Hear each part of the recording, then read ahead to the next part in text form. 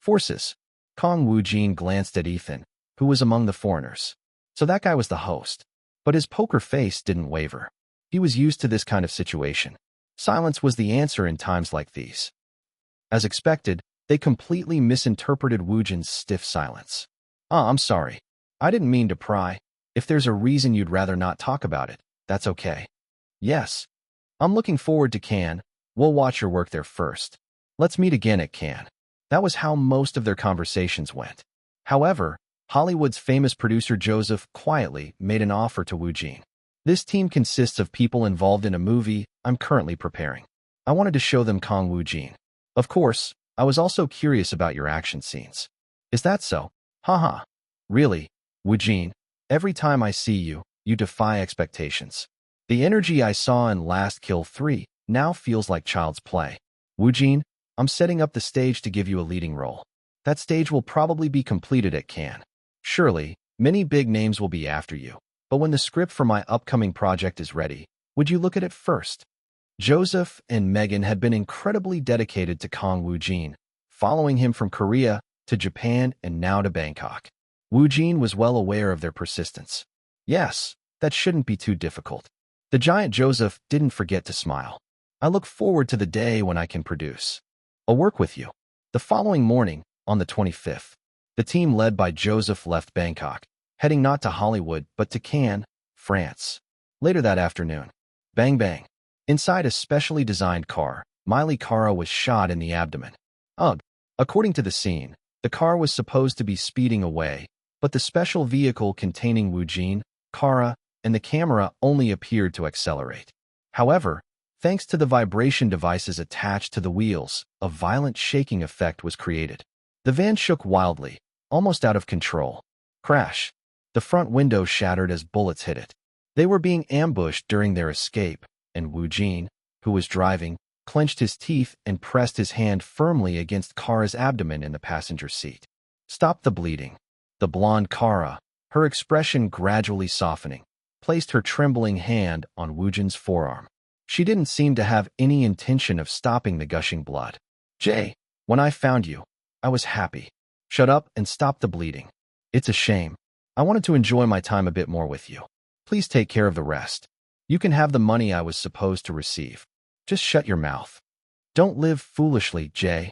Whatever it is, do what you have to do. Being more evil than evil suits you. The car shook even more violently. The camera focused on Cara's blue eyes as she let go of Woojin's arm, turning her gaze outside the window. I'll take your guilt with me. She lowered her head, but the intense vibrations of the car continued. Like that, for a few seconds. As the dialogue stopped, PD Song Manwoo's shout rang out over the loudspeaker. Quit. Okay. That marked the end of Miley Cara's role in Beneficial Evil. Kang Woojin immediately thanked her in a low voice, speaking in English. Thank you for your hard work and for participating in the shoot. Cara shook her head lightly and shrugged her shoulders. I had fun. I'm looking forward to the release of Beneficial Evil. About an hour later, after saying a casual farewell to PD Song Manwoo and the rest of the crew, Miley Cara prepared to catch her night flight. Of course, her destination was the same as Joseph and Megan's Cannes, France. Before leaving the set, Cara called out to Kang Woojin. Here. Swish. Standing in front of the van, Cara swept her blonde hair back and handed Woojin a card key. I wanted to give this to you in person. It's the key to your house that I've prepared in LA. Woojin accepted the key with a calm expression. Thank you. No need to thank me. I'm just giving you what I should. Internally, though, he was filled with intense excitement. Is this really the key to that mansion? Do I really have a house in LA now? For real? Of course, Cara couldn't possibly know his thoughts. You like it, right? Anyway, see you in Cannes. Hey. Few days later, on Friday, September 29th, in Japan, at a large movie theater in Tokyo, a crowd of people had gathered to watch a film. On closer look, the audience members all held cameras in their hands. The reason was simple. The hundreds of people in the audience were all Japanese reporters. Among them were some film critics as well. A billboard was set up towards the large screen in front. First press screening. It seemed to be a press screening for a movie set to be released soon. What stood out was The eyes of all the reporters watching the giant screen widened dramatically. Their faces showed a look of massive shock. At that moment, a grand piece of film music filled the theater, and on the giant screen, the movie title in Japanese appeared. Eerie Sacrifice of a Stranger. The names of the cast members began to roll up in the ending credits. An immediately recognizable name appeared at the very top. Role of Iota Kiyoshi / Kang Woojin. Role of Yoshizawa Mokio / Manako Saku. Role of Horinochi Amy / Mafuyu Uramatsu. Soon, among the hundreds of reporters, a journalist sitting in the middle, who struggled to adjust his thick glasses, muttered to himself while still staring at the screen. What is this? Is this the ending? Chapter 336, Kin 2. Chapter 336, Kin 2. In the largest screening hall of a major cinema in Tokyo, the end credits were rolling. Hundreds of reporters, sitting among the audience, were watching the names of the actors following the movie title as they scrolled across the giant screen in white text. Their faces were blank, as if they'd been hit hard on the back of their heads. Expressions of confusion and disbelief were everywhere. Although each person's emotions were slightly different, the one thing they all had in common was that the movie they had just watched was an extreme cultural shock. The movie they had just seen was The Eerie Sacrifice of a Stranger. Of course, it wasn't an official screening, but a pre-release press screening. Today was the first press screening for The Eerie Sacrifice of a Stranger. The press screening was an event where not only the hundreds of reporters present, but also media personnel and film critics were invited to watch the movie. There are many types of screenings like general, VIP, and test screenings, but among them, the press screening is particularly important because it's directly tied to publicity and marketing. Although releasing articles immediately after the screening is forbidden, once the set timing arrives, a flood of articles related to the movie will be released. Before the movie's release, those articles are what the public first encounters when searching for information. In other words, it would not be an exaggeration to say that the press screening determines the first impression of the movie. While spoilers about the movie's direct story or ending are prohibited in the articles, the journalist's personal impressions or a brief synopsis are allowed. Given this, the film companies and production teams place great importance on press screenings and often hold several rounds of them. The Eerie Sacrifice of a Stranger team was no exception. However, The Eerie Sacrifice of a Stranger had scaled up the event to more than twice the usual size. This was prearranged by director Kyotaro and the film company, resulting in a number of attendees in this large screening hall that far exceeded the norm. They had also increased the number of screening rounds several times over. In any case, watching the end credits on the screen now was a man seated at the very front row on the right, with his hair streaked with gray. That man was director Kyotaro, the master director who had directed The Eerie Sacrifice of a Stranger. Next to him sat Japan's top actor Manako Saku, and about 5 or 6 other lead actors who had appeared in The Eerie Sacrifice of a Stranger. They were present for the stage greeting that would take place after the first screening ended. Naturally, director Kyotaro and the actors were the only ones with composed expressions. Some of the actors seemed a little flushed. As expected, seeing it on the big screen makes the tension several times more intense. It's completely different from what I saw during the test screening. Overall, they were calm. Having already experienced the completed test screening, this was to be expected. On the other hand, oh my God, what did I just watch? Sitting in the same row as director Kyotaro and the cast of The Eerie Sacrifice of a Stranger, holding a handheld microphone, was the event's host. He couldn't take his eyes off the screen. His mouth was slightly agape. His face was filled with the same shock as the hundreds of reporters behind him.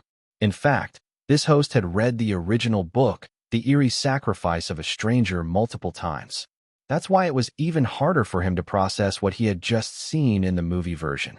I knew there would be some adaptation and revisions, but they went this far? Even the ending. This is completely different from the original. Because the ending of the movie was a complete 180-degree turn from the original. This movie's ending. Is this really okay? When it gets released, it's going to blow everything up, isn't it? Just as the end credits of The Eerie Sacrifice of a Stranger were about halfway through, the lights in the large, dim screening hall turned on. Then, instead of the end credits, different words began to appear on the screen. Of course, they were in Japanese. Dash, the eerie sacrifice of a stranger/stage greeting. It was time for director Kyotaro and the Japanese actors who had been waiting to step forward toward the screen. But before they could, the dazed host stood in front of the screen first. Then, let's invite the main cast of the eerie sacrifice of a stranger to the stage. It was around this moment. Hey, why the hell did the movie end like this? The murmuring of the hundreds of reporters and media personnel filling the audience quickly escalated in volume. Is it really over just like that? Did it really end like that, with Kang Woojin's face? With this ending, Kang Woojin is the centerpiece, but the ending is different from the original, and drastically so. Director Kyotaro has lost his mind. If he releases the movie like this, the hardcore fans of the original are going to absolutely rip him apart. Their minds, frozen in shock, were slowly starting to function again. Is he denying cause and effect or saying it's meaningless? And he completely changed the protagonist Kiyoshi's setting. Did they change Kiyoshi's setting because of Kang Woojin's casting? Did the original author, Akari, really approve this? This doesn't make sense. The ending is too extreme. This is practically trampling over the unwritten rules of the current Japanese content industry. If the general public sees this, the eerie sacrifice of a stranger, it'll be a disaster, a massive disaster. Not a single one of the hundreds of reporters could suppress their shock and fear. At the same time, they replayed the scenes from the eerie sacrifice of a stranger in their heads. The character Iota Kiyoshi, that is, Kang Woojin's meticulous murder plan, the brutally realistic depiction of Japan, and the absurd ending that closed with a close-up shot of Woojin. The hundreds of reporters were evolving from mere excitement to madness. Meanwhile, director Kyotaro and the Japanese actors stood in a straight line in front of the screen. All the reporters, who had been growing increasingly loud, suddenly raised their cameras to capture the cast of the eerie sacrifice of a stranger. Flashes burst like lightning. Pabababapak. It wasn't the sound of positive shutter clicks. It was more like gathering intelligence in preparation for the massive controversy, backlash, disaster, or whatever expression you wanted to use for the war that was about to break out across Japan. Among the frenzied reporters, the quieter film critics were seeing something different in the eerie sacrifice of a stranger. The ending. Yeah, I figured eventually an interpretation like this would emerge in Japan. I just didn't expect director Kyotaro Taniguchi to be the one to do it. And with Akari's work, no less. But Kang Woojin, what the hell was that acting? It was like they brought Kiyoshi himself to film it. It was Kang Woojin, specifically his acting. Sure, there was already a lot of buzz around him, but honestly, in terms of performance, all I could see was Kang Woojin. The final shot is definitely going to spark massive controversy in Japan. The eerie sacrifice of a stranger has so many fans, and they're going to find it absurd. But in my eyes, this might just be the best ending of the year. Especially Woojin's gaze. It really gave me chills. These were critics who had seen nearly every movie in Japan. Unlike the reporters, their evaluations weren't bad. The direction, sound, acting. There was nothing lacking. In fact, it was overflowing. Particularly the piano scene with Kiyoshi and the scenes where he seemed to have multiple personalities, those left an impression. In a different sense, I think a remarkable piece of work has emerged. Regardless, the frenzied reporters kept firing their camera flashes wildly, and, as if they couldn't hold back any longer, began bombarding director Kyotaro and the actors with questions. Hashtag, percent, hashtag, percent, percent, percent, hashtag percent. Hashtag percent. It was hard to understand what was being said as everything mixed together at once. Every single one of the hundreds of reporters was thinking back to the eerie sacrifice of a stranger's production press conference. Specifically, to Kang Woojin's explosive remarks there. I believe the audience numbers will easily exceed 20 million. I think this will be the first film to have a major impact on the Japanese film industry. A lot will change. Soon, a question from a nearby reporter finally reached director Kyotaro's ears as he stood in front of the screen. Director, are you really planning to release the movie like this? If you do, it's going to cause an explosive controversy. Director Kyotaro, who had just received the handheld microphone from the frozen host, smiled leisurely. It doesn't matter. Please, Reporters, write your articles later with all the emotions you're feeling right now. Afterwards, the same situation unfolded 2 hours later at another press screening. The hundreds of reporters there were also plunged into a state of frenzy. Meanwhile, in France, it was the morning of the 29th year. But Nice airport, not far from Cannes, was already packed with people since the early hours. The airport lobby was so crowded there wasn't even room to step. Swarms of people from all around the world were bustling about. The reason was simple. It was because of the world-renowned Cannes Film Festival, set to open tomorrow, with many global stars having already arrived. Over 4,000 invited journalists and tens of thousands of official guests. But that was just the tip of the iceberg. The number of tourists from around the world coming just to see the Cannes Film Festival was nearing the hundreds of thousands. Even though they had started arriving last week, Nice airport was still exploding with tourists. Of course, their destination was none other than Cannes, France. Located about an hour away from Nice, Cannes, on the day before the massive film festival, felt like it was bursting with the atmosphere of an overwhelming celebration. From the five-star hotels to the small lodgings, every place in Cannes had been fully booked for some time. Although Cannes is a relatively small city, the sidewalks were packed with people, giant billboards advertising the Cannes Film Festival hung everywhere, promotional flags adorned every streetlight, and pamphlets were being scattered across the roads. Amid the diverse crowds from all over the world, you could easily spot quite a few Koreans. Here, take a picture of me here. Wow, there are seriously so many people. Hurry up, we have lots of places to go. Indeed, it was the day before the Cannes Film Festival, and there was so much to see. Just watching the people could make the day fly by.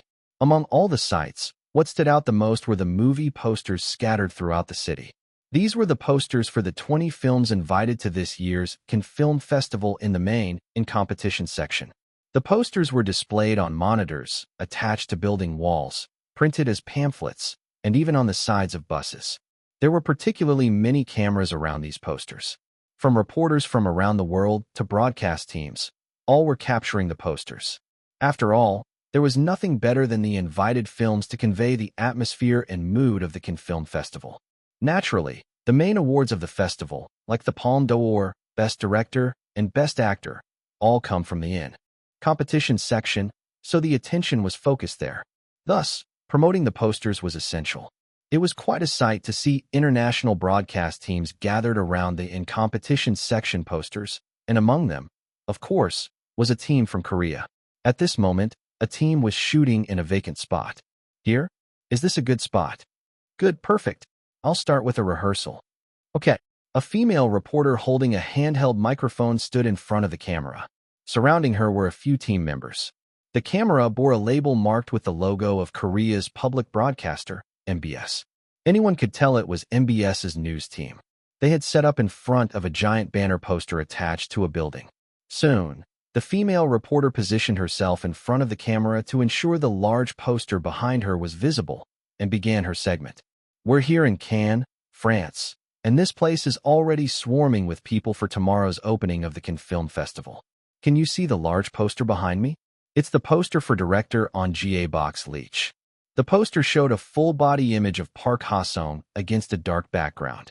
He was looking at a family photo, and inside the frame were the Chaebol family members, including Chairman Yoon Young-bae. Park Ha-sung was smiling at the photo, but his reflection in the frame was eerily expressionless. The poster itself portrayed Ripley's syndrome, but unless you had seen the movie, you wouldn't know that. One thing, however, was clear. The large poster featuring Kang Woojin's face is certainly striking. It meant that Kang Woojin's face was displayed prominently in Cannes, a place teeming with global stars and hundreds of thousands of tourists. Leech is the only Korean film to be selected for the in competition section at this year's Cannes Film Festival, and there's already much anticipation surrounding it. Even now, foreign reporters and international broadcast teams are filming the Leech poster dash. In other words, the battle had already begun. The morning of the 30th, late morning, a large line of fencing had been set up in front of the entrance to the airport's arrivals hall, and on both sides, over 300 people were packed in tightly. The interesting part was that they were all of different ethnicities, as if a mix of people from various countries had gathered. And that was exactly the case. The crowd of over 300 consisted of journalists dispatched from all over the world. Among them, dozens of Korean reporters could also be seen. Whether seated or perched on small ladders, they all held cameras as big as cannons. And there was certainly a good reason for this. For the past few days, global stars had been appearing at this very arrivals hall. Celebrities, actors, sports stars, the list went on and on. At that moment, SRRK, the doors to the arrivals hall slid open. Instantly, hundreds of reporters from different nations began furiously pressing their camera shutters. Pabababababapik. Soon, a black-haired Korean actor appeared before the reporters. His outfit was casual, a zip-up hoodie, but his expression was as solid as could be. There wasn't a hint of surprise on his face at the sight of the hundreds of reporters. He simply raised his hand indifferently. Pababababapik. A barrage of flashes rained down on him. Just a few minutes later, articles with the same content began flooding news outlets in Korea. Each article prominently featured photos of one particular actor.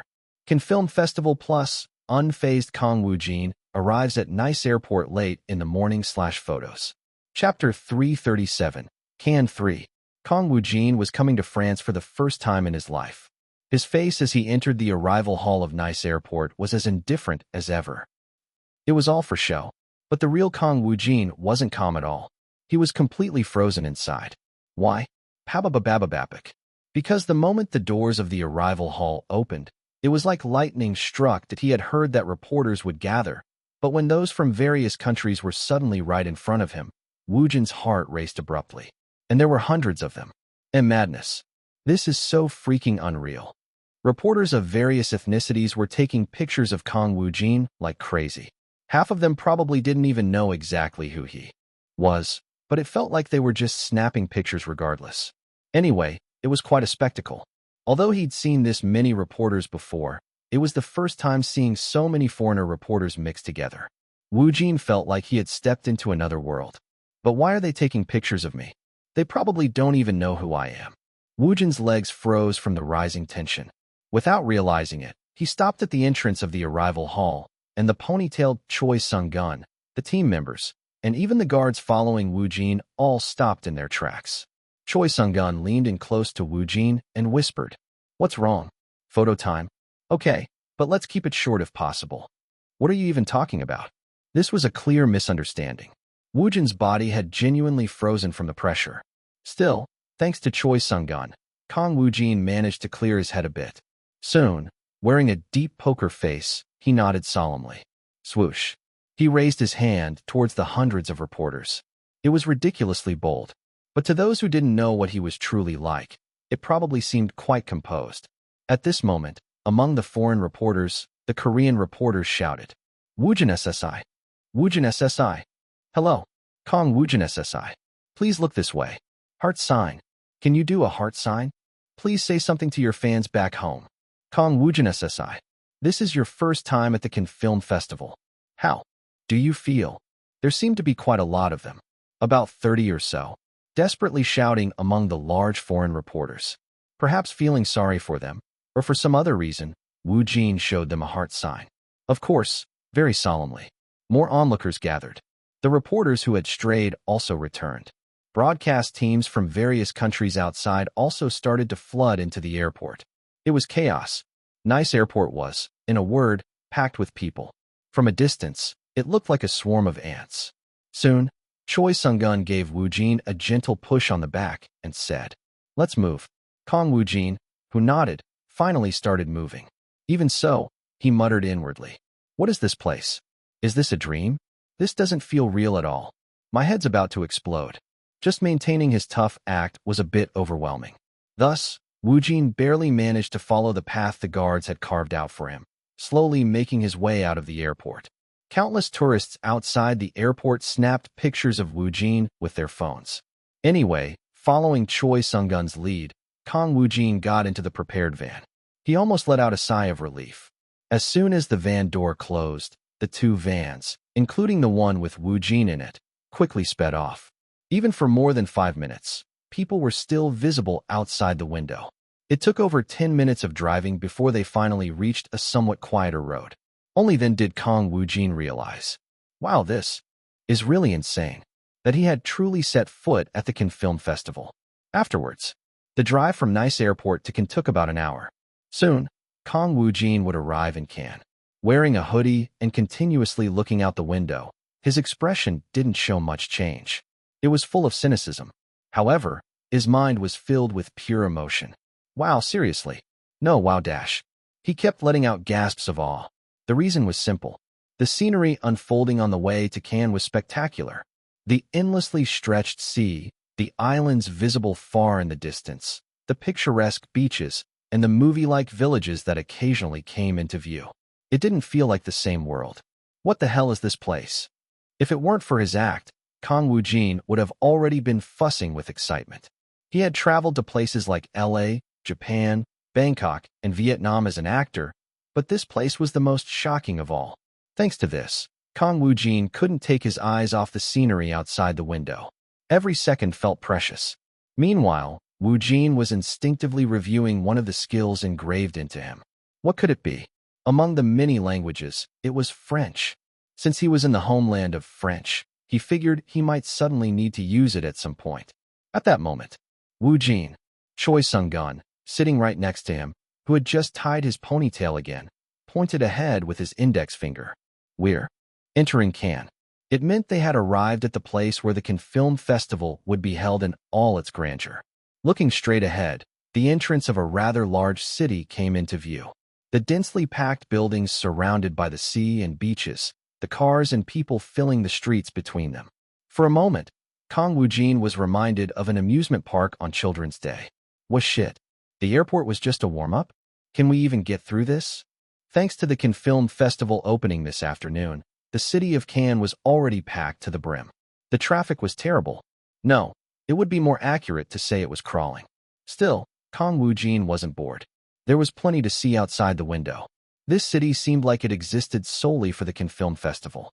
About an hour later, look, one of the stylists, who had been to Cannes last year, shouted. That's where the Cannes Film Festival is held. What's it called again? Choi Sung-gun, who smiled faintly, answered for her. Palais de Festivals. Right? That's the place. The famous Palais de Festivals, where the Cannes Film Festival is held every year. It was a venue of enormous scale. At the front entrance, there was a massive billboard, and overall, the building was covered in glass. It had 3 large halls, about 6 medium-sized ones, and more than 20 smaller halls, all spread across a 6-story building. By the way, in front of this Palais de Festivals building, a massive red carpet would be rolled out, and the opening ceremony, closing, and awards ceremony of the Cannes Film Festival would be held there. In addition, inside the Palais de Festivals, the massive Lumiere Theater would screen the 20 films in the in-competition section. Around the Palais de Festivals, even at a glance, there were thousands of people gathered. Whoa, this is insane. Since it was the main event of the Cannes Film Festival, more than half of the crowd were tourists. Everyone was busy taking pictures with the Palais de Festivals as the backdrop. The rest of the crowd consisted of personnel from the Cannes Film Festival. It seemed like they were still finishing up some final preparations. Of course, it was related to the festival's opening this afternoon, and even on the beach side, outdoor screening venues were being set up. Reporters and broadcast teams were busy filming, and there were many tourists being interviewed here and there. In front of the Palais de Festivals, a metal fence had been set up several meters from the entrance, and in the middle, a wide red carpet was being rolled out. Choi Sung-gun, who had been taking it all in, spoke to Kang Woojin. That's the place, where you'll walk when the opening ceremony starts. The corners of Choi Sung-gun's mouth were practically stretched to his ears. When the time comes, at least tens of thousands of people will be there. At this very moment, something huge was happening overseas. Specifically, on the social media of the global star Miley Cara, who had over hundreds of millions of followers. She had uploaded a new post at the scheduled time. Everyone, the teaser for the title track of my new album's music video is finally out. You can check it out on my YouTube channel, and the official release of my new album is on October 12th. Attached to the post was a photo of the new album's jacket, along with the official release date. The release of Cara's new album, in which Kang Woojin had participated, was set for October 12th, just about 10 days away. Whatever the case, this post immediately received an overwhelming amount of likes and comments. It was being updated by the second. This was practically a bombardment. With her follower count easily surpassing hundreds of millions globally, it was, of course, expected. The interesting thing was that amidst the comments written in various languages, the name Kang Woojin occasionally appeared. The fact that a Korean actor had participated in the production of Kara's new album had already become a hot topic among Kara's vast fanbase. By now, Kara's YouTube channel was already in a state of overflow. The music video teaser uploaded just moments before had already surpassed hundreds of thousands of views. At this rate, it was obvious that it would easily hit 1 million views within a matter of minutes. The running time of the music video teaser was 15 seconds. After the title of Kara's new album appeared at the beginning, a very short snippet of the title track's hook played, followed by Kara appearing in various outfits. And then, towards the end of the teaser, a sudden piano melody began playing. Next, a Korean actor seated at the piano, namely Kang Woojin, appeared for roughly 2 seconds. It was incredibly brief, but Kang Woojin would probably be the first and last Korean actor to participate in such a way in an artist of Kara's caliber. That's because there's no way an actor would have the abilities to participate in an album of an artist of Kara's caliber. Comments in various languages poured in like a flood. And naturally, Kara's fans from around the world began moving towards Kang Woojin's YouTube channel and social media. Thanks to this, Woojin's numbers, to put it crudely, began to skyrocket. It was beyond imagination. Meanwhile, aboard a flying plane. The destination of this plane was Korea. The plane bound for Korea was packed with the team from Beneficial Evil. Not only PD Song Man-woo, with heavy dark circles under his eyes, but also writer Choi Na-na, executive director Kim So-hyang, and over 100 staff members were all on board, returning after completing the overseas filming schedule for Beneficial Evil. Half of them were dozing off, while the other half were deep in conversation. Phew, time really flew by. I can't believe the Bangkok shoot ended so quickly. I guess it's because the entire shoot was just packed with crazy intensity, right? From Miley. No. Her appearance to Woojin SSI's long take and everything else. But seriously, Woojin SSI's action scenes were killer, totally amazing. The chemistry with her was just perfect too, right? Kang Woojin was the focal point of the staff's conversations. At this point, writer Choi Na-na adjusted her round glasses and asked PD Song Man-woo, who was sitting next to her. PD Nim, Woojin SSI must be stirring up quite a storm in Kim by now, right? He turned his head, having been looking at the script with tired eyes. Probably. He's got to be super busy. Phew, he must be really exhausted. He went straight there right after finishing filming, didn't he? Well, he had to be there in time for the opening day. It's a global event, he can't afford to be late. PD Song Man-woo mumbled to himself, and suddenly recalled his first encounter with Kang Woojin. PD Song Man-woo was the first director to discover Woojin when he stepped into the entertainment industry. He found the current situation with Kang Woojin to be rather astonishing. It feels like yesterday when we had the preliminary round of Super Actor. That arrogant monster I saw that day has now gone to a place where being arrogant isn't even a problem anymore. He's rubbing shoulders with global actors. Writer Choi Na-na rubbed her arms. Gives me goosebumps. Seeing her reaction, PD Song Man-woo chuckled and shifted the topic. Although Jang Yun-woo is stepping aside for a bit, we need to speed up our shooting schedule. And executive director Nim. HM? Yes. Sitting a few seats away, Kim So-hyang, who was in the middle of sending a message somewhere, was called by PD Song Man-woo.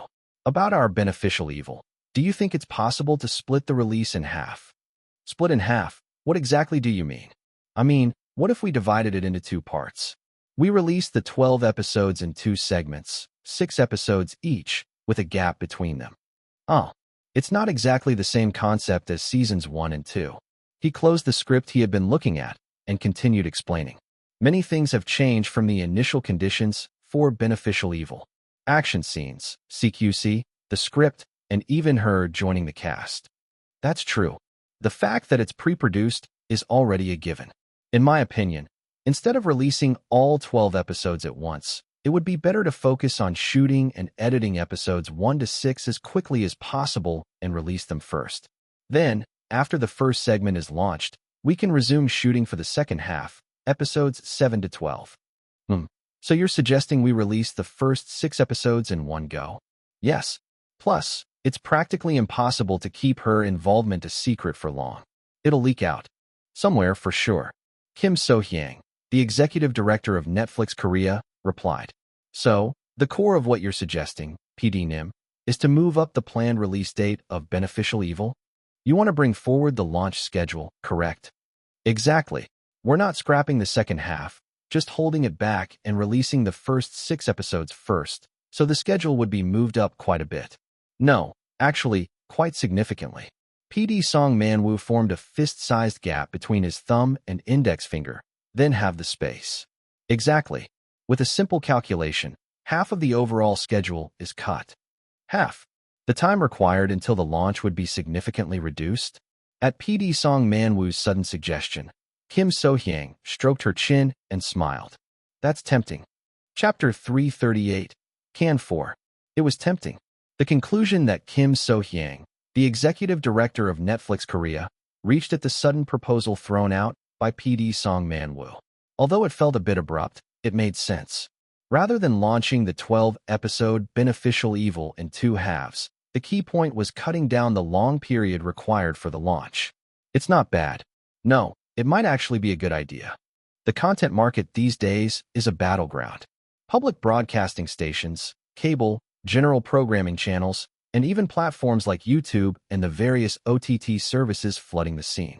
There were plenty of platforms available for the public to use, and the products being displayed were in oversupply.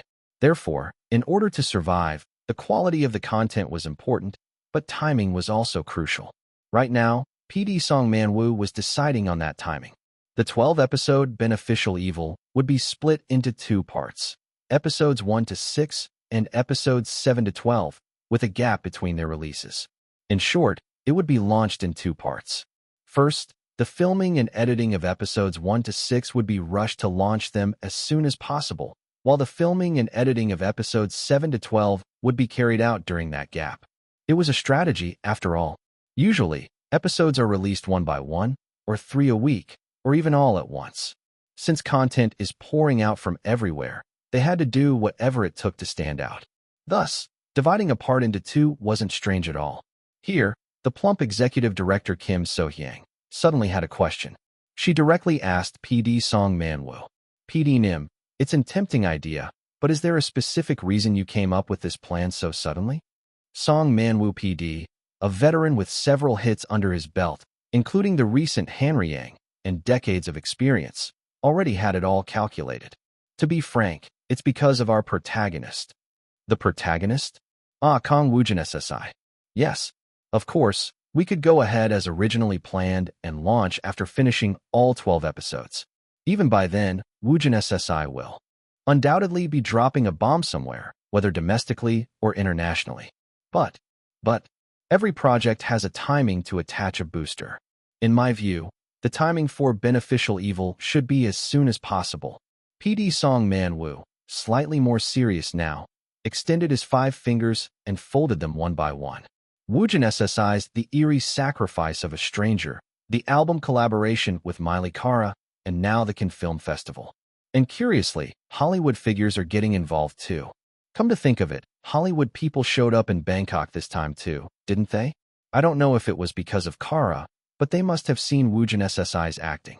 I see Woojin SSI extending his reach to Hollywood by the end of this year or early next year. Well, even if Woojin SSI doesn't actively try, the invitation to Cannes already answers that. Plus, all the major Hollywood monsters will be watching Leech, and there's no way they'll just leave Kang Woojin alone, right? The plane shook slightly, and Kim So-hyang and writer Choi Na-na gave a brief nod of agreement. PD Song Man-woo spoke again. Whether it explodes through Cannes or something else, Woojin SSI's value will skyrocket both in Hollywood and abroad. If Beneficial Evil launches then, naturally, global attention will be much greater than usual. In that moment, executive director Kim So-hyang and writer Choi Na-na let their imaginations run wild. Kang Woojin, who was already making waves internationally, casually dropping a global bomb, and when interest surges, Beneficial Evil is launched worldwide through Netflix. It's a no-brainer. We've got her on our side too. Miley Kara was a bonus. PD Song Man-woo lowered his voice. But the schedule for all 12 episodes of Beneficial Evil is too late. So we cut it in half. Is it difficult? Kim So-hyang shook her head. No. The content and characters of each episode of Beneficial Evil are so distinct that even if we split it into 2 parts of 6 episodes each, it won't be an issue. The overall story is connected anyway, so it won't feel like it's being interrupted. She turned her head toward writer Choi Nana, who was sitting next to her. What do you think, Writer Nim? It was a situation where some monumental decisions were being made. Writer Choi Nana, startled, answered with a flinch. Huh? Yes. I am fine with it as long as both of you are okay. Executive Director Kim So-hyang, who smiled and gave a thumbs up, then said, I'm in too. Even if we don't succeed, I think it's something we have to go for. She became slightly more serious and picked up her phone, as if checking something. Of course, it's not like we can just decide and make it happen right away. As you know, since this is a Netflix original and a global launch, we'll have to negotiate with several parties, starting with Netflix headquarters. But, it's doable. Leave that part to me. It'll increase the workload, but that's nothing. Then, Kim So-hyang turned her gaze back to PD Song Man-woo. Originally, Beneficial Evil was supposed to launch around mid to late next year. PD Nim, if we're going to split it into 2 parts of 6 episodes each, when do you think the launch would be? As if he already knew the answer, PD Song Man-woo replied, If I shoot like I'm grinding my bones and edit during whatever spare time I have, speeding things up more than usual. He answered right away. The earliest would be the end of this year, and at the latest, the beginning of next year, up to the editing of episodes 1 to 6. Back to Cannes, France. Around lunchtime, Kang Woojin, who had arrived in Cannes, which was packed with hundreds of thousands of tourists, had just reached his hotel. The hotel was a 5-star establishment near the Palais de Festivals, where the Cannes Film Festival would be held, complete with a swimming pool and a large park-like terrace. Naturally, the hotel, which was predominantly white inside, was bustling with people. Dollar at percent at asterisk percent and asterisk at and percent and asterisk at. Especially in the wide lobby, it was lively. A mix of languages from various countries could be heard, and the gathered crowd was diverse in ethnicities. Everyone here had been officially invited to the Cannes Film Festival, from Hollywood to prominent filmmakers from all over the world. Naturally, other hotels were the same. All of them had faces that were either excited or nervous. And for good reason. There were only 6 hours left until the Cannes Film Festival began. It was already past 1 p.m., and the opening ceremony of the Cannes Film Festival would begin exactly at 7 p.m. From that moment, many famous figures would walk the red carpet laid out in front of the Palais de Festivals. By now, the nearly 5,000 reporters who had been officially invited were likely already taking their places around the red carpet. When I saw it earlier, there were a ton of reporters around the Palais de Festivals. Of course, they said Cannes invited more than twice as many people as last year. Naturally, reporters who weren't officially invited, as well as broadcasting stations from various countries, would also be present outside the red carpet. There were likely close to 10,000 reporters alone. The commonality among everyone here, from guests to reporters, was that they were all dressed in the same attire for the Cannes Film Festival. Men in black tuxedos, women in dresses. This applied to reporters as well, and the unified attire further emphasized the grandeur of the Cannes Film Festival. At this point, Kang Woojin as well. Appa. Woojin Appa. The tuxedo has arrived. 6 hours left. Appa. As soon as you put on the tuxedo, we'll start your hair right away. Was busy preparing for the Cannes Film Festival. The setting was his room. In the medium-sized room, not only Kang Woojin but also his styling team, led by Han Yeung, were bustling around. Woojin, of course, had to walk the red carpet at the Cannes Film Festival. Appa totally has to crush the red carpet today. It's possible to crush even Hollywood stars. When I saw the actors in the lobby, their faces weren't even all that great. Didn't you jump up and down earlier saying how amazing it was when you went downstairs? Eek. Sunbinim, Yeung Sunbae. That's a secret. Everyone was in a frenzy. Choi Sung-gun, who was sitting on one side of the room, was also busy on the phone. However, Kang Woojin, who had just received his tuxedo, remained calm. Well, I'll go change and be right back. Or at least, he pretended to be calm. It was a front. The moment Woojin stepped into the wardrobe/fitting area. Clunk. As soon as the door closed, he ran his fingers through his black hair and let out a small breath. A surge of intense tension escaped from his mouth. This is crazy. Calm down, heart, you stupid heart.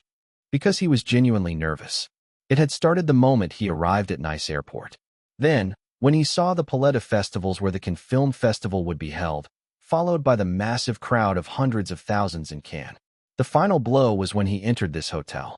Clearly, there were actors he had only seen in Hollywood movies and foreigners who exuded a grand presence. This was not a domestic event, but a global festival. Who wouldn't be nervous in such a situation? Especially Kang Woojin, who was just in his second year. Though his rise had been incredibly fast, and his adaptability quick, no matter how much he looked around, this place, Cannes, France, didn't feel real. Walking among hundreds of thousands here was on a completely different level compared to the Blue Dragon Film Awards. But what could he do? Screw it, whatever. It's all about the spirit. It's not like I'm going to die or anything. Whether it was a dream or another world, the answer was no turning back. Kang Woojin slowly took a deep breath to cool his racing heart. He started putting on the tuxedo piece by piece. Then, as the appropriately dressed Woojin came out, the waiting stylists rushed in. Their skills were essential for adjusting the bow tie and perfecting the fit of the tuxedo. In the midst of all this, Han Yeung, standing in front of Woojin, asked, "Appa, aren't you nervous?" I feel like I'm going to die." But Kang Woojin, maintaining his calm and indifferent demeanor, lowered his voice as much as possible. "Not really. Honestly, I thought you'd show some cracks here in Cannes. I mean, it is Cannes, after all. But I was wrong. You'd probably be the same even if you went to space, huh?" No, space is a bit much, isn't it? Actually, wait, is it? If there's a void space, there's no reason I couldn't go to. Space, or even a black hole. Now that I think about it, it's probably all that experience in the void space that's making it easier to stay calm at a time like this. As the stylists began working on Woojin's hair and makeup, Choi Sung-gun, who had been sitting in a corner of the room, finished his call and stood up. He was holding a tablet and showed it to Woojin. "These are the jury members for this year's Cannes Film Festival." The tablet displayed the names of 10 foreigners. They were all prominent figures in the film industries of their respective countries. These judges would watch the 20 films in the in-competition section and select the ones to be awarded. They've already gone to take selfies in front of the palette of festivals and caused quite a scene. There's been a lot of interviews too, and Leach was mentioned a lot. Hold on. He took out his phone and read off his notes. Leach is highly anticipated. It's the only Korean film, and director On Jae-bak is an outstanding director, and so on. It could just be lip service, but still, the jury's response seems positive. Choi Sung-gun then swiped the screen to the next item. Next up is the screening schedule for the in-competition section at this year's Cannes Film Festival. This was, in a way, the crux of the matter. The official screening starts tomorrow, October 1st. All films invited to the Cannes Film Festival are screened at various theaters across the city of Cannes. Among them, the 20 films in the main in-competition section would be screened exclusively at the Lumiere Theater, the largest venue inside the palette of festivals. The theater could hold nearly 3,000 seats. The screening schedule was simple. The 20 films were divided across 10 days, with 2 films screened each day. There were 2 time slots, morning and afternoon. So, on October 1st, 2 films would be shown, followed by another 2 on the 2nd, and so on. The attendees of the festival could choose which films to watch. However, the official jury members were required to watch all the films. Over the 10 days of the Cannes Film Festival, all 20 films would be screened, and on the final day, the 10 jury members would make their final decisions. That would lead to the awards at the closing ceremony. In any case, Choi Sung-gun tapped the tablet with his index finger. Leach will be on the second day, October 2nd. The screenings are at 9 a.m. and 7 p.m. At that moment, BZZ. Kang Woojin's phone, which had been left on the table, began to ring. Choi Sung-gun, lowering the tablet, picked up the phone and handed it to Woojin. The caller was none other than a superstar currently in Cannes. "Who is it?" "It's Miley Cara." Woojin answered and brought the phone to his ear. Yes, it's me. From the other side, Miley Kara's voice, tinged with laughter, came through the phone. Where are you right now? A few hours later, in front of the massive venue, the Paleta Festivals. The front of the place, where the grand opening ceremony of the Cannes Film Festival was about to take place, was practically on the verge of exploding. Hundreds of journalists and Cannes officials gathered at the entrance, along with a long, wide red carpet. Thousands of reporters and broadcast teams were crowded on either side, and covering them were tens of thousands of tourists, easily surpassing that number. It was 7:10 p.m., and the red carpet procession had already begun. Hey, Natalie, Natalie, Natalie, over here. Please look this way. Wave your hand. Please, just wave your hand. Even the sight of the thousands of journalists dressed in tuxedos was spectacular. Their shouts were relentless. The camera shutters kept flashing without pause. Pabababababapik. The flashes went off so rapidly it felt more like daytime than evening. Tripods were standard, and many journalists were even standing on small ladders. From small cranes to broadcasting teams filming with drones, it was a sea of people. With the screams and cheers of tourists added, it made one's ears sting. Was this the World Cup? It certainly felt like it. On the other hand, the prominent directors, actors, and famous figures from around the world strolling down the red carpet showed no signs of nervousness. Swinton, Eric. Hey, Eric, give us a wave. Annie. They waved at the reporters or even chatted with them, displaying a relaxed demeanor. Their experience was clearly evident, and whenever a Hollywood superstar appeared, the frenzy here exploded to another level.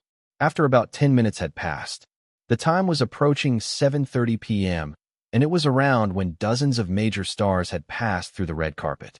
Screech of the many vans and limousines stopping in turn. A white limousine had just come to a halt at the far end of the red carpet. The area was packed with journalists, all dressed in tuxedos, representing diverse ethnicities. Pababababapik. Even before anyone had stepped out of the white limousine, the reporters went crazy with their flashes. And then, click, a well-built guard opened the back door of the limousine.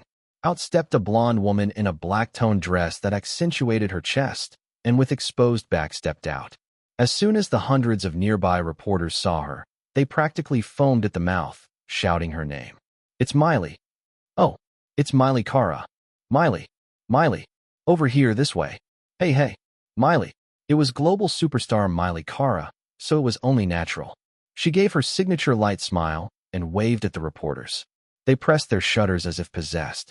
That's when it happened. Swoosh.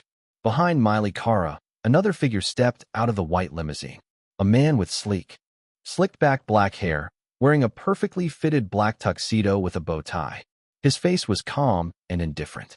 As soon as he stepped out, he coolly surveyed the frenzied surroundings. The hundreds of reporters tilted their heads, puzzled. Who is he? They didn't recognize him, but they took photos anyway, frantically pressing the shutter buttons. The flashes were blinding. Soon after, Miley Kara naturally hooked her arm through the man's.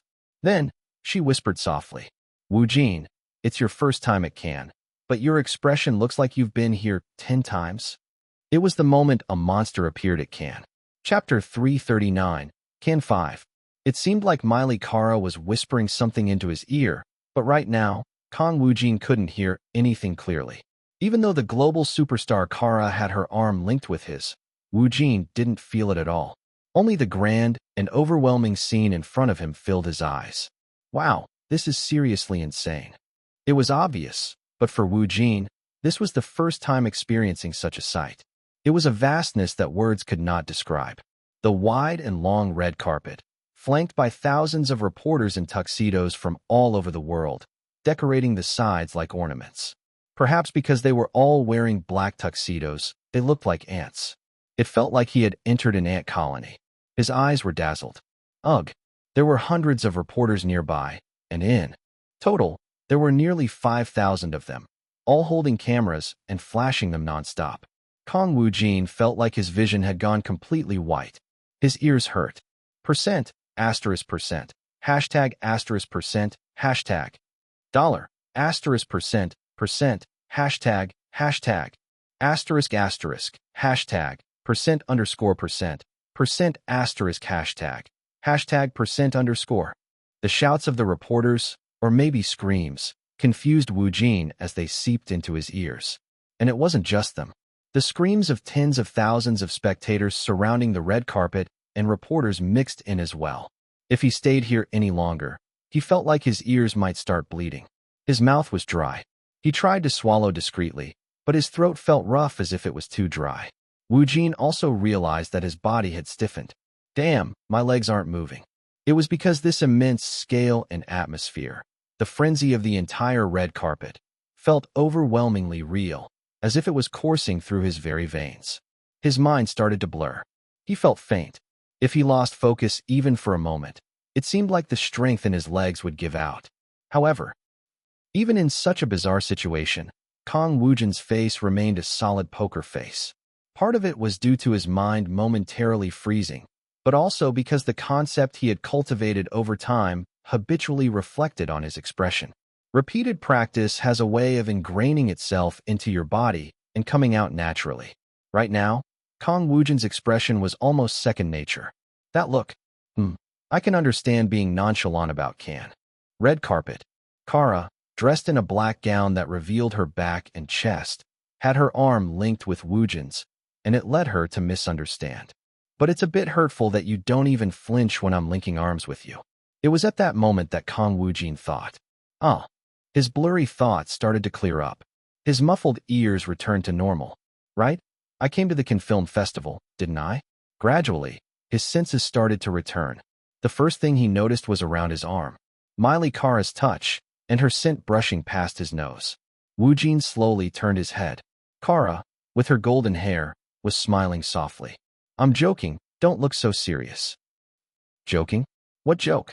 He had just looked at her, but Kara was talking on her own. More than that, the fact that he was now standing on the red carpet, arm in arm with Kara. What in the world was happening? Meanwhile, Kang Woojin desperately tried to keep his wits about him. It was a moment requiring intense mind control. Forcing a wave of calm over himself, Kang Woojin glanced indifferently at Kara and said in a low voice, "Let's go." Kara tightened her grip on his arm slightly and nodded. "Yes, let's." At that moment, screech. Behind Kang Woojin and Kara, another black limousine arrived. The first to step out was director Angie Bach. Though he still had short white hair and a face full of wrinkles befitting his age, his tuxedo was crisp and clean. Next was top actor Sim Han-ho, with his distinctive gray hair and tiger-like impression. Then came Oh Hye-ryung, Jin Jae-jun, and Han So-jin, one after another. In other words, it was the Leech team. The Leech team, all dressed in tuxedos and gowns, immediately gathered behind Woojin as soon as they got out. It seemed it had been arranged that way beforehand. And so, the procession of the Leech team, including Kang Woojin and Kara, began. Pabababababak. Pabababababak. The Leech team waved their hands or smiled as they walked to the sound of the camera's relentless shutter clicks. It was natural since they were the only Korean team that had proudly made it into the in-competition section. The reporters were also frantically snapping photos, but most of them tilted their heads in confusion. But who's that guy walking with Miley Kara? There weren't many who knew Kang Woojin's true identity. To the thousands of foreigner reporters, Woojin was undoubtedly a fresh face. Yet, here he was, suddenly appearing alongside Miley Kara. And they appeared very intimately too, which naturally piqued their curiosity to the extreme. Looking at just the phase, he seems like an actor, but why is Miley mixed in with that team?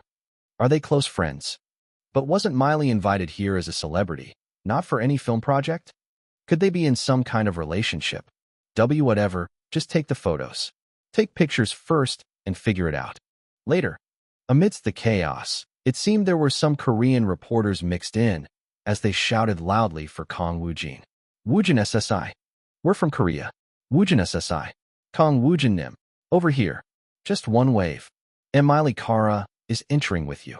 Did you two arrange this together? Woojin SSI. Please wave to your Korean fans. As the atmosphere grew even more heated, Han So-jin, dressed in a beige gown, who had been quietly watching Kang Woojin and Kara from behind, muttered under her breath. Her expression also showed that she was struggling to suppress the tension that was boiling inside. Why is Miley Kara standing in front of my eyes? And she's even walking arm in arm with Woojin SSI. Jin Jae-jun let out a small laugh. For the record, this was his second time at the Cannes Film Festival. How would I know? To be honest, it's my first time seeing Miley Kara in person too. Same here. Somehow it suddenly feels like Woojin SSI is so far away. Even though top actor Jin Jae-jun was only about 3 or 4 steps away from Kang Woojin, at this moment, he felt like Woojin was much farther. It wasn't a physical distance he was talking about, but a psychological gap. Having worked with Woojin on both Drug Dealer and now Leech, Jin Jae-jun had come to know him well. From his perspective, Kang Woojin walking side by side with a global top star no longer seemed strange. Well, Woojin SSI is undeniably a top-tier actor now, or maybe even higher. In any case, the Leech team, which had significant experience at the Cannes Film Festival, walked the red carpet with relative ease. Of course, Kang Woojin and Miley Kara, who were ahead of them as Korea's representatives, seemed even more relaxed in comparison. However, Woojin was actually fighting a fierce internal battle at that moment. Naturally, only on the inside. Just focus on the concept. Don't think about anything else. Photos of Kang Woojin and Miley Kara were destined to spread worldwide. Afterward, time passed in a blur. Kang Woojin surrendered himself to the chaotic flow. Many things happened, but they passed so quickly that it was hard to remember them clearly. After finishing the red carpet walk, there was a photo session, followed by the opening ceremony of the Cannes Film Festival inside the massive hall at the Paleta Festivals. It was an event where famous filmmakers from around the world gathered. A sea of cameras filled the space. On the splendid stage, with the logo of the Cannes Film Festival's iconic palm leaf hanging grandly, the festival's president delivered a speech, announcing the official opening. By the way, the closing and awards ceremony of the Cannes Film Festival would also take place in this enormous hall. Afterward, Kang Woojin spent most of his time in interviews and photo shoots. Because Korean and foreign reporters alike swarmed around the Leech team, there were plenty of reasons for him to catch people's attention. Not only was Leech the only Korean film in the in-competition section, but his appearance with Miley Kara on the Cannes red carpet also contributed significantly to it. This is killing me. It's so damn hectic. Kang Woojin realized that maintaining his concept was more difficult than ever. A foreign country, unfamiliar surroundings, unfamiliar people. Of course, after the opening ceremony, he ran into some familiar faces. Woojin SSI. I almost didn't recognize you in a tuxedo. Thank you. You look different from when we met in Bangkok. It was Joseph and Megan, along with the stunt team and some executives from Universal Movies. Though he had met them in Bangkok, seeing them again in Cannes gave Kang Woojin a strange feeling. How should he put it? It suddenly felt real that these people were big shots in Hollywood. Whatever the case, Kang Woojin exchanged greetings like crazy with famous directors and officials regardless of nationality, even though he didn't recognize any of their faces. Honestly, they just look like a bunch of random foreigner uncles to me. Whatever. He also briefly exchanged greetings with Hollywood top actors and actors from other countries. At this time, Miley Kara was with him. And so, it was almost midnight by the time Kang Woojin returned to his hotel room. The next day, the official first day of the Cannes Film Festival, which had announced its opening to the world, dawned. On the morning of October 1st, the sky over Cannes was clear. The time was 8:30 a.m. Once again, the city of Cannes was overflowing with tourists, and inside the Paleta Festivals, where screenings had started, the Lumiere Theater was bustling. Nearly 3,000 seats were filled. The reason was simple. Among the 20 films in the Cannes Film Festival's in competition section, the first film was about to be screened. Therefore, the people filling the 3,000 seats in this massive theater came from all walks of life. Hollywood top actors, directors, stars from various industries, reporters, and of course, the 10 official jury members were all present. Near the front of these seats. Wow, the screen is huge. Even Kang Woojin, with his usual expressionless face, was there. Unlike yesterday's tuxedo, he now wore a casual suit. He was discreetly taking in the sights of the enormous theater. Everything about Cannes fascinated him. Next to Woojin were the giant Joseph and Megan. Choi Sung-gun or Woojin's team were nowhere to be seen. After all, if you couldn't speak English or French at the Cannes Film Festival, watching movies could be quite inconvenient. The subtitles were only in English and French. Of course, for Kang Woojin, who had already engraved both languages, there was no issue. Anyway, the first film to kick off the in-competition section was from Japan. Woojin could hear the murmurs of the reporters sitting around him. It's director Hamaguchi's film, right? I'm really looking forward to it. Yeah, didn't he win the Best Screenplay award at Cannes 2 years ago? I saw an interview where he said he's aiming for the Palme d'Or this year. He's a great director, so it's definitely possible. The fact that can put his film first means it must be good. Soon, the lights of the Lumiere Theater dimmed. The screening began. The runtime of the Japanese film, the first entry in the in-competition section, was just under 2 hours. Kang Woojin, along with the 3,000 spectators, was fully focused. The story followed a man who, after discovering his deceased wife's diary, meets the people and visits the places mentioned in it, eventually uncovering his wife's hidden past. The film began quietly but gradually built up into a thriller. After the film ended, clap, clap, clap, clap, clap, clap, clap, clap, clap, clap, clap. Applause filled the vast theater. It might have been partly out of courtesy, but the 3,000 audience members were praising it highly because the film itself was good. As expected of director Hamaguchi, I almost laughed when the twist at the end hit. The story was top-notch. The actors' performances were great too, especially the lingering feeling from the ending, don't you think? It was really interesting. Looks like director Hamaguchi has a strong chance of winning an award. This year too. The bustling atmosphere of the theater was something Kang Woojin couldn't quite understand. He clapped indifferently, but inwardly, he was full of confusion. Are they serious? Was I the only one bored? I almost dozed off halfway through. It was his honest review from the perspective of a pure audience member. But did it matter? Woojin thought as he remained in the theater for a while longer before leaving with Joseph and Megan. They were heading to have breakfast together. But then, the towering figure of Joseph Felton suddenly stopped near the theater entrance, having spotted someone.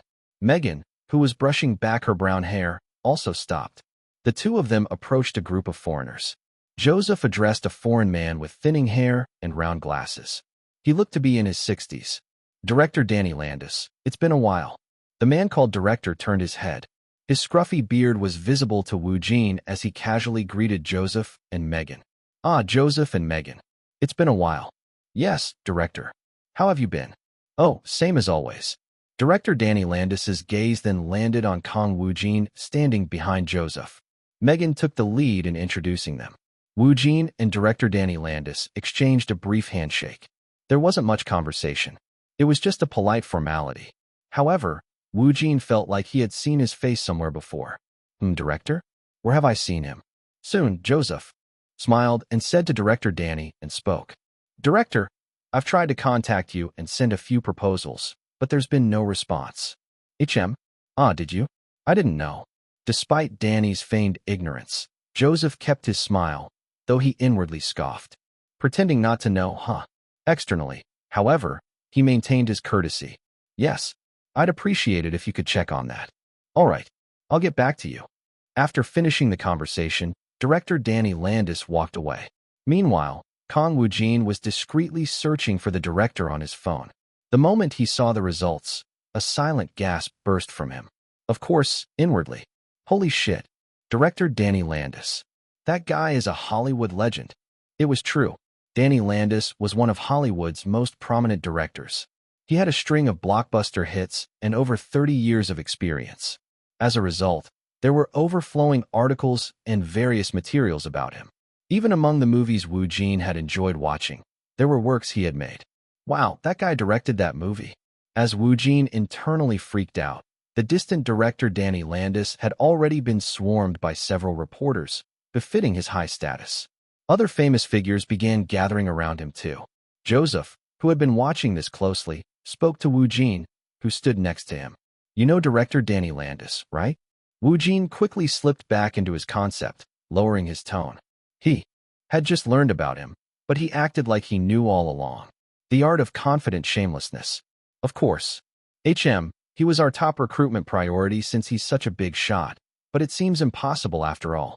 I sent several proposals but got no response. Megan chimed in.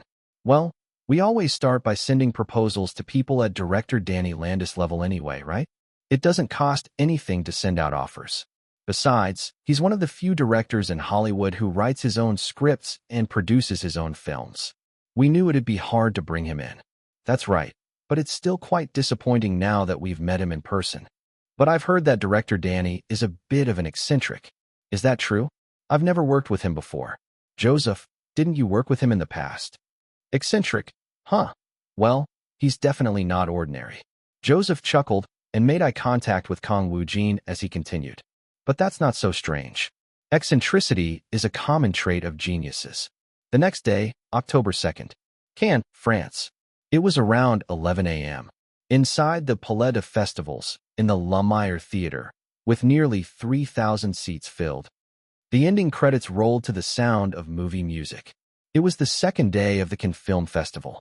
2 films from the in-competition section had been screened the previous day, and now the third film had just finished its first showing. For reference, there was another screening scheduled for the afternoon.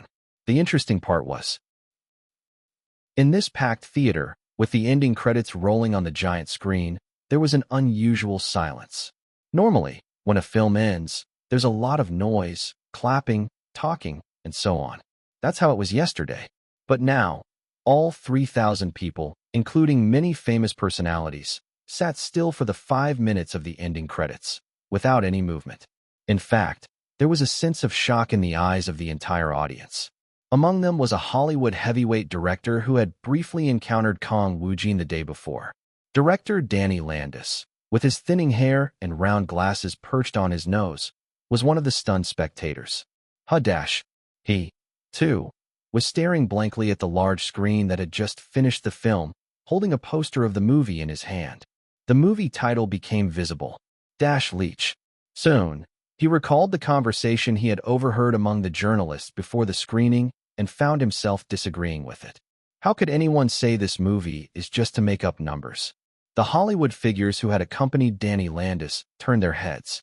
They all looked to be quite elderly. What did you just say? I'm talking about this movie, Leech. Danny Landis muttered quietly, almost to himself. This isn't just filler. It's a quality that should be grateful for. And Danny Landis slowly lowered his gaze to the poster on his lap and pointed at it with his index finger.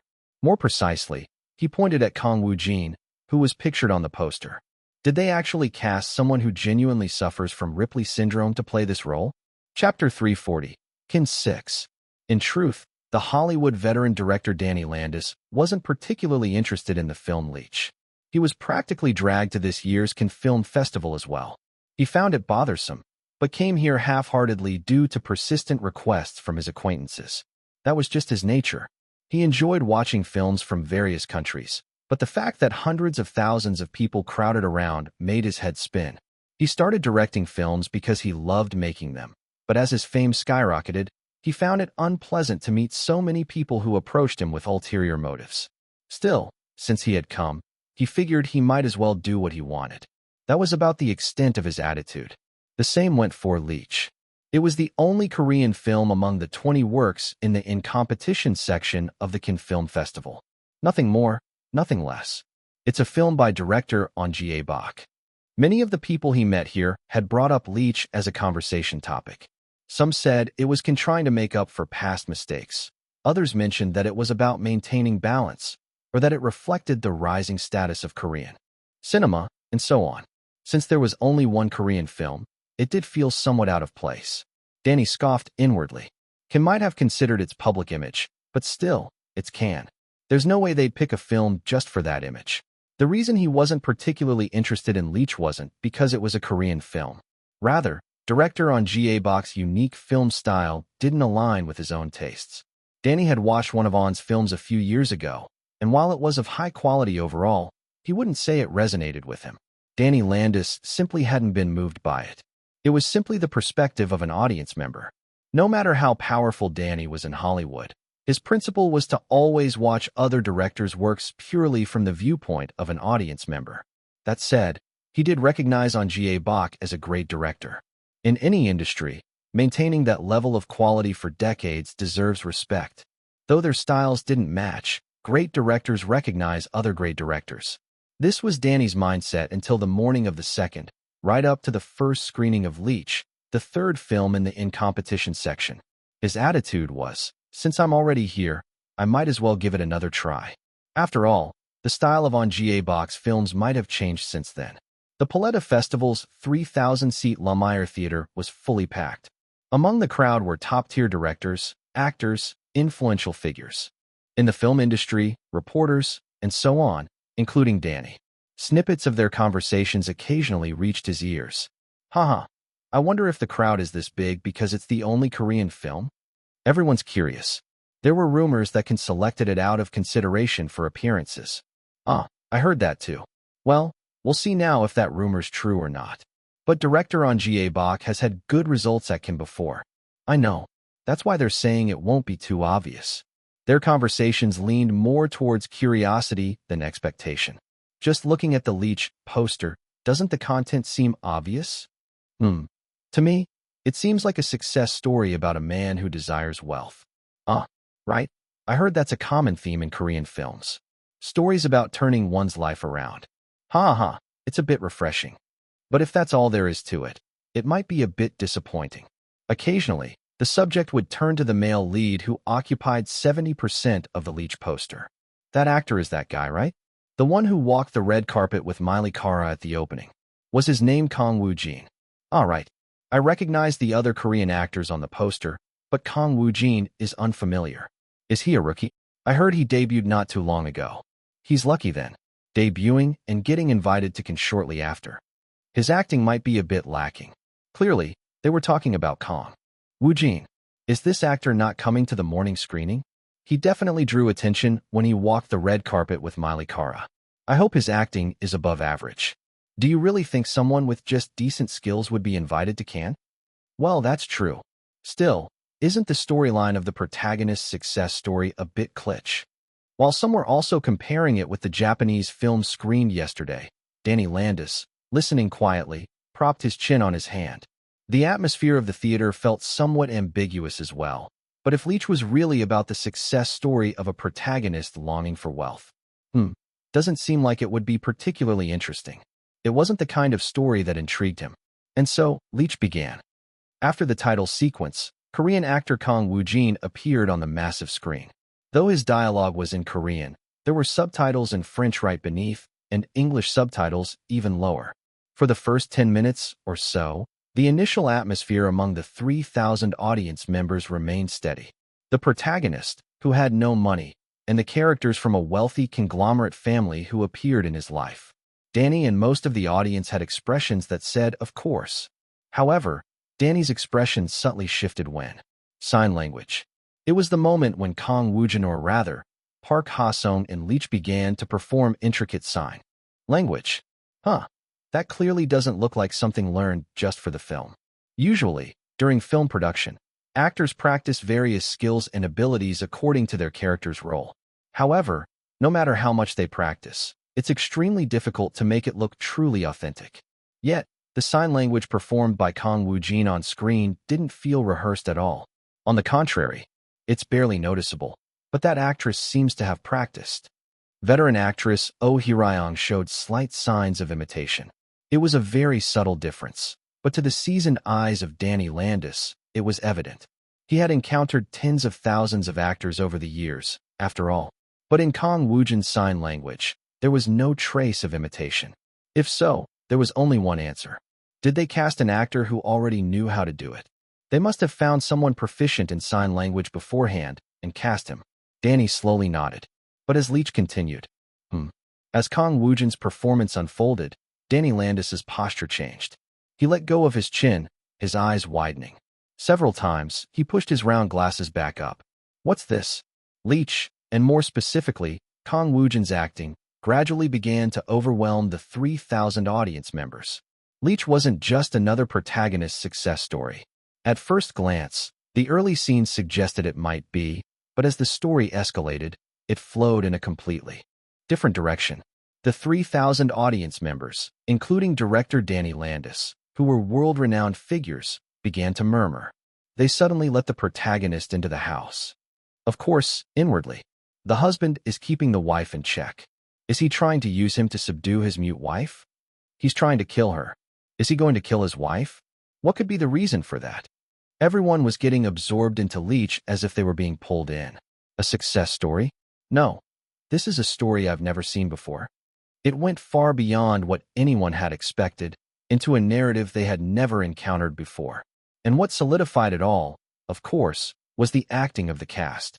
Among them, the one who shone the most was. That protagonist is carrying the entire film, both in terms of acting and atmosphere. His aura is remarkable. Park Ha-sung, in other words, Kang Woojin. By this point, in the eyes of the Hollywood master director Danny, only Ripley syndrome. Is that what I'm seeing right now? Only Kang Woojin was visible. There was no room to pay attention to anything else. Woojin's performance had completely captivated Danny's eyes and ears. Especially, from the moment Park Ha-sung set foot into the fictional Chable world, Kang Woojin's acting was jaw-droppingly impressive. It wasn't really evident in the film's direction. None of the characters in the film articulated it, but it was clearly visible. In the minds of Danny Landis and the 3,000 people gathered in the theater, one word flashed. Ripley syndrome. That subtle eye movement, expression of emotions, and the intricacy of actions. Acting. Can what I'm seeing even be called acting? The acting of the Korean actor on the massive screen was both kind and violent. His pupils gradually became clouded with desire, but his movements and the intensity of his dialogue were unflinchingly calm. It had to be that way. He's believing it, that everything he sees or feels now was actually his world all along. There wasn't even a speck of the scent of imitation to be found. As Leech progressed from the middle to the latter half, Kang Woojin's character began to subtly erase his earlier self. The change was so minuscule that unless the audience paid close attention, they wouldn't notice it at all. It wasn't about precision. That actor, is he really an actor? Kang Woojin on the screen was presenting an illusion to Danny and the 3,000 members of the audience. The star actors who had gathered for this Cannes Film Festival were all well-known figures, but Kang Woojin, now in his second year, was essentially an unknown. That only fueled the misunderstanding. After all, who here would immediately believe Woojin's groundbreaking filmography if they heard it? Gradually. See, could it be? Did director On Jae-bak actually cast someone with Ripley syndrome to play this role? The brain of the Hollywood veteran, Danny Landis, began to tangle itself in confusion. And it wasn't just him.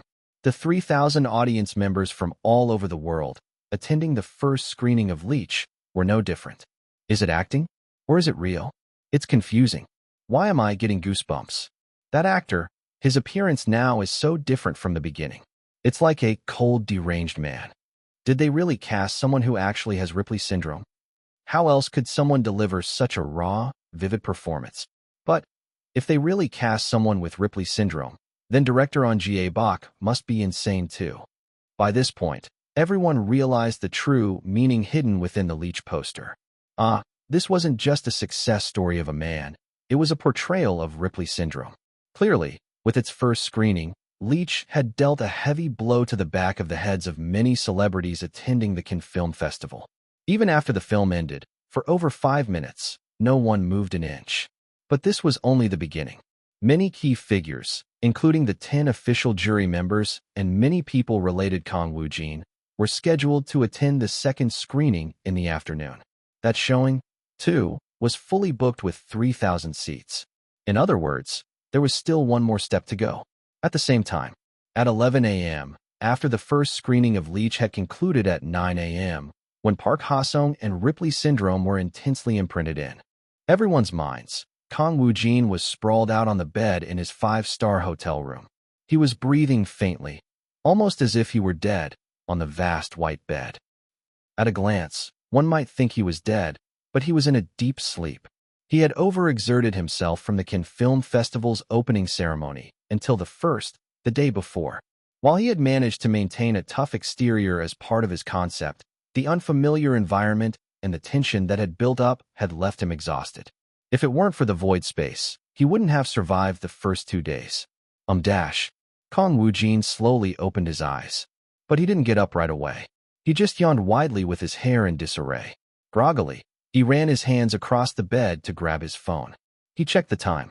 Whoa shit, 11 o'clock. Haven't slept in this late in ages. In fact, the 10 days of the Cannes Film Festival felt more like a vacation for Kang Woojin. Of course, there were various events and schedules during the festival, including the opening ceremony, but compared to his usual schedule in Korea, things were relatively relaxed until the closing ceremony and awards. Especially today, the day of Leech's screening, things were even more laid back. Let's see, the second screening of Leech is at 7 p.m. I guess I can start getting ready around 4 p.m. Woojin's team, including Choi Sung-gun, were also moving around freely. They were too busy sightseeing. Anyway, Woojin, who had finally managed to get up, grabbed a bottle of water from the table. At the same time, he picked up his phone again. Let's see how they're doing. There was a lot to check. This included the situation in Korea, where Kang Woojin had even turned the Cannes Film Festival upside down with his walk down the red carpet. The Japanese side, where The Eerie Sacrifice of a Stranger had just begun its preview screening, and it also having 2 films in the Cannes competition section, the reactions to Miley Carr's new album teaser, the status of Woojin's SNS, and even the status of Kang Woojin's alter ego. Of course, he also had to check the piled-up messages, including texts and DMs. At that moment, buzz, buzz, the phone on the bed emitted a long vibration. It was a call. Woojin paused and checked the caller. It was PD Song Manwoo. The beneficial evil team should have returned to Korea by now. Woojin, tilting his head slightly in curiosity, cleared his throat before answering. He prepped his usual low tone and brought the phone to his ear. Yes, PD Nim. There was some background noise on PD Song Manwoo's side. It seemed to be from the beneficial evil set. Even though Woojin wasn't there, filming had to continue. Woojin SSI, sorry to bother you when you must be busy with the Cannes Film Festival. It must be hectic, right? No, it's fine. Haha, I've been keeping up with the news. Did you see how Korea is going crazy over your appearance? On the red carpet? Apparently, Japan is too. After the small talk, PD Song Manwoo shifted the conversation. Since you're busy, I'll get straight to the point. It's about beneficial evil. There's something that's been decided rather urgently, but it's not a small matter. Woojin, listening calmly, thought to himself. So what? Does this mean the launch is being pushed forward? He answered in a low voice. I don't mind. A few minutes later, Woojin suddenly entered the void space. What he checked was, of course, beneficial evil among the white rectangles. -9/script, title, beneficial evil, EX grade. Kang Woojin smiled. Well, fortunately, there's no change. About an hour later, around 1 p.m., a 5-star hotel located about 10 minutes away from the Palette of Festivals, the main venue of the Cannes Film Festival. It wasn't the hotel where Kang Woojin was staying, and the large restaurant inside was bustling with guests due to lunch hour. Most of them were attendees of the Cannes Film Festival. Among them, are you sure that director asked to have lunch with us? Yes, I was surprised when I got the call too. At a 4-person table near the entrance, 2 familiar figures could be seen. Giant Joseph Felton and CD Megan Stone. They were seated side by side, not across from each other, and judging by their conversation, they seemed to be waiting for someone. At that moment, swish, an older foreign man entered the restaurant. It was none other than the Hollywood's master director Danny Landis. As soon as he entered the restaurant, he immediately spotted Joseph and Megan. Without saying a word, he walked straight toward them. Joseph and Megan, realizing he was approaching, turned their attention to him. After shaking hands with them, Danny sat down and immediately asked a question. His expression was serious. I saw Leech this morning. Kang Woojin. Does he suffer from Ripley syndrome? Did director on Ga Bak cast him specifically for that? Joseph was slightly taken aback by the direct question. Megan was equally surprised. For the record, Joseph hadn't seen Leech yet. He was scheduled to watch the 7 p.m. screening later that day. However, recalling Kang Woojin and the Ripley syndrome he had witnessed during the filming of Leech, Joseph smiled leisurely and replied, That's impossible. Kang Woojin is an actor. Everything you saw was just his acting. Danny paused for a moment, wiping his sweaty forehead. Acting? Are you sure? I'd bet my life on it. So you're telling me that character was created purely through acting? My goodness, he didn't seem that old, yet he had that level of tension. Impressive. Was he a child actor? Joseph exchanged a glance with Megan before chuckling. No, this is Kang Woojin's second year since his debut. At that instant, Danny Landis, the Hollywood big shot, frowned deeply and asked, "Again, second year since debut? Are you joking with me right now?" Chapter 341, Candace 7. Second year since debut? That doesn't make sense. That's what director Danny Landis thought. His difficulty in understanding was a completely natural reaction. The movie Leech he watched this morning, or more precisely, Kang Woojin's acting in Leech, seemed to director Danny like the kind of performance that should take at least a decade or more of experience as an actor. On top of that, wasn't that Ripley syndrome acting not real? Director Danny, who has dealt with thousands upon thousands of Hollywood actors. He's seen, experienced, and directed countless acting techniques. He who had seen enough varied acting styles to be sick of them, was completely captivated. By Kang Woojin's acting, that is. It was obvious that the 3,000 audience members who watched with him were probably buzzing about it somewhere by now. With that kind of level, and only 2 years into his debut, director Danny concluded that the Joseph sitting in front of him was joking. Megan sitting next to him must be in on it too. Director Danny furrowed his brow and lowered his voice. "Look, Joseph, I'm being serious. Please don't joking around to lighten the mood." The black man Joseph smiled slightly and shrugged his shoulders. "Director, I'm serious too. I had no intention of joking since you got here." Hearing the response, director Danny took off the round glasses he was wearing and set them down on the table in front of him. "Are you really telling me that Kang Woojin has only been acting for 2 years? You expect me to believe that?" He suddenly lowered his voice. "Not just me, but all 3,000 people who saw Leech this morning were blown away. Sure, the shocking quality of Leech was incredible, but it was Kang Woojin's acting that stunned everyone. But do you think those 3,000 audience members were just regular viewers? They're people who have made names for themselves in the film industries of various countries, including Hollywood. That kind of tension isn't something a rookie actor with only 2 years of experience could pull off." Although director Danny was a stubborn man, as one of the top directors in Hollywood, his thinking was generally flexible enough to have survived in the vast Hollywood landscape. But no matter how open-minded he tried to be, it was hard to believe that Kang Woojin had only been acting for 2 years. However, Joseph and Megan's expressions remained unchanged. In fact, Joseph's expression almost seemed to say, "What can I do? It's true. When I first learned about Kang Woojin, I had the same look on my face as you, director. In fact, when we first saw him, he wasn't even in his second year. He was in his first year." "First year? I understand how you feel. His energy always defies common sense. I didn't see the morning theater situation, but I can imagine it. I'm planning to watch the next screening of Leech in a few hours, but I bet the reaction will be even more intense than this morning. But still, I have no reason to lie to you about this, director. It's true that Kang Woojin debuted 2 years ago.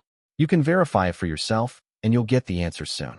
Of course, his past is unclear, but his debut itself was definitely 2 years ago." "What do you mean his past is unclear?" "Well, from what I've investigated, he literally appeared like a comet, out of nowhere, and from the very beginning, he had that ridiculous acting ability." The more Joseph explained, the deeper the furrow in director Danny Landis's brow became. Meanwhile, Joseph continued his explanation. Or rather, it felt like he was spreading the contagious misunderstanding.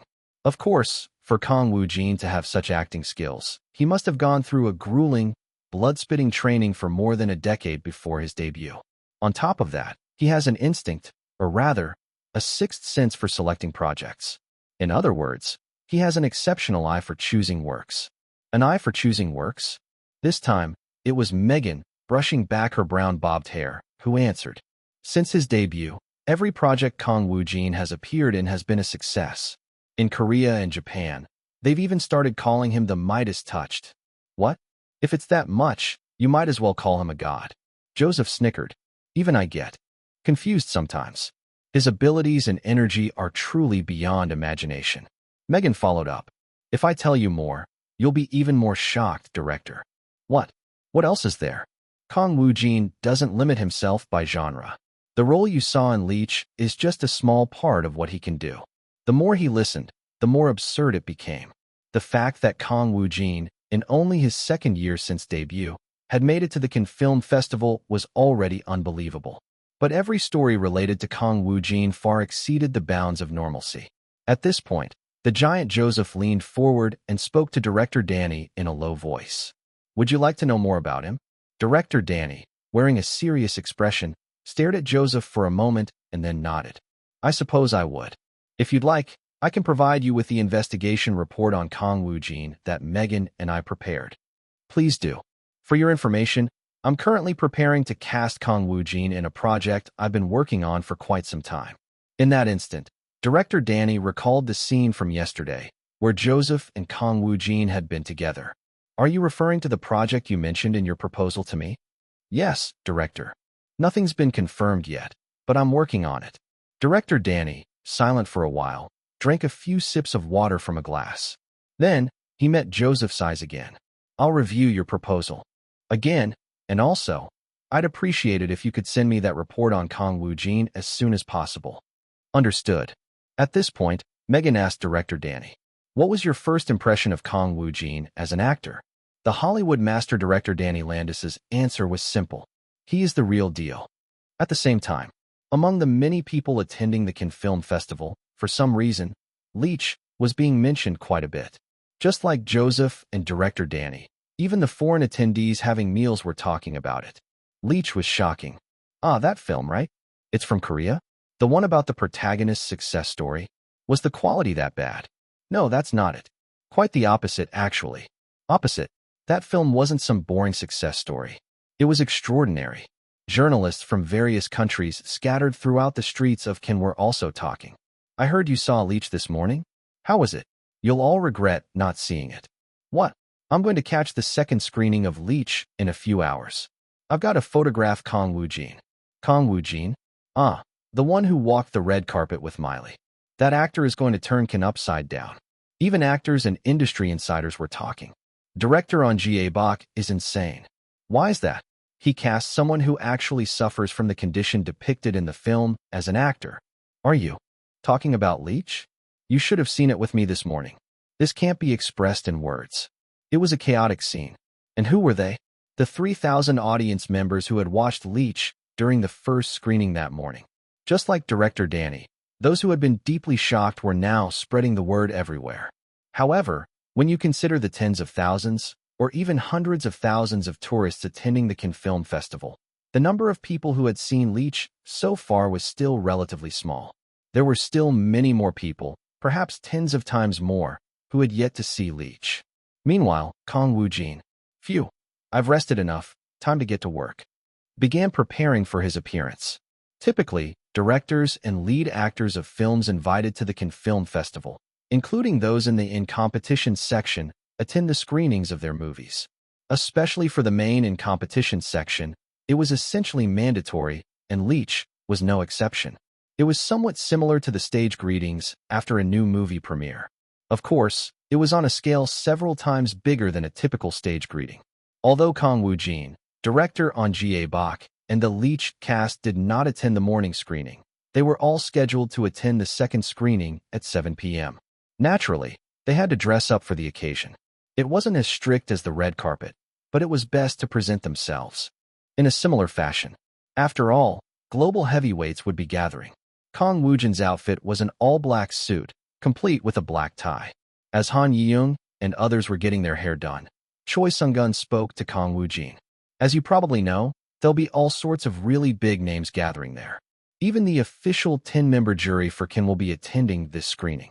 Kang Woojin responded calmly, in a low voice. Yes, I'm aware. Obviously, you're not nervous, right? Not particularly. But in truth, he was. Kang Woojin's heart was pounding at that very moment.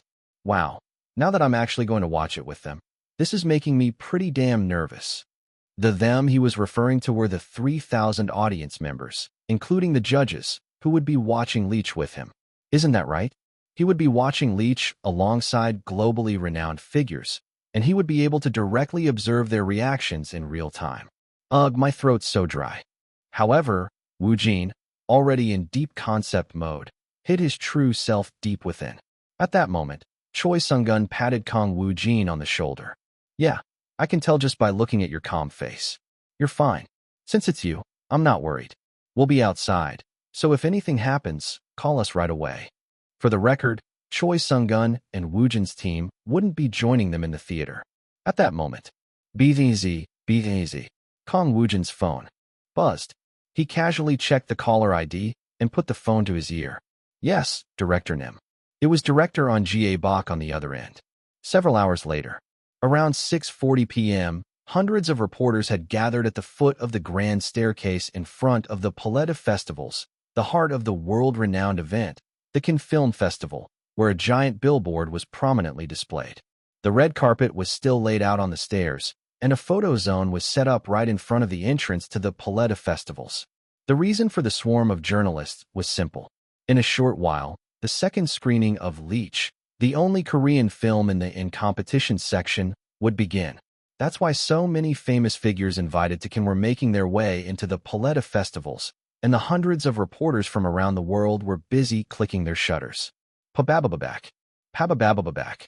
The reporters, their fingers moving like mad, didn't stop talking either. The second screening of Leech is also sold out, right? Yeah, 3,000 people again for this session. I heard it was the same for the morning show. It's more popular than I thought. I heard the Japanese film screened on the first day had some empty seats for its second showing. Probably because of all the rumors going around Leech. Yes, I heard people saying the content is quite shocking. Around that time, whoosh, a group of 10 people, dressed in suits or dresses, appeared on the steps of the Paleta Festivals. Immediately, the reporters got excited, firing off flashes and shouting. They were the official jury members for this year's Cannes Film Festival, made up of prominent figures from the global film industry, including directors, actors, and other industry professionals. The judges who would be evaluating Leech. The jury members posed for the journalists at the entrance's photo zone.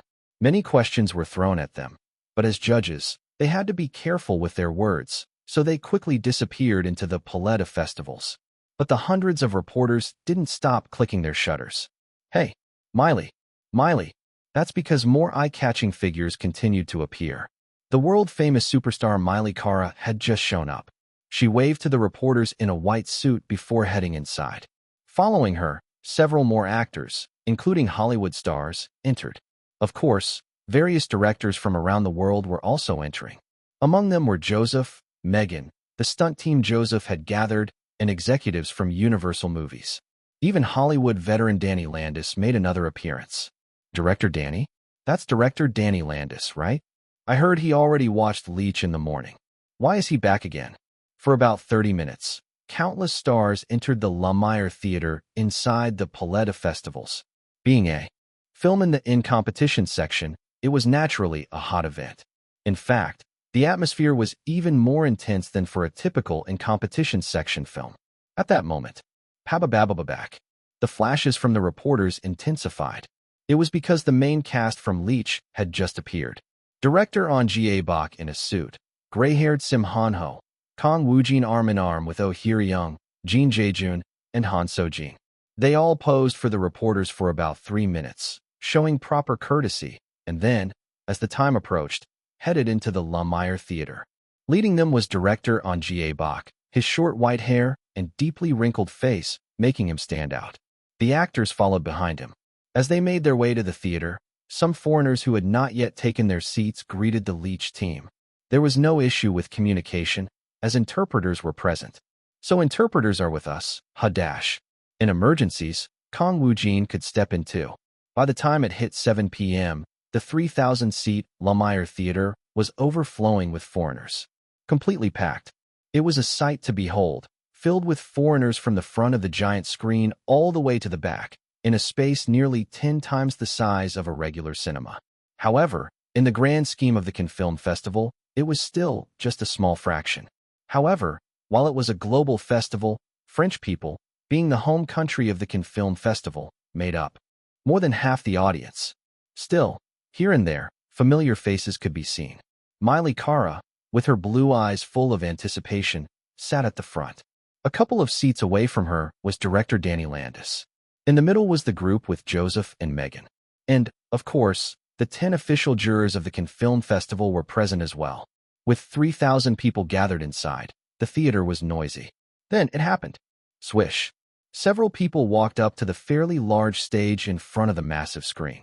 Leading the way was director On Jae-bak, followed by Sim Han-ho, Oh Hye-ryung, Kang Woojin, Jin Jae-jun, and Han So-jin. In other words, it was the Leech team. As they stepped onto the stage, a loud applause erupted in the previously bustling Lumiere Theater. All 3,000 pairs of eyes turned toward the front. Clap, clap, clap, clap, clap, clap, clap. Among the Leech team lined up on stage, veteran director On Jae-bak, looking slightly awkward in his suit, was handed a microphone. A translator stood beside him. It was standard protocol for them to greet the judges and audience before the movie began. Hello, I'm On Jae-bak, a director who's been making films for decades. As soon as he finished his sentence, the translator standing beside him, holding a piece of paper in one hand, translated his words into French. Naturally, there was also simultaneous English translation, which was being transmitted to the audience members wearing headphones. The actors and I all poured our passion into Leech. I hope you enjoy watching it. Thank you. Director On Jae-bak's greeting was brief. Next, the microphone was passed to the veteran actor, Sim Han-ho. Hello, I'm actor Sim Han-ho. It's an honor to be invited to this global film festival.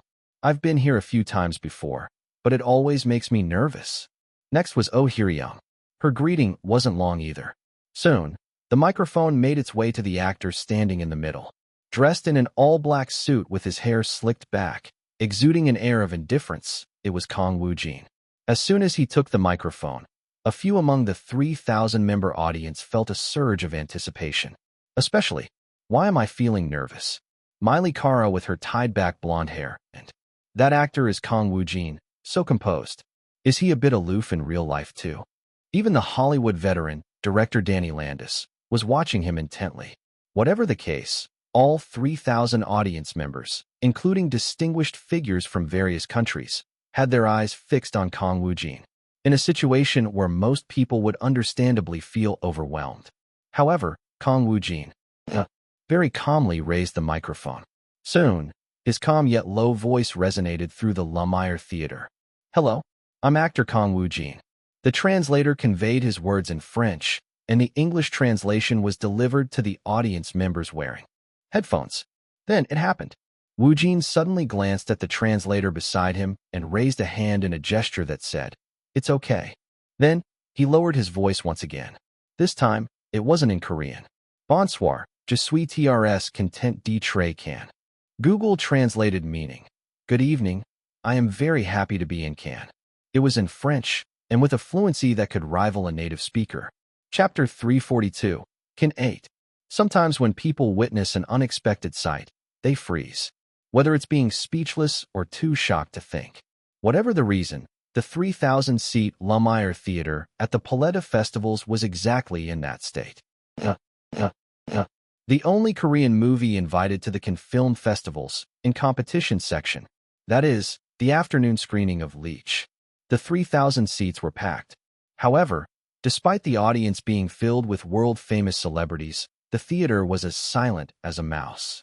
People of all nationalities sat in complete silence. The Grand Theater's interior was devoid of even a single cough. The incident began right after Kang Woojin's greeting, delivered in a low tone. Bonsoir, je suis très content d'être Cannes. French, echoing across the theater. And it was incredibly fluent.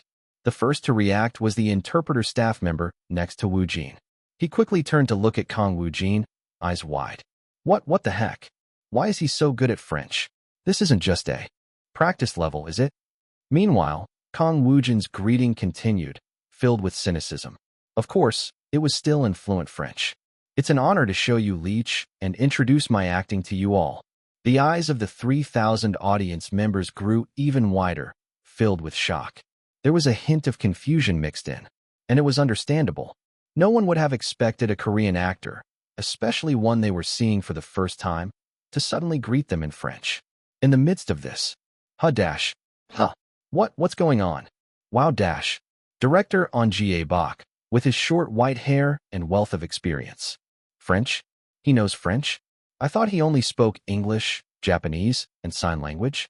Did he spend time here in the past? Veteran actors Sim Han-ho and Oh Hye-ryung What is this guy?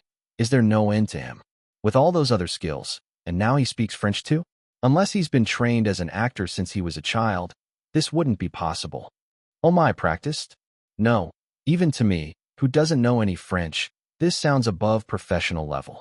What in the world is he? Even Jin Jae-jun and Han So-jin were left with their mouths agape. Insane. He speaks French too? Was he educated abroad in France? The entire Leech team was staring blankly at Kang Woojin, who stood beside them. Half of them looked like they had lost their minds. Naturally, their misunderstandings grew, each one creating their own narrative. But Woojin, unfazed by the shock around him, continued speaking in French. I'm nervous about watching Leech with so many people, and I did my best to act without shortcomings. By this point, who is that Korean actor? His French is incredibly fluent. The 3,000 audience members began murmuring. In particular, the French attendees, who made up over half of the crowd, reacted most strongly. This is amazing. Did he practice? Even for practice, it's too natural. It doesn't seem like practice. It's to the point where you could believe he actually lives in France. We'd know if it were just practice. Didn't he speak fluent English during the red carpet event? Not only is his pronunciation perfect, but he sounds like a native. Looks like he must have lived in France in the past. He might have studied acting here.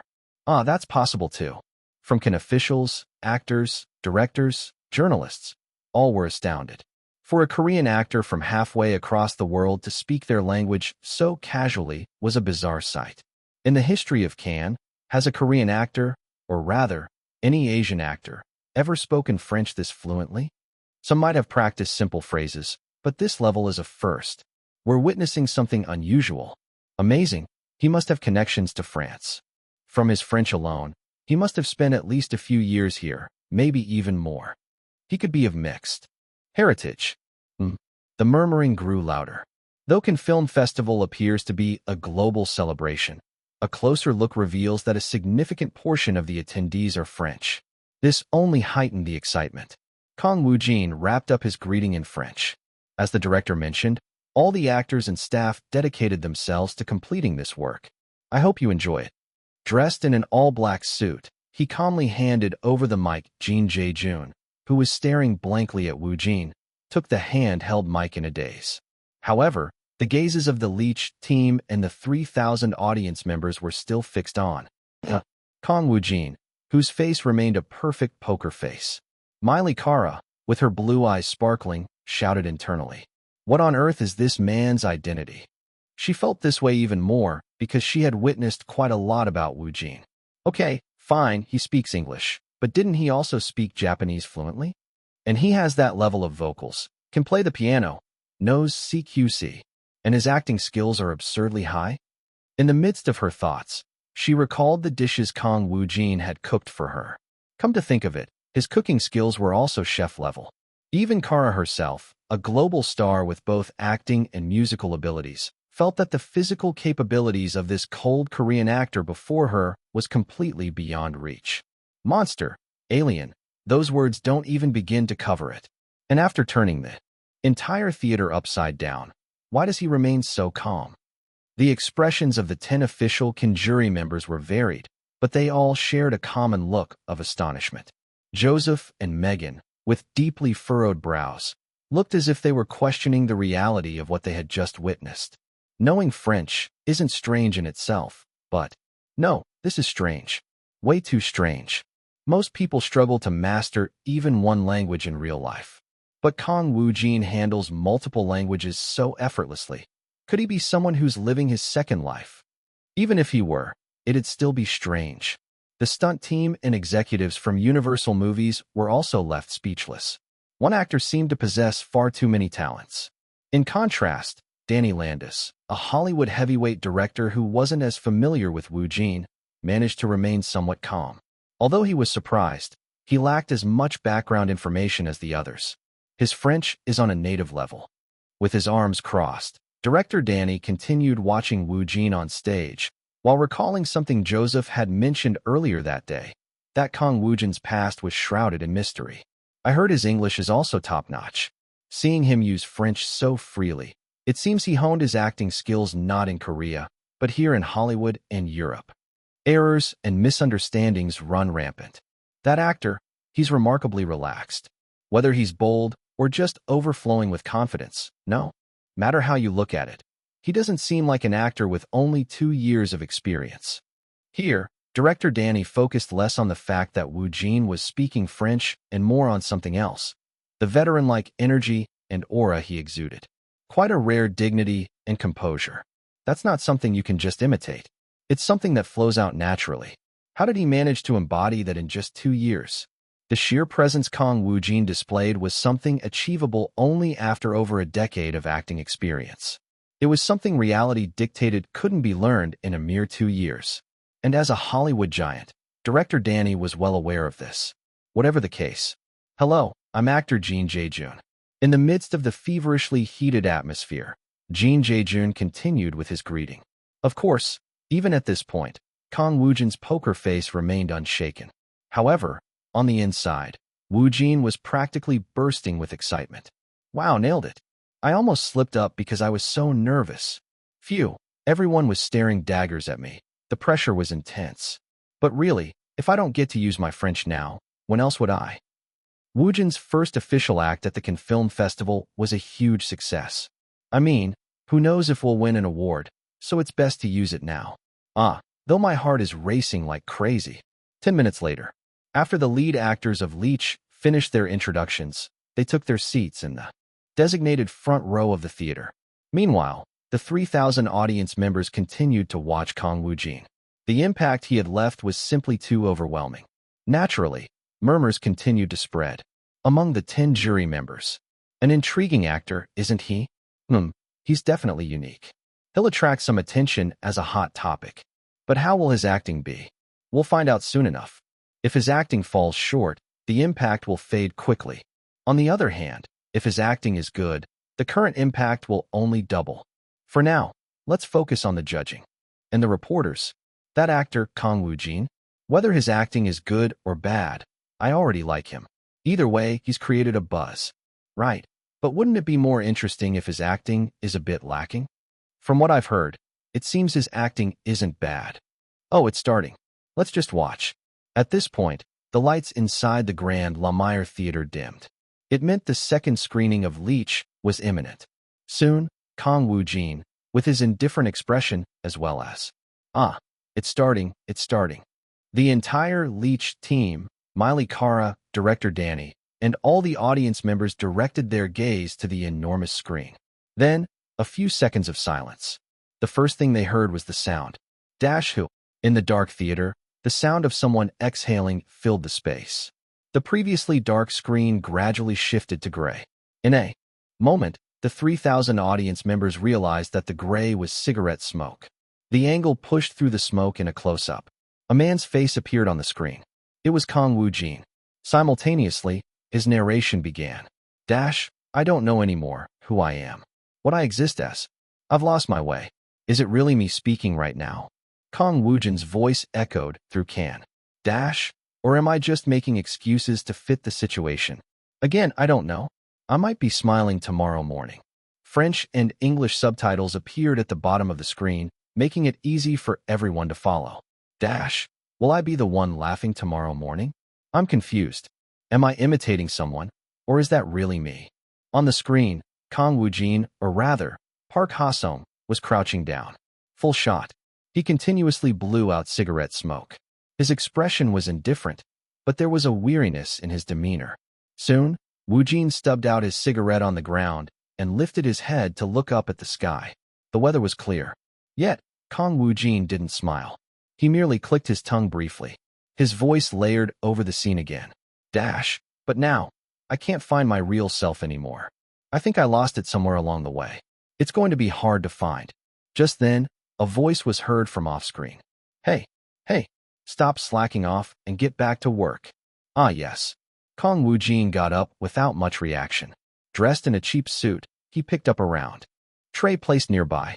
The screen then revealed a wide lawn with a party, crowded with wealthy conglomerates living extravagant lives. Soft classical music played, filling the atmosphere with ease. The angle slowly rose up, capturing Kang Woojin mingling among the conglomerates, as the title appeared between them. Leech. Up to this point, the 3,000 audience members watched rather calmly. But the twist hit soon enough. Are you looking for something? The meeting between Kang Woojin and the mute Madame Oh Hyeryong, followed by Woojin's sign language. In an instant, the expressions of the audience shifted. It was as if another layer of shock had settled over them. Just like with the French earlier, Woojin's use of sign language was astonishingly fluid. Naturally, this was in line with his character in the movie. Next came Sim Han-ho's entrance as Chairman Yoon Young-bae. Soon, they entangled themselves with Leech and dragged it into the depths. Honey, I'll stay here and play with this kid. The party is too boring. In a flash, the 3,000 audience members found themselves immersed in Leech. The tensions surged dramatically. Most of the audience had been expecting a success story, but there was something strangely eerie about Leech that set it apart. Right away, the actor who caught the attention of the jury and the audience was Sim Han-ho. Indeed, his presence is extraordinary from the moment he appears. From the conversation between Kang Woojin and Sim Han-ho, the pace of Leech began to pick up. The job is simple. Just be my wife's personal secretary. What are you saying right now? Secretary is a nice word for it. It's basically being a servant. Be her companion. Keep her entertained. Eat with her. Go shopping with her. The goal is simple. Make my wife rely on you, blindly. The beginning of the end. Around this point, the audience noticed a subtle change in Kang Woojin's expression and psychological state. This was after he had set foot in the conglomerate's mansion. His emotions while spending time with Madame Yoo Hyun-ji gradually shifted from mere work to something real, with a faint sense of possessiveness creeping in. The first lie was told to the conglomerate family's youngest daughter, Yoon Ji-min. What did Mom just say? She told me to be close with you. In fact, Madame Yoo Hyun-ji had used sign language to say, ignore my daughter. But Yoon Ji-min believed Park Ha-sung's words. She believed him. She believed my words. Little by little, the Park Ha-sung on screen, or rather, Kang Woojin, began to change. He no longer saw Yoo Hyun-ji and Yoon Ji-min as people, but as targets. A lie told becomes reality. Then it must be true, right? In that case, it wasn't fiction. Who could discern lies from truth? In this household, only Kang Woojin could. Lies and truth were invisible. Only phenomena took place. Lies were like magic. Once spoken, they came to pass. Kang Woojin's psychology evolved into something darker. His influence grew larger. Chillingly, Woojin's face was completely different from how it had been in the beginning. Chairman Yoon Young-bae sensed that something was amiss, but he was too busy to address it. This was the first appearance of the eldest son, Yoon Ja-ho. The setting was the yard of the massive mansion. Yoon Ja-ho spoke first, smirking. How is mother doing these days? Kang Woojin didn't answer immediately. He stared intently at Yoon Ja-ho.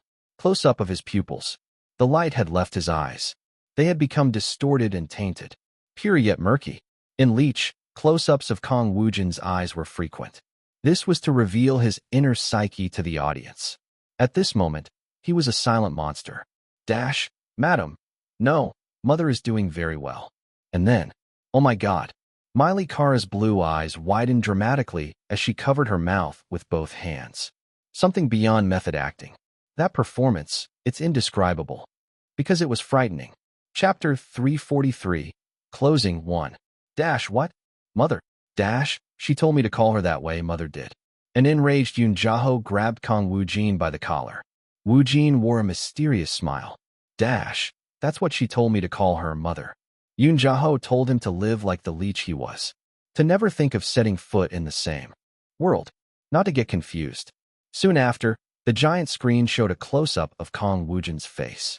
He was looking at himself reflected in the window of a large living room on the first floor of a grand mansion. It was the same place as Yoon Ja-ho. The same space. The Woojin reflected in the window had a faint smile. His figure slowly grew larger. Then the angle suddenly shifted. It was no longer a reflection, but the real Kang Woojin. From looking at the window, he was now looking at Yoon Ja-ho in front of him. The smile that had spread was nowhere to be found. Expressionless. And lies.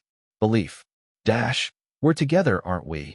At this moment, all 3,000 audience members filling the Lumiere Theater understood without exception that this Park Ha-sung was steeped in Ripley syndrome.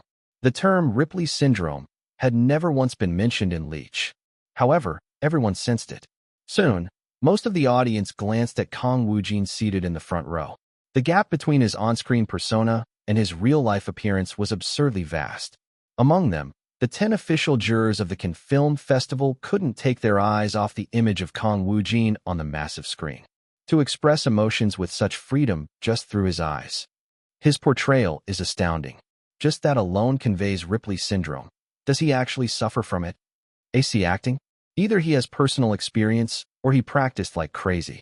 If he practiced to reach this level, I can't even imagine how much time he must have spent. Compared to the beginning, Kang Woojin's performance in Leech started to shine from the early midsection.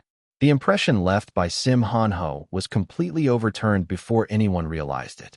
The fact that all 3,000 audience members were absorbed in Park Ha-sung within Leech was proof of it. Exactly when this shift happened was uncertain. As everyone became immersed in the film, at some point, all they could see was Kang Woojin. However, his performance didn't feel like acting. Watching the giant screen, even Miley Kara covered her mouth. It's chilling and terrifying. All the audience members, those watching Leech, shared a common, distinct thought. This movie doesn't feel like a movie. It wasn't a comment about a lack of artistic quality. In fact, the quality of Leech far exceeded imagination.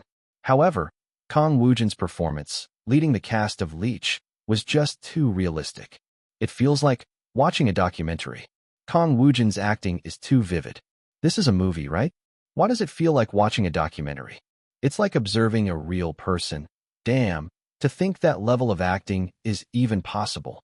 As a result, Leech was transcending the boundaries of film. It was like a broadcast documenting a real person named Park Ha-sung, who entered a conglomerate family and experienced Ripley syndrome. The atmosphere only grew denser with time. The Lumiere Theater was filled with a sticky, unsettling heat.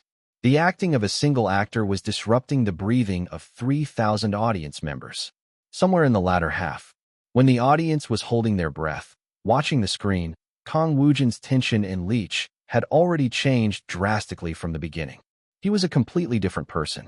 Although draped in lies, he was living the truth. Dash, don't laugh, before I shove a cigarette down your throat. Dash, Hyung. Dash, you fucker. What? Hyung. It was filled with sincerity. Kang Woojin was calm and poised. Dash, why are you so wary of me? Dash, me, wary of someone like you? You're completely out of your mind. Dash, is that so? I think I kinda get it. And he was unrestrained. No one in the movie could stop him now. On the giant screen, Woojin's face appeared reflected in a family photo frame. The truth, devoid of lies, was captured fully in the frame. Danny Landis, who was thoughtfully stroking his chin, was inwardly impressed. This shot is breathtaking, even upon a second viewing. While the direction was impressive, the actor's expression filling the screen was jaw-dropping. The part where he realizes most vividly that he's become a monster. Even while staring at undeniable evidence of lies right in front of him, he rationalizes himself with yet another lie. He expressed that with just a look and a single line of dialogue. The real monster here is that actor. The 10 jurors, Kara, and the rest of the audience couldn't help but let out gasps around this scene. Even the Leech team sitting in the front row watched the completed film with straight backs. Kang Woojin, wearing a solemn expression, was no different. However, he was internally having a reaction entirely out of sync with the grave atmosphere. Wow, my face looks huge up there. He felt a little embarrassed seeing his enormous face on the giant screen. But no one could see through Woojin's thoughts. Many stole glances at him, but Woojin's commitment to his persona was solid as a rock.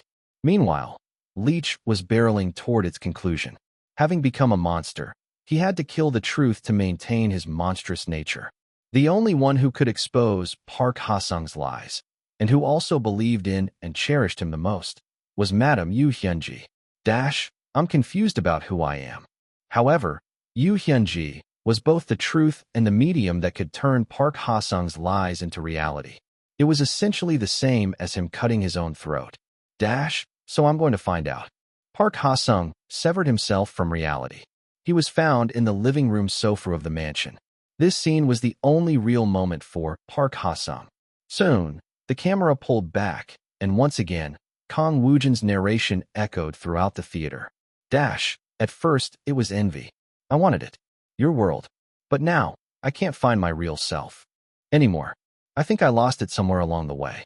It's going to be hard to find. The giant screen went dark. And then, along with mysterious film music, the end credits began to roll. The 2-hour film Leech had concluded. At the same time, thunderous applause suddenly erupted throughout the theater. Clap, clap, clap, clap, clap, clap, clap. The moment the film ended, all 3,000 audience members rose to their feet in applause. A standing ovation. Hollywood master director Danny Landis, Miley Cara, the 10 jurors, and everyone else, including Joseph and Megan, showered genuine praise on the Leech team, not just out of courtesy. Clap, clap, clap, clap, clap, clap, clap. Clap, clap, clap, clap, clap, clap, clap, clap. Kang Woojin was a bit taken aback. Whoa, that startled me. This was his first time experiencing something like this.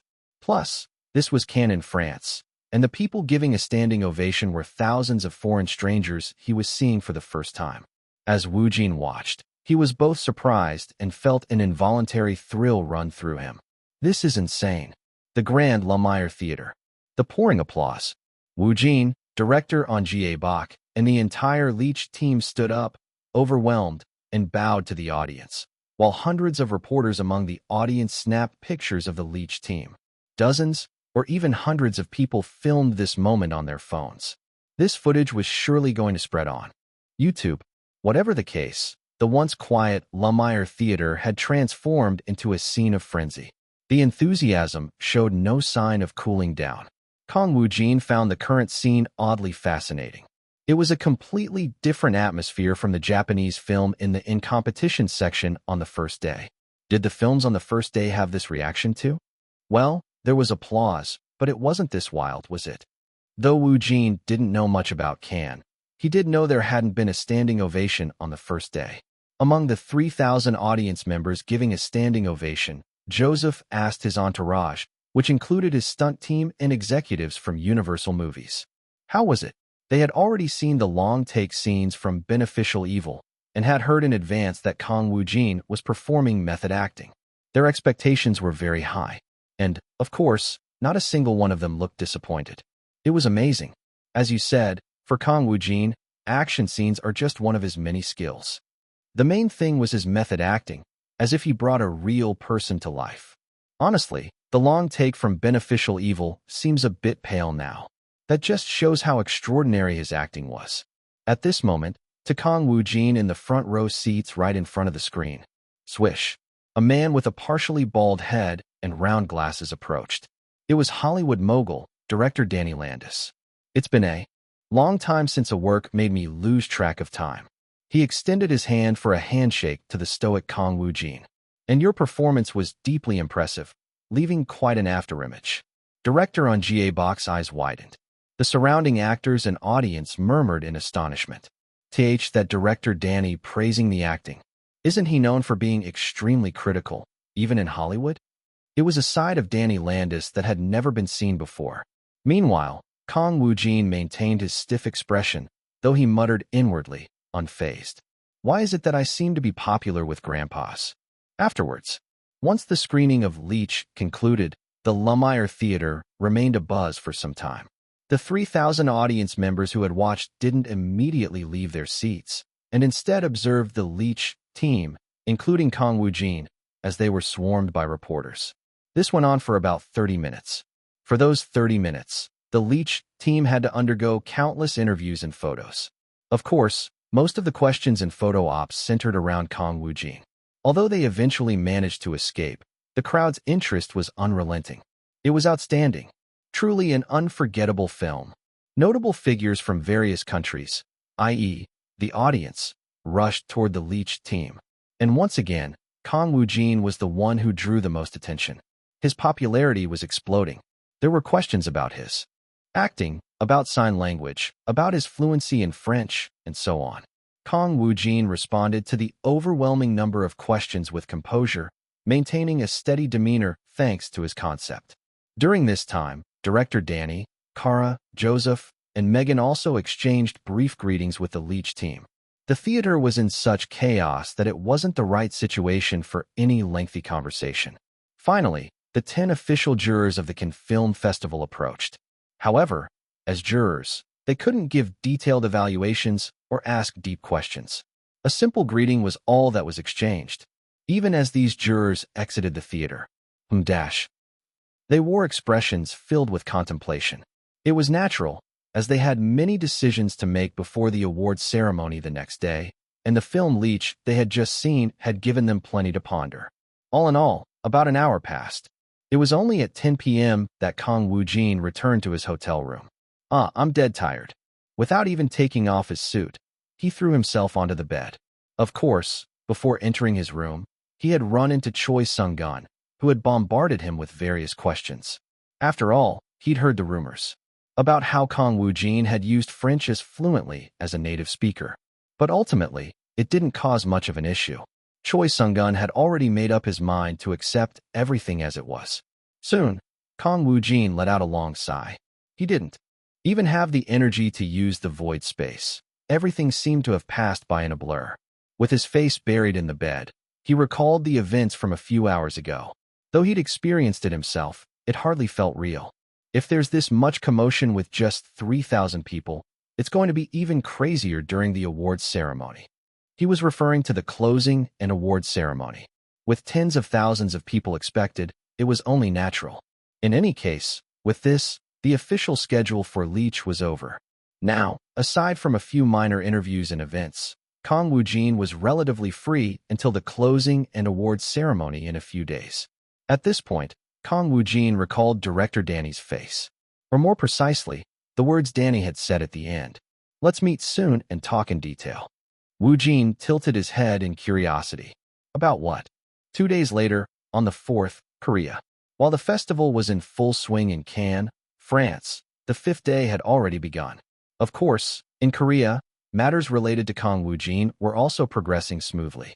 For example, with Beneficial Evil, PD Song Man-woo and Netflix Korea's executive director Kim So-hyang had gathered at DM Production. The meeting started with executive director Kim So-hyang. PD Nim, it's confirmed. We're moving up the launch schedule for Beneficial Evil. Will it be possible to proceed without any issues?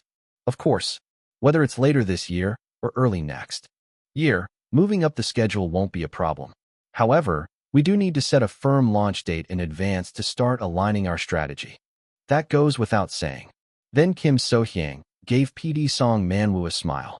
Focus on episodes 1 to 6, i.e., Part 1. Currently, the sooner we launch, the better. Meanwhile, the domestic media was abuzz with numerous issues. Among them, one particular headline that stood out this morning was drawing attention. Cannes Film Festival, closing ceremony and awards will be at 7 p.m. October 10th in Cannes, 3 a.m. in Korea. YouTube live streaming confirmed. The Cannes closing and awards ceremony will be broadcast live. Chapter 344, Closing 2. In Korea, it was morning, but in Cannes, France, where the Cannes Film Festival was midway through, it was the past midnight of the 4th. The time was around 1 a.m. At a moment when the globally bustling festival had momentarily quieted down, Kang Woojin could be found in his hotel room. He was lying on the bed in comfortable clothes. Having showered not too long ago, his face and hair looked natural.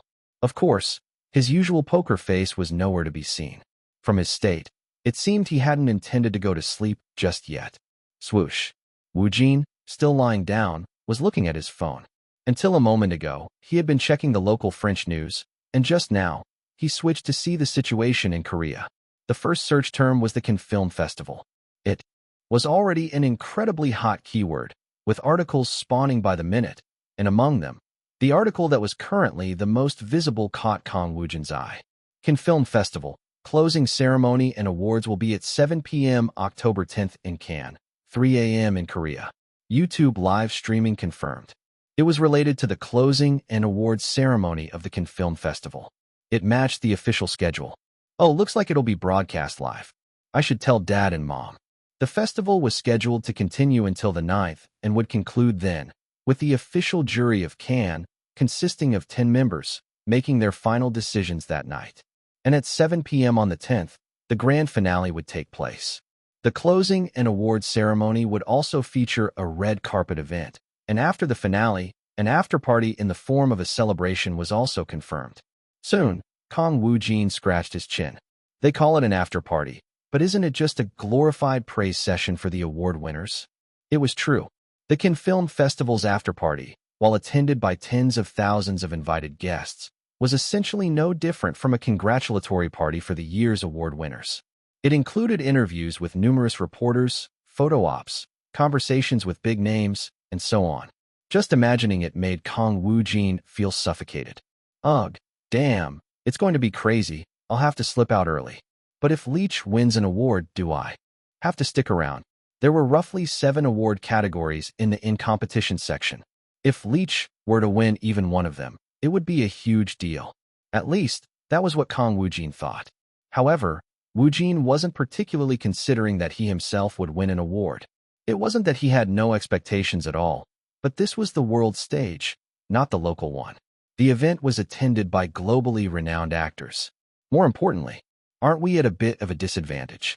There was a chance of prejudice or subtle discrimination that couldn't be entirely overlooked. This information was conveyed by Choi Sung-gun. Although it had diminished significantly compared to the past, Choi Sung-gun's assessment was that it couldn't be ruled out entirely.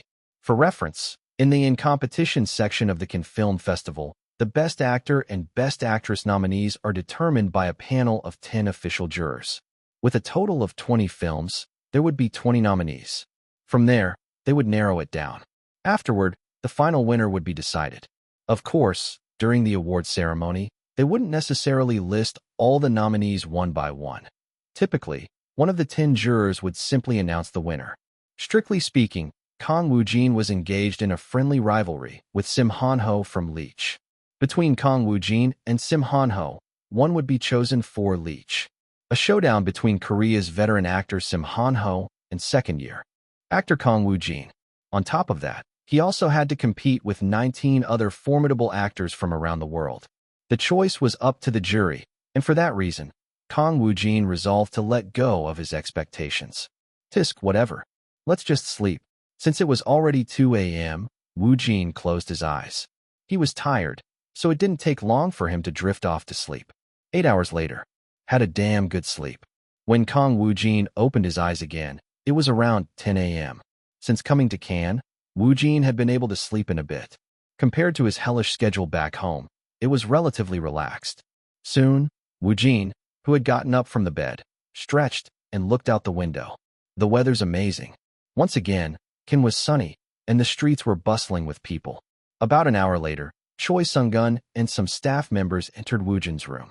Aside from the tasks they had to perform, this trip was almost like a vacation for them, so Choi Sung-gun had gained a bit of weight. Woojin, let's start by picking out your tuxedo for the closing ceremony. The stylists, including Han Yi-young, lined up an array of tuxedos that Woojin could wear for the closing and awards ceremony. Different colors, varied details. Woojin, maintaining his steadfast concept look, scrutinized the tuxedos with a serious gaze. Black was starting to feel a bit boring.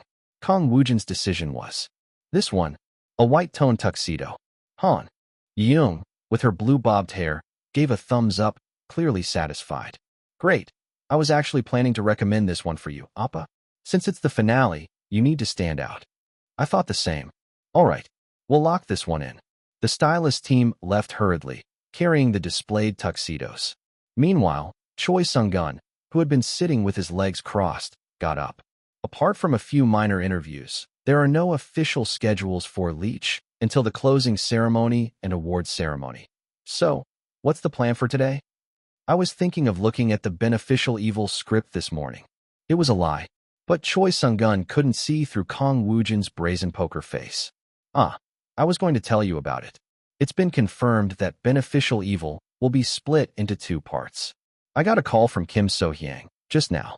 Episodes 1 to 6 will be part 1, and they're aiming to speed up production to launch that as soon as possible. Part 2 will come afterward. Is that so? Aren't you excited? I am. Choi Sung-gun chuckled and patted Woojin on the shoulder. The promotional impact of this Cannes trip is going to be massive, both domestically and internationally. We're already seeing ripples. Do you know how many articles this side's media put out about you walking the red carpet with Kara at the opening ceremony? He's really excited. Woojin felt the same, but that's why he kept his voice even lower. I saw. Just being invited to the in-competition section of Can 4 Leech is amazing on its own, but if it wins any award, the buzz will multiply several times over.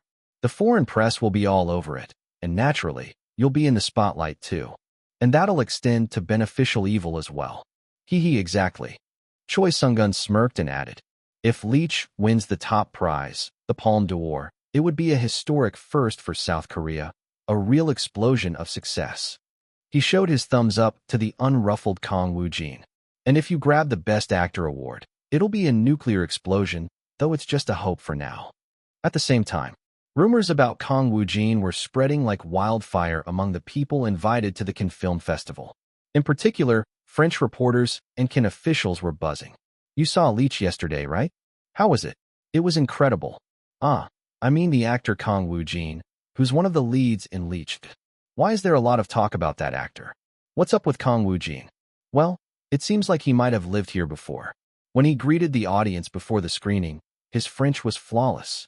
French? Couldn't he have just practiced it? No, it was at a native level. If you closed your eyes, anyone would think he wasn't a Korean actor. Strictly speaking, it wasn't so much a rumor as a rapidly spreading misconception and misunderstanding. The power of the 3,000-strong audience who attended the second screening of Leech, perhaps? I keep thinking about Leech. Was it that impactful? The film itself was amazing, but the actors' performances were especially memorable. Especially Kang Woojin. I heard rumors that the actor spoke French. Is that true? Yes. That actor must have either studied abroad in France or actually lived here. The trigger was Kang Woojin's sudden use of French. Since it was from the void space, his level was indeed native-like. So, it was only natural that this misconception spread throughout the Cannes Film Festival. However, not all of the talk was based on misunderstandings. There were genuine discussions as well. Directors from various countries who watched Leech couldn't stop mentioning Kang Woojin. The actor Kang Woojin I saw yesterday. Are we sure this is his first time at Cannes? Isn't it strange for an actor with that level of skill to be here for the first time? It's definitely his first. Korean media have also been saying so. I've never seen such a chilling performance before. He certainly stood out. Look into it, about Kang Woojin. There were directors from various countries, including France, but Hollywood directors, in particular, were creating quite a buzz. Check the situation in Korea regarding Kang Woojin. Understood. To think that the Korean actor who worked on an album with Miley Kara is Kang Woojin. Is there no connection to Hollywood in his film work? For now, there isn't. Yesterday, director Danny shook hands with him. He must have made an impression. I'll verify everything as soon as possible. The intensity of Kang Woojin's performance in Leech, which went beyond method acting to feel as if the real person had been placed on screen, left a strong impression on many directors. Find a way for me to watch Kang Woojin's past works. I need to see for myself what kind of performances he's done. Of course, beyond just his extraordinary acting, Kang Woojin's unique aura also made a strong impression on the directors who attended Cannes. It's not just his acting. There's something distinct about his aura, a magnetic pull that captivates the audience. He has the scent of a star. However, this was all a reaction limited to just one film, Leech. If more directors were to see Woojin's past or future works, the buzz would only grow louder. Judging from the current situation, that seemed likely. But considering the Cannes Film Festival as a whole, more people had not seen Leech than those who had. Even combining the two screenings of Leech, the total audience amounted to only around 6,000. In contrast, there were tens of thousands of official invitees at Cannes, and including tourists, the numbers swelled to hundreds of thousands. That's why more people were curious about the rumors spreading about Kang Woojin. Isn't Leech the only Korean film in the in-competition section? It's quite noisy. It's not just the film. There's a lot of talk about the actor named Kang Woojin. Kang Woojin? Who is that again? The one who walked the red carpet with Miley Kara at the opening ceremony. Him? What did he do to get noticed? Not sure. I just heard he's quite unique. Whatever the reason, Woojin's popularity was definitely on the rise. Afterward, As the Cannes Film Festival passed its midway point, the excitement only intensified as it approached the end. With that, not only in Cannes, France, but also in Hollywood and film industries around the world, news related to the Cannes Film Festival poured out incessantly. Korea was no exception. In Korea, where various issues were already trending, Miley Kara, who walked the red carpet with Kang Woojin at the Cannes Film Festival opening, surpasses 70 million views on her new album teaser. Issue Talk, Miley Kara's new album, set to release on the 12th. What kind of appearance did Kang Woojin make in the music video? Naturally, news related to the Cannes Film Festival was exploding. The fact that Leech had made it to Cannes alone was enough to cause a stir, and with the rapid transmission of Woojin's activities and other issues from Cannes to Korea, the hype only grew. In fact, since the opening ceremony of the Cannes Film Festival, Korean media had been in a frenzy.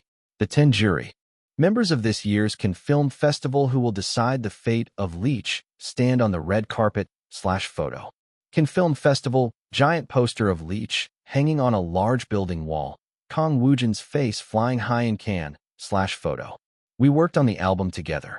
Kang Woojin and Miley Kara walking side by side on the opening ceremony red carpet/photo.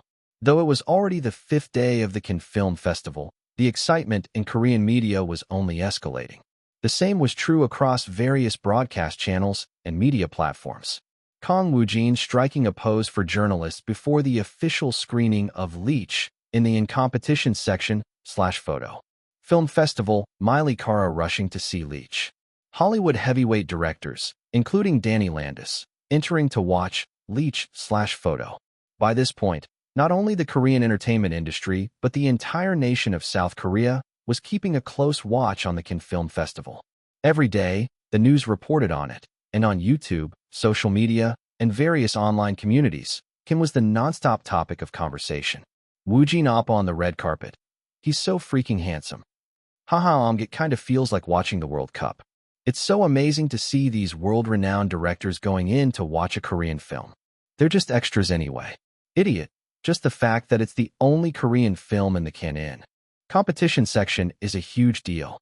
But doesn't Kang Woojin and Miley Kara look super close? Are they dating? I want to watch Leech too. Is it not releasing in Korea? At this point, I really hope it wins an award. Rooting for you. They say the Cannes closing ceremony is at 3 a.m. Guess I'll be staying up for this. Kang Woojin looks so damn cool. Please win the Palme d'Or. Palme d'Or is a bit much, let's not get too carried away with national pride. In short, South Korea was practically shaking with Cannes fever. Then, on the morning of the 5th, in Korea, in a large meeting room of a major distribution company in Seoul, around a shaped table, more than 20 people were seated. A projector was casting images on the front wall. Interestingly, what was being displayed was a poster of Leech and information related to the Cannes Film Festival. Of course, this was expected. This place was the official distributor for Leech. Naturally, a few executives, including the heads of the film company that produced Leech and this distribution company, were currently at Cannes. However, not everyone could go, especially since the distribution side had a lot of work to handle in Korea rather than in Cannes. At the moment, they were handling one particularly important task among many. Soon, an executive wearing glasses at the front of the shaped table flipped through the documents he was reviewing and spoke up. Regardless of Leech's performance at Cannes, the buzz is already high, so it makes sense to release it as soon as possible. Other executives chimed in one by one. That's right. Director On also mentioned that. It's something we've been preparing since the early stages of Leech's production. We should aim to release it domestically within 2 weeks after the Cannes Film Festival ends on the 11th. At the latest, within 3 weeks. I believe we started securing theaters a while ago. How's that going? A team lead quickly responded. Yes, we began securing theaters for Leech even before it completed filming. Good. Then there shouldn't be any issues with releasing Leech within 3 weeks of Cannes ending. As for promotion and marketing, Cannes itself is basically serving as our campaign. The buzz is already huge. In addition, we plan to pour in as much advertising as possible over the 3 weeks leading up to the domestic release of Leech. The executive with glasses turned another page in the documents and continued. 3 weeks. 3 weeks after Cannes, max, so October 27th would be an appropriate release date. At this moment, another executive, seemingly reminded of something, murmured, "Wait, isn't that when the Japanese release is happening too?" "What is?" "I mean Kang Woojin's The Eerie Sacrifice of a Stranger. Though it's not confirmed, they said late October release, so the timing almost matches. Leech and The Eerie Sacrifice of a Stranger. Ah, so both movies will be released around the same time? It would be a simultaneous launch." Chapter 345, Closing 3. Simultaneous releases of Leech and The Eerie Sacrifice of a Stranger. After completing its run at the Cannes Film Festival, Leech would premiere in Korea at the end of October, while the controversial The Eerie Sacrifice of a Stranger would release around the same time in Japan. Although the two films were being released in different countries, they shared one significant commonality. The lead actor was Kang Woojin. In other words, the movies starring Woojin would be showing simultaneously in theaters in Korea and Japan. There have been instances where different films featuring a Korean actor were released in Korean theaters at the same time. However, it was almost unheard of for simultaneous releases to happen not only domestically, but also in another country like Japan. Unique and unprecedented.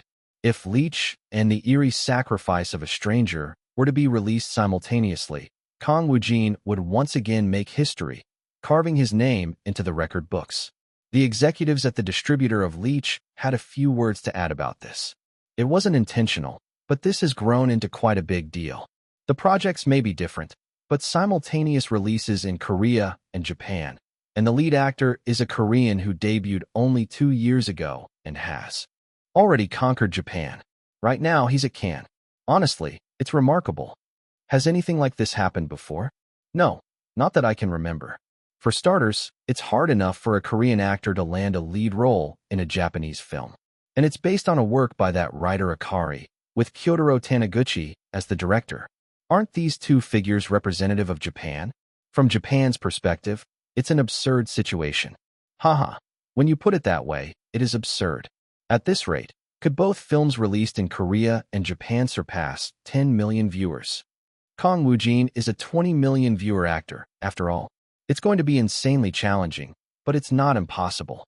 I hear the response to The Eerie Sacrifice of a Stranger in Japan is quite intense. A few executives corrected the word quite. Quite. That's an understatement. In terms of buzz, it's arguably the most talked about film in the history of Japanese cinema. Not to mention, it's a film riddled with controversies, issues, and debates. Don't you all remember the uproar when Kang Woojin was officially cast in The Eerie Sacrifice of a Stranger? There was no end to the commotion. In the end, everything circled back to the name Kang Woojin. With this, Kang Woojin's added yet another legendary title to his name. The hype is simply off the charts.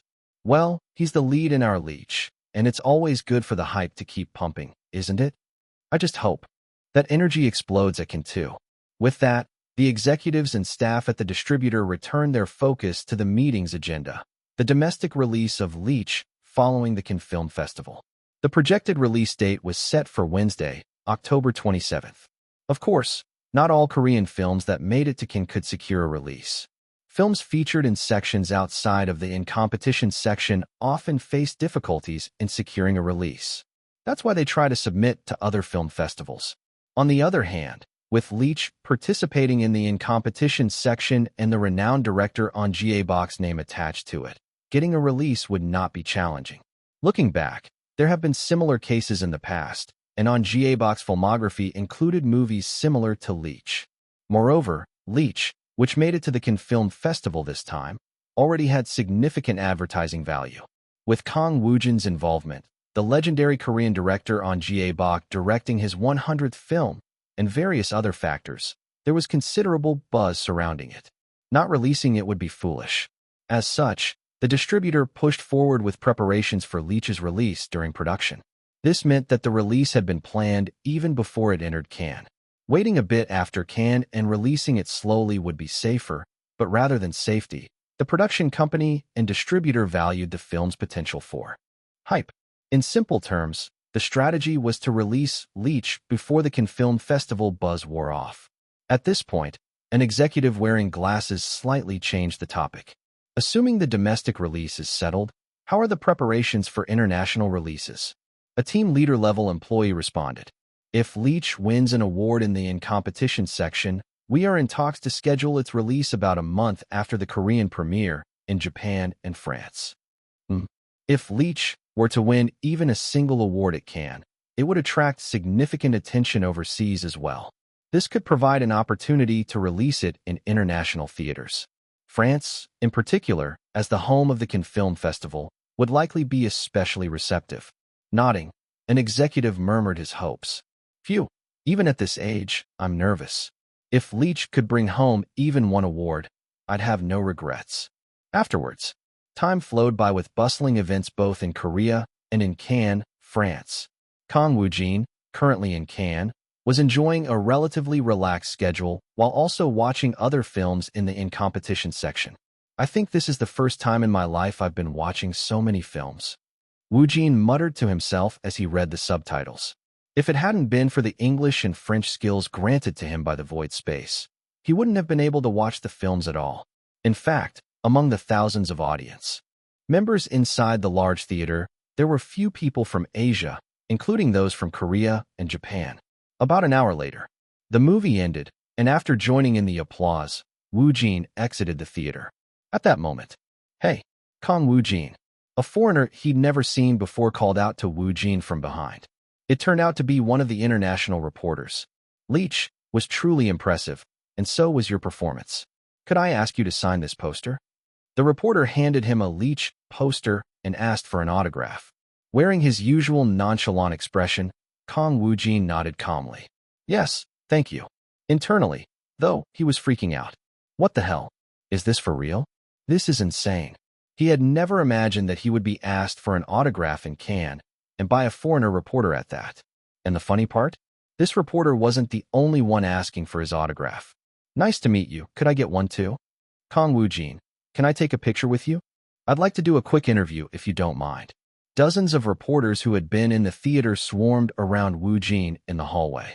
What else could it be? It was the impact of Leech.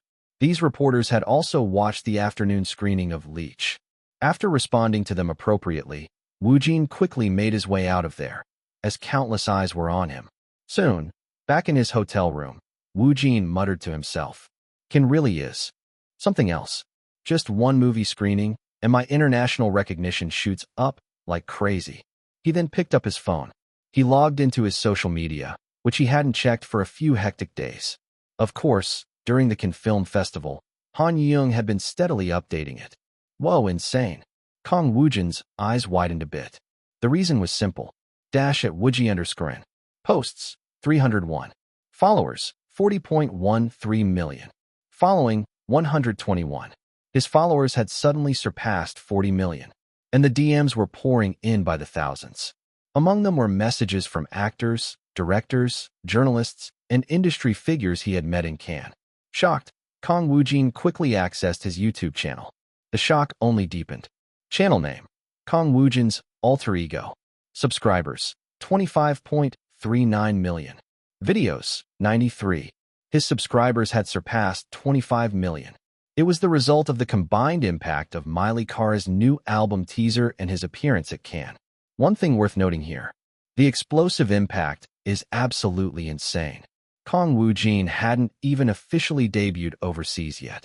Meanwhile, as Cannes was heading into its later stages, things were just as lively in Japan as they were in the bustling Korean media.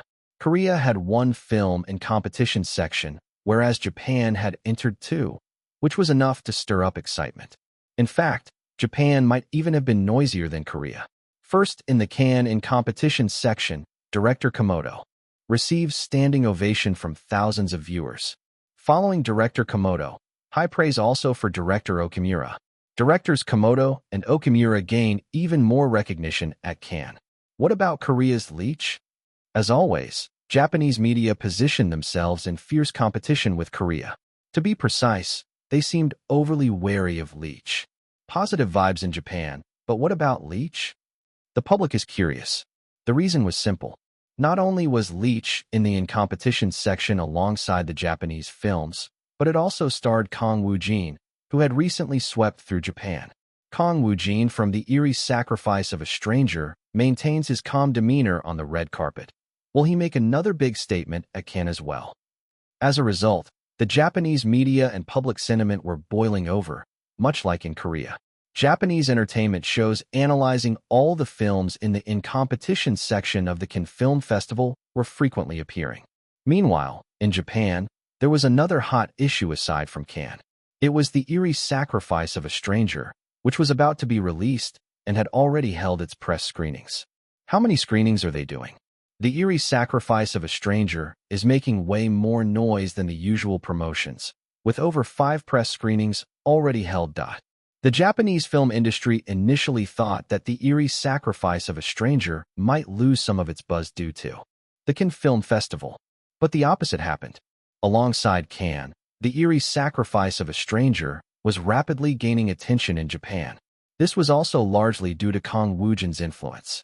An unusual aspect was that the numerous Japanese reporters who recently attended the press screenings were remaining quiet. Most of them were shocked, but no articles about the screenings had appeared yet. The timing wasn't right.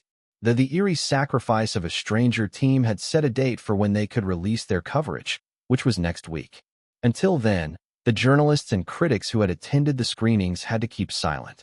But they were eagerly waiting. Many Japanese reporters who attended the screenings were preparing. Have you finished writing the article on the eerie sacrifice of a stranger? Yes, of course. I've captured my impressions in a balanced evaluation, along with an allowed level of content description.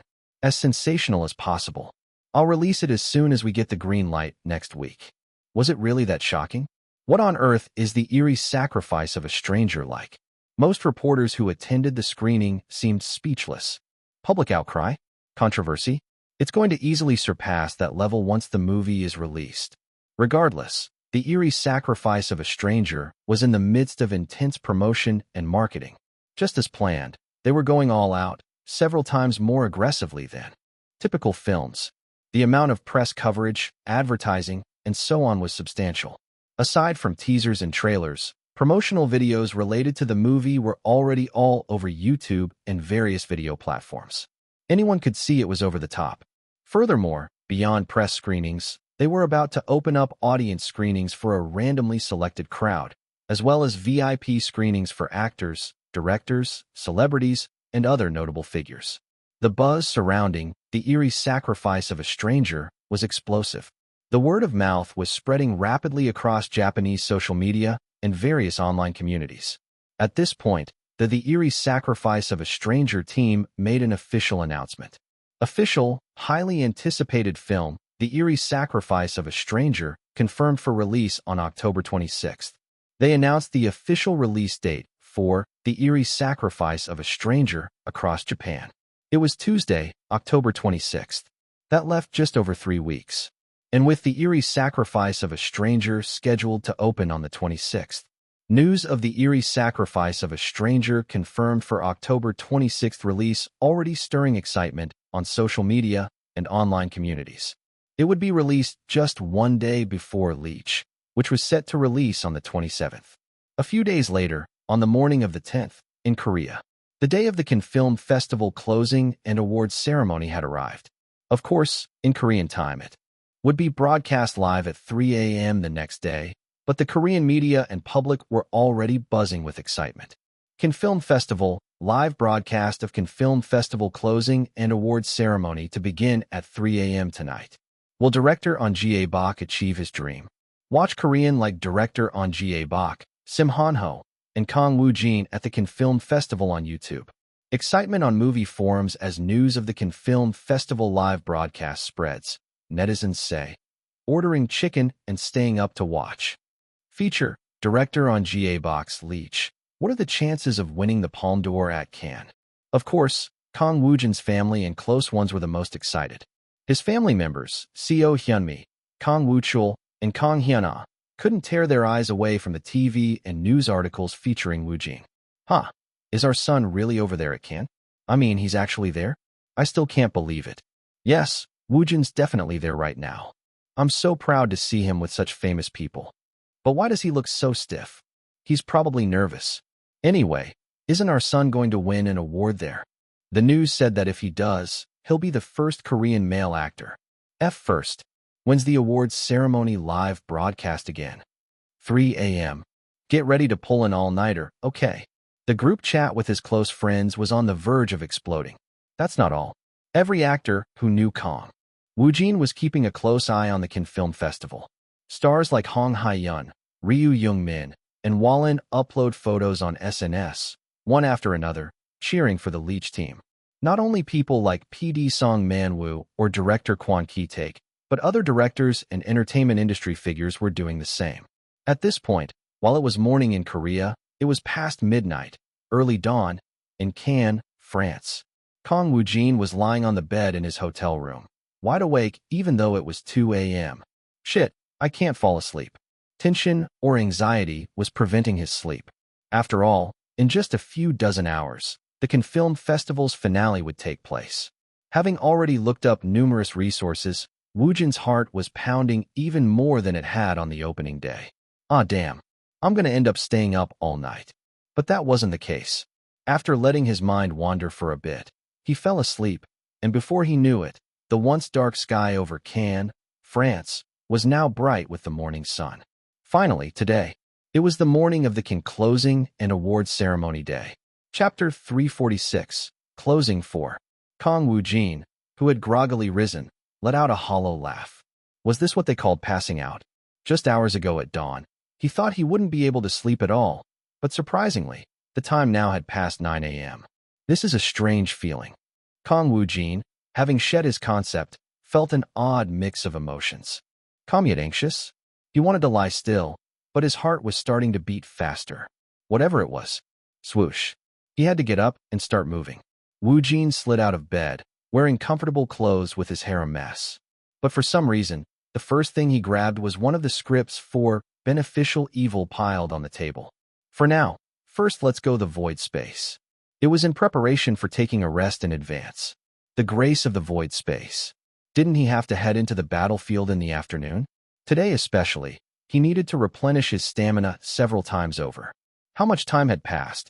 When Kang Woojin emerged from the void space into reality, he quietly stared at the white-toned tuxedo hanging on the wall. It was, in a way, his battle suit for the day. Just as Woojin picked up the tuxedo. Knock, knock. Someone knocked on his room door. It took only a moment for Woojin to pull on his concept again. Kang Woojin's expression turned cynical in an instant as he opened the door. There stood Choi Sung-gun with his ponytail, smiling and giving a thumbs up. Let's eat, Woojin. Koreans run on rice power, right? Yes, Seonim. Kang Woojin strongly agreed, though inwardly. And so, a few hours later, the time in Cannes, France, soaked in a festival atmosphere, had reached the late afternoon. Specifically, 5 p.m. At this hour, around the massive main venue of the Cannes Film Festival, the Palais de Festivals, there was a crowd beyond description. The red carpet was laid out once again. Just like at the opening ceremony, the red carpet was rolled out from the entrance to the far end, stretching wide on either side, flanked by thousands of reporters. Dressed in tuxedos, they were packed in even more densely than at the opening. Camera equipment stood out noticeably. Alongside small cranes, drones were flying through the sky. There were thousands of cameras of various sizes. Vans with broadcasting station logos and broadcasting teams from various countries were lined up, and the spectators surrounding the Palais de Festivals easily numbered in the tens of thousands. On the nearby beach, a large screen had been set up, also gathering tens of thousands of people. The procession had already started. Pabababababak. Pababababababak. Top actors, directors, and other stars from various countries were making their way towards the Cannes Film Festival's closing and awards ceremony, and thousands of reporters in tuxedos clicked their shutters every second. Dozens of broadcasting teams were providing live coverage on-site as well. Familiar faces passed by here and there. Japanese directors and actors with 2 films in the in-competition section, Hollywood figures like Joseph and Megan, director Danny Landis, Miley Cara, and others. Globally renowned figures from the film industry marched with pride, and as time passed, the heat on the red carpet only intensified. Then it happened. Thunk. From a limousine at the end of the red carpet, director Ahn Jae-bok with his short white hair and Sim Han-ho stepped out. In other words, the Leech team had arrived. Since they were quite a hot topic at this year's Cannes Film Festival, as soon as the Leech team emerged, Hundreds of reporters nearby bombarded them with flashes. Then, swoosh. A man with black hair, dressed in a white-toned tuxedo, stepped out of the limousine. Ooh, don't get nervous, damn it. Just go without hesitation. It was Kang Woojin. About an hour later, around 6:50 p.m., the location was the largest hall inside the Paleta Festivals. It was a hall that could easily accommodate 5,000 people, and currently, it was showing off its majestic appearance decorated for the Cannes Film Festival closing ceremony and awards. Gentle classical music playing, towering ceiling, countless lights hanging from it, over 5,000 seats divided between the first and second floors, and those seats filled with prestigious figures from various countries. Thousands of attendees who had graced the Cannes Film Festival were all dressed in tuxedos and gowns. The Hollywood top stars, normally as rare as stars in the sky, were also plentiful. A festival of international filmmakers in itself. The sight in front of these thousands of attendees was even more dazzling. A large stage, black floor, and a giant monitor set up to the left of the stage. Right in front of the stage, the broadcasting teams were busy. It was something arranged by the Cannes officials, and thanks to their work, the Cannes Film Festival was being broadcast live on French television. Of course, it was also on YouTube. Behind the stage, towering columns over 5 times the height of a person were set up from the left to the right end. The massive columns were gold-colored. At the far right was a section with a total of 10 seats.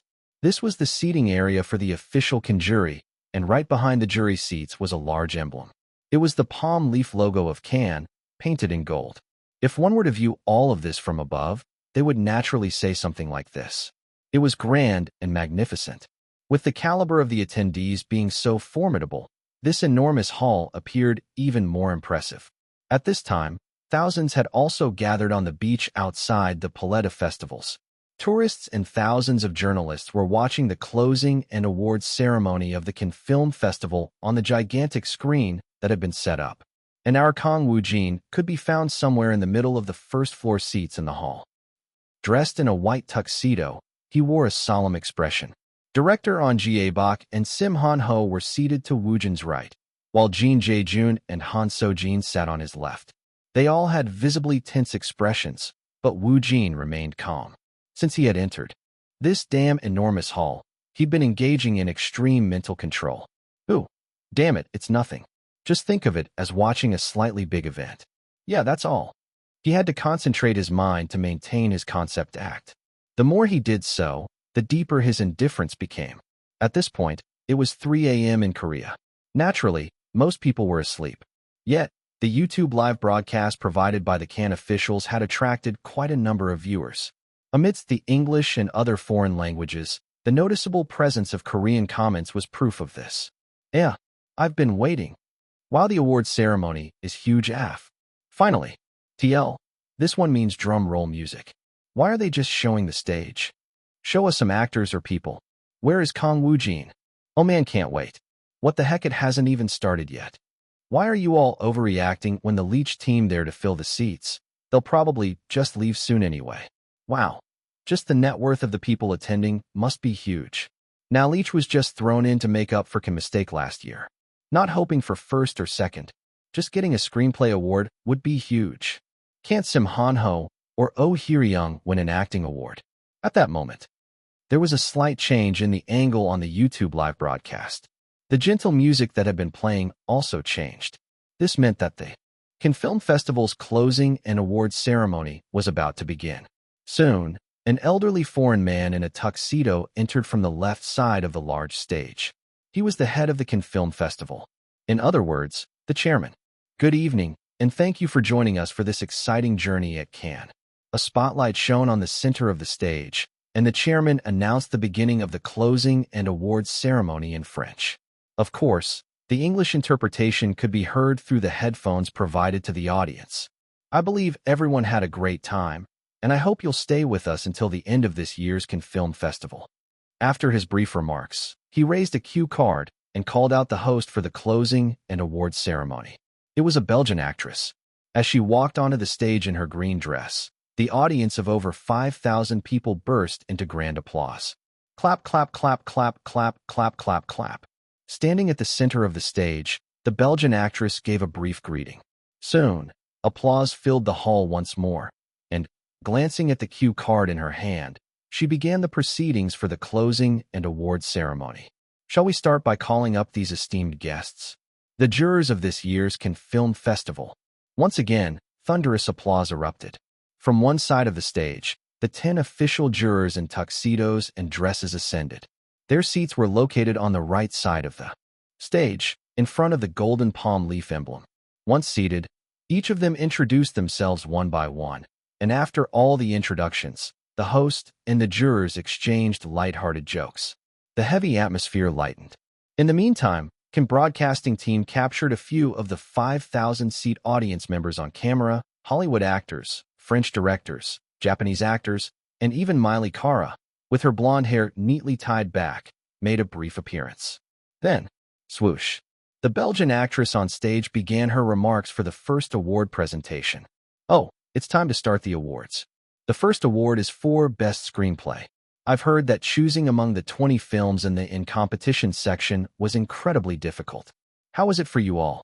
The microphone was passed to the 10 jurors. 2 of them gave playful responses. It was hell. I never want to be a jury member again. It was such a tough process. To me, every work was excellent. At the Cannes Film Festival, if one were to rank awards, the Best Screenplay award would be 4th place after the acting awards. But such rankings were meaningless. Just receiving an award at the Cannes Film Festival was the greatest honor for any work. Soon, the host standing at the microphone spoke. Please announce the winner of the Best Screenplay award. One of the jury members, an Iranian film director, picked up a handheld microphone. A cue card for the announcement was handed to him, and with a slight smile, he announced loudly, Best Screenplay award goes to Sacred House. Congratulations. Out of the 20 films in the in-competition section, Sacred House was a French film. Naturally, the person who stood up from the audience was a French director, and the cameras at the front of the stage immediately zoomed in on him. The massive hall was soon filled with thunderous applause. Clap, clap, clap, clap, clap, clap. Clap, clap, clap, clap, clap, clap, clap. Seated or standing, 5,000 audience members clapped their hands tirelessly. Kang Woojin joined in as well. Goosebumps. Could I even handle going up on that stage in this situation? Before he knew it, the French director had ascended the stage. He was handed the award. The trophy was in the shape of a palm leaf, the Cannes Film Festival's mascot, enclosed in a case. The French director, seemingly overwhelmed, stood speechless for a moment. Swoosh. I truly didn't expect this. With some difficulty, he began his speech. Though he briefly choked up and paused as his eyes grew teary, he managed to finish. Applause resounded once again in acknowledgement, and the Belgian actress hosting the event returned to the stage. She conducted a brief interview with the French director. By the time the director was stepping down from the stage, the host announced the next awards. Now we move on to the awards for our actors. Best Actor and Best Actress. Let's start with Best Actor. It was the actor's turn. Soon, expressions changed on the faces of many actors from various countries scattered among the 5,000-seat audience. Some showed nervousness or excitement, others determination or ambition. In contrast, Kang Woojin maintained the same calm expression he'd had from the beginning. At this point, Jin Jae-jun, with his sharp gaze, glanced at both Kang Woojin and Sim Han-ho. Neither of them looks expectant. I think they definitely have a shot, though. Then he scanned the top international actors spread out across the room. Still, winning an award here is really damn difficult. The Belgian actress, serving as host, directed a question to the jurors in the back. Judges, how was it making your choices among the actors? The first response came from a Swedish actress, dressed in a gray gown with her shoulders exposed, one leg crossed over the other. Up until the night before the final decision, we hadn't been able to make a choice. I completely agree with what Jeff said earlier about it being hell. In the end, we did make a choice, but all the actors were outstanding. Next was the Italian director seated beside her, notable for his prominent mustache. Unlike her, I made my choice quickly.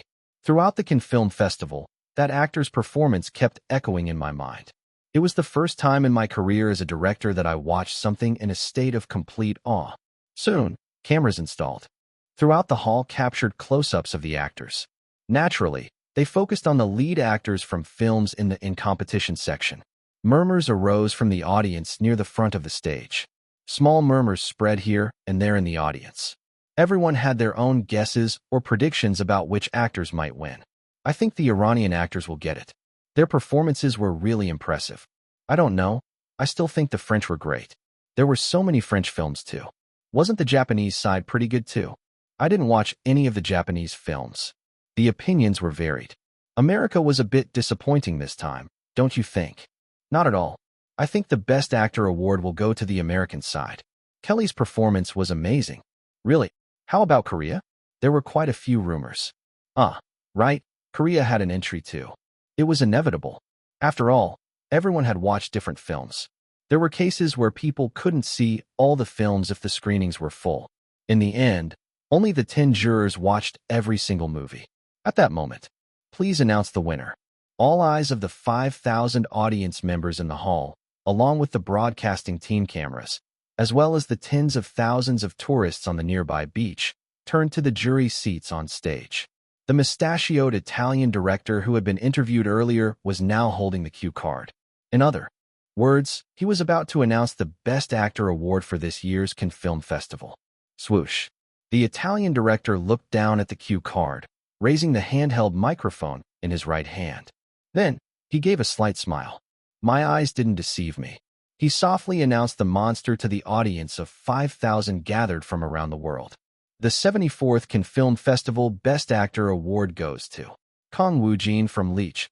In an instant, thousands of eyes and cameras in the hall swiveled to the black-haired Korean actor, sitting calmly with an indifferent expression that hadn't changed.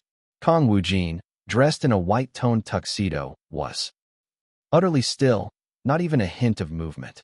Though inwardly, he was cursing fiercely. No way, fuck me. Chapter 347. Closing 5. Just before Kang Woojin's name resounded at the closing and awards ceremony of the 74th Cannes Film Festival, Woojin, who was actually sitting in his seat, had no particular thoughts. It would be accurate to say he didn't have high expectations. But he had imagined it. If I win Best Actor here at Cannes, that'd be seriously insane. After all, he had personally experienced the explosive atmosphere of Cannes, the grand festival of the world's filmmakers, for about 10 days. Numerous foreign reporters, directors, and actors acknowledged him or mentioned him on social media. At that level, if he were to officially win the Best Actor award, it would just be over. It was obvious that not only Korea but the entire global film industry would be buzzing. But that was as far as it went. It would be a lie to say he didn't feel any desire, having come this far, but Kang Woojin let go of any attachments. For one thing, the words that Choi Sung-gun had said to him before the closing and awards ceremony had a significant impact. There's definitely a possibility that you, Woojin, could win the award. But in the end, it's people making the decision, and the 10 judges are no different.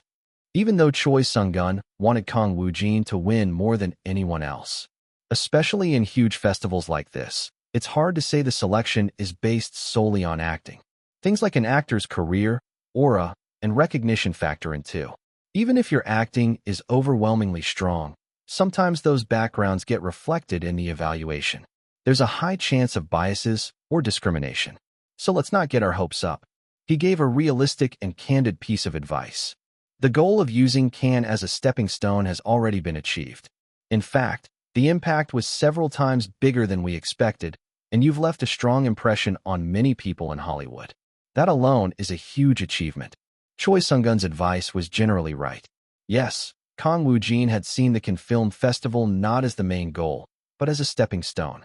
Strictly speaking, it was a misconception held by director On Jae-bak and Choi Sung-gun, but in the end, everything had come true in reality. Just 2 years into his career, his entry into Cannes had explosively raised his recognition among famous filmmakers overseas, including Hollywood. Even if he were to go to Hollywood now, quite a few people would recognize Kang Woojin. If they didn't recognize him immediately, they'd find out with a little research. That's why Kang Woojin let go of his attachment. Well, in fact, for the ordinary citizen Woojin beneath his public persona, even being on this absurd stage felt surreal. At that moment, it happened. My eyes didn't deceive me. The name of the best actor of this year's Cannes Film Festival resounded across the grand hall of the Palette of Festivals, echoing Kang Woojin's name, who was maintaining a calm facade after letting go of his expectations. The 74th Cannes Film Festival Best Actor Award goes to Kang Woojin from Leech. Immediately, Woojin didn't have much of a reaction. He didn't register it right away. It was because of the Italian director's awkward pronunciation on that grand stage, and because he hadn't been expecting it, so he didn't realize it immediately. It wasn't until the cameras in the hall, the over 5,000 big shots from all over the world, were all staring at him, that Kang Woojin suddenly snapped to attention. Oh, what? At that moment, director On Jae-bok and the entire Leech team quickly turned their heads toward Kang Woojin. Woojin remained calm on the outside, but inside, he was cursing up a storm. No way, fuck me. A few more times. Is it real? Really? Holy shit. What is this? Is this a hidden camera prank? However, his indifferent expression remained intact. Rather than putting on an act, it was more accurate to say his mind had blanked out from shock and confusion. What the hell? Is this real? No, it has to be a dream. But damn, this dream feels insanely vivid. While Kang Woojin's brain was still tangled in confusion, the atmosphere in the grand hall started to turn strange, and the reaction of the thousands of audience members was similar. Murmuring, whispering, curious looks, mouths open in surprise. The reason was simple. For the world-renowned Cannes Film Festival's Best Actor Award to be called out in the name of a Korean actor. Kang Woojin? Where is he?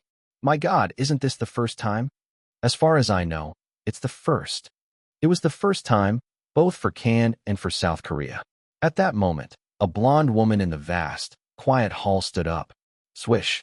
A woman with blue eyes filled with joy and certainty. Miley Kara, a global superstar, had become the catalyst. Following her, thousands of audience members stood up one after another. And then, clap, clap, clap, clap, clap, clap, clap, clap. A standing ovation erupted. Clap, clap, clap, clap, clap, clap, clap, clap, clap, clap.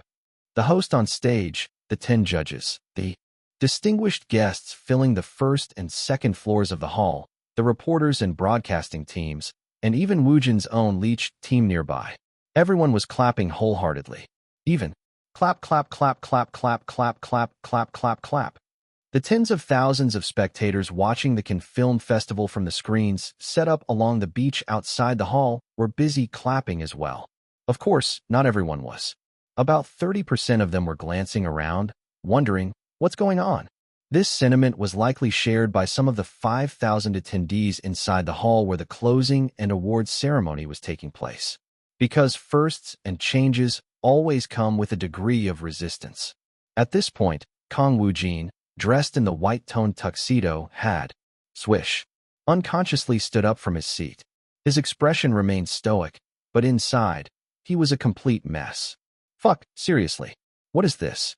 Rather than not believing his current view, he was simply overloaded. Who could possibly remain calm in such an absurd situation? A fanfare-like music filled the hall, loud enough to make his ears ring. The endless roar of applause. Congratulatory remarks from nearby dignitaries. Multiple cameras rushing toward him. Flashing lights. It wouldn't have been surprising if he had fainted or lost his senses. Clap, clap, clap, clap, clap, clap, clap, clap, clap, clap. But on the surface, Kang Woojin was the very picture of calm. Composure. His well-honed, damn my way, tough guy persona instinctively took over. Woojin shook the countless hands thrust toward him. It was a series of handshakes. Director On Jae-bok's elderly voice, with his short white hair, reached his ears. Congratulations, truly. I'm proud that you hold the title of South Korea's first actor. Veteran actor Sim Han-ho grabbed Woojin's shoulder and patted his back. What I couldn't achieve in decades, you've done in just 2 years. I'm genuinely happy. Stand tall, Kang Woojin.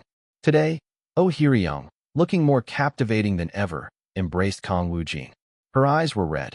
He also heard the excited congratulations from Jin Jae-jun and Han So-jin. From Woojin's mouth came nothing more than a humble, thank you, and the flashing lights and applause only intensified. The world was congratulating Kang Woojin. The interesting part was, whatever. I think I'm starting to feel okay now. In a situation where he wouldn't be blamed for losing his mind, Woojin's emotions were actually calming down. Was it the adrenaline? In any case, Kang Woojin. Swish.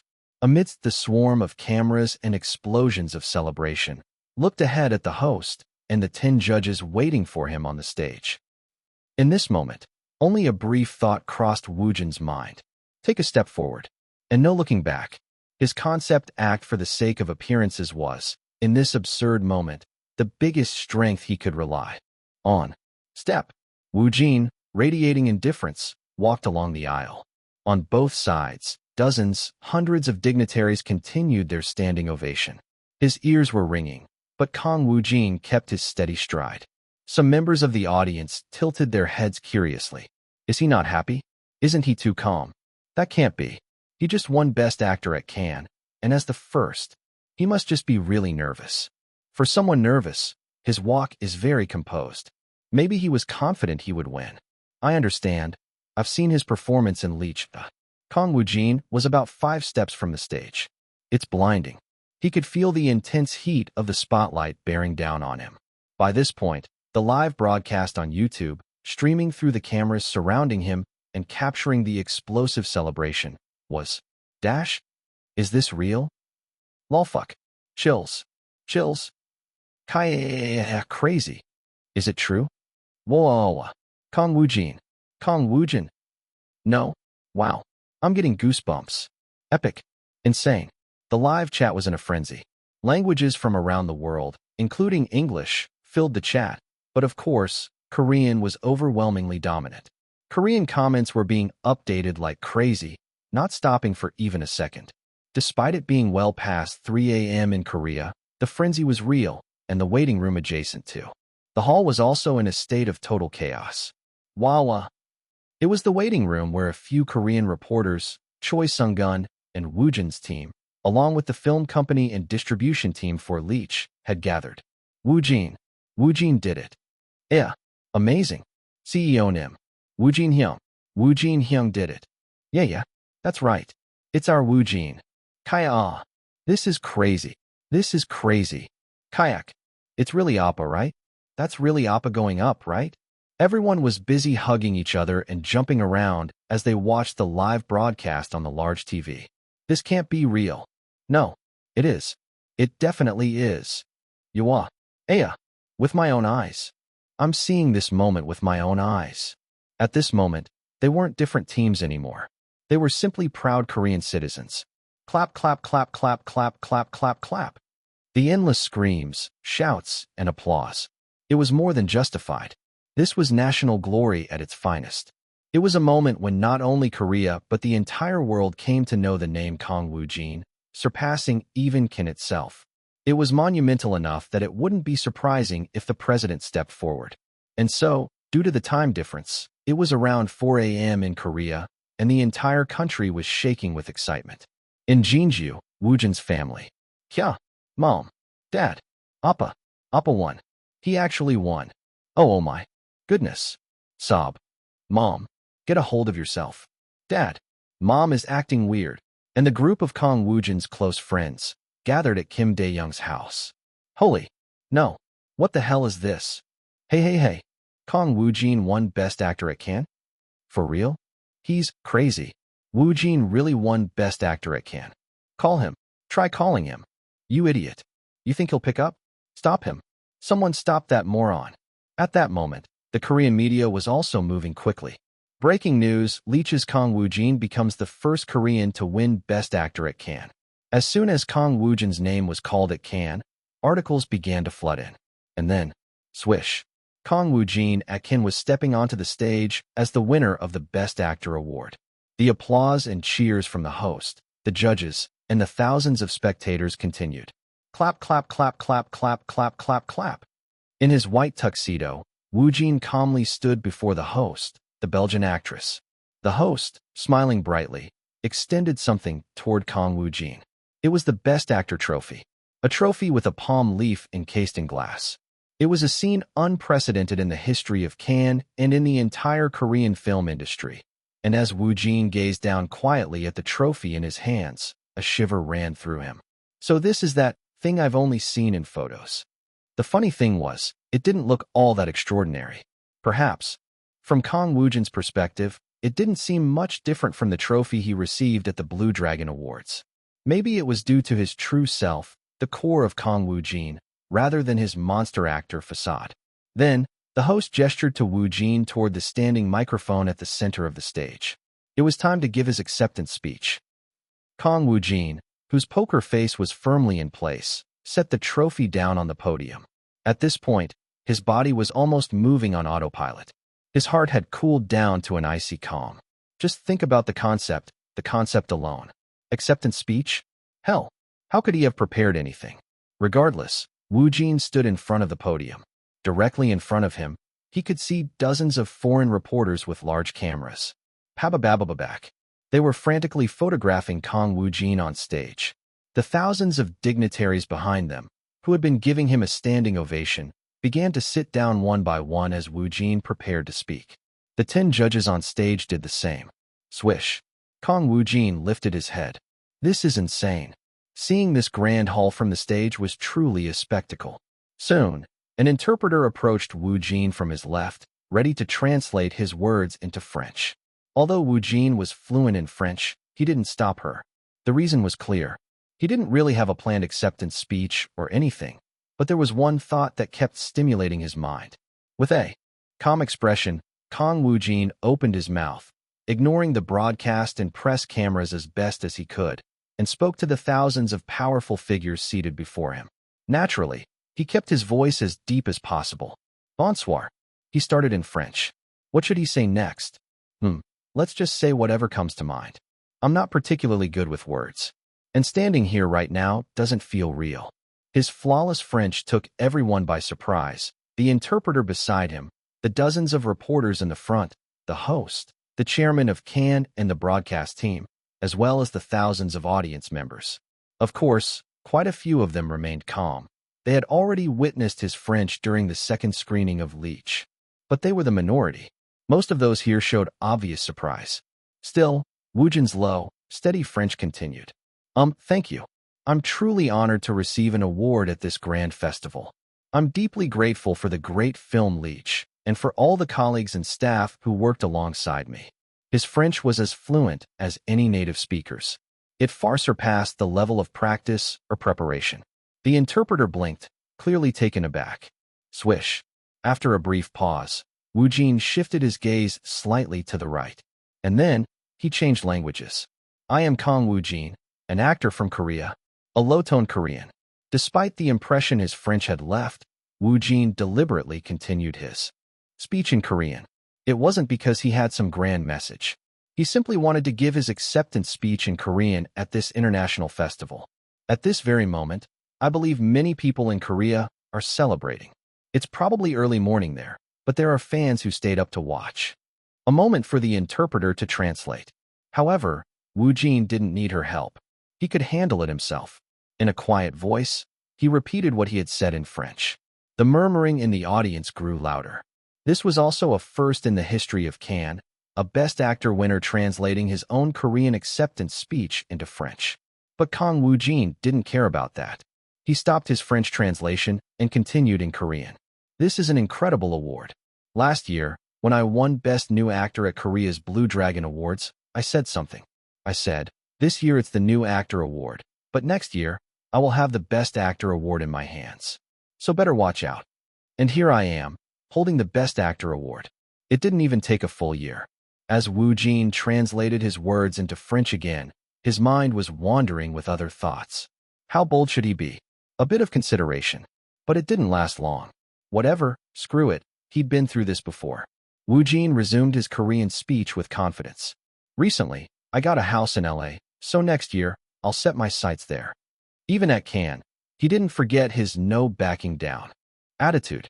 Chapter 348, Closing 6. Kang Woojin's deep voice echoed through the Grand Cannes Film Festival's closing and award ceremony. His expression was silent, composed, and calm. It was hard to believe he was the first Korean man to achieve this at Cannes. His remarks, spoken in Korean to the audience, which included titans of the global film industry and reporters from various countries, were, I got a house in LA, so next year, I'll set my sights there. It was nothing short of a declaration of war.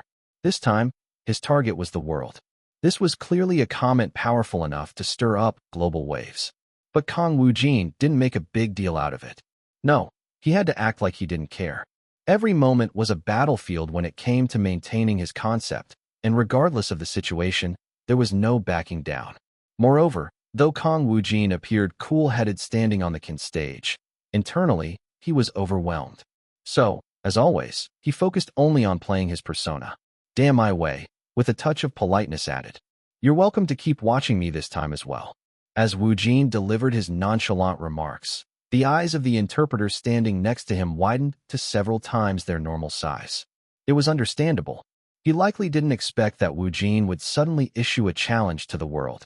Meanwhile, the host on stage, the 10 jury members, dozens of reporters in the front rows, the Kang broadcasting team, and thousands of prominent figures in the audience showed no immediate reaction.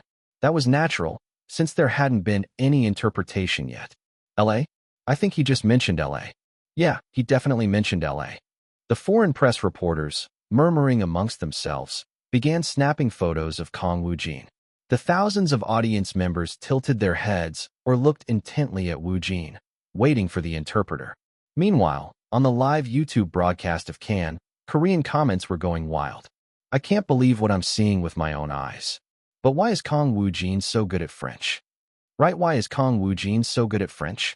Who cares what's important is that Kang Woojin just won the Best Actor award at Cannes. Praise me for staying up all night. Wow, Kang Woojin really raised our national prestige. Kang Woojin's French pronunciation is insane. Why do I feel happy? Bartender, 1 glass of national pride, please. No way was it even possible to win Best Actor at Cannes just 2 years after debuting. Goosebumps. There's going to be chaos tomorrow both here and there. Congratulations. In the Cannes audience, although there were only a few, some people who understood Korean reacted immediately to Woojin's comments. It was the Leech team. Director Ahn Jae-bok, with his short white hair, chuckled as he stroked his chin. He's talking about Hollywood, about the Academy Awards. Right? He wouldn't be him if he didn't have that kind of ambition.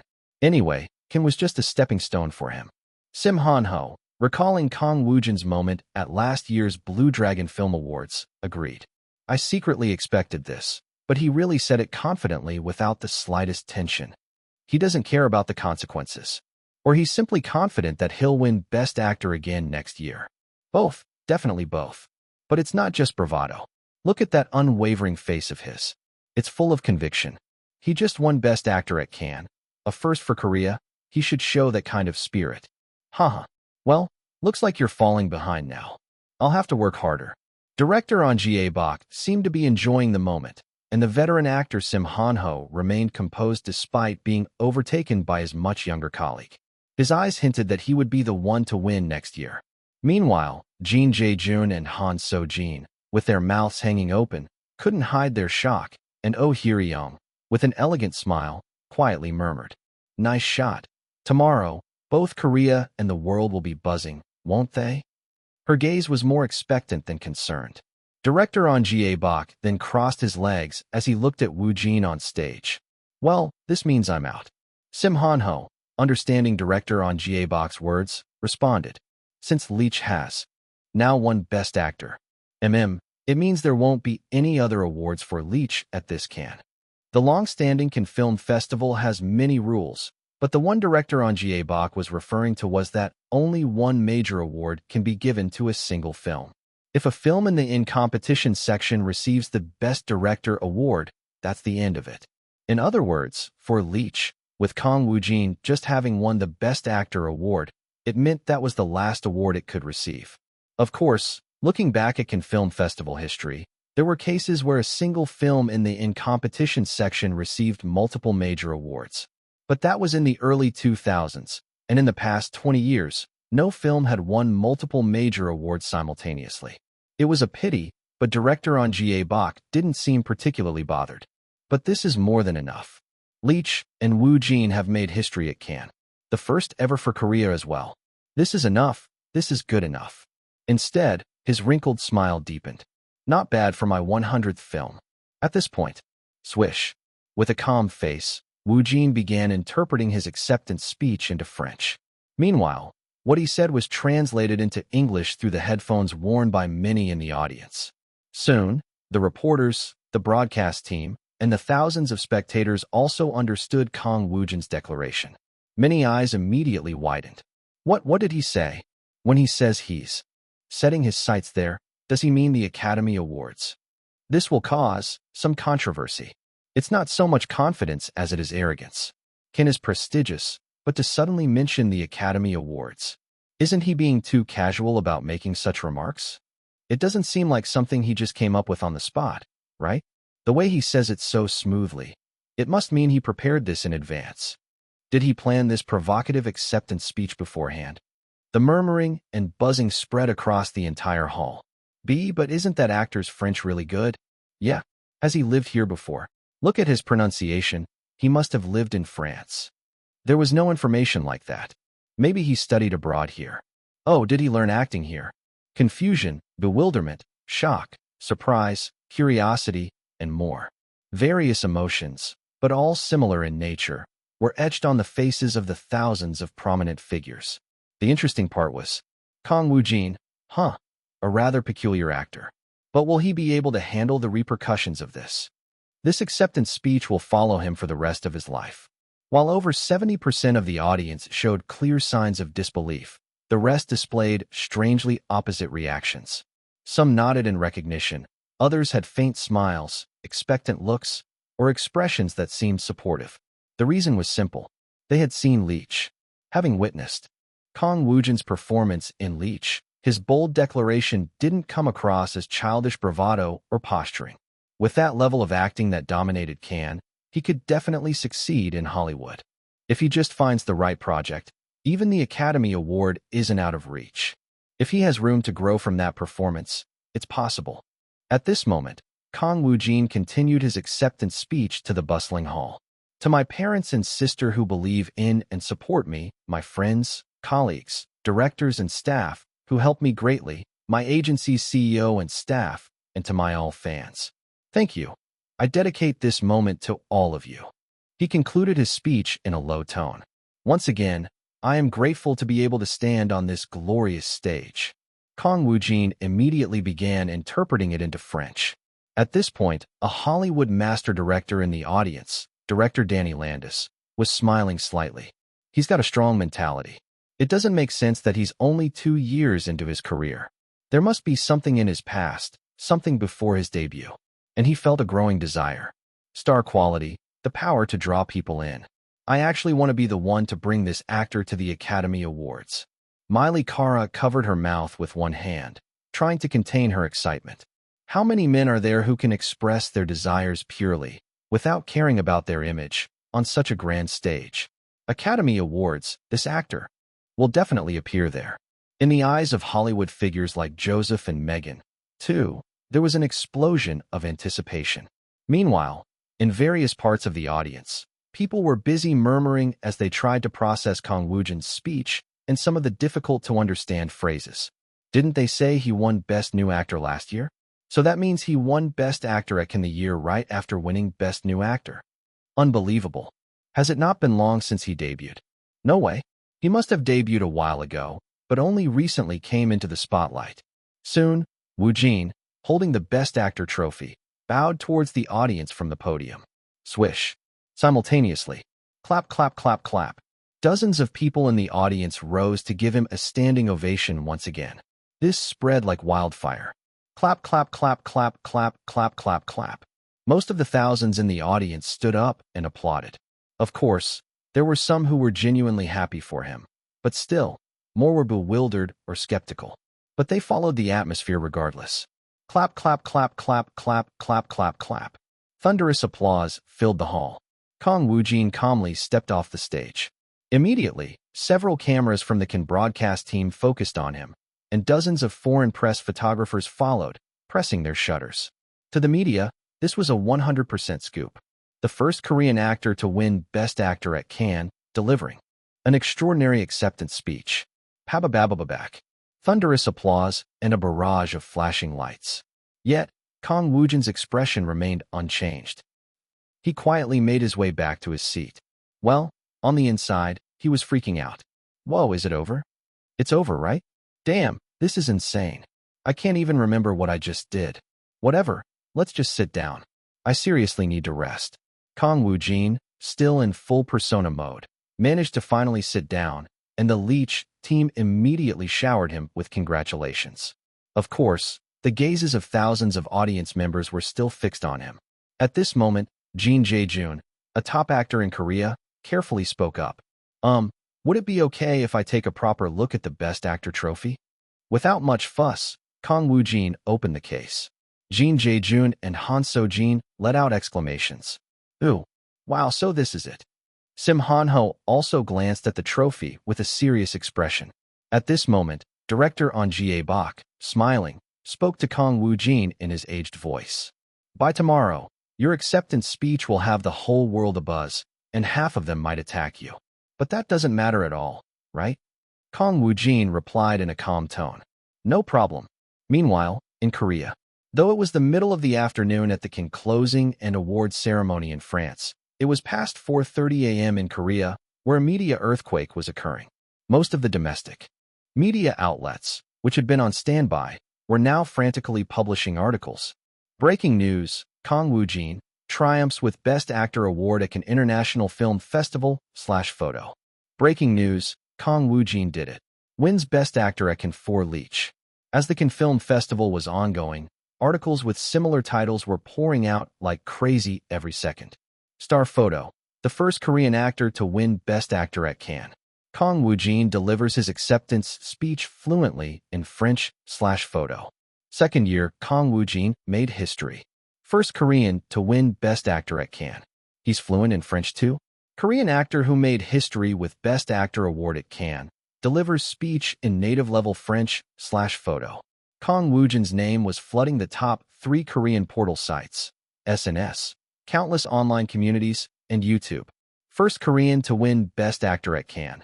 Kang Woojin's unconventional acceptance speech. Setting my sights on Hollywood next year. Monster actor Kang Woojin references last year's Blue Dragon Film Awards in his speech. Got a house in LA, aiming for the Academy Award for Best Actor. Despite the early morning hours, the media and public opinion were showing an intensity close to madness. Kang Woojin had not only brought honor to his country, but had made global history. And he had done so just 2 years after entering the Korean entertainment industry. If this was the reaction at such an early hour, it was clear that by the time morning came, the flames would grow several times larger. In fact, numerous news teams from domestic broadcasting stations were already bustling around since dawn. The materials that came in. The materials. Over here. The video of Kang Woojin's acceptance speech. The one with the French included. Currently editing. What about the on-site reporter? Contact made. They had to air the news of Kang Woojin's legendary achievement as a special feature on the morning news. Is this the only photo we have? Get a clearer one. Yes. We don't have time. Hurry up and prepare. There won't be any more awards related to Leech at Cannes, right? There shouldn't be, since he already won Best Actor. By rule, they can't win any other awards. Okay, let's go live with the main feature on Kang Woojin winning Best Actor at Cannes this morning, and release the post-ceremony footage at noon. Make sure to secure an interview with Kang Woojin. Got it, I'll relay the message. Every second, every minute, the name Kang Woojin kept piling up on domestic online and offline platforms. About 45 minutes passed like this. As Korea was getting more and more excited, the conference room of Leech's official film company was reminiscent of a frenzied party. Woo! Kang Woojin. Kang Woojin. It's done. It's done. With this, not only Korea but the whole world will be buzzing. Articles are already pouring out like crazy. Good. Get in touch with our team at Cannes. Get Woojin SSI on the phone as soon as the closing ceremony ends. We'll push for theatrical releases in Japan and France too. Of course, the executives of Leech's production and distribution companies, who had stayed back in Korea, were half out of their minds with excitement. They had all gathered in the early morning to watch the live broadcast of the Cannes Film Festival on a large TV screen. Naturally, from the moment Kang Woojin's name was called for Best Actor, they'd been in this state. Tell the behind-the-scenes team at Cannes. As soon as the award ceremony is over, have them stick with Woojin SSI. Tell them to capture everything, from commemorative photos and interviews to the after-party. We absolutely need the original footage. Understood. And what's it called?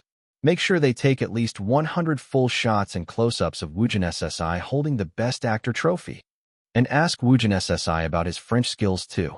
Of course, at this moment, the conference room's front TV was still broadcasting the Cannes Film Festival's closing ceremony live.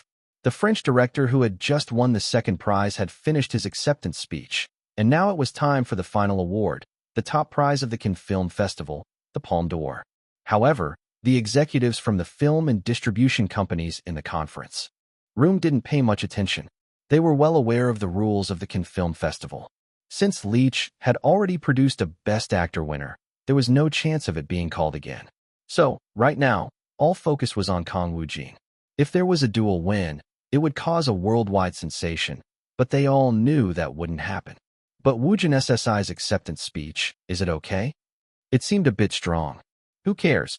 Thanks to that, we're about to cause a global sensation. In fact, we should be grateful.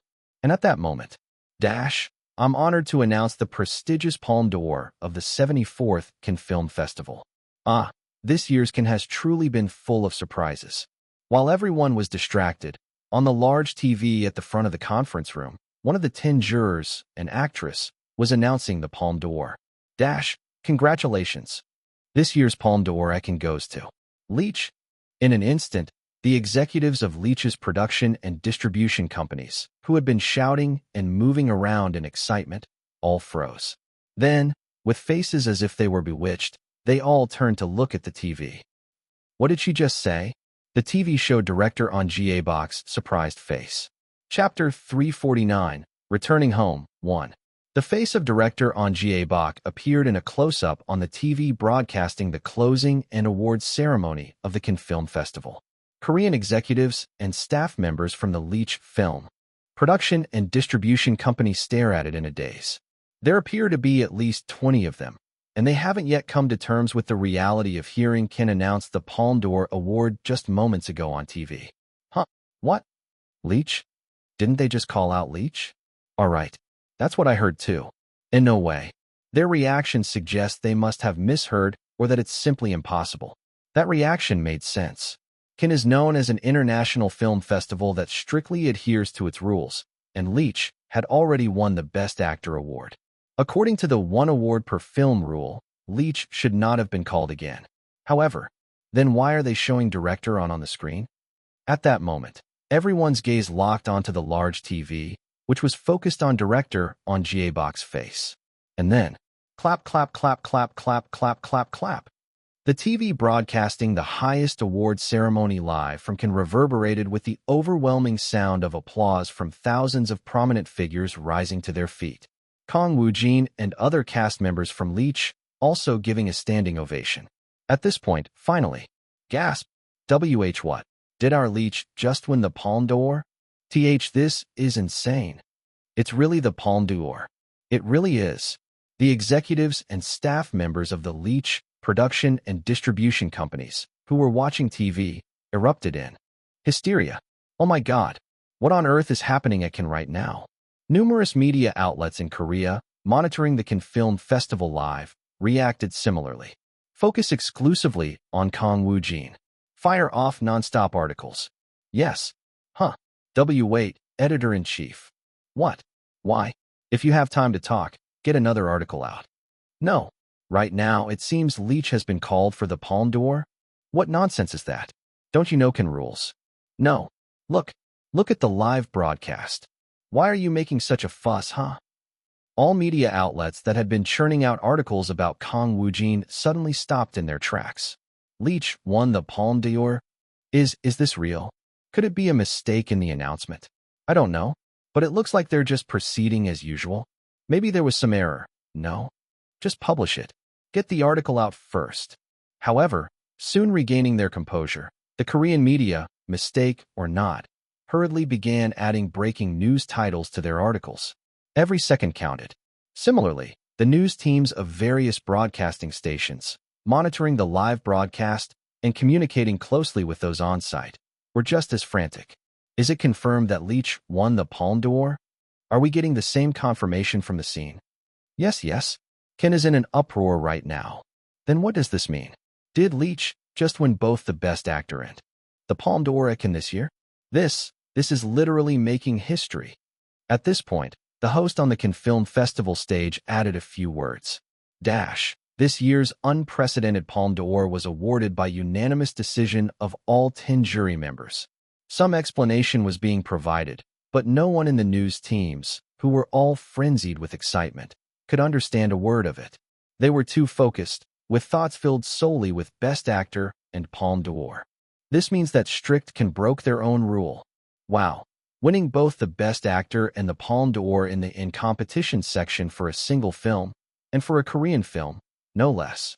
Has there ever been a case like this in the history of the Cannes Film Festival? When did this happen? I'll check. There was The Black Piano in 2002, which won the Grand Prix, Best Actor, and Best Actress awards. Then, is this the first time in over 20 years they've broken a rule? Yes. And furthermore, winning both the Palme d'Or and Best Actor together. It seems this is the first time in Cannes history. This is an insane record, isn't it? Once the reality set in, news teams from various domestic broadcasting stations suddenly became frantically busy. Modify everything you were preparing. Hurry. The news set to air in the morning had to be changed as quickly as possible. Among the articles dominating the internet at the moment, Kang Woojin achieves remarkable Best Actor win at Cannes Film Festival. Star Talk. Kang Woojin lifts Best Actor trophy at Cannes just 2 years after debut. Declares next year will be the Academy Awards in acceptance speech. Live from Cannes, Kang Woojin's amazing Best Actor win at Cannes. Declares next year will be the Academy Awards in fluent French. News about Leach winning the Palme d'Or started pouring out as a wave of updates in real time. Cannes Film Festival, Leach wins both Palme d'Or and Best Actor, breaking no simultaneous awards rule, a first for both Cannes and Korea. In short, Leach was making history.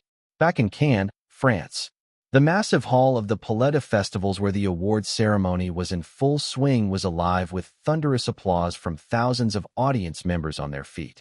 Clap, clap, clap, clap, clap, clap. Clap, clap, clap, clap, clap, clap, clap. Everyone's attention was focused on director Ahn Jae-bak, who, in his tuxedo and with short white hair, was standing around the center of the first floor, receiving congratulations from the cast of Leach. Meanwhile, many prominent audience members murmured amongst themselves. Both awards? Has this ever happened before? It's the first, as far as I remember. So that means Cannes broke its own rule. What does this mean? Is Leach really such a remarkable film? Just seeing that the jury was unanimous tells you it's of exceptional quality. Those who had already watched Leach at Cannes clapped with understanding expressions, but naturally, most people in the hall hadn't seen the film, so there was bound to be some confusion. Though it was drowned out by the standing ovation, the murmurs grew louder. Leach, just what kind of movie is it for Cannes to break its own rule and award both Best Actor and the Palme d'Or? Curiosity among prominent figures from around the world exploded as well. Just what kind of movie was Leach to have achieved such an unprecedented result? Meanwhile, the live broadcast that countless people worldwide were tuned into was already flooded with Korean comments. What? Is this real? Oh, well, congratulations. Wow, this is insane, so awesome. Unbelievable. I can't believe I'm seeing a Korean film win the Palme d'Or at Cannes before I die. For real? This is epic. They got both the Palme d'Or and Best Actor? Japan's meltdown, son. Wait, what the heck? Fuck, hold on. I need to change my underwear. Cannes, and we're not done yet. Congratulations. This is freaking awesome. Regardless, the Palme d'Or for the 74th Cannes Film Festival was confirmed to be awarded to Leach, and the veteran director Ahn Jae-bak had left a monumental mark on the Cannes stage with his 100th film. Congratulations poured in for director Ahn Jae-bak, who had risen to his feet. Congratulations, Director Nim. Ho, Director Nim. Congratulations. So happy for you. I'm tearing up. Director Nim, congratulations. The cheers of the Leach team, including Kang Woojin, who congratulated him with genuine sincerity despite his usual stoic demeanor, the high praise from the surrounding prominent audience members, the flash of cameras pouring in, and the cameras of Cannes broadcasting team urgently approaching. The atmosphere quickly became chaotic. However, Director On Bak remained remarkably composed, a wrinkled smile on his face as he greeted each congratulator. Suddenly, he quietly murmured to Kang Woojin, "Woojin SSI, could you do me a favor?" Woojin responded calmly, "Please, go ahead." Stepping out from his seat and gesturing towards the front, Director On Bak continued, "I'd like you to interpret my acceptance speech in French." Huh, me? Though he tilted his head in confusion internally, Woojin remained silent with a solemn expression. Director On Bak repeated himself, "This year's Can has been extraordinary, and you and Leech were the protagonists. Shouldn't we deliver a proper finish then? I mean, let's make sure it's captured well by the cameras." Understood. Just in case, bring the Best Actor trophy with you as well. It was an idea that only Director On Bak, a seasoned veteran who had devoted decades to filmmaking, could come up with. An idea to leave a definitive impact at the finale. After finishing their conversation, Director On Bak and Kang Woojin moved together toward the stage. The audience members, who were still giving a standing ovation, looked at them with curious eyes, wondering what was going on, while hundreds of reporters from various countries snapped photos of Woojin and Director On walking confidently. By then, the chairperson of the Cannes Film Festival on stage picked up the microphone. With a unanimous decision by the jury, and after long deliberations, we have made this choice. Leech is truly a work that deserves it. An explanation of why Can broke the rule for Leech. Soon after, swoosh, Director On Bak ascended the stage. Kang Woojin followed as the second person. Shortly, Director On received the trophy from an actress among the jury members. What he received was, of course, a palm leaf trophy encased in a box. However, the golden palm leaf on the Palme d'Or was about 1.5 times bigger than the Best Actor trophy that Kang Woojin held. Director On Bak gazed quietly down at the Palme d'Or. His expression wasn't particularly intense, neither happy nor sad, just a face full of calmness. It seemed as though he was reminiscing about the life he had spent rolling around in the film industry over the years, perhaps from the beginning of Leech. Such an incredible outcome was only possible because I met Woojin at the start of Leech. He moved after that thought. Who dash? Director On Bak let out a small breath and stood in front of the podium. Then, he gave a wrinkled smile to Kang Woojin, who was standing on his left in a white tuxedo. "I'll leave it to you." Kang Woojin nodded silently.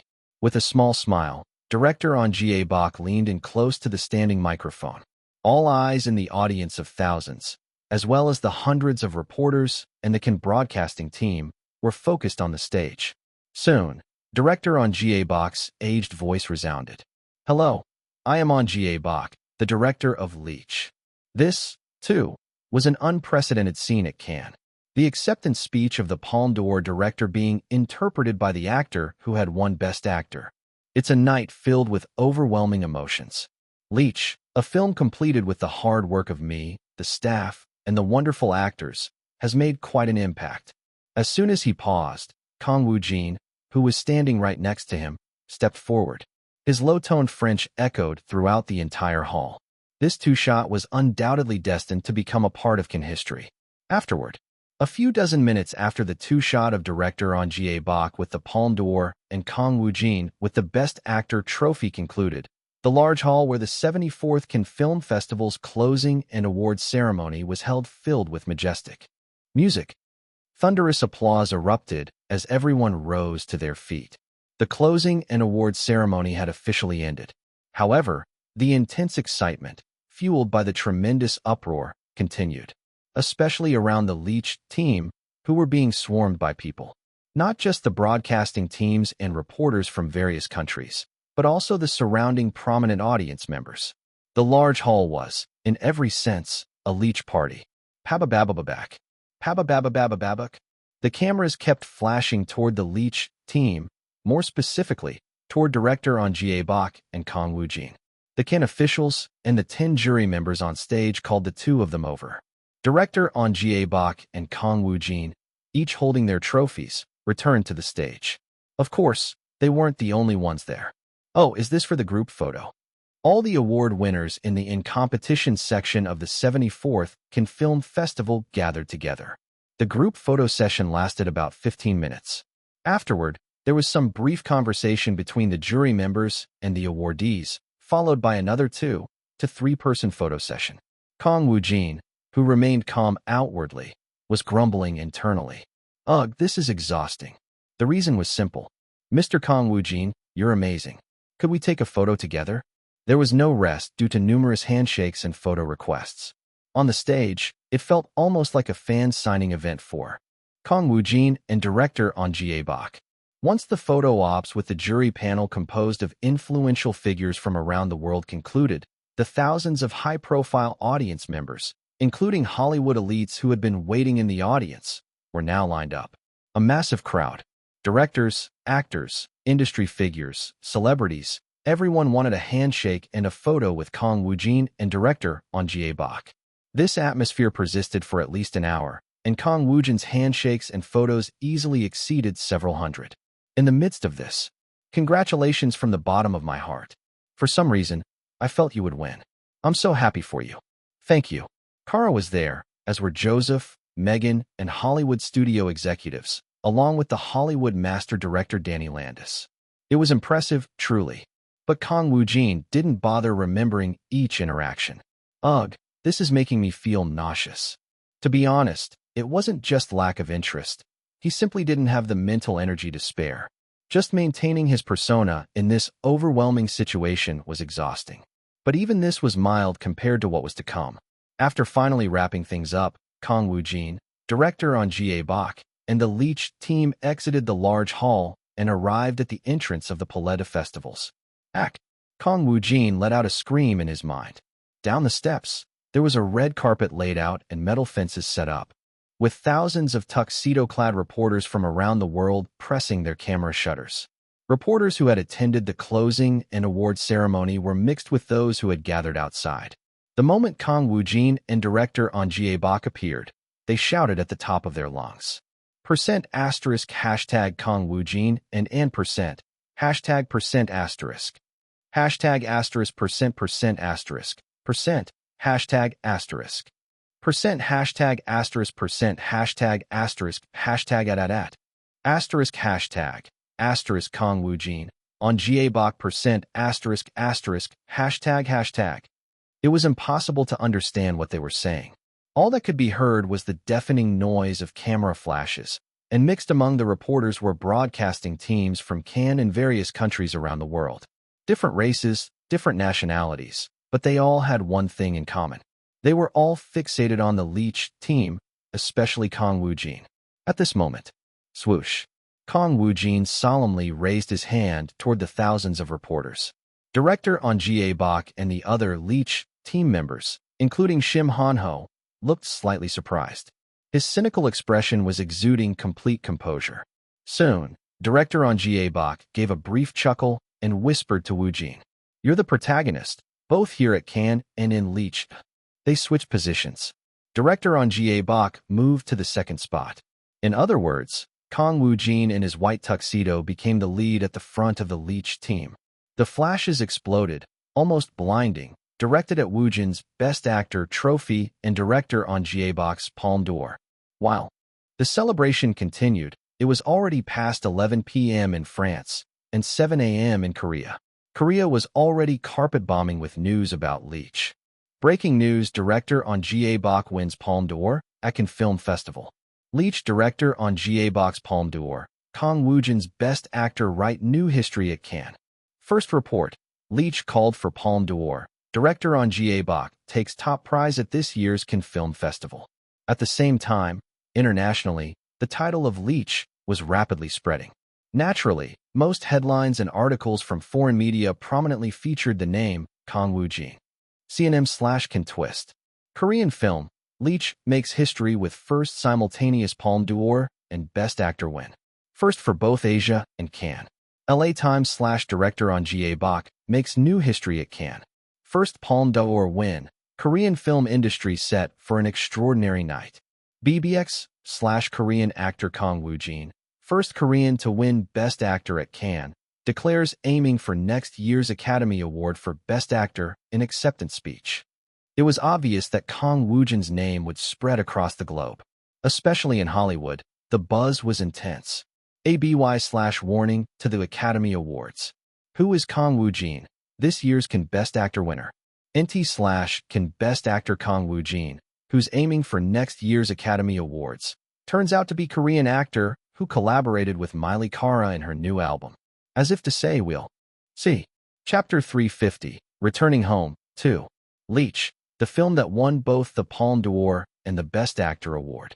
While Kang Woojin, who made history with Leech at the Cannes Film Festival, was immersed in the Cannes after-party, news of this extraordinary Cannes Film Festival was spreading rapidly across the globe. From France to Japan, Hollywood, and beyond. It was happening simultaneously in almost every country that attended this year's Cannes Film Festival. It's typical for the media to make a fuss once Cannes, the grand festival of international filmmakers, ends. But this time, it was several times more sensational than usual. There were countless spectacles, loads of controversial moments, and above all, many firsts. The 74th Cannes Film Festival ends. Spotlight on Palme d'Or winning director Ahn Jae-bak and Best Actor award winner Kang Woojin. A Korean film drops a bomb on Cannes.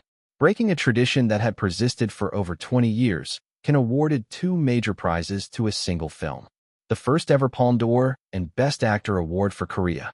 Kang Woojin, only in his second year since debut, delivered a speech in native-level French and did his own interpreting, declaring his ambition toward Hollywood, and more. With such an impactful event, it was no surprise that the global film industry was captivated. Photos of director Ahn Jae-bak and Kang Woojin spread across the world. Especially Woojin's face, his recognition was skyrocketing. Globally, in what people called a meteoric rise. The declaration he made toward the Academy Awards was no small affair. Moreover, Kang Woojin collaborated with Miley Cara, who is set to release a new album on the 12th. Korean actor involved in Miley Cara's album, Best Actor winner at Cannes, Kang Woojin. As Woojin's popularity rose, the promotion of Miley Cara's new album, set to release in 2 days, was also soaring. Of course, Cara alone had enough star power, but now it had doubled. While the world was in such turmoil, Kang Woojin had no time to care about it. He was being drained by the Cannes Film Festival after-party. Easy. His phone was buzzing nonstop. Messages, chats, DMs, congratulations were pouring in. But regardless, dressed in a white tuxedo, Kang Woojin was. Outwardly, he was maintaining a firm face while shaking hands with global bigwigs. But internally, he was groaning. I just want to get back to the hotel. He bitterly regretted not bringing along any scripts or scenarios. Meanwhile, though Dawn had already seen a flood of news in Korea, now that most people were awake, the frenzy was several times greater. From the news segments of almost every broadcasting station in the country. The film Leech has become the first Korean film to win the Palme d'Or and Best Actor award. Director Ahn Jae-bak has reached this milestone with his 100th film, and actor Kang Woojin has achieved a world-stunning result just 2 years after his debut. Notably, this year's Cannes broke long-standing traditions specifically for Leech.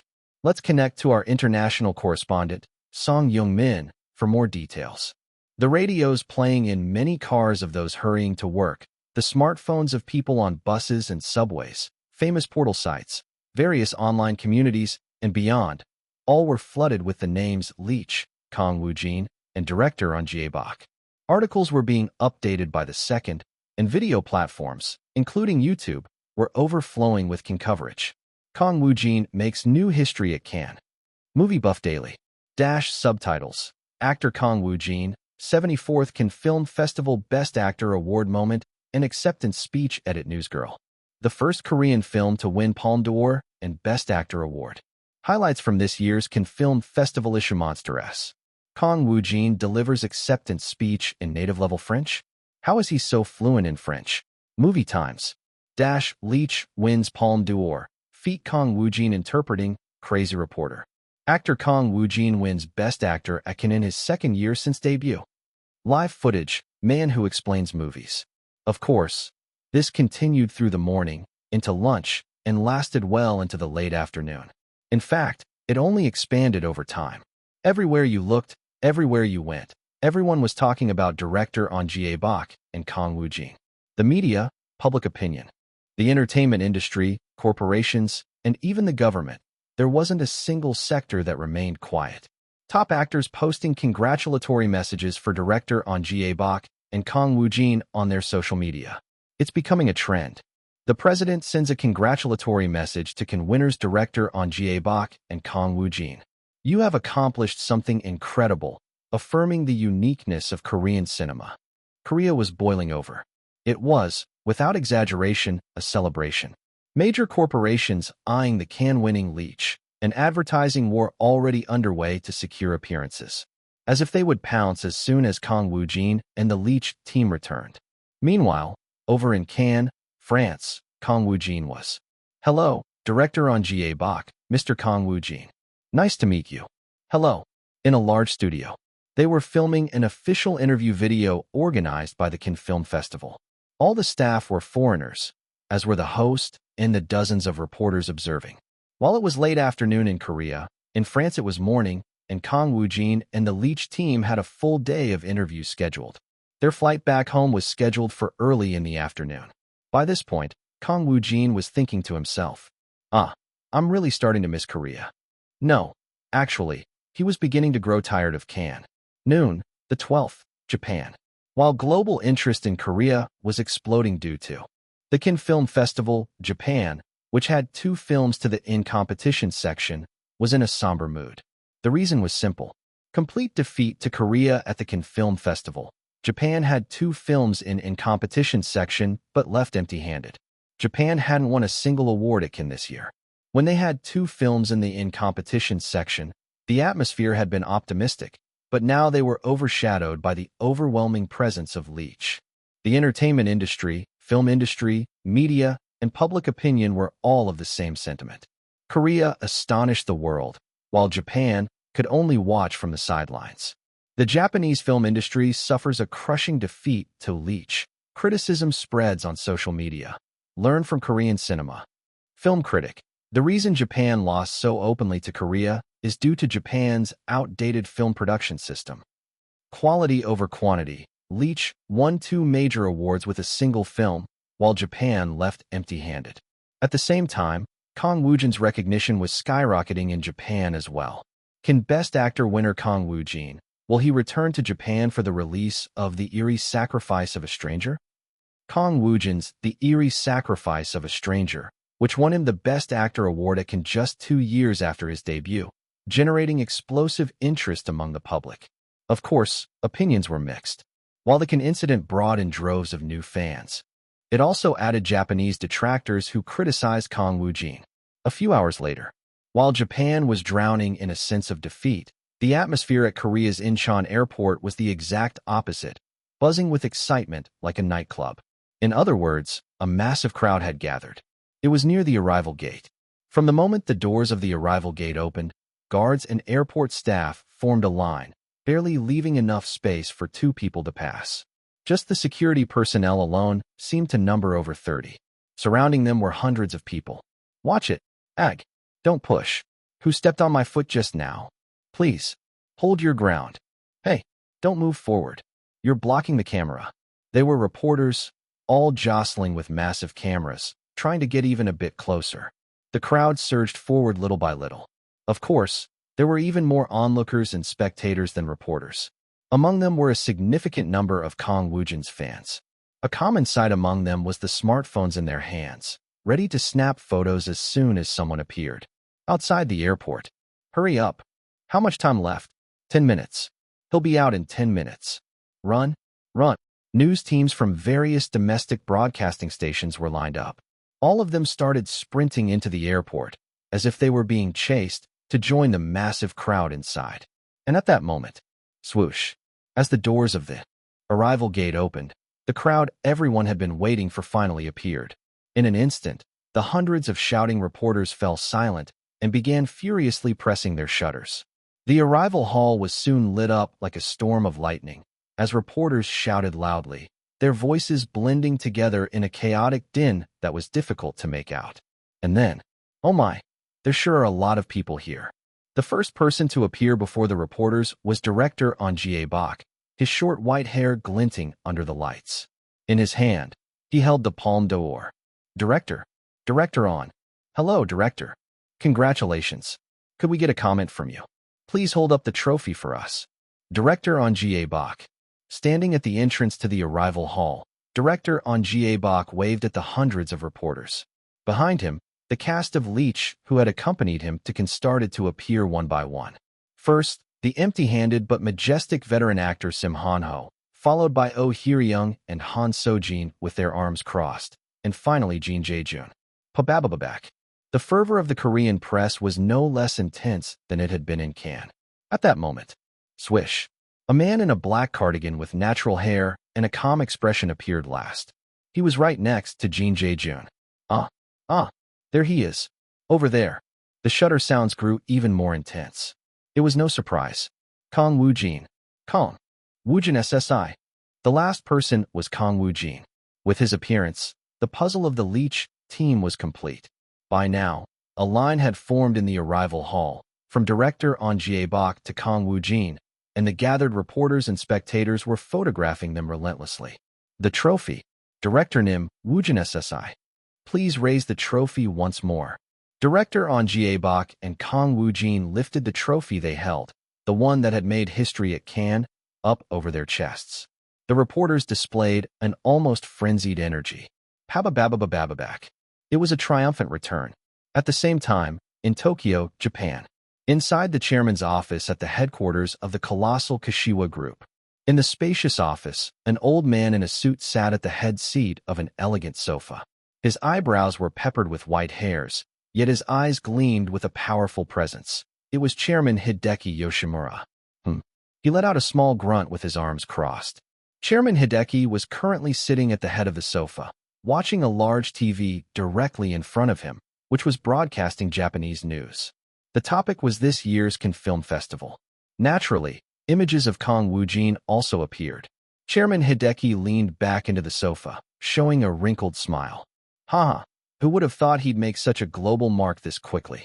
Recalling the past Kang Woojin, it was after the crank-up for the eerie sacrifice of a stranger during the meeting and celebration. Even back then, Chairman Hideki knew they were aiming for Cannes with Leech, and he had held a certain level of expectation. But he had never dreamed that it would lead to results significant enough to shake the world. The Palme d'Or and Best Actor Award, the first ever for Korea and all of Asia. What a magnificent title. But above all, what captivated Chairman Hideki was, of course, Kang Woojin. He was currently the main investor in Kang Woojin and BW Entertainment. In other words, his backer. Have I ever seen such quick results from an investment before? As expected, Korea and Japan are too small for Kang Woojin. His talent is better suited for the world stage. Although Chairman Hideki had only met Kang Woojin recently, he felt a strange sense of pride. And to think he would, without hesitation, boldly declare his ambition for the Academy Awards, right there at the prestigious Cannes, surrounded by Hollywood titans. He's beyond eccentric. Kang Woojin's bold acceptance speech had also become a huge topic in Japan. His fluency in French was just a bonus. Here, Chairman Hideki stroked his chin. Next year? Is it really possible for Kang Woojin to make it to the Academy Awards within just 1 year? His thoughts were swirling with fierce expectations and calculations. At this point, it would feel almost disappointing if Kang Woojin didn't make it to the Academy Awards ceremony. But surely, there would be realistic obstacles as well. The Academy Awards was not a stage one could reach with passion or bravado alone. It was the world's most prestigious and esteemed film festival, its authority towering above all others. Swish. Chairman Hideki, lost in thought for a moment, pressed the intercom to call his secretary. Soon, a woman with a neat appearance and her hair tied back in a single ponytail entered the chairman's office. It was Chief Secretary Lily Tetsugawa. After she gave a small bow, Chairman Hideki crossed his legs and spoke. Get in touch with CEO Choi and tell him to prepare everything Kang Woojin will need for his entry into Hollywood next year. Understood, Chairman. Kang Woojin is already moving at an incredible speed, but if I fully support him in every way, he'll be able to go even faster. As Lily picked up her tablet, Chairman Hideki turned his gaze back to the TV and changed the topic. By the way, when Kang Woojin gave his acceptance speech, he mentioned something about getting a house in LA. What did he mean by that? Lily, standing with a proper posture, responded immediately. We haven't heard anything from CEO Choi Sung-gun's side. It seems likely that Kang Woojin prepared it on his own. I will look into it as well. No, never mind. It's my oversight. I should have prepared it when we discussed BW Entertainment's LA branch. It's too late to bring it up now. A hint of regret crossed Chairman Hideki's face as he murmured quietly. Then, he tapped his index finger on the sofa's armrest. About 10 seconds passed like this. Finally, he met Lily's gaze again and gave a slight smile. Kang Woojin has turned the world upside down. It wouldn't be right if his main backer didn't give him a gift. And soon, the eerie sacrifice of a stranger will be released as well. Do you have something specific in mind? Whether it's Japan or LA or anywhere else, from now on, Kang Woojin will have to travel all over the world. Yes, I think so too. Chairman Hideki stood up from the sofa, hands in his pockets, and declared decisively, "We should give Kang Woojin one of our private jets." Chapter 351, Returning Home, 3. Kang Woojin got into the black van parked by the curb at the entrance of Incheon Airport. Following him, a dozen or so members of Woojin's team also boarded, and soon the atmosphere inside the van turned lively and bustling. In the midst of it all, Kang Woojin held the Can Best Actor Award trophy case in one hand, and as soon as he got in, he turned his gaze outside the window with a calm expression. Outside, he could see hundreds of reporters, half crazed, blocked by the giant guards. Pabababababak. Even though Kang Woojin was already inside the van, the shutter sounds didn't stop. There were even unintelligible shouts. Zombies. Kang Woojin let out a small sigh inwardly. This is fucking intense. Anyway, I'm finally in Korea. My home. Been a while since I rode in this van. Finally back home. On the outside, he looked solemn as ever, but inside, Kang Woojin was doing a little shoulder dance. Publicly, it was a grand return in triumph, but for Woojin, it just felt like coming back to his hometown. He had arrived in Korea around 3 p.m., but it was now close to 5 p.m. The reason was simple. I didn't expect to be in interviews for almost 2 hours, seriously. After his triumphant return, he had to spend nearly 2 hours with the reporters who had flocked to him. Of course, it wasn't just hundreds of reporters. There were countless spectators as well. If Woojin had been alone, it might have taken less time. But since director Ahn Jae-bok of the Palme d'Or, Sim Han-ho, and the other cast members of Leech were all there, it took a bit longer. Phew, what questions did I get asked? Kang Woojin, who had been bombarded with an enormous number of questions from hundreds of reporters. Roughly, they were about the Best Actor award, his French skills, Miley Cara, and the hidden meaning behind his defiant acceptance speech, but he couldn't remember them well. Not that he had any reason to dwell on it deeply. At that moment, click, the staff members, including Choi Sung-gun and Jang Soo-hwan, who were handling the wrap-up, boarded the van. Choi Sung-gun immediately gave the signal to depart, and thanks to him, the van that had been idling began to move smoothly. The flashes from hundreds of reporters surrounding the van, as if in a final frenzy, became even faster. About 10 minutes later, the black van, having barely escaped the airport, was now speeding down the highway. The inside of the van was still lively and noisy. Whoa, every single search site has Woojin Appa on the main page. That's only natural. SNS and community boards are plastered with Woojin Appa too. But weren't the number of reporters at the airport a bit lacking? Apparently, a few hundred more were in the outer parking lot, but they couldn't get in because it was blocked. Oh, articles about Appa's return are flooding in now. Choi Sung-gun, who was sitting in the passenger seat and laughing happily, added his thoughts while looking at his phone. Hee Woojin. We expected this, but things have really blown up. Just look, this will go on for at least 2 solid weeks. Let's take it easy today and tomorrow, Woojin. Yes, I'd love to let you rest more, but there's a backlog of schedules, and with Cannes, everything's blown up several times over. It's fine, I got some rest at Cannes. Kang Woojin, who answered simply, continued to stare quietly out the window. He had returned with results that went beyond national prestige, but right now, his mind was filled with completely unrelated thoughts. What should I eat when I get home? I'm craving something super spicy. Kimchi jjim? Jokbal is kind of tempting too. Or just something simple like ramyeon? No, ramyeon will be the first round. choosing his returning home meal.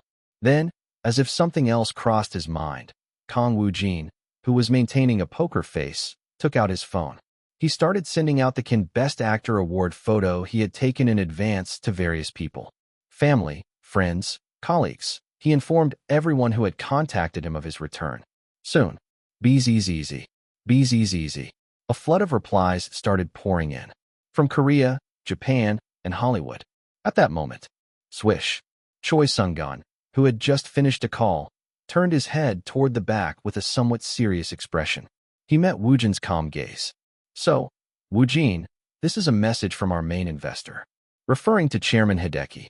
Putting aside all the small details, you've got a private jet now. In an instant, the eyes of the dozen or so members of Woojin's team in the van widened significantly. All except for Kang Woojin. Woojin, in a voice barely above a whisper, asked again. You mean a private aircraft? Yes. Starting from your next schedule in Japan, you'll be flying on a private jet. Kang Woojin's mind was blown. Of course, only internally. What the hell? A private jet, all of a sudden? Are they talking about those personal planes you only see in movies? To him, a private jet was nothing more than the hang glider he made as a kid. Meanwhile, on the plane, in the business class section of a plane soaring high in the sky, a few familiar figures were dozing off. Among them were several executives from the Hollywood Distribution and Film Company, Universal Movies, who had attended Cannes. People like Megan, among others. The only person not asleep was a man sitting by the window. It was none other than the famous giant producer, Joseph Felton. With his chin resting on his hand, he stared out the window. Unlike Kang Woojin, who had moved quickly, Joseph's team had stayed in France for a few extra days after the Cannes Film Festival ended. Now, they were on their way back to LA. Soon, Joseph withdrew his gaze from the window and looked down. For thin bundles of paper rested on his lap.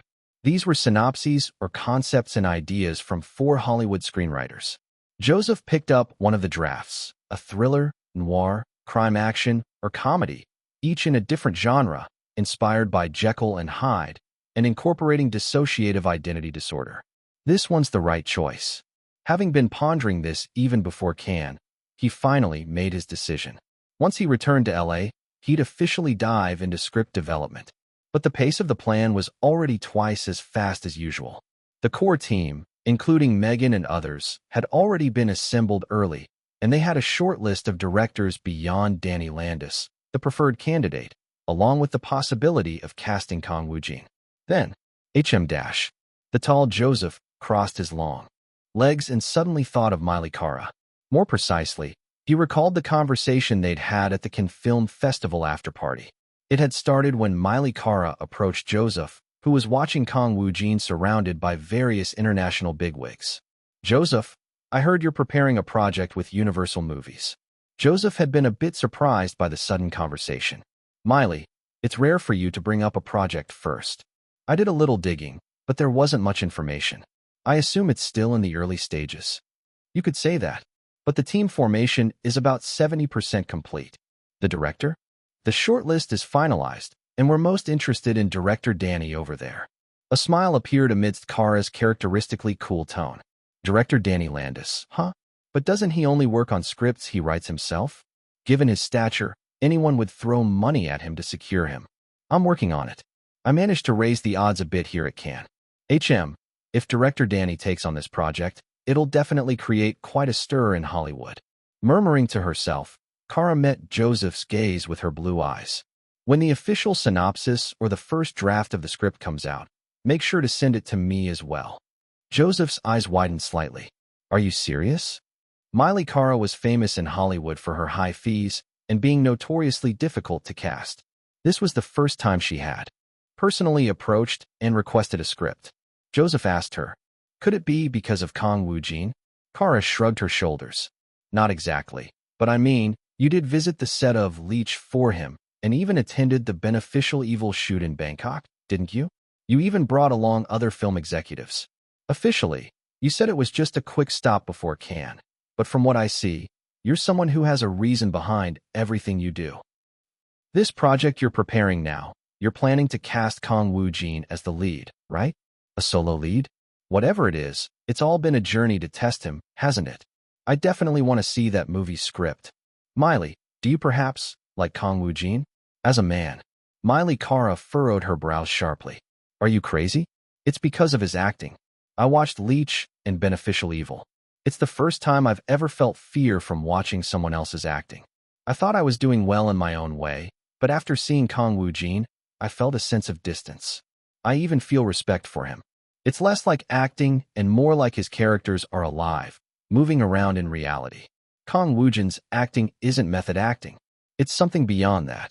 I want to see that, not in a short piece like Beneficial Evil, but in something longer. That's all there is to it. Joseph smiled faintly. Got it. If we get a script that's worth sending, I'll send it to you right away. You'll be the second actor to get it. The first, of course, will be Kang Woojin. Cara nodded and lowered her voice slightly. Securing Kang Woojin in the cast is a condition. If you fail to get him, don't even think about sending it to me. Back in the present, inside the airplane, Joseph's smile grew wider. For some reason, it feels like the fate of this film's success or failure hinges on one actor. Soon, he looked down at his phone and murmured quietly as he took in what he was seeing. With this level of influence, it's worth taking a shot. What he was looking at was Kang Woojin's name spreading worldwide, including in Hollywood. Not only through articles and videos, but also in countless conversations and online discussions. Thanks to his impactful presence at Cannes and his acceptance speech, Kang Woojin's name was on the lips of big names in various countries. And, of course, in France, the birthplace of Cannes. With that level of French fluency, and as the first Korean actor to win Best Actor at Cannes, Kang Woojin, has he returned to Korea already? We've confirmed he's already arrived in Korea. I keep recalling his performance in Leech. Send a script to Kang Woojin immediately, as quickly as possible. I'm sure other directors have already started moving. Understood. Most of the prominent directors from various countries who had approached Kang Woojin during the after-party were similarly captivated. Not only was the impact Woojin made at Cannes impressive, but the fact that he was fluent in both French and English excited the bigwigs even more. On the other hand, reactions from Hollywood were mixed. Is he aiming for the Academy Award next year? This Korean actor's a bit cocky. Haven't there always been actors like this? But now, none of them are left. Winning Best Actor at Cannes is impressive, but the Academy Awards are on a different level. I heard director Danny praised him highly. Director Danny? It must have been overwhelming. For Cannes, known for its stubbornness, to break its rules. I'm curious what kind of actor he is. Kang Woojin's acceptance speech had been quite provocative, stirring up the pride of some in Hollywood. But along with that, interest in Woojin surged. There were many directors viewing him positively. Whether it was those hopping on the bandwagon, those truly impressed by his acting, or those with various other motives. Contact his agency and see if he's available. I've already sent an email, and I heard there's a branch in LA too. Oh, then can we get in touch with them directly? I'll check on that. To the renowned directors around the world, Kang Woojin was a hot topic. The next day, Wednesday, the 13th, in the morning, the location was Kang Woojin's home. While Korea and the world were abuzz with news about him, Woojin himself was lying still in bed. His home was completely silent. Even though it was past 9 a.m., there was no sign of Woojin ending his deep sleep. It was as if he was trying to shake off all his accumulated fatigue in one go. Of course, during this time, his phone was continuously receiving various messages, but Woojin's phone remained silent. He'd set it to mute. About an hour later, with one side of his hair completely flattened, Kang Woojin let out a groan resembling a zombie's as he slowly rose from his bed.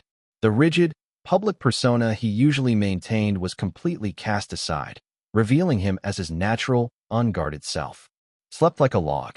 Who would look at this disheveled figure and believe he was the actor who had won Best Actor at the Cannes Film Festival? In any case, after sitting up, Woojin spaced out for a moment before picking up his phone. He saw that countless notifications had piled up, missed calls, texts, messages, DMs. He decided to check only the missed calls first. Fortunately, there was nothing urgent. Woojin casually tossed his phone back onto the bed, stretched out, and headed into the living room.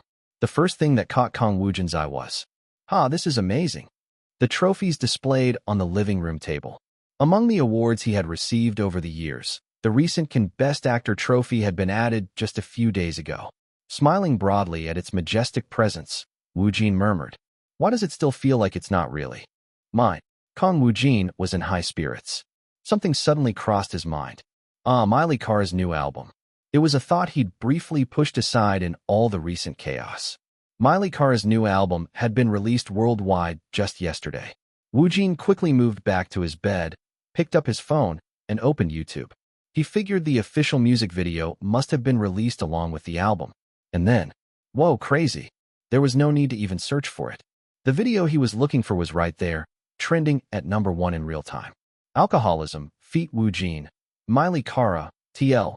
This line is in English in the original Ross as well. It was the music video for the title track of Miley Carra's new album, which featured Kang Woojin. 60,012,802 views / 22 hours ago. In less than 24 hours, it had already surpassed 60 million views. Chapter 352, Chain 1. The music video for Miley Carra's new song proudly ranked #1 on YouTube's trending live list. Alcoholism, feat. Woojin, Miley Carra. Minus 60,012,802 views / 22 hours ago. Woojin's widened eyes didn't shrink as he looked down at his phone. No, 60 million views in less than 24 hours? Well, with Miley Carra's level of star power, it's not impossible. But still, in Kang Woojin's world, it was a rather unfamiliar and astonishing sight. Even though Kang Woojin's alter ego channel was enormously popular domestically. Mine's like a baby. Wow, insane. He'd never hit 60 million views in a single day. Is this the power of a global superstar? Kang Woojin once again felt Carra's power. If it's like this, isn't this going to be a massive hit? With his eyes wide, Woojin tapped on the video. Although he already knew quite a bit about the song and the music video shoot, it was his first time seeing the finished product. The runtime was around 4 minutes. As the song played, Kang Woojin checked out the overwhelming flood of comments. English, as well as various other languages, filled the section. TL. All of the comments below are originally in English. Why is everything she releases a masterpiece? How is this possible? Genius. I'm out of words. This is one of the best songs she's ever written and released. I'm fully obsessed. I need a 10-minute version of this song. I've literally been hooked on this song since I first heard it. I love this song so much it's still my favorite. I can't stop listening to it. Wonderful job, Carra. The interesting part was, oh, my name. Among tens of thousands of comments, words like Kang Woojin's name and the Cannes Film Festival appeared. Despite being a Korean actor, questions like why his vocals were so amazing, whether he had some connection with Carra, whether he had really won the Best Actor award at Cannes, whether he was truly an actor and not a singer, and comments suggesting to visit his YouTube channel for more songs, or questioning if he was indeed that Korean actor currently causing a global sensation. There were quite a few international fans who already knew Woojin, but many fans had also become aware of Kang Woojin due to this recent Cannes Film Festival. At that moment, a piano melody began flowing from the music video. It was Kang Woojin's solo. The camera angle focused solely on Woojin. Then, appearing next was Miley Carra with heavily smudged makeup as if she'd been crying, her blonde hair disheveled. Her hand traced along Woojin's neck, shoulder, and down to his waist as he played the piano. However, Woojin's composure remained unshaken within the music video. As he watched Miley Carra's new song's title music video, Kang Woojin murmured softly, "The quality's good. No, it's sick. But at this rate, it's going to surpass 100 million views easily." Miley Carra's new album included a total of 14 tracks. Among them, there were 3 title tracks, with the main title being Alcoholism, which Woojin had participated in. Currently, the music video for Alcoholism alone had reached 60 million views. And this was in less than 24 hours. At this pace, 100 million views seemed effortless, and even a few 100 million views were well within reach. This was record-breaking. Although Kang Woojin wasn't exactly aware, the current highest record on YouTube for views within 24 hours was 58 million, a record that had held for several years, broken today by Miley Carra. New YouTube 24-hour view record. A new record. And this new record included Kang Woojin's contribution and presence. He hadn't specifically looked it up, but having 60 million views on a music video meant it was becoming a tremendous global sensation, which meant 100 million views. 100 million views? This is nuts. The global recognition of Kang Woojin was skyrocketing even further. Although it had already soared vertically with the Cannes Film Festival, Miley Cyrus's new album was like pouring gasoline on the fire. And let's not forget that it hadn't even been a full 24 hours yet. This meant there were still plenty of explosive moments to come. Meanwhile, the internet was flooded with news about Leech and Kang Woojin. Man Kang Woojin returns to Cheers. Thanks to Korean film fans /photo. Kang Woojin, Best Actor at Cannes, returns with the cast of Leech. When will Leech, the film that shook the world, be released domestically? Kang Woojin goes global. Press and fans crowd the arrival hall at Incheon Airport. Kang Woojin returns in triumph. From the eerie sacrifice of a stranger to beneficial evil, many bombs yet to go off. The buzz around Miley Cyrus's new album was gaining momentum. Issue pick, Kang Woojin featured in Miley Cyrus's new song music video. New record for most views in 24 hours on YouTube. As soon as he wins Best Actor at Cannes, another hit, Kang Woojin poised for even higher success with Miley Cyrus's new album. As time passed, a torrent of articles continued to pour out.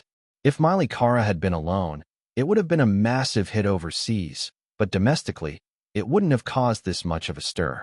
However, since Kang Woojin was involved in Cyrus's new album, and Woojin was currently the talk of all of Korea.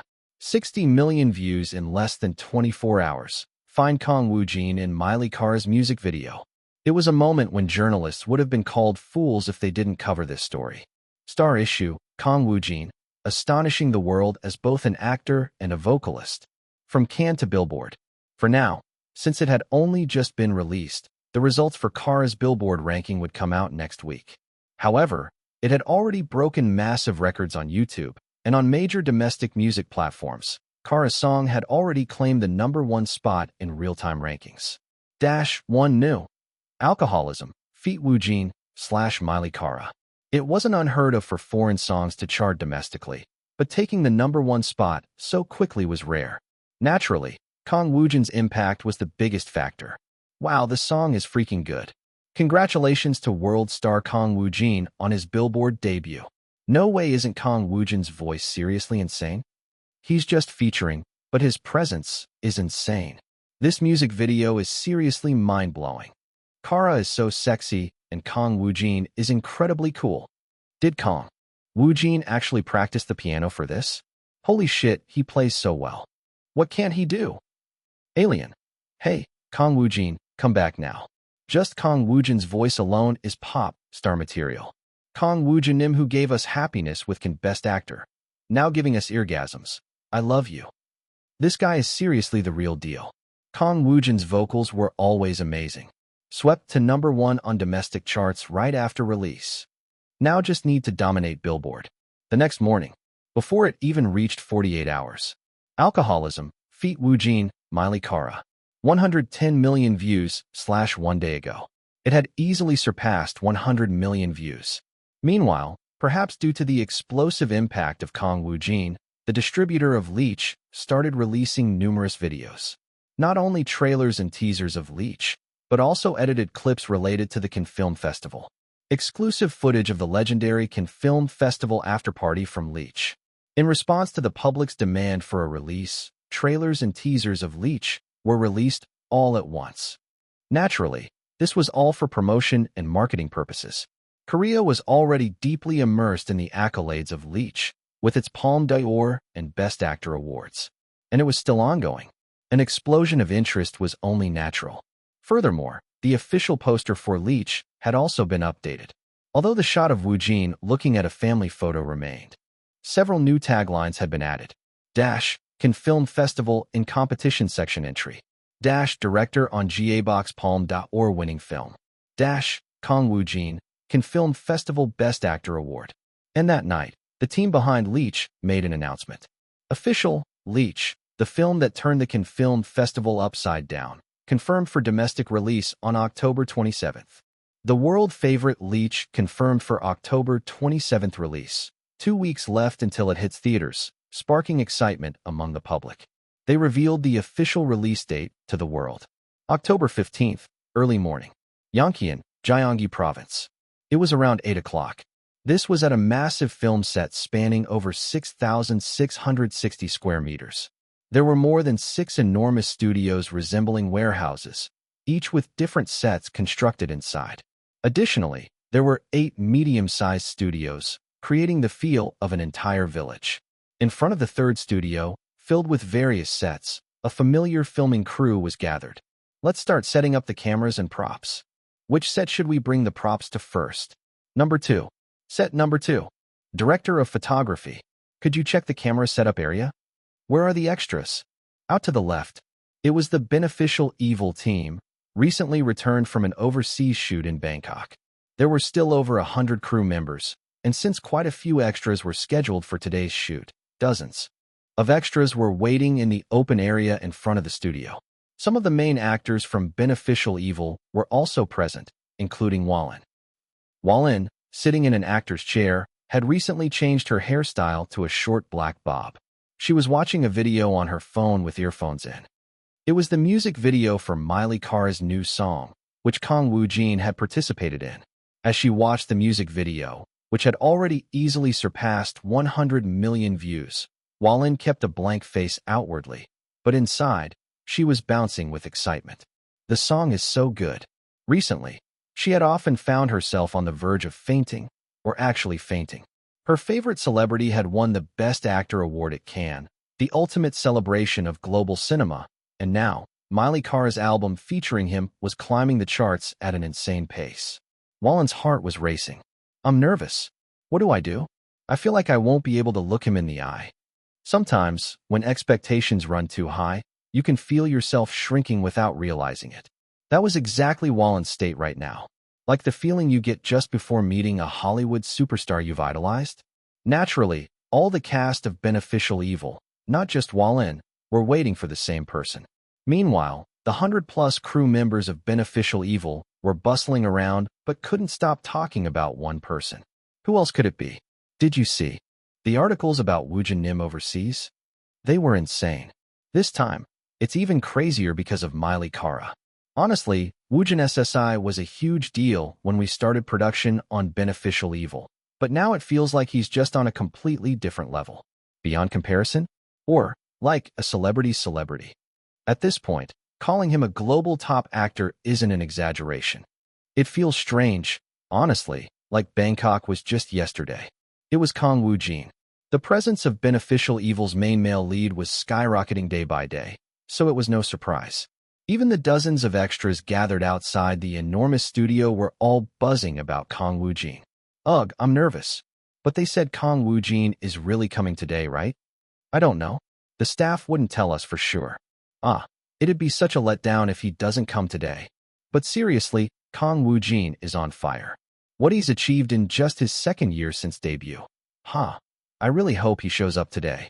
I got this extra role through connections, and I heard everyone here is from theater groups and acting academies. There's a rumor going around that Kang Woojin returns to filming starting today. Everyone, without exception, was talking about Kang Woojin. They say Leech is releasing at the end of this month. I'm definitely going to watch it, no question. He just won Best Actor at Cannes, and now there's another bombshell with the Miley Cyrus news. He seriously seems like someone born to be a celebrity, doesn't he? But I heard he doesn't have the best personality. Really? No, just rumors. But if I were him, I'd be the same. He's got insane talent, and he won Best Actor at Cannes in just 2 years since debut. At that level, it'd be acceptable even if he was a bit arrogant. Well, even without the Cannes Best Actor award, he's already had some massive hits. The dozens of extras, while glancing over at the massive studio in the back and the 100 or so crew members, were chattering non-stop about Kang Woojin as they waited for their cue to go on set. At that moment, thud. A woman standing at the end of the group of extras dropped the partial script she had just received from the staff onto the floor. She bent down casually to pick it up, but then froze. The reason was simple. Swish. Someone else's hand reached out before she could. A man with black hair, dressed in a black hoodie, accompanied by several team members. Here you go. The moment she saw the man offering her the script with a calm demeanor, she froze in place. Her gaze drifted up to his face, and before she knew it, she muttered under her breath, almost in a daze. "Oh my G, Kang Woojin." The man was none other than Beneficial Evil's male lead, Kang Woojin. Seeing that the woman still hadn't moved, Woojin, with a nonchalant expression, took a step closer to her. "Please, take it." It was only then that the woman snapped out of it and took the script from him in a daze. At that moment, the eyes of all the extras turned toward Kang Woojin. An odd silence fell over them, though soft gasps could be heard here and there. "Wow dash. Insane. It's really Kang Woojin. Whoa. Seeing him in person. What an aura." All of them were staring at Kang Woojin, but he simply gave a slight nod to the extras with a calm expression. His voice was low and steady. "Please take care of me today." But no one could respond. They were simply too stunned. An indescribable aura radiated from Kang Woojin as he stood before the extras. At that moment, Woojin SSI, a bearded man, rushed over from the front, accompanied by about a dozen staff members. It was PD Song Manwoo. PD Song Manwoo quickly closed the distance and came up to Kang Woojin. "So you're here, our ultra-level star has arrived." "Hello, PD Nim." Yeah. First, let's go inside. We can talk more there." An excited PD Song Manwoo pulled Woojin along. Soon, Kang Woojin captured the full attention of the extras and Beneficial Evil crew members as he walked side by side with PD Song Manwoo. "PD Nim, about Miley Kara's role in Beneficial Evil." With a serious expression, Woojin leaned over and whispered quietly to PD Song Manwoo. "I think it's about time we start dropping it." Chapter 353, Chain 2. Should we start teasing about Miley Kara from Beneficial Evil? PD Song Manwoo, who had been walking side by side with Kang Woojin, abruptly stopped in his tracks. Kang Woojin also came to a halt. Both exchanged looks, seemingly communicating with their eyes. Meanwhile, the dozen or so staff members surrounding PD Song Manwoo had a confused expression on their faces, as if wondering, what's going on? For now, after several silent seconds, PD Song Manwoo finally spoke, giving instructions to the staff nearby. "You all go in first. I need to talk with Woojin SSI about something." "Yes." The assistant directors and several other staff members started heading toward the massive warehouse-like studio. Kang Woojin's team, including Han Yi-young, followed suit. In no time, only Kang Woojin and PD Song Manwoo were left, though the gazes of the security personnel and staff stationed several dozen steps away were still fixed on them. Then, Woojin SSI. The PD Song Manwoo gestured at Woojin, who maintained a calm expression. He pointed to a secluded corner next to the studio, an area where filming props were scattered on the floor. PD Song Manwoo took the first step, with Kang Woojin following behind. Well, it wasn't as if the Beneficial Evil team was unaware of the Miley Kara situation, but her involvement was still top secret, and even more so were the details of the ongoing negotiations. It was better to talk where no one could. "Over here." Shortly after. Swoosh. Once they reached the corner, PD Song Manwoo, wearing a gray zip-up hoodie, appeared unusually serious. Without hesitation, he leaned in close to Woojin, standing just inches from his face. "Dropping hints about Miley Kara. You mean openly announcing her appearance in Beneficial Evil right now?"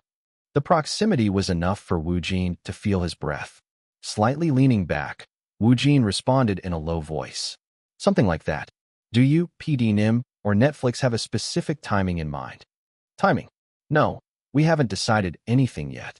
But since Beneficial Evil is divided into parts, the release date for Part 1, covering episodes 1 to 6, has been significantly moved up. So, I've been thinking we might need to reveal the Miley Kara news sooner than we originally planned." "Is that so?" "Yeah.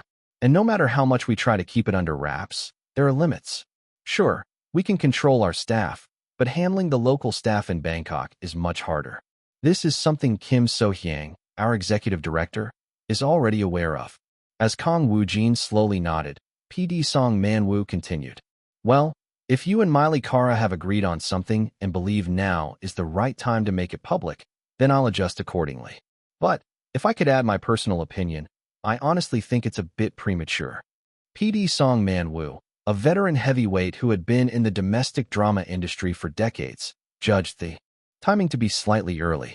Right now, you, Woojin SSI, and Leech have turned not just Korea, but the entire world upside down with the Cannes Film Festival. Just looking at the flood of articles makes that clear. And I saw that. Even France and Hollywood are publishing feature stories about you. Has Korea ever had an actor like you, Woojin SSI? Not at all. Because of that, not only your past but also your future projects are getting explosive attention. Naturally, Beneficial Evil is included in that, especially since our drama is backed by Netflix, which has been hyping its global expansion efforts from the start. It's drawing even more buzz. As he explained, PD Song Manwoo let out a small chuckle. It's something to be grateful for, really. No matter how many times I bow in thanks, it wouldn't be enough. I can't buy this kind of publicity even if I tried. And on top of that, you're gaining even more international recognition because of Miley Carr's new album. Phew, just saying it out loud makes it sound even more incredible. So what I'm saying is, you mean there's already enough impact right now? If we drop the Kara hint for Beneficial Evil here, it might dilute the effect. Exactly. Stacking one wave on top of another doesn't always work. Let's be real, Miley Carra appearing in a Korean production? That's an outrageous headline, no question about it. Which is why it's all the more valuable. I just feel like revealing it now might be a bit too soon. Hearing the answer, Woojin brought up the topic of Kara. Well, Miley Carra's side said they're fine with releasing it anytime. Really? Yes. They said they'll be prepared, just give them advance notice. That's great. And I agree with your perspective, PD Nim. When PD Song Manwoo tilted his head in curiosity, Kang Woojin lowered his voice even further. I was only suggesting we drop a tease. Just a tease. Yes, it's true that there's already plenty of promotional momentum. It would be better to pull some of that toward Beneficial Evil. The veteran PD Song Manwoo's eyes sharpened, as if he had caught on to something. You mean create a channel for the flow? Exactly. Woojin, speaking calmly, continued. Not an outright announcement, but leaving hints, something vague, something ambiguous to spark curiosity. A smile slowly spread across PD Song Manwoo's face as he stroked his goatee. So you're saying we roll the snowball. Not an official statement, but intentionally letting some info leak. For example, casually dropping a still cut from the Bangkok overseas location shoot where you can't quite tell if it's Kara or not. Not a bad idea. Since both she and you, Woojin SSI, are already creating such a buzz, the rumors will spread quickly. But we remain silent, building anticipation. A dry field burns faster when you light it. This old man really is a heavyweight. PD Song Manwoo perfectly understood Woojin's suggestion, even though Woojin had explained it vaguely. In fact, the PD even expanded upon the idea. Actually, what Kang Woojin had suggested was something he'd learned from watching Choi Sung-gun. Woojin had just thrown it out there to see if it would stick, and PD Song Manwoo had taken the bait. Haha, exactly. If we pave the way like that, the tabloids will inevitably blow it out of proportion, and the current promotional momentum will be maintained. This could be fun. You think so? I'm not kidding. All we're doing is tossing out a teaser photo and waiting. Even as PD Song Manwoo spoke enthusiastically, Woojin's face remained calm and stoic as he added another point. With the current buzz, it will quickly spread internationally as well. After that, Kang Woojin and PD Song Manwoo, having finished their conversation, entered the warehouse-like studio filled with over 100 staff and dozens of actors. The studio was brimming with Japanese-style sets. The moment they entered, applause broke out. Clap, clap, clap, clap.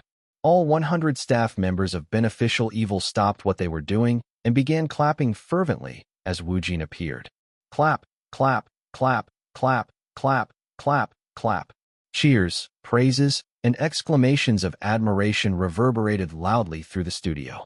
Congratulations. I seriously stayed up all night watching the Can Live stream. Woojin SSI, congratulations. I got goosebumps when you won the Best Actor award. Please show us the Can trophy later. Though the situation was slightly embarrassing, Woojin maintained his composed demeanor and gave a small bow. Then the actors swarmed around him, including Wallin, who was trying her best to appear indifferent. I already texted you, but really, congratulations. Watching the live broadcast felt like watching a movie. Thank you. Ha Gang-soo, who first met Woojin on our dining table, also chimed in. This is insane, absolutely insane. Did you know the group chat for our dining table is buzzing nonstop too? Soon, all the lead, supporting, and minor actors from Beneficial Evil came forward to congratulate Kang Woojin, one by one without exception. Some, like Wallin, were sincerely thrilled, while others couldn't hide their envy and jealousy. But to Kang Woojin, it didn't really matter. For about 30 minutes, the studio remained noisy and celebratory. Once the excitement died down, the over 100 staff and actors began preparing for the shoot. Woojin joined in as well. Multiple staff members approached him for his costume and makeup, and as he allowed them to work on him, Woojin scanned the vast set with his impassive expression. I'd heard about it, but it's ridiculously huge. This was Kang Woojin's first time at the Beneficial Evil filming site since the Bangkok shoot. The sheer scale of the ultramassive set left him speechless. There are 6 of these warehouse-sized sets. The set Kang Woojin was looking at was roughly twice the size of a typical warehouse. Half of it was set up with Japanese-style houses and buildings, while the other half was designed as a fictional space set in Korea. And there were 6 more such warehouse-sized sets. Not to mention the additional outdoor shoots depending on the scenes. Damn, feels like coming home. Anyway, from this moment on, Kang Woojin had to shed Park Ha-sung from Leech and live as Jang Yun-woo from Beneficial Evil for a while. The schedule would be worse than hell. Beneficial Evil filming, existing schedules, backed up work, and on top of that, overflowing schedules derived or to be derived from the Cannes Film Festival. Of course, PD Song Man-woo was going to be grinding his bones as well. He had to manage both filming and editing simultaneously to launch Part 1 of Beneficial Evil on the planned release date. In fact, the intensity of his workload might even surpass that of director On Jae-bok from Leech. At that moment, okay, let's start rehearsals. PD Song Man-woo shouted at Kang Woojin, who had finished his preparations. Woojin SSI standby. Beneficial Evil began accelerating its pace. The next day, early morning. By the time Kang Woojin arrived at the massive filming complex of Beneficial Evil in Yongkyeon, Gyeonggi Province, the media had started. Breaking news stories. Issue pic, Kang Woojin, and director On Jae-bok, who left a legendary mark at the Cannes Film Festival, are swamped with offers from French and Hollywood broadcasters. Kang Woojin appears in international news/photo. Both Korean and international media were buzzing, and it seemed like this was just the beginning. Every hour, new issues were igniting public interest. Exclusive Kang Woojin, who rose to global star status overnight, appointed as luxury brand Chanel's ambassador. Chanel selects Cannes leading man Kang Woojin as their new ambassador. Meanwhile, Miley Cyrus's explosive momentum about 5 days after releasing her new album was breaking records daily. Issue talk, Miley Cyrus's new album featuring Kang Woojin surpasses 1 million sales in just 3 days. Miley Cyrus's new album sets a record for most streamed album in a single day. Kang Woojin's YouTube subscribers and social media followers soar. With just a few days left before the Billboard chart rankings were updated, the views from Miley Cyrus's music video were also skyrocketing.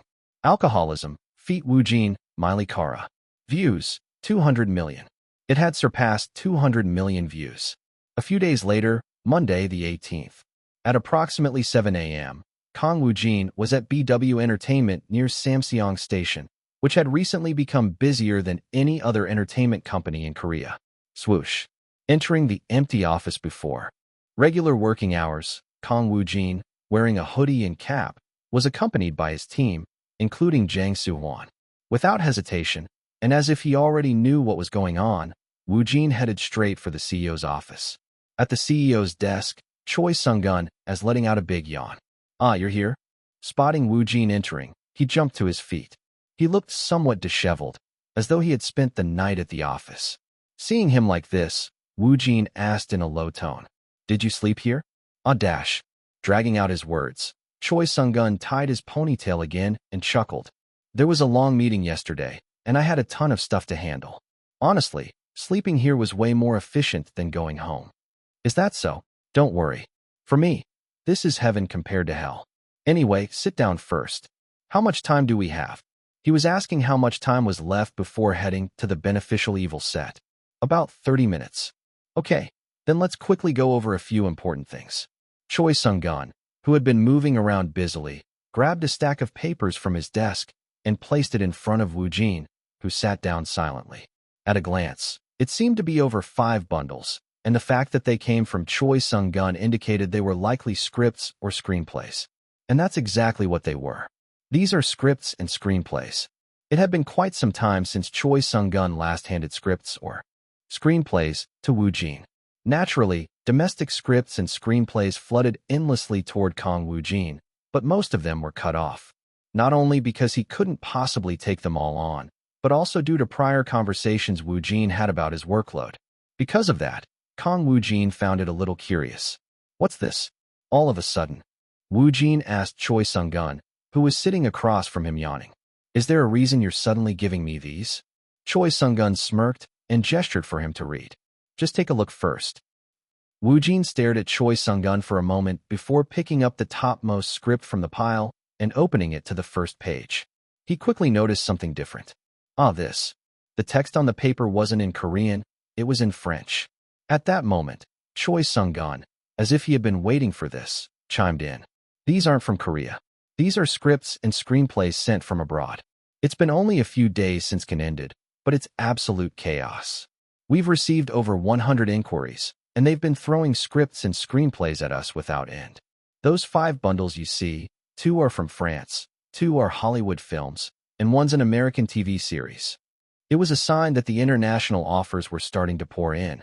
For a moment, Kang Woojin felt a wave of amazement, but he managed to keep his composure. Choi Sung-gun spoke again. "You prefer the original text, right? Go ahead and skim through them." Knowing Woojin's proficiency in both English and French, Choi Sung-gun had brought him the untranslated originals. Woojin silently checked the covers of the scripts and screenplays one by one. Then, Woojin stopped at the 3rd bundle. It was a Hollywood screenplay. The English title caught his eye, and it felt familiar. Jurassic Land 4. Though his outward expression remained stoic, Kang Woojin was internally thrilled. "No way. Fuck. Dinosaurs? I can't resist that." Chapter 354. Chain 3. The Hollywood movie series featuring dinosaurs, Jurassic Land. It's been decades, but the movie Jurassic Land was such a massive hit that even Kang Woojin was well aware of it, and there wasn't anyone who didn't know about this movie. How should it be put? It was as if the medium of film had turned imagination into reality. Even though it's an old movie, the CGI was so high quality that it didn't feel awkward even by today's standards, and the story and direction were handled by top-tier director and actors from Hollywood.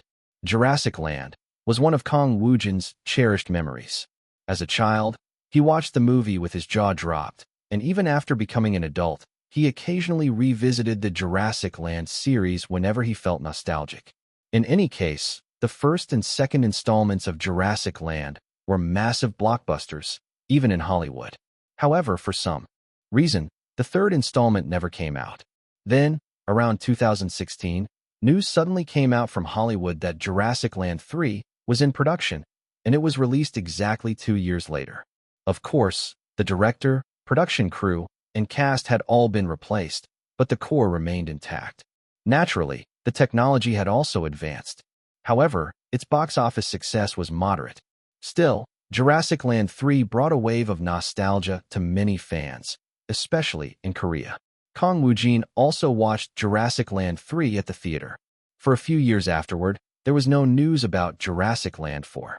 Likely, it was because the global success of the previous film wasn't as significant as anticipated. But now, the script for the legendary dinosaur series Jurassic Land 4 was right in front of him. Wow, damn, this is insane. Is this for real? It was right before Kang Woojin's eyes, and it was none other than the script for Jurassic Land 4 for casting actor Kang Woojin. At that moment, he was overwhelmed with awe and disbelief. Is this even real? Reality felt surreal. A film that had existed only on TV, the big screen, or in his imagination, a movie tucked away in a corner of his childhood memories, was now calling out to him. This was beyond astonishing. Then, Kang Woojin. Swike. He checked Jurassic Land 4's script again, along with several other scripts and screenplays handed over by Choi Sung-gun. Or rather, he was specifically checking the black squares attached to them. Fortunately, all the black squares were intact. At this point, I see that script caught your eye as expected. Choi Sung-gun, seated across from him, chimed in. To be honest, I was surprised too when I saw the title Jurassic Land. Agreed, me too. Woojin thought internally while lowering the script and asked, when did you receive it? Jurassic Land 4? Yesterday. As for the other scripts and screenplays, they all came in within a few days after Can ended. Choi Sung-gun chuckled faintly. Can is really something, isn't it? Sure, you set off a bombshell with your Best Actor award, but I never expected such a legendary series like Jurassic Land to reach out so quickly. At first, I thought this might be a scam, but after verifying it, it's legit. This is indeed the next installment in the Jurassic Land series. But as soon as I received it, I did some digging about Jurassic Land 4. There's absolutely nothing. Not in Korea, and not even in Hollywood. It seems they're keeping everything strictly confidential. The proposal itself even included a clause about non-disclosure. The details? Choi Sung-gun immediately pulled out a few transparent files he had prepared. He opened one and continued. They sent the official script and are in the casting phase, so it seems to be in the early stages of pre-production. Most of the details, including the director, haven't been disclosed. The key takeaway from their proposal is that they are very eager to cast you and want a meeting. However, the role they've proposed is described as a supporting one. A supporting role. Yeah, that's right. However, the fact that they sent the official script before even meeting you, and their email was overflowing with enthusiasm about casting you, suggests that you can consider this offer 80% confirmed. They must have already thoroughly vetted you before reaching out. Finishing his explanation, Choi Sung-gun handed the transparent file to Woojin. Inside were details about Jurassic Land 4 and the proposal from the production company. Both the original English script and its Korean translation were included. Kang Woojin, without much hesitation, started reading the original English version. Their desire is certainly evident in the proposal. As it turned out, Jurassic Land 4 strongly expressed its desire for a meeting with Kang Woojin. It was blatantly obvious that this was 100% an aftermath of the Cannes Film Festival's impact. Still, I didn't expect a movie of this scale to reach out so quickly. However, the fact that it was a supporting role bothered Kang Woojin slightly. Truthfully, if it were any other actor, they'd jump at the chance without hesitation to schedule a meeting. After all, it was the legendary Jurassic Land series sequel. Most likely, this would be the first time in Jurassic Land's history that a Korean actor would be cast, and if this news went public worldwide, it would undoubtedly cause a major sensation. From a general perspective, even a supporting role in the Jurassic Land series was an extraordinary opportunity. At this point, Last Kill 3 flashed through Woojin's mind. Sure, the Jurassic Land series was amazing, but was it something worth staking everything on? Not really.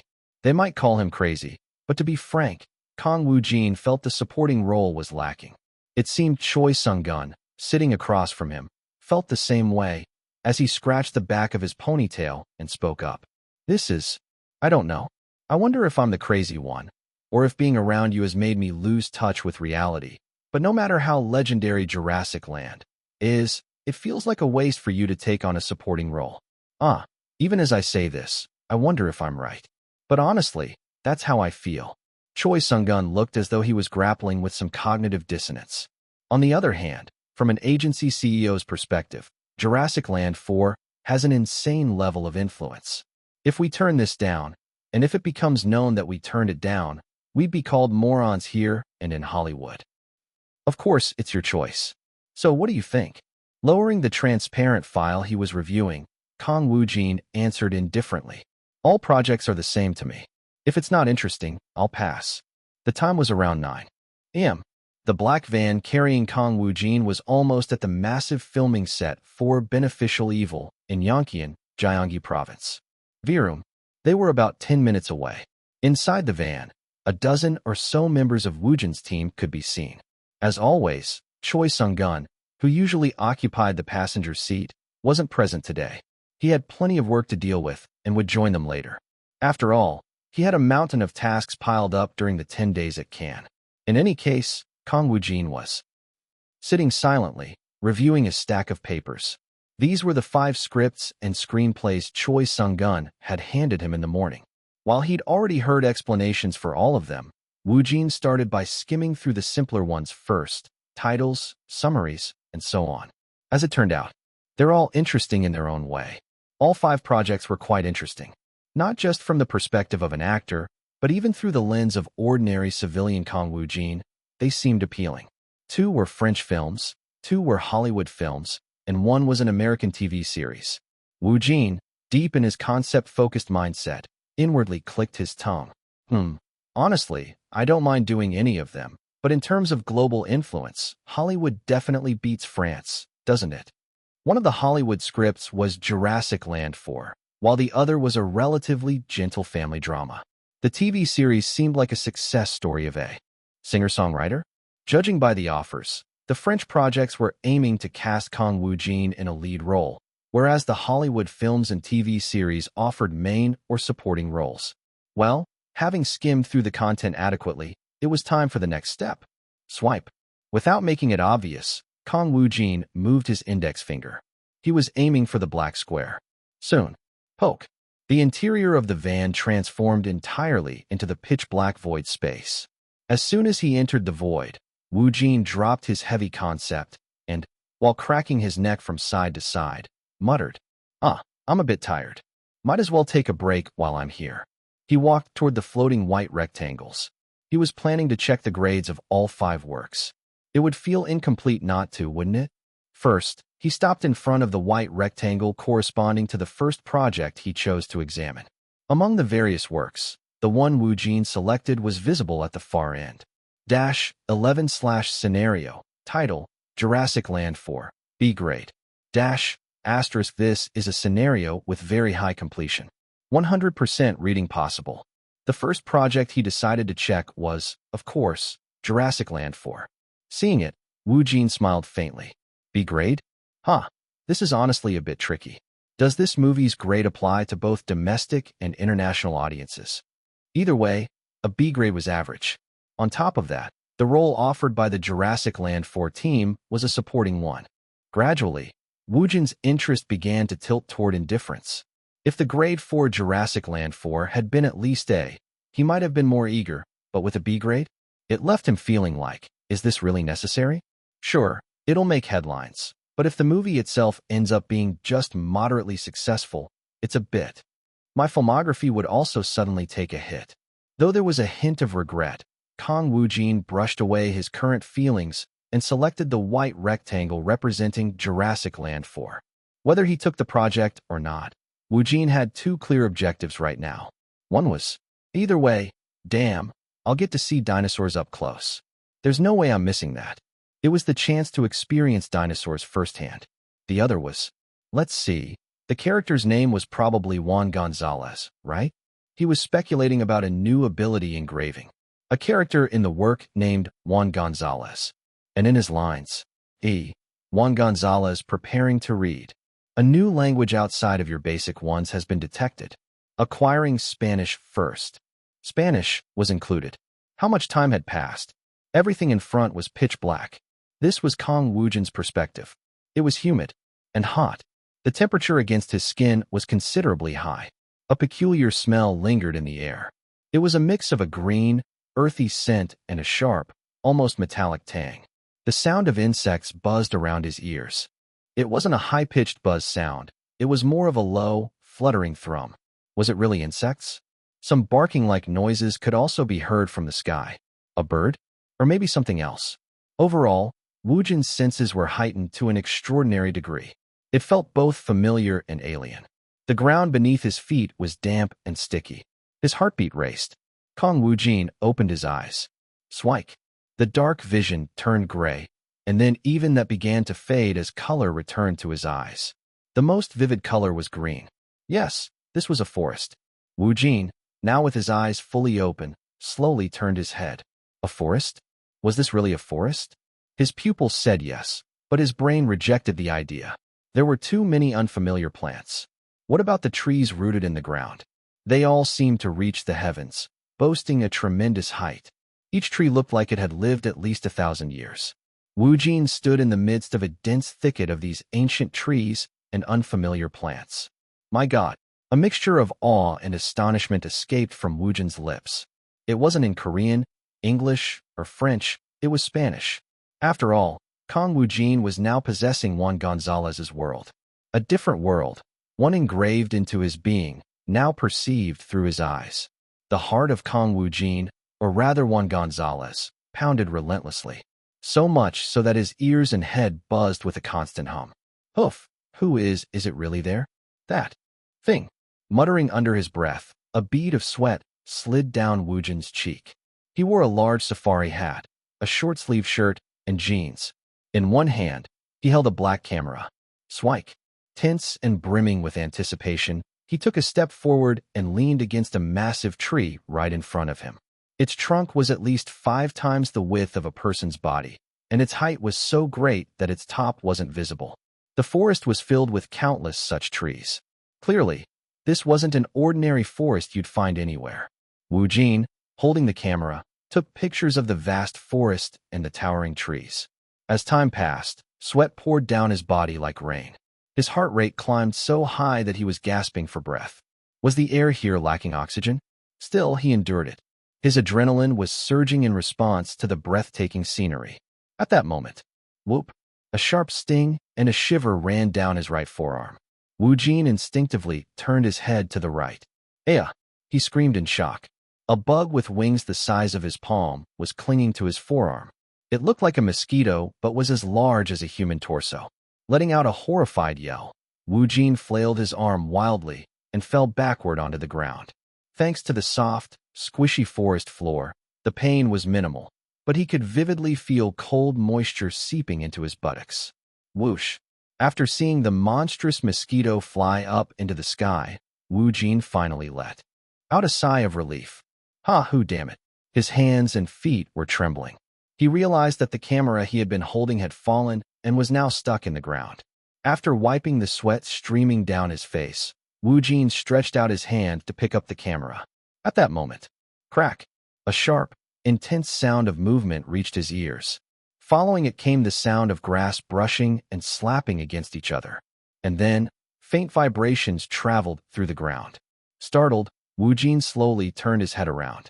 But before he could complete the motion, enormous bodies brushed past him on both sides. Whoop! A strange, deep bellow, rough, armored skin, short but sturdy legs, and 2 long, sharp horns. At first glance, they looked like rhinoceroses, but they couldn't possibly be rhinos. These creatures were at least 10 times the size of a human. Not one, but several of them, a herd of 8. Still seated on the ground, Kang Woojin involuntarily gaped with his mouth wide open. Dash! With hushed, shallow breaths, Woojin watched the creatures pass by. Each step they took produced a thunderous thud-thud sound. Staring at the massive creatures beside him with a dazed expression, Woojin murmured again. Triceratops. Triceratops. In other words, dinosaurs. Then, suddenly, he froze. The lead Triceratops stopped in its tracks, causing the entire herd to come to a halt as well. Then, the Triceratops began grazing on the surrounding grass. What a bizarre, yet magnificent sight.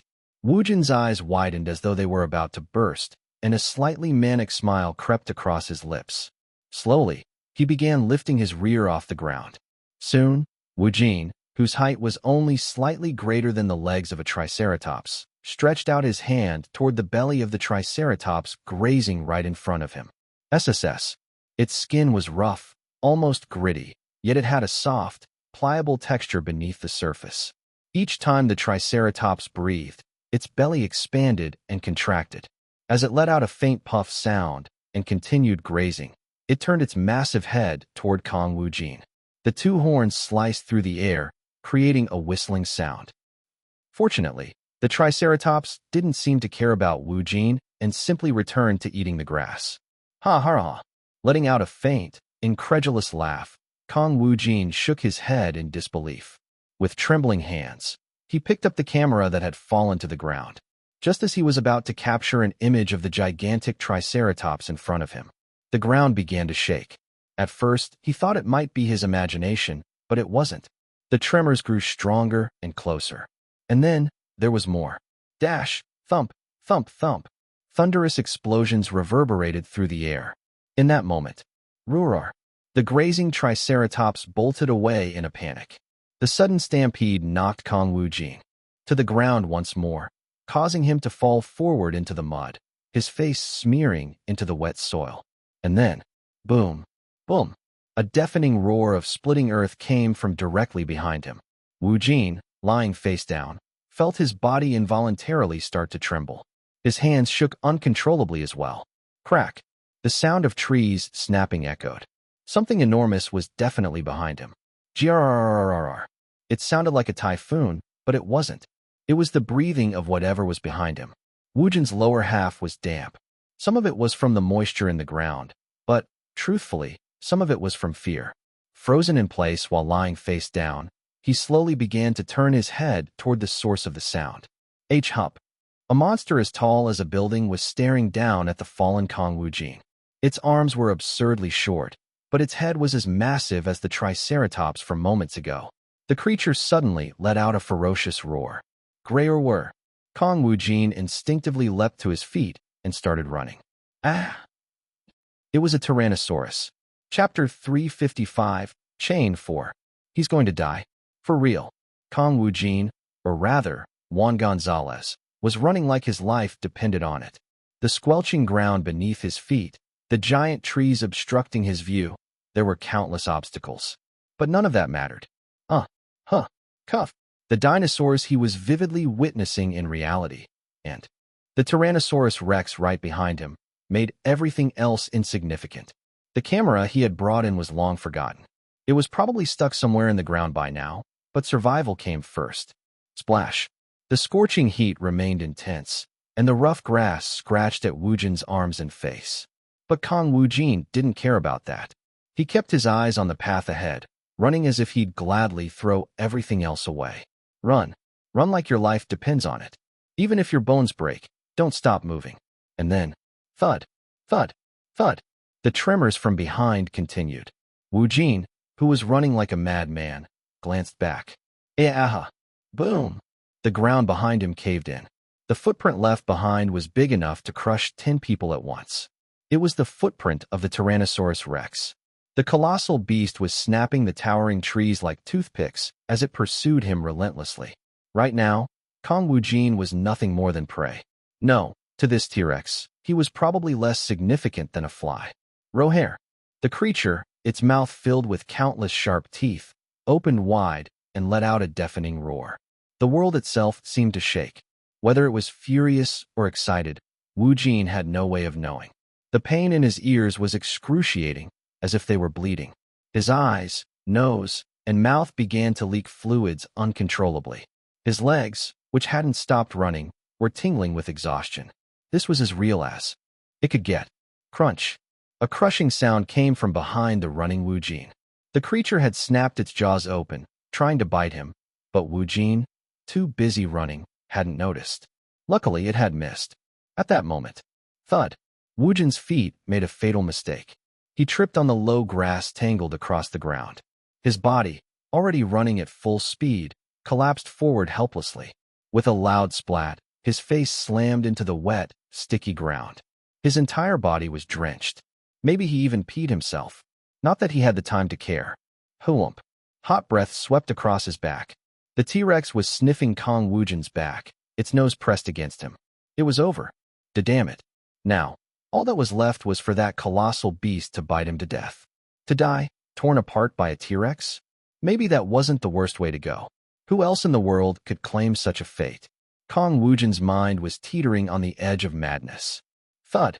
As the creature took another step, the ground shook, causing Woojin, who was lying flat, to bounce slightly into the air before slamming back down. His face was already caked in mud. Fine. If I'm going to die anyway, I might as well get a good look at this bastard's face. Half resigned to his fate, Woojin turned his battered body around. His eyes widened to their limits. The reason was simple. The massive face of the beast was directly in front of him. Its yellow, blood-stained teeth were each twice the size of a human. With a loud huff, the creature sniffed Woojin again.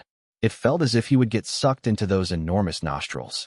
Then, the Tyrannosaurus Rex opened its mouth wide once more. Woojin's trembling intensified, growing uncontrollably. Bang! Bang! Rat-a-tat-tat-tat. Suddenly, loud gunfire erupted. The creature, which had its mouth wide open, jerked its massive head to the side, visibly annoyed. Screech. But the gunfire didn't stop. At the same time, with a screeching noise, a jeep skidded to a halt in front of the fallen Kang Woojin. It was an open-top vehicle. And then, a voice rang out. It was in English. "Hey, get in. Right now." Woojin, his face a mess, jerked his head up. A muscular man was reaching out his hand. Reflexively, Woojin used all his strength to stand and clamber into the jeep. The three men who had been firing at the creature quickly jumped into the vehicle as well. Screech. The jeep's tires screeched as it took off at full speed. Thud, thud, thud, thud. Of course, the creature was chasing them relentlessly. Kang Woojin shouted at the muscular man driving the jeep. "Step on it. Faster. Shut up. It's right behind us. It's right there." I said shut up. At this moment, the jeep roared vroom, as its engine scattered a deep exhaust sound, speeding out of the forest. Soon, a vast plain stretched out before them. And as Woojin gazed at the plain, he was left utterly speechless. Cock, row-hair. Whether it was the sky or the ground. My God, dinosaurs were everywhere. Inside the black van, Kang Woojin, who until just moments ago had been in a world teeming with dinosaurs, had returned to his own reality. His face was solemn. Of course, nothing on this side had changed. The van was cruising down the road, and the dozen or so team members inside were busy with their respective tasks. Who could have possibly guessed? Damn, that was insane. That Woojin had just returned from the age of dinosaurs. His excitement level was through the roof, but he managed to recollect himself and reminded himself to stay in character.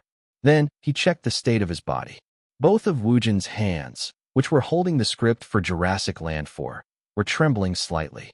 Well, of course, they would be. Just a little while ago, a Tyrannosaurus Rex had been breathing down his neck. Swoosh. A silent Kang Woojin discreetly glanced behind him. Thankfully, there wasn't a dinosaur in sight. That alone showed just how insanely vivid the experience had been. He could still feel the rough, hard texture of the Triceratops's skin that he had touched. Damn, that was epic. Giant movie screens? VR? Those were child's play compared to the void space. Woojin was more than satisfied. He had seen, felt, and touched actual dinosaurs, not fabricated ones, not models, but the real thing. An experience that only Kang Woojin could have in the entire world. Even if they make this movie, it's going to be nothing but CG slapped everywhere. How should he describe it? The experience of Jurassic Land 4 felt like entering a theme park. Other movies had their share of challenges, but Jurassic Land 4 was exhilarating. This was undoubtedly because the screenplay came from Hollywood rather than domestic sources. Thanks to the immense scale. Smirking inwardly, Kang Woojin muttered to himself. At this rate, I absolutely have to visit space too. There were too many things he couldn't resist. Dinosaurs, space, the deep sea, and so on. Right, fantasy and superhero genres wouldn't be bad either. For a moment, Woojin pictured numerous blockbuster Hollywood films before shifting his train of thought, from French and now Spanish engraving into his mind. It wasn't necessary right now, but if I learn it, I'm 100% going to need it someday. No matter what, it's a huge advantage for me. There was no downside to engraving the languages from around the world into his memory. That's why he had chosen a character like Juan Gonzalez. Well, that aside, Woojin lowered his gaze back to the Jurassic Land 4 script in his hands. No matter how he looked at it, he couldn't shake the thought. Do I really need to do this? The film was rated at an ambiguous B grade, and the role they were offering him was merely a supporting one. No matter how much they want me, do I really have a reason to take it? Then, Kang Woojin let out a small laugh inwardly. Wow, damn, I've really leveled up. He was referring to his own reputation. After all, he was now at the point where he could pick and choose Hollywood films to his liking. Regardless, Kang Woojin's interest in Jurassic Land 4 was fading. He had already reaped the benefit of practicing Spanish, and as long as he held on to this script, he could go see dinosaurs anytime he wanted, like a casual visit. That was the extent of it. There was no reason to cling to it or get impatient. Today wasn't the only day, and there were countless other works in the world. Haha, maybe I've developed some composure and poise as an actor. Right now was the time to cut down the hellish schedule and tasks in front of him while carefully evaluating his options. That said, it would still be necessary to check the grades of the remaining 4 scripts aside from Jurassic Land 4. 2 French films, 1 Hollywood film, and 1 American TV series. Soon, Kang Woojin put down the Jurassic Land 4 script and picked up another one. PUK? Once again, his reality came to a halt. 2 days later, Wednesday, the 20th, Tokyo, Japan. It was around 11 a.m. near Tokyo Station, inside a large multiplex cinema. Despite it being a weekday morning, the largest screening hall in the theater was packed. Over 500 seats were completely filled with an audience. However, the main focus in this screening hall wasn't just the film itself. A major event was taking place. On the giant screen at the front of the hall, visible to all 500 audience members, the event's title was displayed in Japanese. The Eerie Sacrifice of a Stranger Audience Preview Screening. This was the audience preview for The Eerie Sacrifice of a Stranger, and it included members of the general public. Although less than a week remained until its official release, The Eerie Sacrifice of a Stranger hadn't eased up on its promotions or marketing. In fact, it had doubled down. With reporters who had attended the media preview flooding the internet with articles, and the recent buzz surrounding Kang Woojin's Best Actor award at Cannes, the attention on The Eerie Sacrifice of a Stranger had reached a nuclear level. In any case, the 500 attendees at The Eerie Sacrifice of a Stranger's audience preview came from various walks of life. Some were drawn by the hype or had won tickets through SNS events and came without much thought. Others were die-hard fans of the original Eerie Sacrifice of a Stranger novel. Some harbored negative feelings toward the movie, while others were Kang Woojin's Japanese fans or fans of the Japanese actors in the film. Because these 500 audience members had such diverse perspectives, the conversations before the screening varied wildly. "Oh, I'm so excited. I wonder how Kang Woojin acted in this. He won Best Actor at Cannes after all. I'm sure he'll completely surpass our expectations, right? I mean, this is a totally different character from Male Friend, so I'm even more curious." I reviewed the original novel of The Eerie Sacrifice before watching, and reporters are going crazy, saying it betrays the original fans and such. I saw that too. While Woojin's fans were brimming with excitement, the die-hard fans of The Eerie Sacrifice of a Stranger or those with negative feelings about the adaptation were full of complaints. How badly did they ruin from the original? I read a few articles, and they said it was shocking. Ugh, so annoying. Why are they even releasing this? Well, probably because Kang Woojin made a name for himself at Cannes, so they're trying to ride the hype. Kang Woojin. I'm so sick of hearing about him. I mean, does it even make sense for the lead in The Eerie Sacrifice of a Stranger to be a Korean actor? And I heard Kang Woojin didn't even show his face once during The Eerie Sacrifice of a Stranger promotion period? Well, I guess that's because he's now a global star. I admit his status rose dramatically, but this is too irresponsible. The hundreds of audience members continued to chatter endlessly as they waited for the screening of The Eerie Sacrifice of a Stranger to begin. Though their words were varied, they all had one common denominator: Kang Woojin. Wasn't there supposed to be a stage greeting? With the cast of The Eerie Sacrifice today, is Kang Woojin really not coming? He's a global star now. Do you think he'd bother coming here? At that moment, swoosh. The lights in the large screening hall dimmed, and The Eerie Sacrifice of a Stranger began to play in earnest. The expressions of the 500 audience members changed by the second. Their eyes widened, brows furrowed, some were shocked, others horrified, some shivered with chills, while others covered their mouths. Throughout the more than 2-hour runtime, there wasn't a single calm reaction. The film ended with a close-up of Iota Kiyoshi, aka Kang Woojin's face, on the massive screen. The story denied karma and consequences, completely diverging from the original Eerie Sacrifice of a Stranger novel. As the movie came to a close, the majority of the 500 audience members were visibly shaken. Does this even make sense? What the hell was that? In particular, the die-hard fans of the original The Eerie Sacrifice of a Stranger were reaching a boiling point.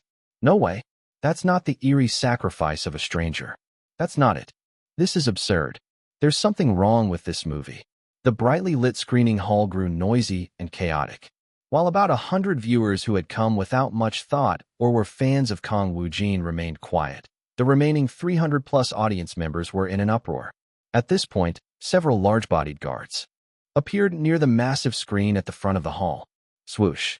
Following behind was director Kyotaro, his hair streaked with gray, along with the Japanese cast members. While notable actors like Mana Kosaku and Mafuyu Uramatsu joined them, Kang Woojin was not present. He wasn't expected to attend in the first place. Soon, director Kyotaro and all the Japanese actors stood in a single line before the 500 audience members. Facing the crowd, director Kyotaro let out a low hum.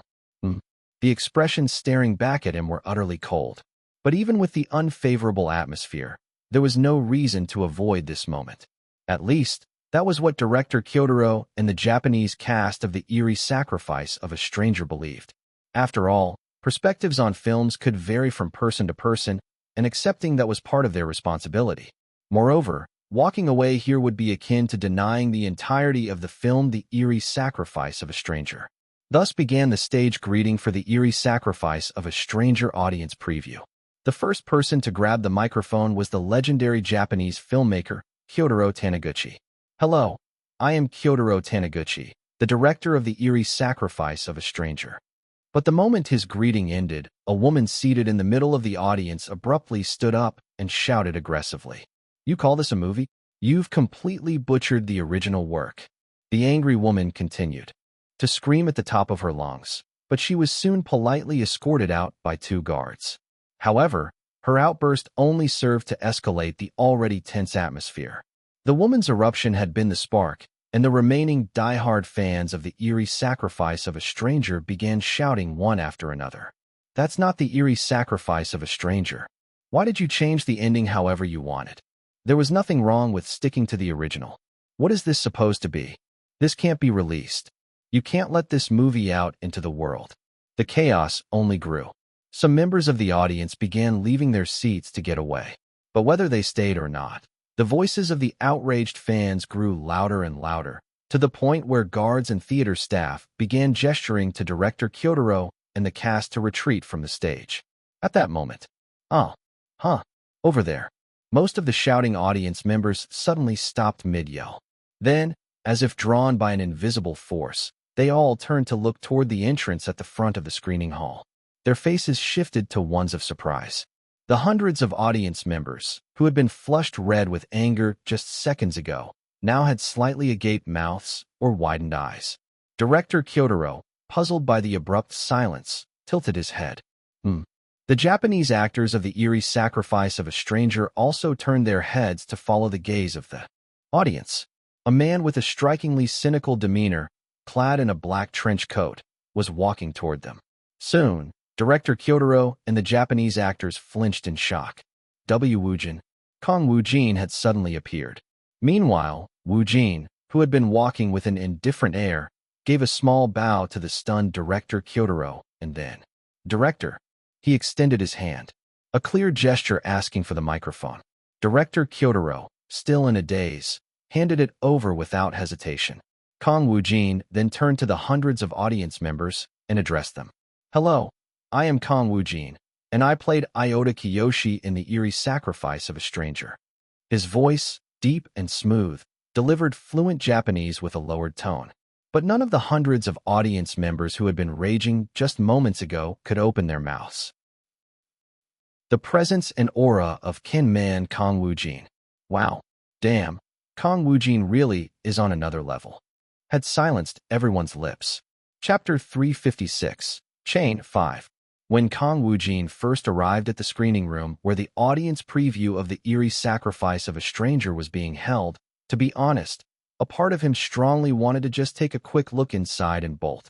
The reason was simple. You call this a movie? You've completely butchered the original work. The shouts of the hundreds of angry audience members inside the screening room could be heard loud and clear. A staff member from the movie theater, who had been curiously sneaking glances at Woojin as they guided him, and a representative from the distribution company for The Eerie Sacrifice of a Stranger, both paused and tried to dissuade him. Going in right now might not be. Yeah, you might want to wait until things calm down a bit, or just skip this screening altogether. The representative's tone suggested they were well accustomed to such situations. And they were. The eerie sacrifice of a stranger had held more than double the usual number of preview screenings compared to other films, and every time, reporters and most attendees got worked up. Of course, the audience previews were even noisier than the press screenings. However, all those incidents had occurred when Kang Woojin wasn't present. This time he was. If you go in now, Woojin SSI, things might escalate even further. Woojin's face showed indifference, but internally he strongly agreed. True, no doubt. If I go in there now, who knows what might come flying my way. But showing weakness now would be a mistake when he was committed to maintaining his persona. Suppressing his racing heart, Woojin responded nonchalantly, though with effort. It doesn't matter. Sorry. I said, it doesn't matter. Oh, it really didn't. And so, Kang Woojin boldly entered the charged atmosphere of the screening room. Once inside, though, he found himself far less nervous than he'd expected. Come on, I've walked the red carpet at Cannes. This is nothing. That said, he did make an effort to keep his poker face even more impenetrable than usual. After all, the atmosphere in this screening room was particularly hostile. Predictably, director Kyotaro Taniguchi and the Japanese cast members of The Eerie Sacrifice of a Stranger were taken aback by Woojin's sudden appearance. And understandably so, his being in Japan at this moment had been a rather hastily arranged decision. Honestly, it wouldn't have been a problem if he hadn't shown up at all. But Kang Woojin had made it a point to come anyway. After all, as the lead actor, it wouldn't have looked good if he didn't show his face at least a few times during the stage greetings. Naturally, the moment Woojin appeared, the movements and loud voices of the hundreds of audience members immediately came to a halt. It was a completely unexpected entrance, after all. And to top it off, Kang Woojin, didn't he say he wasn't coming? Whoa, that scared me. The enormous prestige of Cannes Film Festival Best Actor Award winner, a title that had shaken the world, also played a significant role.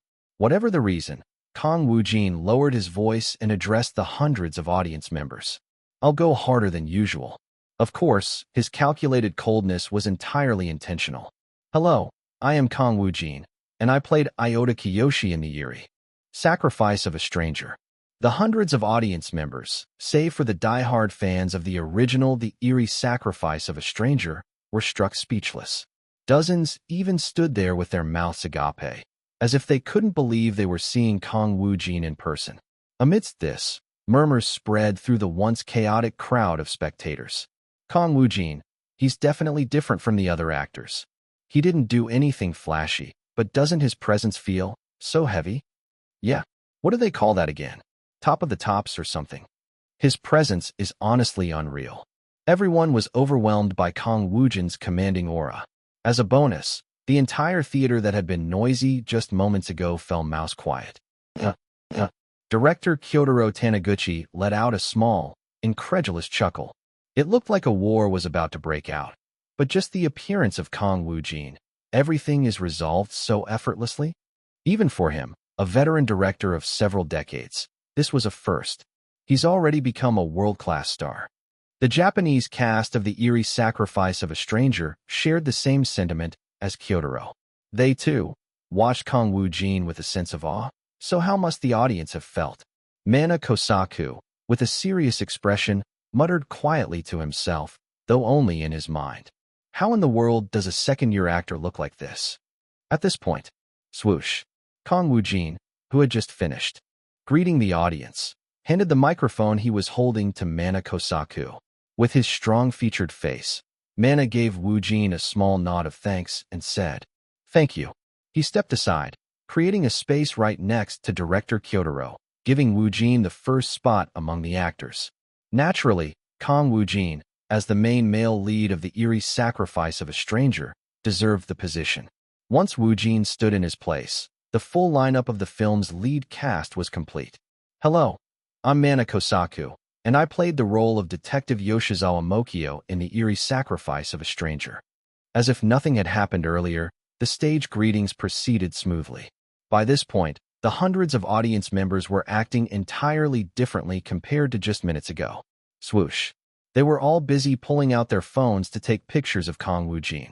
About 30 minutes later, The eerie sacrifice of a stranger team finished their stage greetings and exited the screening room. Soon after, the Japanese cast members crowded around Kang Woojin, bombarding him with questions. However, with director Kyotaro stepping in, the frenzy eased somewhat. Kyotaro then turned to Woojin and asked, "Woojin, are you sure you're okay? I heard your schedule was packed, whether in Korea or overseas." Kang Woojin, who silently nodded, replied, "It's tight, but manageable. I have to fly back to Korea this afternoon." "You must have come during filming for Beneficial Evil, right?" "Yes, but I already got permission. As long as I make it short and impactful, there's no problem." "Haha, thank you." "No, it's nothing. I couldn't possibly skip the stage greetings for the eerie sacrifice of a stranger. But considering you're here, why has the media been so quiet?" "I came in secretly." As a result, Woojin decided to attend stage greetings for a total of 4 screening rooms, including the one he had just completed. Right after that, his schedule left him no rest. He had to head straight back to Korea. At this point, Kang Woojin felt as though the distance between Japan and Korea was as trivial as traveling between Seoul and Gyeonggi Province. While Kang Woojin was busy completing the stage greetings for the eerie sacrifice of a stranger, can Best Actor Kang Woojin make surprise appearance at the eerie sacrifice of a stranger audience preview/photos? The news was causing a frenzy in the Japanese media, which was firing off articles like mad. This was because the audience members from the earlier screening room had already spread photos and videos of Woojin across social media. Kang Woojin makes surprise visit to Japan. Did he sneak into the country? Kang Woojin suddenly appears at the eerie sacrifice of a stranger audience preview. Sightings flood social media. With a week left until the release of the eerie sacrifice of a stranger, is Can leading man Kang Woojin nervous? It was a whirlwind of a half-day. After wrapping up all the stage greetings, Woojin moved straight to Haneda Airport that same afternoon without a moment's rest. On the way there, inside the van, Kang Woojin called Choi Sung-gun. Despite being swamped with work in Korea, Choi Sung-gun always made sure to answer Woojin's calls. "Hey Woojin, did you wrap up your Japan schedule?" "Ah, I should have gone with you." "It's fine. Everything is wrapped up nicely, Seonim." With his low tone, Kang Woojin began outlining his decision. "And about the scripts and scenarios we received from overseas this time, I'm rejecting all of them." "All of them? Even Jurassic Land 4? "Yes, all of them." Kang Woojin declined all the offers, including Jurassic Land 4. On the other end of the phone, Choi Sung-gun didn't seem particularly surprised. "Got it. I'll handle the rest on my end." Shortly after, Kang Woojin arrived at Haneda Airport. Since his entry into Japan had been secretive, it had gone quietly, but his departure was anything but. Pabababababak. Pababababababak. Hundreds of Japanese reporters, as well as an even greater number of fans and onlookers, crowded the airport to greet Kang Woojin. However, he had no time to linger. Waving briefly at them, Woojin completed the departure procedures and entered the terminal leading to his plane. What stood out here was Woojin's internal reaction. While he had flown into Japan on a commercial flight, this time was different. "Whoa, shit, crazy. Is that the private jet?" Kang Woojin laid eyes on the private jet gifted to him by Chairman Hideki Yoshimura. "Fuck, is this seriously my private jet?" Even as he saw it, he found it hard to believe. Meanwhile, in Korea, at the same time that Kang Woojin was overwhelmed in Japan, Korea was bustling, or rather, in an uproar, over the various issues surrounding him. The aftereffects of both the Cannes Film Festival and Leech were still going strong. Leech, confirmed for October 27th release, theaters competing for early screening dates/photos. Leech continued to be a hot topic overseas, and Korea was no exception. Add to that the chain of incidents involving Miley Kara and the eerie sacrifice of a stranger, among others. Currently, Kang Woojin's brand power in Korea was emperor class. Naturally, all works associated with him were receiving attention as well. Star Talk. Kang Woojin's Beneficial Evil garners increasing global interest post-Cannes. Netflix benefits from Kang Woojin's power. Is it putting full force behind the global launch of Beneficial Evil? Both major and mid-sized domestic media outlets had their eyes glued to Kang Woojin, Korea's top-selling star. Among them, Power Patch, a major media company with a history involving Woojin, was no exception. Its entertainment division's office resembled a chaotic marketplace as its editor-in-chief walked in. Swoosh. The editor-in-chief, unaffected by the deafening chatter of the reporters, immediately walked toward a nearby desk. Seated there was a reporter with heavy dark circles and square glasses. The editor tapped the reporter's shoulder lightly and gestured, "Come to my office." The reporter grumbled a bit, but followed the editor. This reporter had even attended the Cannes Film Festival and conducted an interview with Kang Woojin. Once inside the editor's office, the editor, leaning casually against the desk, spoke to him. "Hey, have you seen this before?" The editor held out his phone. On the screen was what looked like a photo taken on set. The reporter, tilting his head in confusion, replied, "What is this?" "This came in from Bangkok. Don't you recognize it?" "No, I don't." Seems like it's starting to spread on Bangkok's SNS and communities. I got this through someone I know in Bangkok." "Okay. And look closely at the picture, you idiot." The reporter scratched his chin and leaned in closer to the phone. The photo showed various cameras and filming equipment, with dozens of staff members visible. It was clearly a filming site, taken from a distance in a wide shot. The editor pointed at one man in the image with his index finger. "Don't you recognize who this is?" The reporter, scrutinizing the photo, suddenly exclaimed, "Ah, Kang Woojin."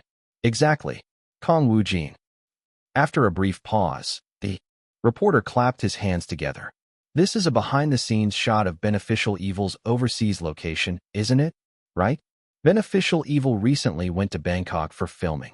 "Correct. So, shots like this will eventually be officially released by Beneficial Evil anyway. Doesn't seem like a big deal. Still, I guess it could be useful to draw some early attention. Listen until the end." The editor, narrowing his brows, moved his finger on the screen. This time, he pointed to a blonde woman standing a little apart from Kang Woojin. "What about this blonde woman? Who do you think she is?" "Wait a second." The reporter, whose face had grown serious, leaned even closer to the phone. Though the image was a bit blurry and the woman's profile wasn't captured head-on, her distinctive blonde hair, silhouette, and aura felt oddly familiar. After staring intently at the woman for a moment, the reporter hesitantly muttered a name under his breath. Could it be Miley Kara? Meanwhile, in L.A. While it was early afternoon in Japan and Korea, it was late at night in L.A. Despite the late hour, the lights of downtown L.A. shone brightly as two large vans sped down the roads. Sitting in the front van was a familiar blonde-haired woman, Miley Kara, who had been exceptionally busy lately with the release of her new album. The blonde-haired woman, her hair flowing down, was on her way to the recording studio after completing yet another packed schedule for the day. Sitting by the window, she silently stared down at her phone. Then, Miley Kara lifted her head slightly and smiled faintly. She was looking at Jonathan sitting across from her. 300 million views. Kara murmured as she held up her phone to show Jonathan. Displayed on the screen was the music video for her latest song uploaded to her YouTube channel. Alcoholism, feat. Woojin, Miley Kara. Minus 300 million views. Jonathan also smirked and gave her a thumbs up. It was at 290 million around lunchtime. Congrats, Kara. We should all celebrate this, not just me. But isn't it the first time in a while that a video has surpassed hundreds of millions of views in such a short time? Yeah, about 5 years. It's all thanks to your collaboration with Kang Woojin. A house as a gift wouldn't even be enough. Either way, I should send him a DM. As she lowered her gaze back to her phone, Jonathan, arms crossed, asked her another question. But are you really not going to read any of the incoming scripts? Still focused on her phone, Kara brushed her blonde hair aside and replied, "Yeah, I'll wait for Joseph. It'd be a shame if I read something else and ended up liking it. It's better not to look at all." At that moment, Miley Kara turned her phone back toward Jonathan again. "If I send him this, do you think Kang Woojin will react?" "Probably. It's bound to blow up his international recognition, his YouTube, and his SNS even more. He's the type who rarely shows emotion, though." Displayed on Kara's phone was the updated Billboard chart for the week. Billboard Hot 100. -1. Alcoholism, feat. Woojin / Miley Kara, new this week. Kang Woojin's name was now engraved at the top of the Billboard chart. Chapter 357, Chain 6. The title track of Miley Kara's new album, in which Kang Woojin participated, just debuted to #1 on the Billboard charts. Not just any chart, but Billboard Hot 100. The Hot 100 chart. For reference, there are two main charts on Billboard: the Hot 100 and the Billboard 200.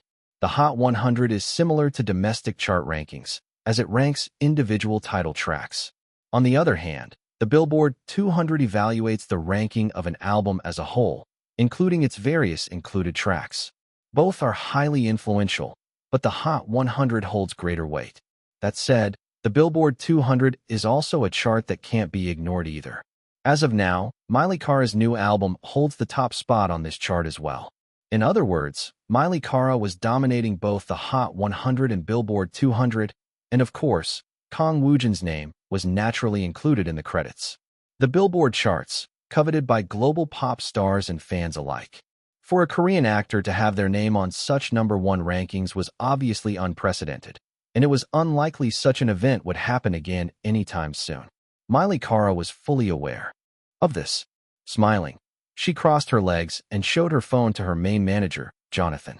Right after he won Best Actor at Cannes, there's no way people won't know about Kang Woojin now. It's nice that my album is doing well, but his promising future is interesting too. Jonathan scratched his chin at her rare smile, considering her usually composed demeanor. Miley, you know you've been smiling every time Kang Woojin's name comes up lately.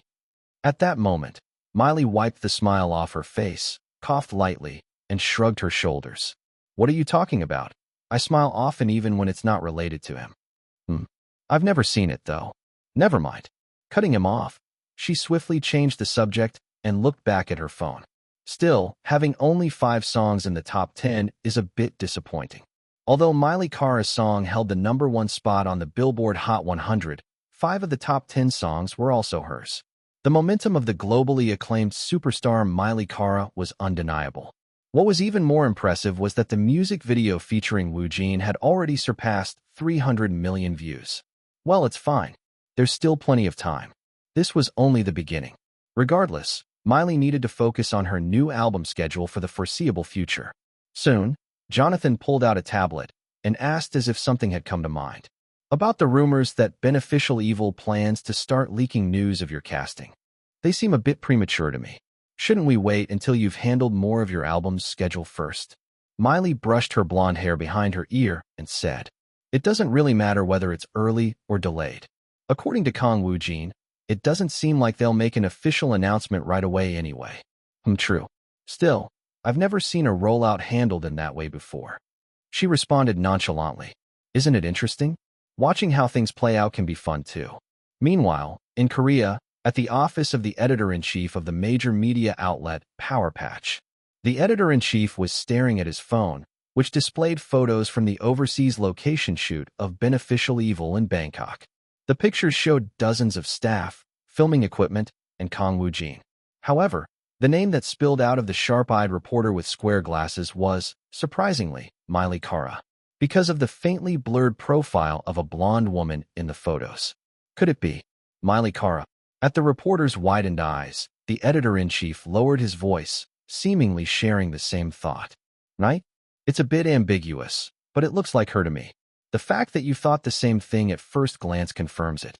Anyone could mistake her for Miley Cyrus based on this, no doubt.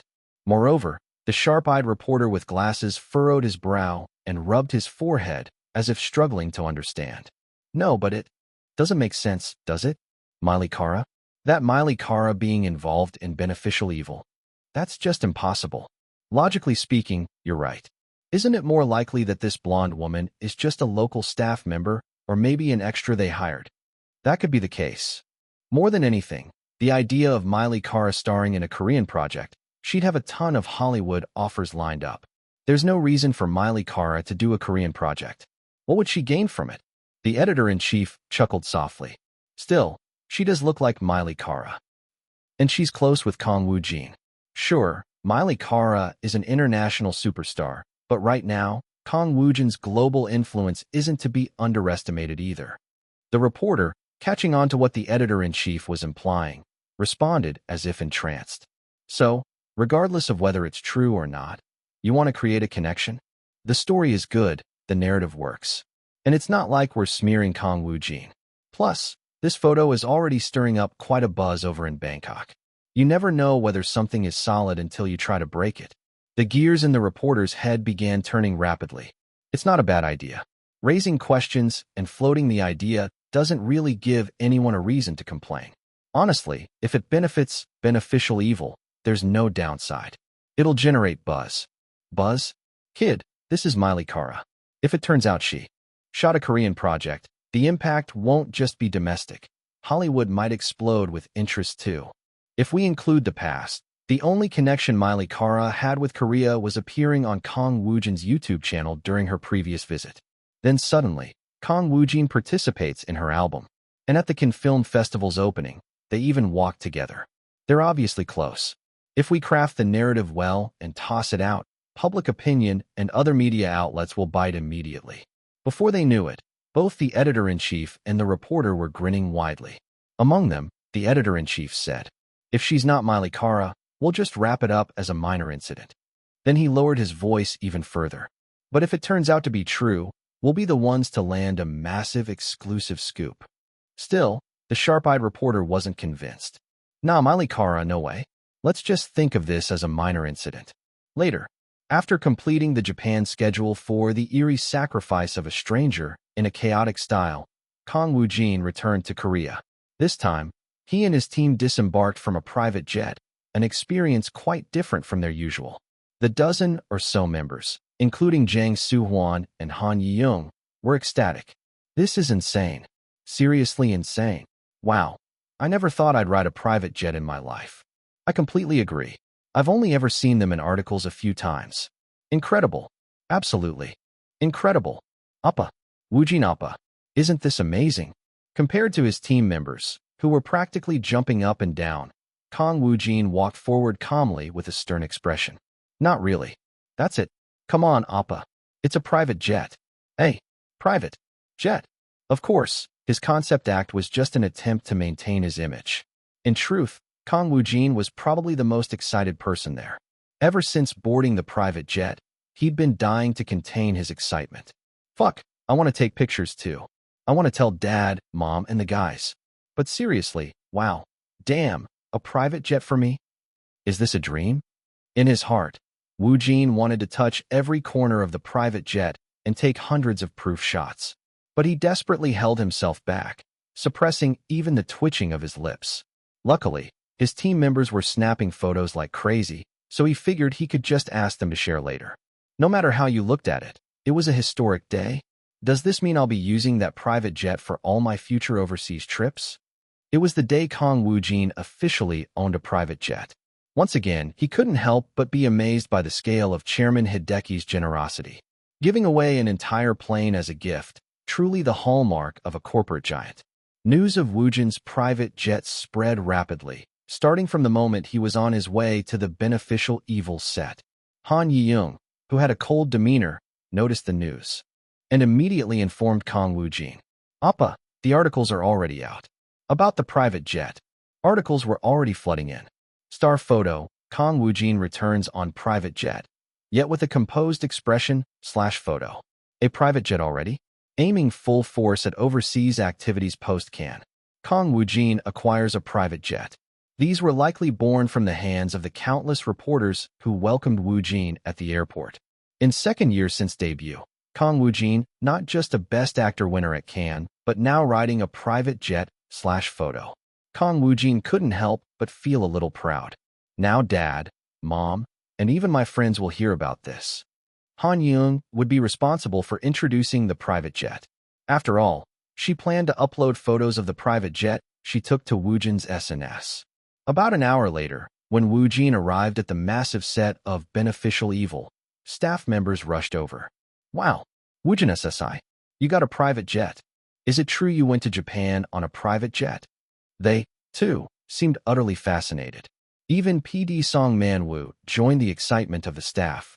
Though he was a big shot in the drama industry, actors with private jets were rare. Was this arranged by CEO Choi? A private jet? This must have been a one-time thing, right? "No, I'll use the private jet from now on." Hudash. The news spread like wildfire to over 100 staff members on the set. Meanwhile, PD Song Man-woo, quickly regained his composure. He approached Kang Woojin, who was preparing for the shoot, and whispered, "About her matter you mentioned, I've let it out, so we should start seeing bites soon." After that, Kang Woojin focused on filming Beneficial Evil. The filming continued late into the night, and the next standby was set for early morning. While the schedule did include some outdoor filming, most of the current filming for Beneficial Evil was being done on set, following PD Song Man-woo's decision to tackle those scenes first. Around this time, Issue Talk, Miley Carr's new song, featuring Kang Woojin, dominates the Billboard charts. News spread domestically that Miley Carr's new album was smashing the Billboard charts. Not just Kang Woojin's name now on the Billboard charts as well, global recognition rising endlessly. Although the issue had already gained traction with the music video reaching hundreds of millions of views, the concrete results sparked reactions from the media and public that were several times stronger. Miley Carr's new song is amazing. I'm not even a fan of Kang Woojin, but I was shocked after hearing the Sanja test so good. I mean, Carr has always been legendary, but seriously, what can't Kang Woojin do? Wow. Kang Woojin, his voice tone is unreal. Please release a solo song. Appa. Was that piano in the middle actually played by Kang Woojin? This song is going crazy. Overseas Kang Woojin might seriously become a legend. The MV just surpassed 300 million views on YouTube, streaming it on repeat. At this rate, Kang Woojin might actually drop an album and dominate the Billboard charts himself. Watching all of this unfold, Kang Woojin remained fairly calm. It's fascinating, but it's not as impressive as a dinosaur. This was partly because Miley Carra had already sent him a DM. Moreover, Woojin wasn't too familiar with Billboard charts to begin with, so the impact on him was somewhat muted. Regardless, the domestic media and public continued to spiral into a frenzy over the added buzz. A few days later, Kang Woojin's phone alarm went off. It was around 5 a.m. The location, Woojin's home in Samseong-dong. In the darkened house, he groggily opened his eyes in bed. Ugh dash. He groaned. The previous day's Beneficial Evil shoot had ended around midnight, and he didn't get home until 1 a.m. He'd fallen asleep by 2 a.m., leaving him with barely 3 hours of rest. Becoming a zombie was no surprise. Of course, his schedule for the day was packed as usual. By 7 a.m., he had to be at the shop, followed by 2 interviews with foreign media, a photo shoot, more Beneficial Evil filming in the afternoon, and finally, a meeting for his YouTube channel, Kang Woojin's alter ego, at night. At this rate, I might actually die. Curled up in bed, he muttered to himself before reluctantly. Sitting up, he grabbed a bottle of water from the fridge, chugged half of it, and immediately picked up the script sitting on the coffee table in the living room. It was the script for Beneficial Evil. He planned to enter the void space. Let's just take it easy for now and survive round 1. It was a choice made for survival. After spending quite a long time idling in the void space, Kang Woojin returned to reality. His complexion had somewhat recovered. After quickly washing up, he pressed a cap over his head and left the house. Swoosh. While waiting for the elevator, he took out his phone. The number of unread messages was overwhelming. He couldn't check them all, so he prioritized the urgent ones. Among the pile of messages, he spotted one from Choi Sung-gun and moved his thumb to open it. The content was brief. Link. Articles out. Tilting his head slightly in curiosity, Kang Woojin tapped on the link Choi Sung-gun had sent. At the same time, the elevator doors opened, and his phone screen loaded the link page. It was an article that had been published just minutes ago. The moment he saw the title, Kang Woojin muttered softly, "Oh dash." It was only natural. While he hadn't been anxiously waiting for it, it was an article he'd been anticipating for quite some time. Exclusive, expanding globally. Kang Woojin, spotted with Miley Carra at the Beneficial Evil Bangkok overseas location. Is Miley Carra appearing in Beneficial Evil? Power Patch. The article featured a familiar photo. A blonde woman with an ambiguous appearance and Kang Woojin. Though it had only been a few minutes since the article was uploaded, it already had over 100 comments. The snowball starts rolling. Recalling the media frenzy that would soon follow, Kang Woojin smirked internally, feeling proud. At that moment, the elevator doors opened again, and Woojin put on his best poker face. Waiting in the underground parking lot was a black van. As Woojin approached, the side door of the van slid open, and the burly Jang Soo-hwan stepped out. Recently, he had been promoted one level up from road manager. "Hyungnim, you're here." As usual, Jang Soo-hwan greeted him with high energy, to which Kang Woojin responded in a low voice. "Yeah, breakfast. You'll have to eat at the shop, Hyungnim." As Woojin got closer, Jang Soo-hwan suddenly gave him a thumbs up. "It's finally happening, isn't it?" Understanding the meaning behind those words, Kang Woojin gave a nod. "That's right." Started monitoring the Japanese side. Jang Soo-hwan waved his business phone in the air. Today was Tuesday, October 26th. "How's it looking?" "Articles are already out, and it's going crazy. The Eerie Sacrifice of a Stranger has already taken the #1 spot in advance ticket sales." It was the release day for The Eerie Sacrifice of a Stranger. Chapter 358, Chain 7. Kang Woojin, exuding an air of indifference, was on his way to the salon shop. Sitting with his legs crossed, he was looking down at his phone. The screen of his phone was filled with Japanese text. The reason was simple. "Wow, this is crazy. It's all about The Eerie Sacrifice of a Stranger." He was currently skimming through the current state of the media and public opinion in Japan. Today, Tuesday the 26th, was the opening day of The Eerie Sacrifice of a Stranger. From pre-production until now, it had never been quiet, and with the release of The Eerie Sacrifice of a Stranger, empowered by Kang Woojin's star power, Japan was in an uproar. Even the main page of the search site is all about The Eerie Sacrifice of a Stranger. But what's with this main article? Why did they use such a lousy picture of me? Every Japanese search engine, social media platform, and countless community sites were flooded with The Eerie Sacrifice of a Stranger. In exactly 1 hour, the first screening was scheduled to begin. What kind of reactions would it garner? During the press screening, reporters and audiences had spouted all sorts of opinions. Would they be similar this time? Woojin, with his poker face on, internally had several questions. However, the answers will come soon enough. Woojin quickly shifted his thoughts. The snowball rolling now wasn't just about The Eerie Sacrifice of a Stranger. There were plenty of other matters awaiting him. The buzz surrounding Miley Cara that had broken just a few hours ago, and the domestic release of Leech, set to premiere in just 1 day. There were so many things lined up. Come to think of it, how's Cara's news doing? Woojin tilted his head slightly in curiosity as he casually moved his thumb. In an instant, his phone screen changed to the earlier article about Miley Cara, launched by Power Patch. For a moment, Kang Woojin was mildly surprised inwardly. Wow, damn, the traction is insane. It was about the comments under the article. Within just a few minutes of the article's upload, there had been about 100 comments, but now, several hundred more had been added. Naturally, the comments, which bordered on the manic commenting of the public, were continuing to increase in real time. At that moment, Hyung, with Choi Sung-gun absent, Jang Soo-hwan, whose arm muscles seemed to be getting bulkier, had taken the passenger seat.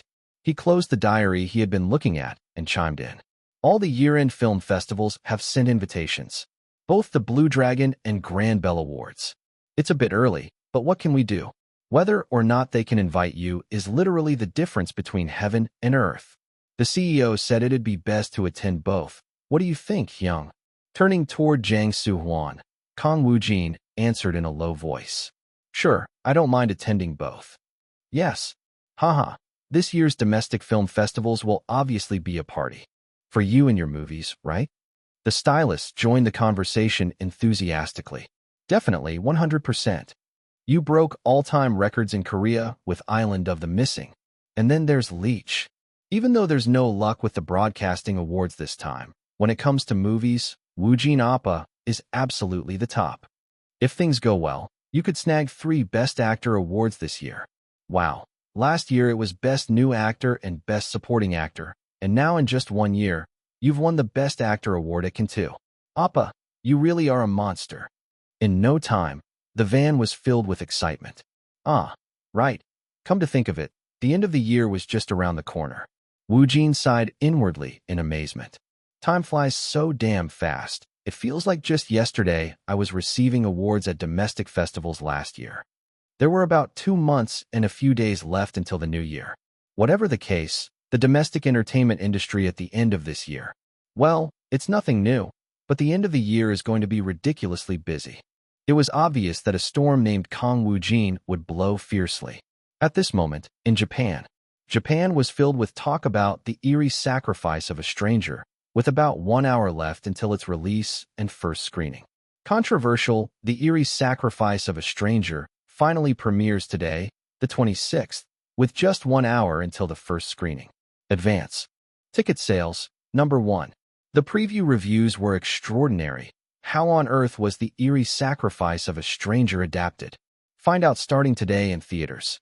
The Eerie Sacrifice of a Stranger achieves number 1 advance ticket sales ranking upon release. Our audience is curious about the performance of Kang Woojin, the Best Actor winner. The nationwide Japanese entertainment industry, including the media, production companies, film studios, and agencies, was abuzz with talk of The Eerie Sacrifice of a Stranger, with its first screening just around the corner. Well, given how hot the movie was, it was only natural. This movie is finally releasing. I doubt there's ever been a movie that was this noisy from production to release. Do you think it'll do well? For the first day, or maybe a few days at most, it'll probably attract some audiences. After all, Akari is the original author, Kyotaro is a renowned director, and most importantly, there's Kang Woojin. His pull is massive, and the rest of the cast are all top tier. Well, it's true that having a Korean actor as the main male lead is a first in the history of the Japanese film industry. Still, it'll probably sell decently for a while before gradually fizzling out. Such buzz usually only lasts during the initial phase, and in the end, the film itself needs solid content to sustain interest. But based on the preview reviews for The Eerie Sacrifice of a Stranger, there were a lot of criticisms. While there were quite a few who viewed it positively, the negative opinions were still more numerous. Well, it was a phenomenon that included various emotions. Jealousy from those resistant to change, disdain for a Korean actor, envy toward Kang Woojin, Kang's man, and underlying anxiety. What if the film actually succeeds? Masked behind a facade of criticism and sarcasm. I heard from reporters who attended the preview that The Eerie Sacrifice of a Stranger was universally panned. The preview audience was also sharply divided. Well, the original work does have a lot of hardcore fans. How much must they have altered the screenplay for it to cause such an uproar? Who knows? But from what I've seen on social media, people are calling it ridiculous, saying it tramples on the original, and even describing it as a disgusting movie. Clearly, the content seems to have some serious issues. I thought this might finally be a film to rival theatrical anime hits, but I guess that's going to be tough? Well, still, with names like Kang Woojin and the rest of the cast attached, it should comfortably hit around 5 million viewers. As the heated conversations unfolded, time passed, and it was now a little past 9 a.m. A familiar woman walked into a movie theater in Tokyo.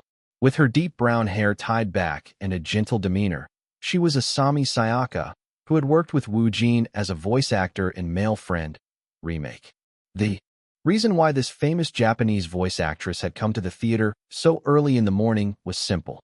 Woojin's first Japanese movie. I need to see it with my own eyes. Given her connections with Kang Woojin, she was here to watch The Eerie Sacrifice of a Stranger during its very first screening on opening day. Japanese theaters, except for minor differences, were nearly identical to Korean ones. However, when Asami Sayaka stepped into the theater lobby, she was taken aback. There are way more people than I expected. Despite it being morning, the lobby was packed with an unexpectedly large crowd. The age range was diverse, though there were noticeably more young people. Sayaka scanned the theater lobby, taking in her surroundings. Unsurprisingly, there were plenty of advertisements and posters for The Eerie Sacrifice of a Stranger. Most of the crowd in the lobby was likely there for the same film. After making her own assumptions, she picked up her ticket from the automated kiosk and moved toward the designated screening hall. And then, wow! As soon as she entered the screening hall, her mouth opened slightly in surprise. Hundreds of seats were filled with even more people than in the lobby. With 10 minutes until the movie started, half the seats were already filled. Sayaka, trying to calm her surprised heart, sat in her seat while bowing politely. She could hear the murmuring of the audience around her. There were all sorts of topics being discussed, but Kang Woojin's name was a recurring theme. Some were cheering for him, while others were criticizing him. 10 minutes later. SSSHH. The lights in the screening hall dimmed. It's starting. The first screening of The Eerie Sacrifice of a Stranger had begun. By this time, the screening hall's hundreds of seats were nearly full. At the same time, in Korea, Kang Woojin was at the salon shop. Though his expression was stoic, everything about him, except for his hair and makeup, which were still being worked on, was flawless. Looking at his reflection in the mirror, Woojin couldn't help but compliment himself inwardly. Not bad. With slightly parted bangs revealing his forehead and a beige blazer for his outfit, Kang Woojin was dressed to impress for 2 upcoming interviews with foreign media outlets. While Woojin was inwardly admiring his own reflection, shop designers and staff around him had been bombarding him with questions for a while. Woojin SSI. I saw an article earlier. Is it true that Miley Kara is actually appearing in your project? Huh? Was there such an article? Yes, I'm telling you. You know Beneficial Evil, the one you're filming now? A blonde woman was spotted in overseas shooting photos, and people are saying it's Miley Kara. What? No way. Woojin SSI. Is it true? Although Woojin had intended to stir curiosity, he found this attention a bit bothersome. At times, like this, the best approach was to respond sternly yet vaguely. Who knows? Is this done? Sorry. We got too excited, didn't we? It's fine. Woojin's cold tone quickly snapped the shop staff out of their excitement, and they went silent. However, once Woojin left the shop, the talk about Miley Kara began spreading rapidly again. This is the article, right? Look at the photo. Here, this woman. This blondie. She does kind of look like Miley Kara, doesn't she? No way. Why would Miley Kara appear in a Korean project? Well, to me, she really does look like Miley Kara. Look at that bright blonde hair and her figure. She's probably just some extra who looks similar. Honestly, why would someone of Miley Kara's caliber work on a Korean project? The article itself is all speculation. Just tabloid nonsense. True? Woojin SSI didn't exactly confirm anything earlier, either. But if that woman really is Miley Kara, then what happens? It'll be huge. A Hollywood superstar has never acted in a Korean project before, right? Meanwhile, at the massive filming site for Beneficial Evil in Yongkyeon, Gyeonggi Province, where preparations for filming were in full swing, PD Song Man-woo sat in front of monitors and grinned. Good. That's the way. His eyes were fixed on his phone. Keep the fire burning, let it blaze. He was watching as numerous media outlets swarmed in to follow up on the major article. Launched by Power Patch. Issue pick, Hollywood superstar Miley Kara rumored to join Kang Woojin's Beneficial Evil. Leaked overseas location photos for Beneficial Evil in Bangkok feature Miley Kara. After Cannes, are they working together again? Miley Kara, who's dominating the Billboard charts in Beneficial Evil? A sudden, explosive rumor making waves. The entertainment industry was already beyond buzzing about Miley Kara. It was practically on fire. Naturally so. The rumor was absurd and unexpected, yet, from another perspective, it wasn't entirely impossible. Not when Kang Woojin was involved. That said, never before had a world-class superstar like Miley Kara participated in a Korean project. That made the media salivate even more, rushing to report the story. Evidence of Miley Kara in Beneficial Evil released, /photo. A sudden shocker, Miley Kara spotted in Beneficial Evil filming photos. Is her appearance confirmed thanks to her connection with Kang Woojin? The media's frantic excitement. And public reaction, which was several times more intense. What? What's this nonsense rumor again? Wait, is this real? You think it's real? Just total trash reporters talking nonsense as usual? I care. Why would Miley Kara want to be in a Korean work? 100% rumors. But if you look at the article's photo, she does kind of look like Miley Kara. That striking blonde hair. Oh please, how many blonde foreign women are there? Seriously, I hope these reporters get sued by Kara's team. This is comedy gold. Why would Kara do this? She's killing it in Hollywood already. But what if it is Kara? Maybe Woojin made some deal with her to make it happen? Get real. Miley Kara's appearance fee is astronomical. No way they could afford her.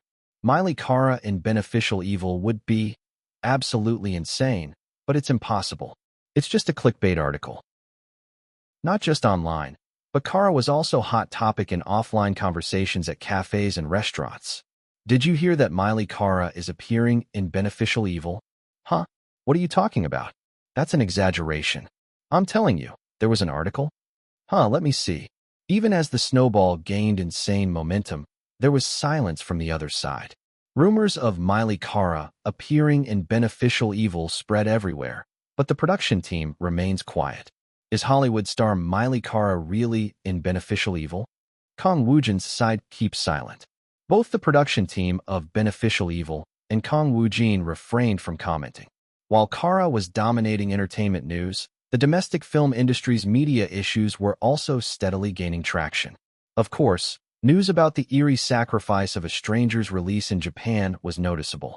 Movie Talk, Kang Woojin's starring film The Eerie Sacrifice of a Stranger debuts today. Early screenings draw packed audiences/photo. But in Korea, Leech was the clear frontrunner. Palme d'Or winner Leech soars to a 50% advance ticket sale rate, claiming the overwhelming #1 spot. Movie Leech, premiering tomorrow, already shows signs of box office success. #1 in domestic pre-sales. The Palme d'Or and Best Actor award-winning Leech is finally set to premiere tomorrow. Kang Woojin's dominance and influence were frequently mentioned as well. Star Talk. In Japan, it's The Eerie Sacrifice of a Stranger, and in Korea, it's Leech.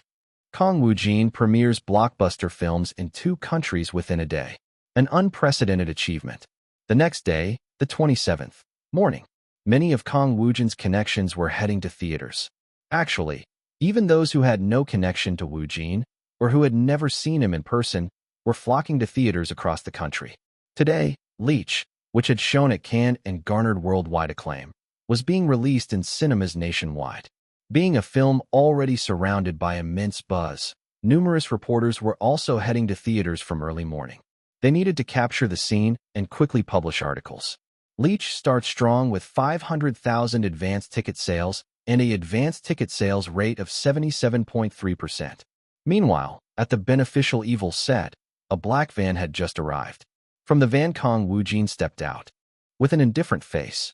Filming for Beneficial Evil was scheduled for this morning. At the same time, buzz. Just as Woojin was about to step forward, his phone vibrated in the pocket of his jeans. It was a call. After signaling the staff to wait a moment, Kang Woojin's face turned solemn as soon as he saw the phone screen. Of course, his inner thoughts matched. Director Kyotaro, if he's calling me this early, it must be about that. The caller was Kyotaro Taniguchi, the director of The Eerie Sacrifice of a Stranger, who was currently in Japan. Then Kang Woojin put the phone to his ear and spoke in low Japanese, keeping his voice as deep as possible. Yes, director. Hello. On the other end of the call, Director Kyotaro's voice was highly excited. Woojin, I called you as soon as the audience numbers were announced. The opening day audience count for The Eerie Sacrifice of a Stranger. 850,000. 850,000. 850,000 in a single day. Crazy. 850,000? Even Island of the Missing, which had become the top-grossing movie in Korean history with over 20 million total viewers, had recorded 700,000 on its first day. The Eerie Sacrifice of a Stranger had surpassed that by 150,000. Meanwhile, in L.A., in the heart of downtown L.A., where tall buildings loomed, stood an older building bustling with heavy foot traffic. In an office near the top floor, a man with a balding head and round glasses sat at a desk, speaking into his phone. Joseph, I'll direct that project. But there's a condition. The man was none other than Danny Landis, a Hollywood master director. Chapter 359, Chain 8. Director Danny Landis, often mentioned as one of Hollywood's finest auteurs, sat in his office, filled with stacks of scripts and papers, and checked something intriguing before calling the famous producer Joseph Felton. Swish. Alternating between a tablet and thin piles of paper, Danny, with his half-balding head and round glasses perched on the tip of his nose, focused on the materials in front of him. The tablet contained files sent by Joseph, while the thin stack of papers was the result of Danny's own research. They all chronicled the career of one particular actor. Kang Woojin, how absurd. The man who wrote a legend at Cannes and won Best Actor, the only one to receive acting praise from director Danny. These were details about Kang Woojin, the Korean actor. Ever since Danny had returned to Hollywood after Cannes, thoughts of Kang Woojin had lingered in his mind. His presence, his acting, his aura, they refused to leave Danny's head. And yet, truly an outrageous filmography. Looking at Kang Woojin's data, Danny's peculiar interest only grew. Having spent at least several decades in Hollywood, Danny had crossed paths with countless impressive Hollywood actors. But in his experienced eyes, the path Kang Woojin had walked felt deeply unconventional. Being a two-year rookie was true, but what are all these abilities? Compared to before, Kang Woojin's profile had many new additions. He had only debuted 2 years ago, yet not a single project he'd been involved in had failed. And that wasn't all. Within a year, he had landed lead roles alongside South Korea's master filmmakers, swept Best New Actor and Best Supporting Actor awards in his first year, and even debuted in Japan.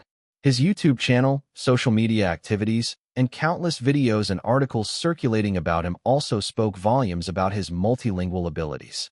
Not just French and English, but Japanese and sign language too. His vocal, piano, and cooking skills also stood out. Besides these, Kang Woojin was a monster in too many ways to list. He even recently took Cannes by storm. This alone was well beyond alien level, but what director Danny saw as Woojin's greatest trait was still his acting. The way he made characters created by writers break free from their molds and make them feel alive in the real world. One step beyond method acting, Danny Landis put down the materials he had been reviewing and recalled the past. Back at Cannes, before the closing ceremony and awards event, Danny had been dining with executives from the film company Universal Movies. The conversation had been initiated by a pot-bellied executive from Universal Movies.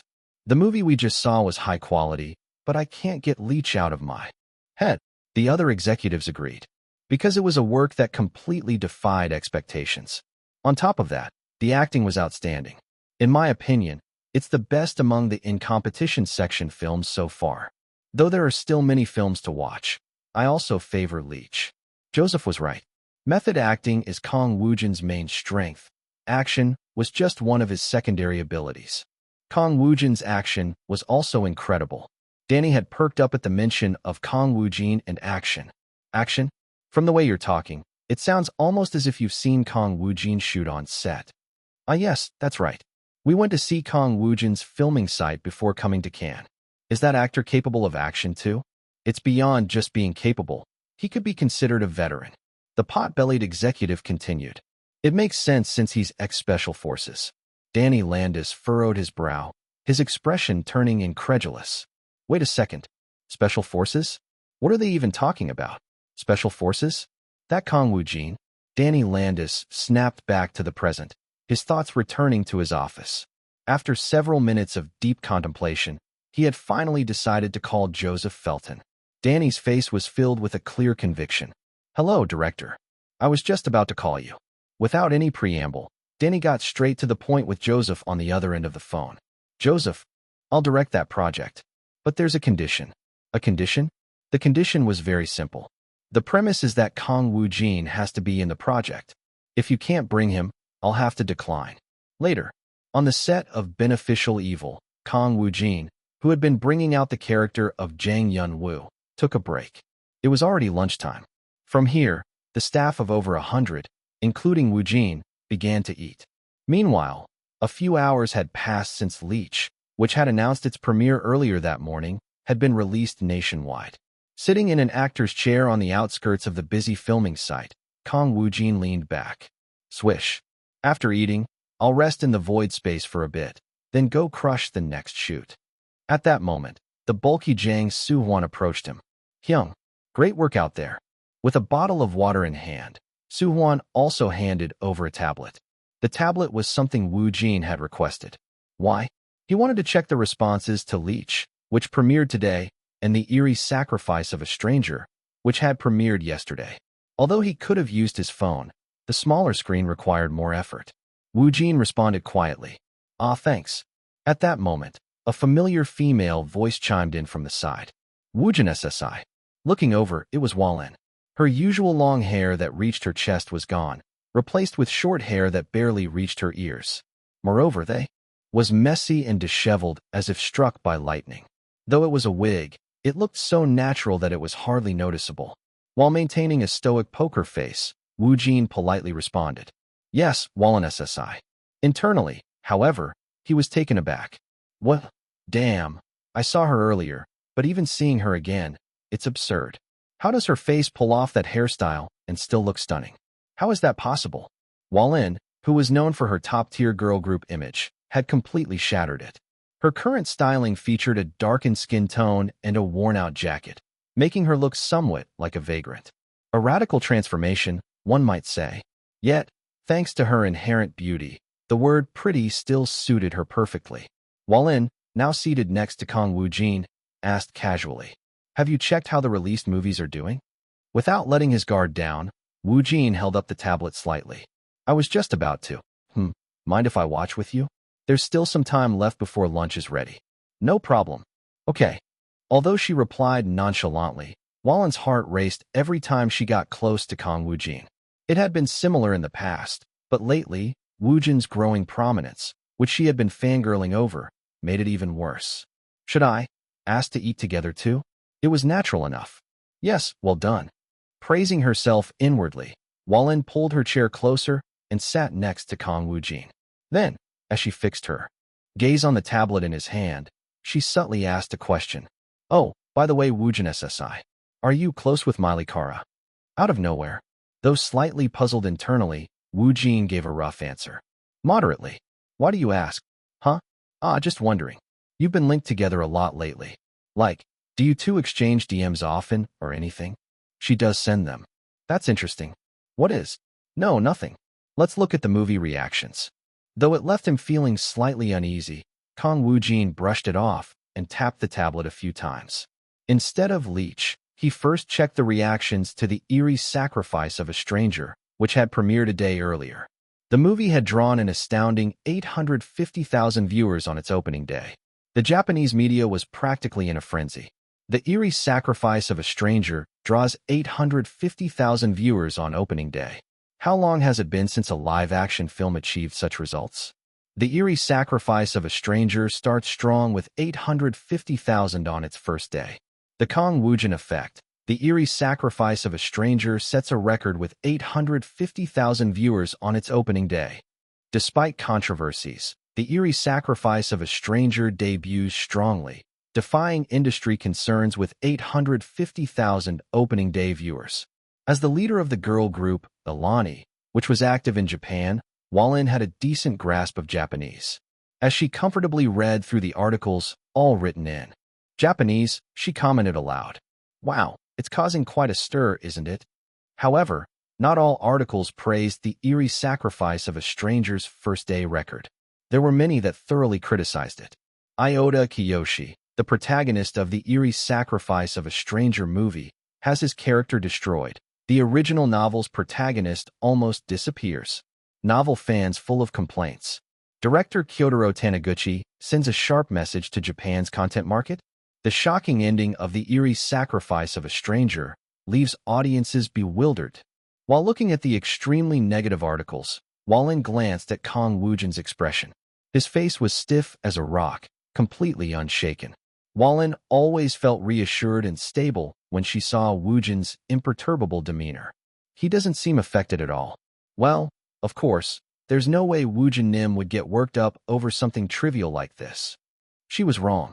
At that moment, Kang Woojin was fuming internally. These bastards just spout nonsense. Fuck, how does my acting ruin a movie? You lunatic idiots. Go eat shit. But that was all.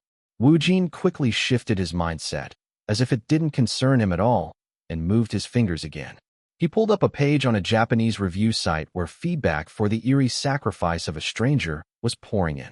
At a glance, it was clear that praise and criticism were fiercely clashing. I shouldn't have watched it. I didn't like.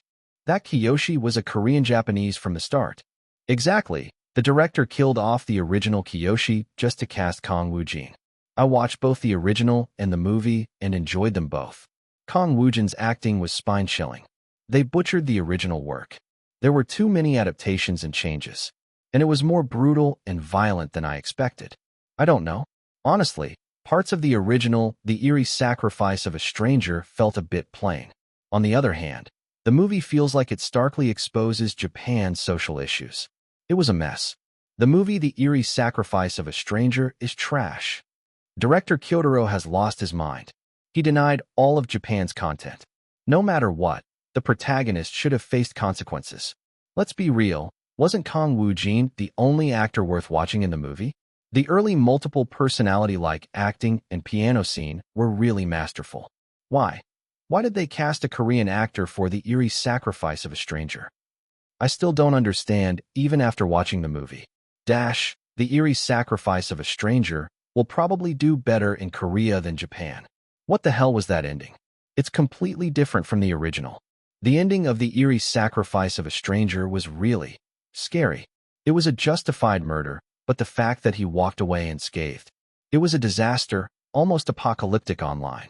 Although there was plenty of high praise, the flood of backlash, objections, and extreme criticism was even more prominent. This wasn't just limited to Japanese portal sites. It was the same across popular social media platforms and numerous communities. If this was how it looked from here, then hardcore fans of the original The Eerie Sacrifice of a Stranger must have been raising hell on that side, probably dozens of times worse. As a result, many Japanese media outlets followed up with headlines like, "The Eerie Sacrifice of a Stranger sets an opening day record with 850,000 viewers, but the strong backlash from audiences reaches a boiling point." Predictions of a steep drop in audience numbers. More than half of the public opinion offered similar evaluations. It's just the beginning. Interest is high due to controversies, including Kang Woojin, but The Eerie Sacrifice of a Stranger will flop in no time. The general consensus was that The Eerie Sacrifice of a Stranger would fall apart more and more as time passed. At this point, Wallen once again glanced at Kang Woojin, concerned about the hostile Japanese media and public opinion. Yet, once again, Kang Woojin remained calm. His gaze even exuded a sense of composure. This time, it was genuine. Bullshit. Let's see how much you bark. The strong reactions from Japan were harsher than expected, but they didn't shake Kang Woojin. He lowered the tablet and spoke softly to Wallen. "Let's eat. Lunch." After all, The Eerie Sacrifice of a Stranger was rated higher than Korea's record-breaking Island of the Missing. 7/script. Title: The Eerie Sacrifice of a Stranger. SSS grade. It was SSS grade. The next morning, Thursday, the 28th. Director On Jae-bok was traveling somewhere in a van. His expression was quite solemn as he looked out the window, his face full of wrinkles. At that moment, the CEO of the film company sitting next to him spoke politely. "Director, the announcement just came out." "Is that so? Let me see."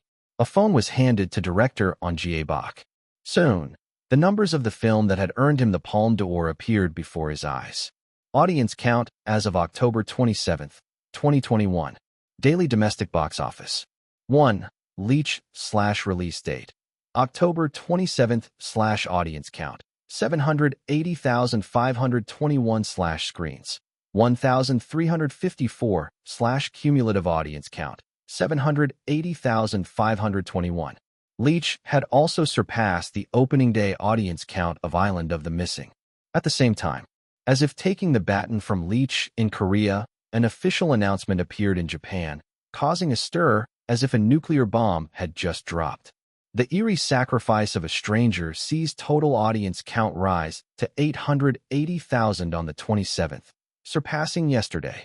Strangely enough, as if telling all the condemnation and concerns from much of Japanese media and public opinion to go to hell.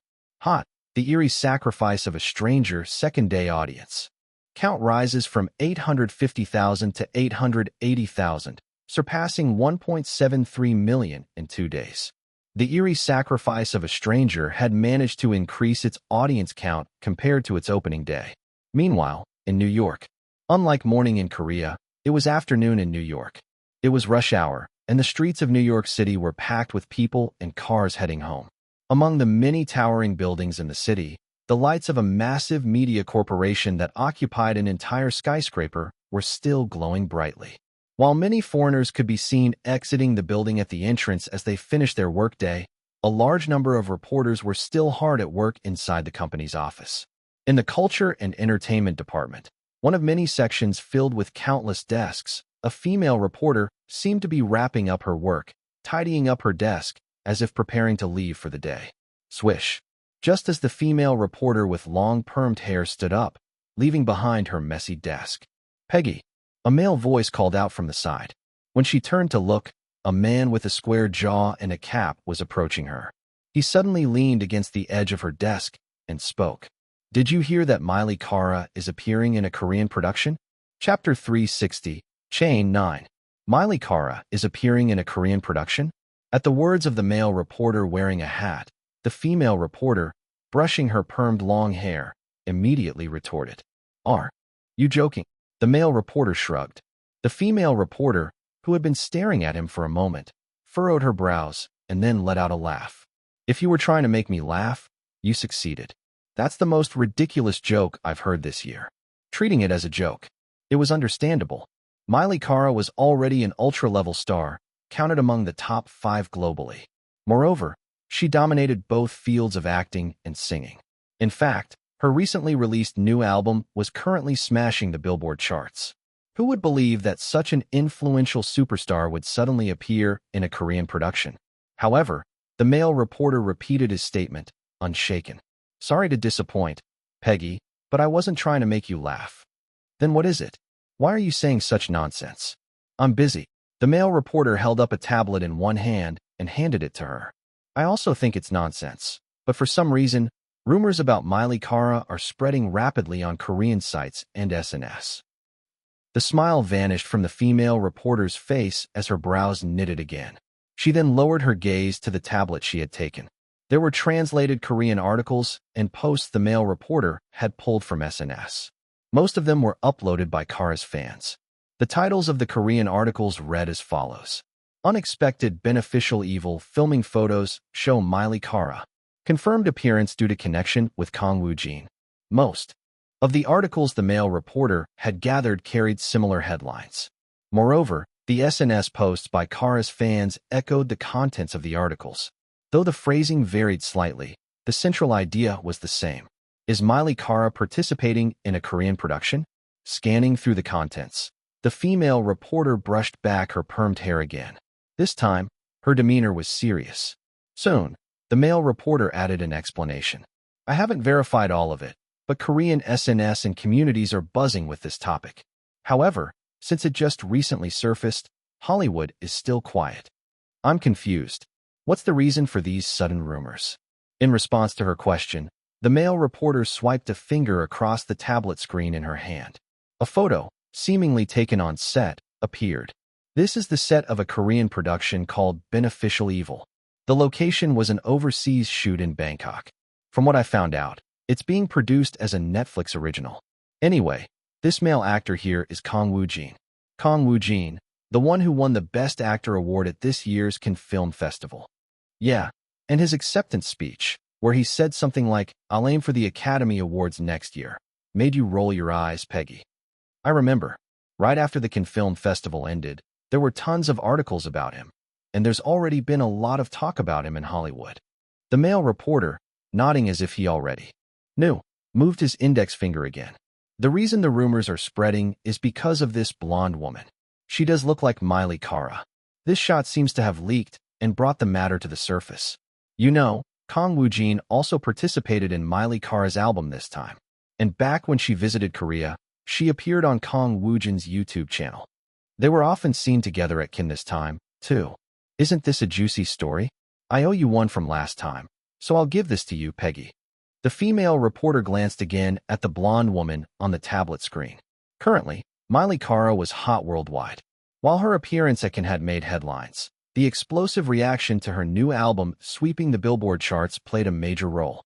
In short, news about Miley Kara was guaranteed to sell well. Soon, the female reporter, who had been standing, pulled out a chair and sat down. She opened the laptop she had closed earlier and turned to the male reporter, who had perched himself on the desk beside her. Kang Woojin, Miley Kara, and the title of that Korean production is Beneficial Evil, right? Beneficial Evil showed signs of spreading overseas. Later, the filming set of Beneficial Evil, where Kang Woojin was present, had just 10 minutes left before standby. Around him, All his team members were engrossed in their phones. More precisely, they were checking the reactions that were simultaneously exploding in Korea and Japan. Appa. Leech got 780,000 viewers. 780,000. That's crazy. How many did Island of the Missing get on its first day? Around 700,000.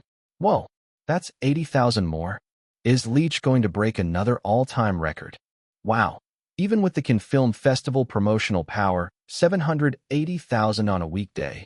That's insane. What about The Eerie Sacrifice of a Stranger? Any numbers for The Eerie Sacrifice of a Stranger yet? Kang Woojin, who had been pretending not to listen, solemnly chimed in. 880,000. The stylist and other team members' excitement turned into full-blown frenzy. 880,000. That's more than the first day? Huh. But, Appa, how do you even know that? I got a call. Wow. 880,000. This is an unprecedented number. Japanese media was talking bullshit about how The Eerie Sacrifice of a Stranger would fail. Serves them right. Hey, even so, saying bullshit is a bit. No. Seriously, reading their articles made me so pissed off. Both The Eerie Sacrifice of a Stranger and Leech were producing insane results side by side. Until yesterday, only The Eerie Sacrifice of a Stranger was breaking records, but today, both films were soaring to new heights. The audience counts of 880,000 and 780,000 were more than enough to shatter records in both countries. At that moment, Woojin SSI. Congratulations. Wow, the viewer numbers were really incredible. Dozens of staff members from the Beneficial Evil production swarmed around the stoic Kang Woojin, showering him with congratulations and praise.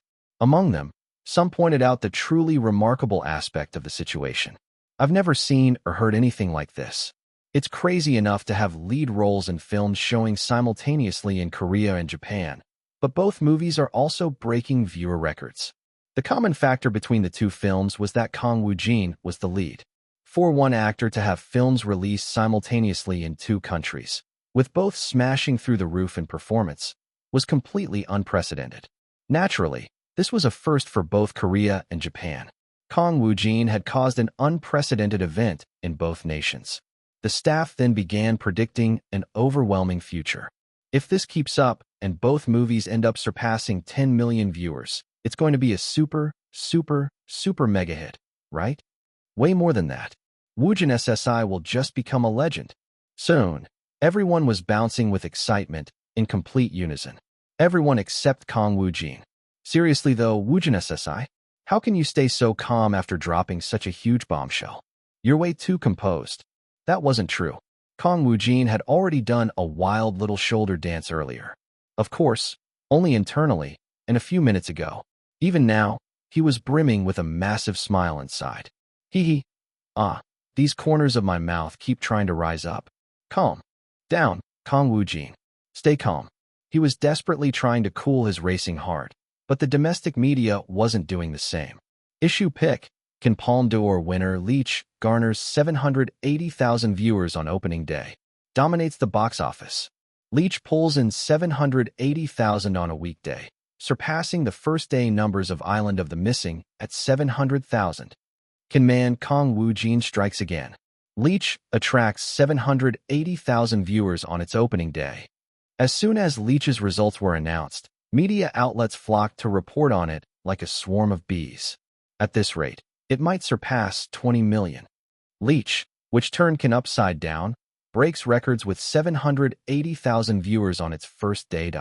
Even today, the second day of its release, Leech maintained its spot as #1 in advance ticket sales. Thus, articles bursting with all kinds of expectations were flooding in one after another. Movie Talk, opening day of 780,000 viewers, #1 in box office, showered with praise from audiences. Will Cannes Palme d'Or and Best Actor winner Leech make waves in Korea too? The media was at its peak, but public opinion was no less explosive. Clearly, the public's expectations for Leech were astronomical. After all, it had swept through Cannes, and global heavyweights had heaped praise on the film. Usually, when expectations for a movie were sky-high, the disappointment would be equally great if it fell short. However, audiences who watched Leech had no Complaints. Ah, this is seriously amazing. I need to watch it again. The genre shift in the middle was insane, right?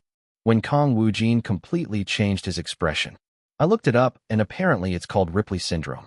But seriously, isn't Kang Woojin crazy? His acting is just divine. To be honest, I barely even noticed Sim Han-ho. Agreed. I don't think there's an actor who can beat Kang Woojin in acting, because they experienced pleasure that exceeded their expectations. Leech/released October 27, 2021. Rating, 9.5. Viewer and netizen reviews /1988 participants. The script, directing, acting, everything was amazing, gave me chills, /r asterisk asterisk asterisk asterisk. The moment Kang Woojin changes his expression after entering the mansion, the genre completely shifts /t asterisk asterisk asterisk asterisk. Ripley syndrome. Apparently, thanks to Instagram, most people have it these days, believing fiction to be reality. Anyway, Kang Woojin's acting was incredible /f asterisk asterisk asterisk asterisk. I fully understand why Kang gave this movie the Palme d'Or, and why Kang Woojin won Best Actor /H asterisk asterisk asterisk asterisk. A subtly unsettling movie /4 asterisk asterisk asterisk asterisk. A movie that speaks for itself and is something everyone should watch at least once in today's world. Also, Kang Woojin is now, without a doubt, the best actor in Korea /A asterisk asterisk asterisk asterisk. It left me with lingering thoughts and gave me goosebumps. And then I deleted Instagram. /D asterisk asterisk asterisk asterisk. This movie uses Ripley syndrome to sharply criticize the issues of modern society. Director On Jae-bok is a genius. /6 asterisk asterisk asterisk asterisk. Is Kang Woojin actually suffering from Ripley syndrome himself? /B asterisk asterisk asterisk asterisk. Why is everyone showering it with praise? To me, it just looked like some moron tearing a family apart. /C asterisk asterisk asterisk asterisk. Had to change my underwear several times because of Kang Woojin's acting. He carried the whole thing. /1 asterisk asterisk asterisk asterisk. In some ways, the local reactions to Leech and the eerie sacrifice of a stranger painted a stark contrast. Leech had been welcomed since before its release and was being celebrated after its debut, while the eerie sacrifice of a stranger had faced criticism and ridicule from production all the way through release. Yet, the more the eerie sacrifice of a stranger was criticized, and the more insults and outrage it provoked, the bigger its box office numbers grew. 850,000 plus 880,000. The eerie sacrifice of a stranger surpasses 1.73 million viewers in just 2 days, maintaining its spot as #1 in advance ticket sales on its third day of release. Are criticism and controversy turning into fuel? The eerie sacrifice of a stranger continues to break records despite a flood of harsh reviews. As this happened, mentions of Kang Woojin exploded. Actors, directors, the general public, and the media from both countries couldn't stop talking about him. Both nations' entertainment industries were completely turned upside down, but it didn't end there. Headline from a major New York media outlet. Kang Woojin, who declared war on the Academy Awards, has Miley Cara appearing in his upcoming project, Beneficial Evil. It seemed as though his influence was beginning to extend across the globe. A few days later, Sunday, October 31st, LA. While the film industries in both Korea and Japan were in chaos, LA was relatively calm. In one of the mid-sized meeting rooms of a major film distribution company, one of the top 5 in the industry, a familiar elderly man was seated. Sitting in the middle of the shaped table, he exuded the aura of a seasoned master. Silently gazing at the LA scenery outside the window was director On Jae-bok, still with his characteristic short white hair and wrinkled face. Of course, he wasn't alone. Also present were the CEO and a few executives of the management company representing him, as well as an interpreter. Including director On, there were 5 people in total, all seemingly waiting for someone.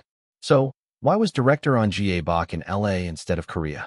And why now, of all times, when Leech had just premiered in Korea? It was an odd timing. Normally, with Leech being released domestically, director On should have been making appearances here and there for promotions and marketing. But instead, he was currently in Hollywood. At that moment, director The slightly chubby CEO of the management company leaned toward director On Bak and spoke in a low voice. Judging by his expression, he was excited but seemed to be suppressing it. Leach's Saturday numbers just came in. 1.21 million, surpassing 4 million viewers in total after 4 days of release. Faster than Island of the Missing. Director On Bak let out a brief hum and then asked back, "What about the eerie sacrifice of a stranger? That one's advancing even more unstoppably than us." At that moment, click, the closed meeting room door opened, cutting off the management company CEO's words. Soon after, 4 foreigners, each with a distinct appearance, entered the room one after another. As the foreigners came in, everyone, including director On Bak, paused their conversation and stood up to exchange handshakes and brief greetings. "It's an honor, director On Bak. Once again, congratulations on winning the Palme d'Or at the Cannes Film Festival. Seeing you break Cannes traditions to win the award was truly impressive. Thank you." About 10 minutes later, swoosh. After exchanging appropriate greetings and engaging in a bit of small talk, everyone took their seats. Then, among the group of foreigners sitting across from director On Bak, a bald man wearing glasses, who appeared to be in his 60s, spoke to him in English. His tone was filled with sincerity. "Director, we want to entrust you with the megaphone for our film." It was an offer for On Bak to direct a Hollywood film. Chapter 361. Chain 10. The words spoken by the bald, bespectacled man in his 60s among the group of foreigners to director On Bak. "Director, we want to entrust you with the megaphone for our film." These words meant they wanted him to be the director.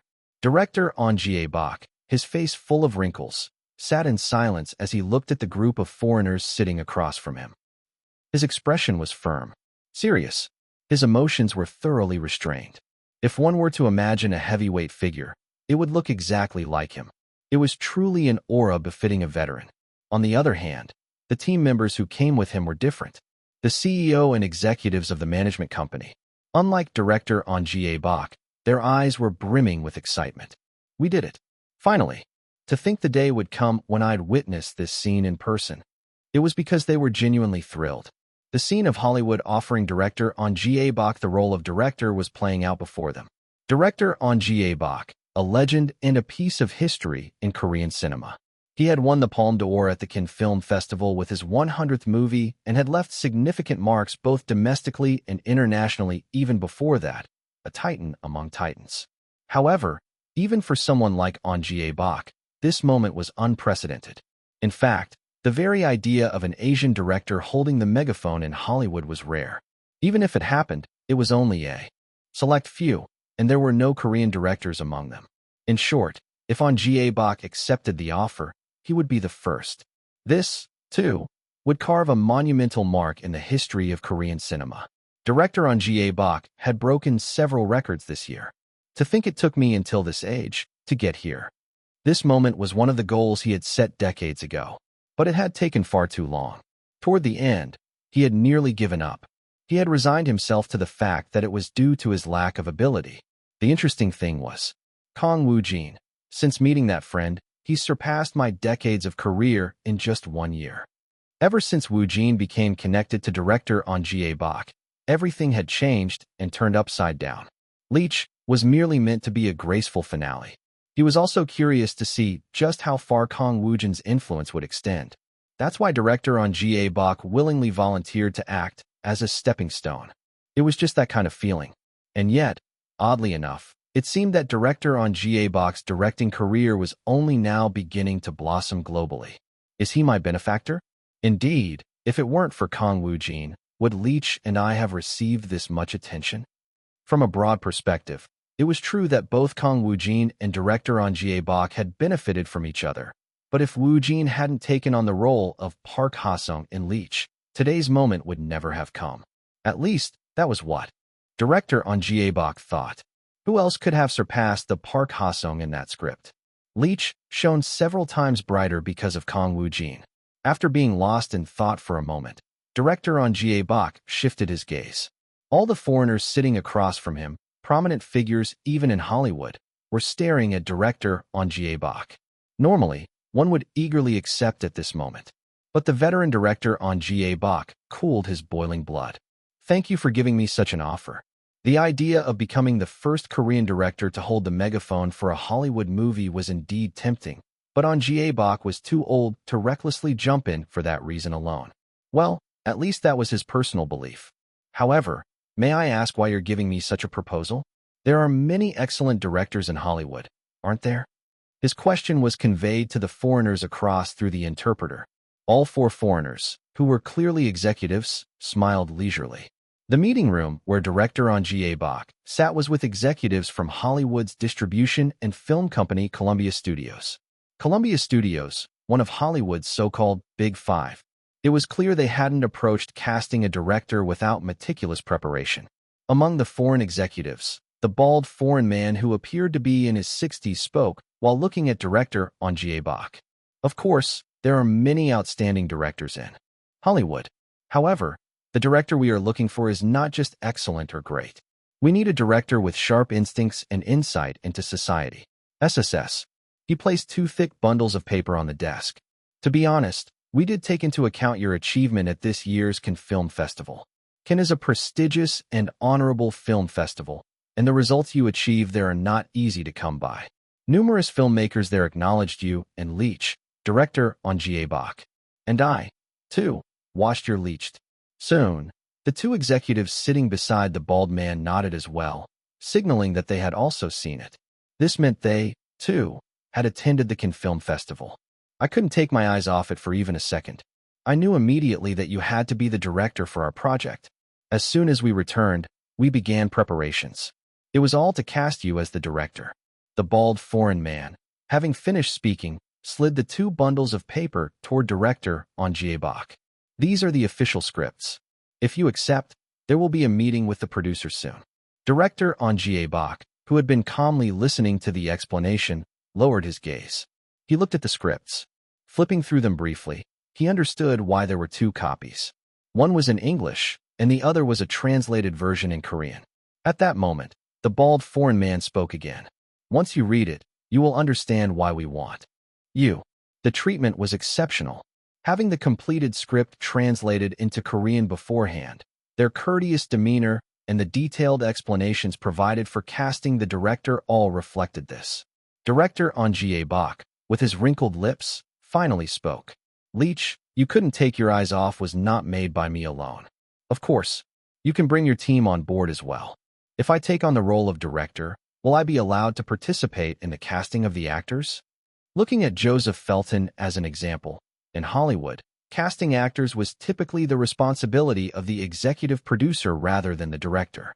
However, the bald man answered as if it wouldn't be an issue. There are quite a few differences between the filmmaking systems of Korea and Hollywood, but it's not entirely unheard of for directors to be involved in casting actors here. However, it would require agreement with the producer or the company. It's possible. What amplified the quality of Leach was Dash. Are you referring to Kang Woojin? That, and the actors in Leach. In other words, I want to ask about the level of freedom in casting actors. Simply put, he was asking if they were open to casting Korean actors. At this, the bald man with glasses smiled casually and replied immediately, as if it was a foregone conclusion. Kang Woojin, his name is already on our casting board. Monday, November 1st. Early morning. October had ended, and November had begun.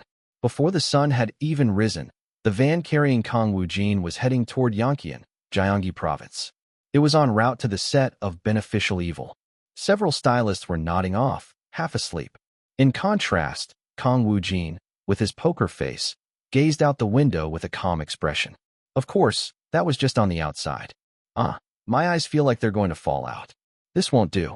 I better hit the void space first. Today would be another day packed with filming, with more scheduled late into the night. Just as Kang Woojin reached for the script of Beneficial Evil, which had a swirling black square attached to it, and was lying nearby. Wong Wong. Kang Woojin's phone abruptly lit up, displaying the caller ID. A call had come in. The caller was director On Jae-bok. Woojin tilted his head in curiosity. Old man, no, it's director On. What's this about? After subtly clearing his throat, Kang Woojin pressed the phone to his ear. Perhaps because his voice was hoarse, his tone came out lower than usual. Hello, Director Nim. From the other side of the phone came the aged voice of Director On Bak. Yes. Are you able to talk right now? Yes. Please go ahead. I'm in LA right now. Ah. Is it early morning in Korea right now? Were you asleep by any chance? Huh. LA? Director On Bak is in Hollywood? Woojin hadn't heard anything about it, but with all the buzz surrounding the Cannes Film Festival, he quickly understood. No, I'm on the move. It's fine. There's something I'd like to ask you. Yes, go ahead. Have you received any scripts from Hollywood recently? There had been a few, like Jurassic Land 4, but he had already turned them down, so he could honestly say no. But there was still Joseph's project in the pipeline, wasn't there? Woojin answered. No, but there are ongoing discussions. Is that so? Then one more thing. Yes. If you start working on a Hollywood project, will you approach it with the same intensity as you've had with your domestic projects? I mean, are you thinking of overlapping at least 2 projects at the same time? Woojin had heard something about this from Choi Sung-gun. The Hollywood system was actually more convenient for shooting multiple projects simultaneously. For Woojin, who had the void space at his disposal, nothing would change just because he entered Hollywood. Of course. Soon after, a faint chuckle came from Director On Bak on the other end of the phone. I see. Well, having more works increases the likelihood of being nominated for the Academy Awards. A question followed. When I return to Korea, I plan to meet with you first. Can you spare some time? Meanwhile, in LA. Although it was morning in Korea, it was early afternoon in Los Angeles. Inside a room in a 5-star hotel in LA, Director On Bak, who had just finished his call with Kang Woojin, exhaled softly and sat down on the sofa. His gaze then fell on the 2 scripts on the table in front of him, which he had received from the executives of Columbia Studios. After a brief silence, Director On Bak suddenly recalled the meeting with those executives. More precisely, the part of the conversation with the bald foreign executive. It was from the moment Kang Woojin's name came up. Shim Han-ho and Oh Hye-ryong, as well as the other actors from Leech, were all impressive. But, of course, Kang Woojin, who won the Best Actor award at Cannes, was the most intriguing to us. It's only natural that his name is on our casting board. In fact, I'm certain that various corners of Hollywood are already clamoring for him. As Director On Bak slowly nodded in apparent satisfaction, the bald man spoke again. However, aside from Kang Woojin, there are many other actors on the casting board. Here, regardless of an actor's status, nearly everyone goes through auditions. Not for skill verification, but for determining how well they sync with the character. For that, we conduct 100% dialogue readings and screen tests. You must know that many actors go through this process before the most suitable actor is selected. Director On Bak was well aware of the fierce competition among Hollywood's top actors.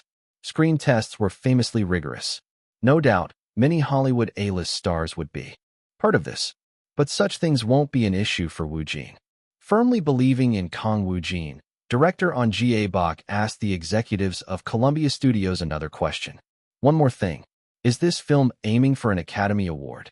Once again, the answer came from the bald foreign man with glasses. To be honest, that is our ultimate intention.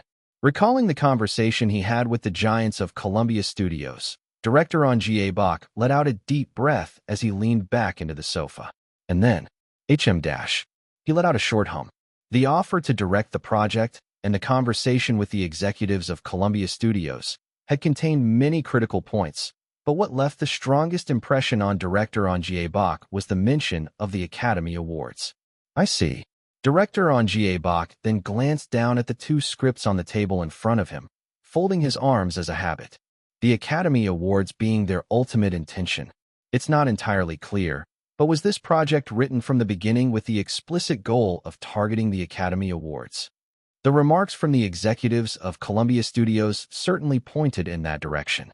While Hollywood films come in various forms, when excluding those explicitly aimed at mainstream success and box office hits, most films seem to have the Academy Awards in mind. Of course, there are also films that unabashedly aim for the Academy Awards from the outset. While such films often sacrifice some degree of mainstream appeal, Hollywood has seen no shortage of cases where those types of films also perform surprisingly well. In other words, Hollywood is unpredictable. If one were to analyze, the film for which director Ahn Jae-bok was being offered overall creative control was highly likely to be explicitly aimed at the Academy Awards, at least based on his conversation with the executives of Columbia Studios. However, completely abandoning mainstream appeal was also out of the question. Ultimately, it all came down to the director's skill. The veteran director Ahn Jae-bok brushed his wrinkled forehead. Haha, it feels like I'm being swept up into some massive whirlwind in the twilight of my career. Had this been 10 years ago, the blood in his veins would have boiled with excitement. But the current veteran director Ahn Jae-bok was calm and composed. Although he had engaged in lengthy discussions with the Columbia Studios executives, he had yet to give them a definitive answer. First, he needed to read through the script, didn't he? As he touched his wrinkled cheek, director Ahn Jae-bok recalled his conversation with Kang Woojin, with whom he had spoken just a few minutes earlier. I've already laid some groundwork, but if the project doesn't resonate with me, there's no way that monster of a guy would find it worthwhile. Ahn Jae-bok suddenly remembered the extremely cold and rational Kang Woojin he had first met in Vietnam. Woojin had looked straight at the legendary director Ahn Jae-bok and said he wasn't interested in Can. He's strangely detached yet polite, but when it comes to acting or choosing a project, he's utterly ruthless. If Kang Woojin didn't find this project to his liking, he wouldn't hesitate for even a second to reject it, no matter the background or scale of the film. Director Ahn Jae-bok knew this better than anyone.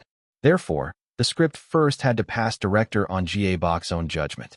Only once he decided whether or not to take on the project could he confidently present it to Kang Woojin. Unfolding his arms, he reached for one of the two scripts. Naturally, he chose the one translated into Korean. The title of the project was printed on the cover. Pierrot. About an hour later. Flip. As director Ahn Jae-bok read through the script of Pierrot, a smile appeared on his wrinkled lips. To see a Pierrot running around in reality. His voice was filled with conviction. This is something only that monster can pull off. Chapter 362. Chain 11. Wear a mask. Smile. But what am I smiling for? I've forgotten where the truth lies. Who am I? And is the expression I'm wearing now real or fake? It's fake. But it's also real. Because I change masks hundreds of times a day. It's an illusion and phantom of my own making. To belong, I must speak lies whose original intent has faded. The world doesn't turn its back. You see, a society crushed under order isn't fantastical, but it's not hopeless either. However, when you look closely, it's laughable to the point of absurdity. There's no romance, only chaos. I'm tired. But why do you keep prodding at me? The current state of self-acquiescence is devastatingly desolate. Is this my true feelings? Where do my genuine emotions exist? They've become so distant that both form and scent have vanished. Subtle contempt is unpleasant, but I ignore it. Silent persecution is widespread, but I accept it. Static discrimination crosses the line, but I close my ears. Excessive prejudice repeats, but I adapt to it. Sharp disdain hurts, but I endure it. What is this? Screw you. This is why the horrifying clown was born. Yes, that's me. 4 hours now, director Ahn Jae-bok had been engrossed in the script for Pierrot. As if shaken by the lingering tremor of excitement, he let out a faint laugh while lowering the synopsis he had just read. Unbelievable. Or should I say, remarkable. It was so fascinating that director Ahn Jae-bok, who initially intended to skim it briefly, ended up reading the entire script in one sitting. He was utterly captivated. Throughout his reading of Pierrot, he couldn't contain his excitement. They say it's comedy from afar, but tragedy up close. The protagonist clown in the script Pierrot transforms into a monster beyond the bounds of ordinary. But to society or the world at large, he was not seen as a monster but a mere insect. It was the birth of a hero in an age of chaos, disguised as the awakening of a villain. Turning points and variations. Right now, director Ahn Jae-bok thought, how many emotions must be shown and hidden? And what about all those masks? If Kang Woojin were to do this dash. After reading the script for Pierrot, he couldn't stop thinking about Kang Woojin. But at the same time, even if Woojin were to reject it, Ahn Jae-bok's desire and ambition wouldn't wane. That's how much the script Pierrot had captivated him, particularly its dark humor. The unique contrasts and harsh reality were palpable. However, Can I even handle this project? Being enchanted by a script and directing it are two entirely different matters. Director On Bak felt a sudden wave of anxiety. Could he, with his extensive experience, take on such an overwhelming project? Even as a seasoned veteran, he couldn't easily predict the outcome. Then, unlike himself who won the Palme d'Or after 100 films, director On Bak, that kid Kang Woojin would probably scoff at this. He was reminded once again of Woojin, who had clinched Cannes Best Actor award in just 2 years. Right, if I can't do it, I'll find another great director. But this is something that Kang Woojin, that monstrous guy, should do to make it shine. Whether I'll be merely the messenger of this work or its director, I shouldn't decide hastily. Flap. Director On Bak reopened the first page of the Pierrot script. He was about to dive into further reading and analysis. By the way, Flap. Starting today, Director On Bak planned to stay in LA for several days. A few days later, November 4th, LA. In the afternoon, at the massive amusement park located in the heart of Hollywood, or rather, at Columbia Studios, one of Hollywood's Big Five distribution and film companies. With over 30 sets labeled stage and various themed filming locations, even the areas without ongoing shoots were bustling with tourists. Inside the main building of Columbia Studios, numerous discussions about film production and planning were taking place at that very moment.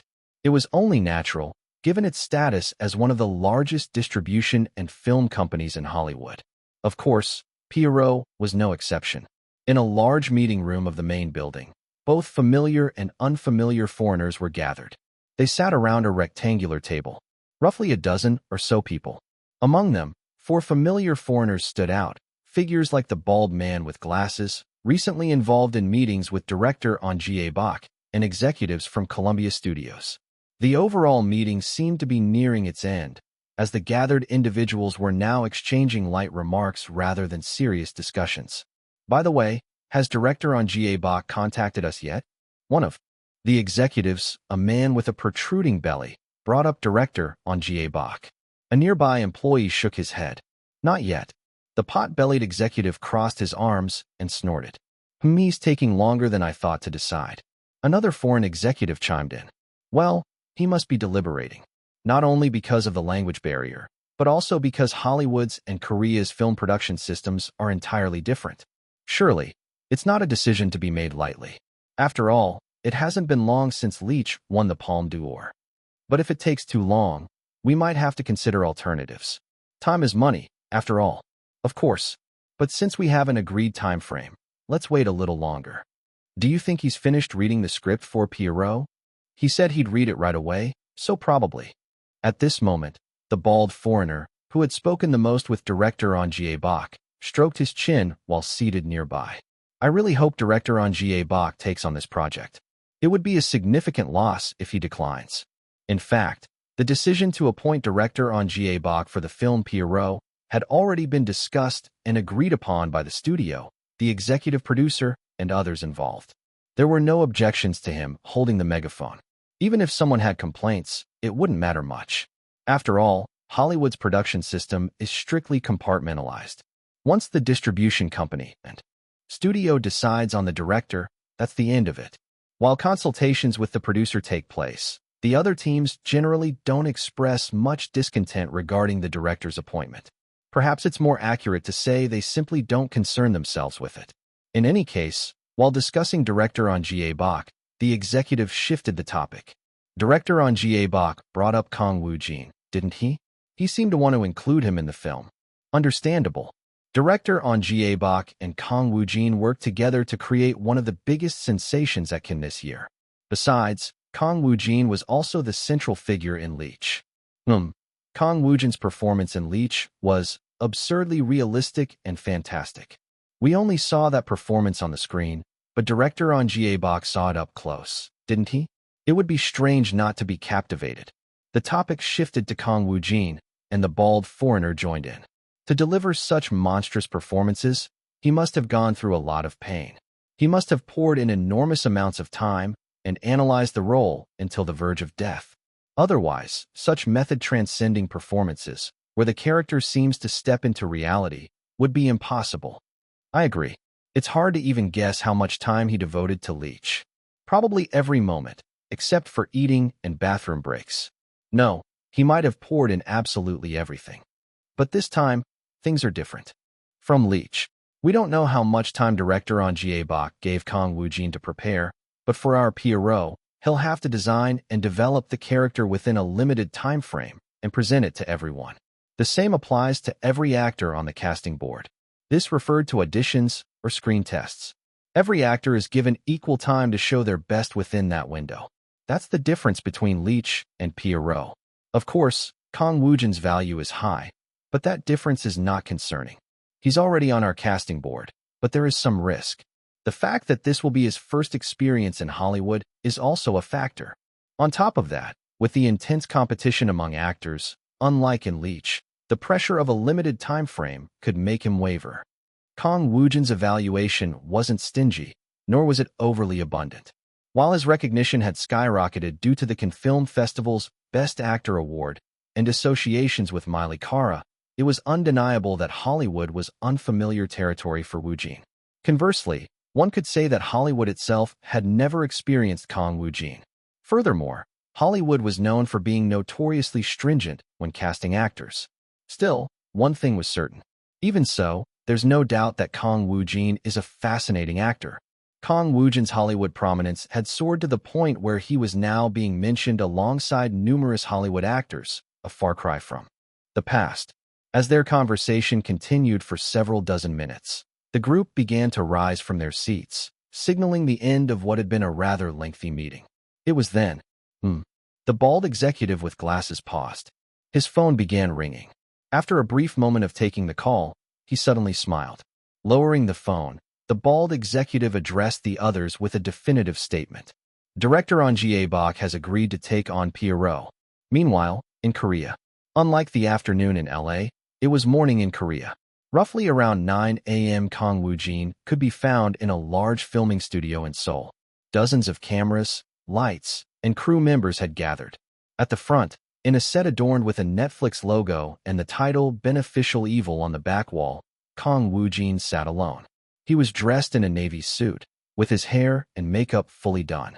Every camera and crew member was focused solely on Kang Woojin. The reason was simple. Woojin was about to film a promotional introduction video for Beneficial Evil. These videos, which would air before the teaser or trailer, were being pre-recorded in advance. The scheduled shoots included one solo video featuring Kang Woojin and another with all the lead and supporting actors from Beneficial Evil. These two distinct concepts were prepared. Judging by the fact that Kang Woojin was the only actor present in the studio, it seemed like this was the shoot for his solo cut. Woojin sat in the center of the filming zone, on a prop chair, surrounded by staff members making last-minute adjustments to his makeup. Of course, Kang Woojin sat with a solemn expression, his eyes closed. However, inside, his thoughts were far removed from the concept of the shoot, teeming with unrelated musings. Damn, why am I suddenly craving tteokbokki? And sundae too. Dipping sundae in tteokbokki sauce with a shot of soju would be amazing dash. It wasn't surprising though. Due to his grueling schedule, Kang Woojin often skipped meals. Although the staff did their best to take care of him, it was easy to forget to eat amidst the chaos. Still, whenever a craving for something specific struck him like this, he made sure to satisfy it no matter what. At that moment, a man approached. Swoosh.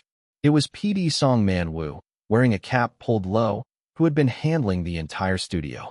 As he approached, the staff members who had been fixing Woojin's makeup stepped back. Showing the filming storyboard to Woojin, PD Song Man-woo gave a brief explanation before saying, "Since we're moving straight into Beneficial Evil filming from lunch, you don't need to strain too much for this shoot. Just deliver the set lines moderately well. I'll handle the rest in editing." "Understood, PD Nim. I'll do it like I usually do." Suddenly, PD Song Man-woo lowered his voice. "By the way, Woojin SSI, that Miley Cara situation, when are you planning to go public with it? I noticed this morning that rumors are spreading like wildfire among foreign press and public opinion overseas. And in Korea, well, there are already tons of clickbait articles flooding in. It's heating up for sure. If you let it burn any further, the pot might end up scorched. In other words, if they stirred things up any more, It could hurt Woojin's image. Soon after, Kang Woojin responded with a detached expression.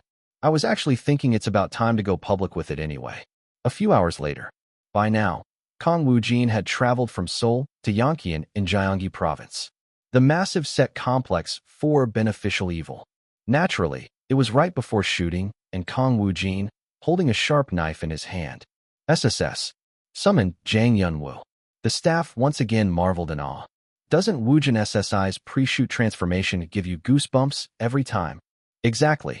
He's so calm usually, but the moment the camera starts rolling, it's like a lightning bolt hits him, and he transforms into a completely different person.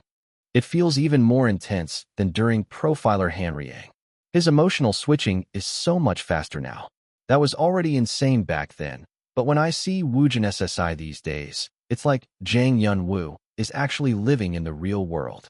The word instantaneous didn't even do it justice anymore. The process of becoming one with the character had not only shortened, but had grown more intense. Moreover, with the added freedom of the role, his transformation had become exponentially more fluid. Ready in action. It wouldn't be any different for Pierrot. Chapter 363. Chain 12. The outside was a dark night, but inside the set, which was larger than a logistics warehouse and bustling with over 100 staff members, the lighting was dazzlingly bright. The filming site of Beneficial Evil. PD Song Manwoo, who was stationed by several monitors, looked at Kang Woojin, no, Jang Yunwoo in the frame, and suddenly shouted, "Cut! Look!" As soon as his shout ended, dozens of staff members nearby rushed into the set. Then, PD Song Manwoo called out to the staff. One scene, just one scene left, so hang in there a little longer. Today's schedule was another grueling march. Not only for Kang Woojin, but also for the over 100 staff members and other actors. Yet, no one complained. From the start, PD Song Manwoo had been juggling filming and editing, staying up all night for several days already. His sleep was mostly short naps taken during travel. Given the circumstances, few feeling a bit stiff, it was only natural for fatigue to build up, but Kang Woojin had to appear more composed than anyone. For someone with such a strong concept, he needed to maintain an image of this level of forced march is nothing. Well, having used the void space several times already, Woojin was more than capable of enduring. Swish. It was when Kang Woojin sat down on a chair with a nonchalant expression. Woojin. A familiar male voice called from the side. It was Choi Sung-gun. Having sorted out some piled-up tasks, he had returned to Kang Woojin's set. However, with year-end events and everything else, it was harder for him to stick around as constantly as before. Anyway, Choi Sung-gun handed a water bottle to Woojin and spoke in a slightly quieter voice. Director On Jae-bok called about an hour ago, saying he wants to schedule a meeting with you as soon as possible. Do you already have something worked out with him? I forgot to mention it because things were hectic. Woojin lowered his voice and answered. I heard he's in LA. He contacted me asking if I could make some time once he returns to Korea. Kang Woojin briefly explained the content of his recent call with director On Jae-bok, including whether he might have taken on a Hollywood project. Listening quietly, Choi Sung-gun stroked his chin. Director On is in LA. On top of that, he asked you if you've received a Hollywood project? Yes. Why would he be in LA? I didn't ask for the details.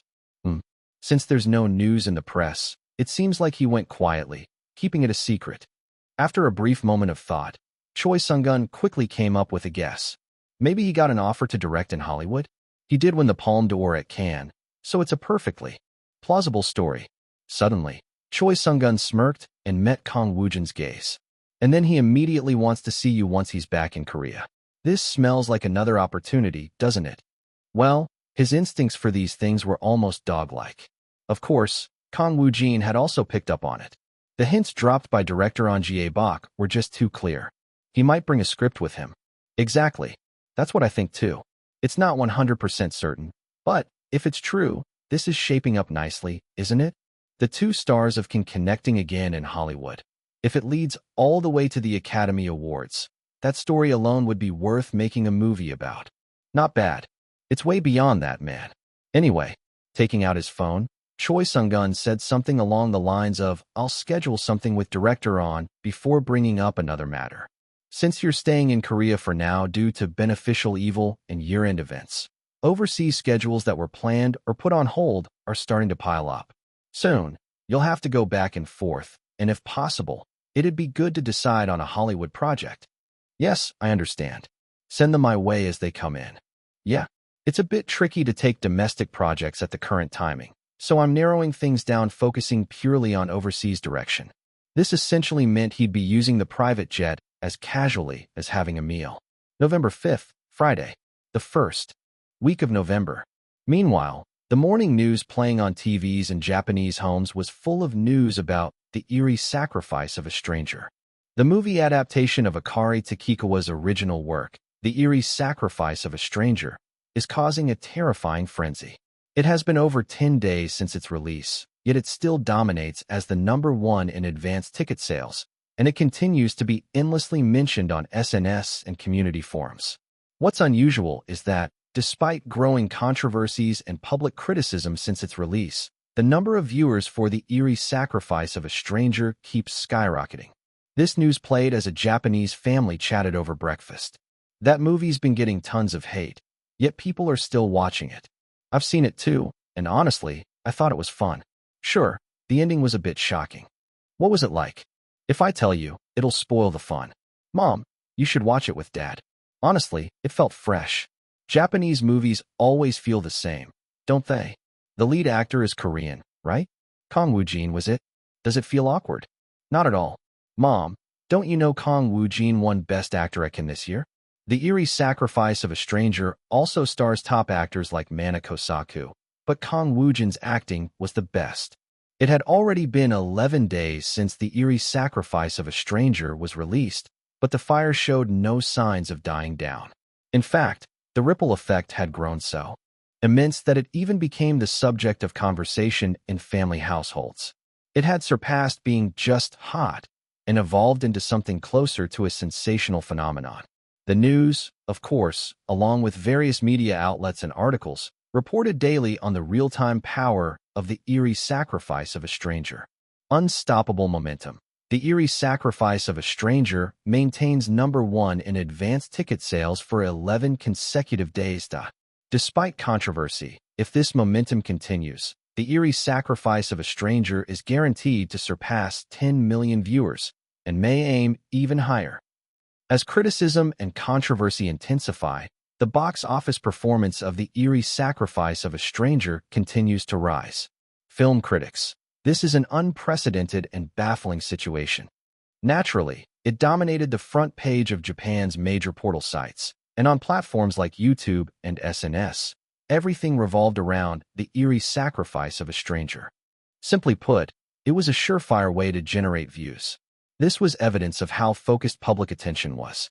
What stood out, however, was the comment sections under YouTube reviews of The Eerie Sacrifice of a Stranger, as well as on film review sites, SNS posts, and community discussions. This is so weird. Why is this movie still doing so well? Honestly, I can understand the buzz lasting for 3 days or so, but over 10 days? I don't get it. Stop whining and admit it. People aren't stupid. They're watching it because it's fun. The movie is definitely entertaining, but as a fan of the original work, I still feel deeply betrayed. With an ending like that, why do people keep watching it? Sick of hearing about the ending? Don't you think you're the one stuck in a box? Exactly. The downfall of Japanese content is entirely because of people like them. This movie's success sets a bad precedent. It must not succeed. It's already a success, though. You're all idiots. Despite the overwhelming criticism and polarized opinions about The Eerie Sacrifice of a Stranger, its momentum showed no signs of slowing down. From the general atmosphere and numerous media predictions, it seemed like it should have crumbled already. Yet, strangely enough, the runaway train called The Eerie Sacrifice of a Stranger was becoming more monstrous by the day. At this point, even the smartphones of packed subway commuters on their way to work were filled with content about The Eerie Sacrifice of a Stranger. In other words, thanks to The Eerie Sacrifice of a Stranger, theaters are thriving, packed with audiences every weekend. It was clear that more and more Japanese people would continue flocking to the theaters. This phenomenon was also evident in Korea, and Kang Woojin, seated in a van, was desperately trying to suppress the corners of his lips from curling upward. This momentum is insane. Haha. Burn brightly burn. SSS, grade power. However, the corners of his lips weren't curling solely because of the eerie sacrifice of a stranger. It also included Leech, which was currently shaking up the Korean film industry. The difference from Japan was that Leech was showing an absolutely insane box office success without any controversies. Movie talk. Leech passes 10 days since release, remains firmly at #1 at the box office despite new releases. Leech continues its box office sprint on the 10th day since release, outpacing Island of the Missing in speed. The explosive buzz from the Cannes Film Festival had created immense anticipation among the public, and Leech didn't betray those expectations, leading to an equally explosive word-of-mouth effect. A 10-minute summary of On GA Box. Leech. The nuclear bomb dropped on Cannes. Movie picky. Kang Woojin's insane acting. Review of the blockbuster hit Leech. Spoilers included. Movie monster. Leech. Analysis. Chilling foreshadowing and detailed breakdown. Here's why it's such a hit issue gulp. Neither Japan's The Eerie Sacrifice nor Korea's Leech showed any signs of their box office run cooling down. While pretending to be cool and indifferent, Kang Woojin couldn't help but smile at the situation. But above all, what made him want to dance inside was the current performance of both films. Numbers he had seen several times already but never got tired of. The Eerie Sacrifice of a Stranger surpassed 9.45 million yesterday, on the 4th, and as of today, the 5th, the 10 million mark is confirmed. The Eerie Sacrifice had reached an incredible 9.45 million viewers in 10 days total, excluding today, the 5th. 10 million viewers certain for The Eerie Sacrifice of a Stranger. Public eagerly anticipates its final box office performance. Although today marked the 11th day since its release, the exact numbers hadn't come out yet. However, considering the advanced ticket sales figures, it was already guaranteed to surpass 10 million.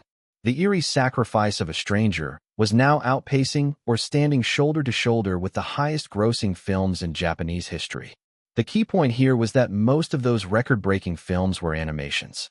For a live-action film to achieve such explosive power, The Eerie Sacrifice of a Stranger was essentially the first. Alright, now for Leech. While maintaining his persona as best he could, Woojin tapped his phone a few times. The screen quickly changed. Audience count as of November 4th, 2021. Daily domestic box office. 1. Leech/release date.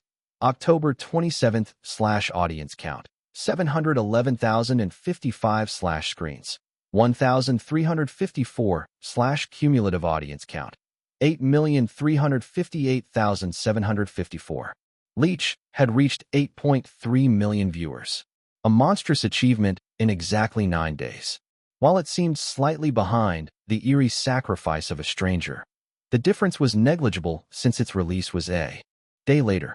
Having already surpassed 8.3 million, Leech was heading into the weekend, including today, Friday. At this pace, it would hit 10 million on Saturday, the exact 11th day since release. For reference, if the current trajectory continued, Leech would reach 10 million faster than Island of the Missing. Leech faster than 20 million viewer, Island of the Missing, which hit 10 million on its 12th day. Island of the Missing hit 10 million on its 12th day of release, but Leech is set to achieve it by the 11th day. Korean all-time movie rankings changing again? At this rate, both first and second place could be Kang Woojin films. It was just 1 day's difference. The next day, early Saturday morning, BW Entertainment. The time was around 8 a.m. Despite the early hour, the underground parking lot of BW Entertainment, which was preparing to move its headquarters after recently securing its overseas branch, was quite crowded with cars. In this underground parking lot, a gray van had just come to a stop, and an elderly man stepped out. Swish. Wearing a lightweight padded jacket in the chilly weather, with short white hair and a face deeply lined with wrinkles, stood director On Jae-bak. His expression was characteristically calm, befitting his veteran status. In one hand, he held 2 thick bundles of paper. As soon as he got out of the van, 3 people approached him, his agency's CEO and a few others who had accompanied him to LA. Let's go. Leading the way with steady steps, director On Bak stood in front of the elevator. At that moment, he was filled with both anticipation and apprehension. Haha, this feels like waiting to get my report card checked. For someone considered a legend in the history of Korean cinema, it was an unusual sentiment. However, director On Bak didn't dislike how he was feeling. In fact, everything unfamiliar that had stemmed from the Cannes Film Festival felt the same way, like a parched, cracked land soaking in a gentle rainfall. At that moment, ding, the arriving elevator doors opened, and shortly after, director On Bak stepped into BW Entertainment. The office, lined with posters of BW's top stars like Kang Woojin, Hong Hae-yeon, and Ryu Young-min, was quiet. It was still before office hours, so no employees were present. Soon, Director Nim. A man's shout broke the silence of the office. It was Choi Sung-gun, coming out of the CEO's office. As soon as he spotted director On Bak, he rushed over. If you had called, I would have waited for you outside. After a brief handshake, director On Bak responded with a wrinkled smile. No need for that. Meeting here is good enough, isn't it? My apologies. Not at all. By the way, where's Woojin? He's inside. Choi Sung-gun pointed toward the CEO's office where he had just come from. Slowly nodding, director On Bak gestured to the people accompanying him to wait for a moment. Then, he and Choi Sung-gun entered the CEO's office together, where Kang Woojin was already standing. Director Nim, good morning. A low-toned voice. Since he hadn't yet gone to the salon, Kang Woojin was in his natural state. Still, in director On Bak's eyes, even this appearance radiated an unmistakable aura. As expected, he's grown even heavier with presence since Cannes. Director On Bak extended his hand toward Kang Woojin. Sorry for bothering you so early when you must be busy. It's fine. After a brief exchange of greetings, Kang Woojin and On Bak sat facing each other. Choi Sung-gun took the seat beside Woojin. At the same time, director On Bak placed the two thick bundles of paper he had brought onto the desk. He spoke directly to Kang Woojin without beating around the bush. First, take a look at this. One's in English, the other's in Korean. You can read whichever is more comfortable.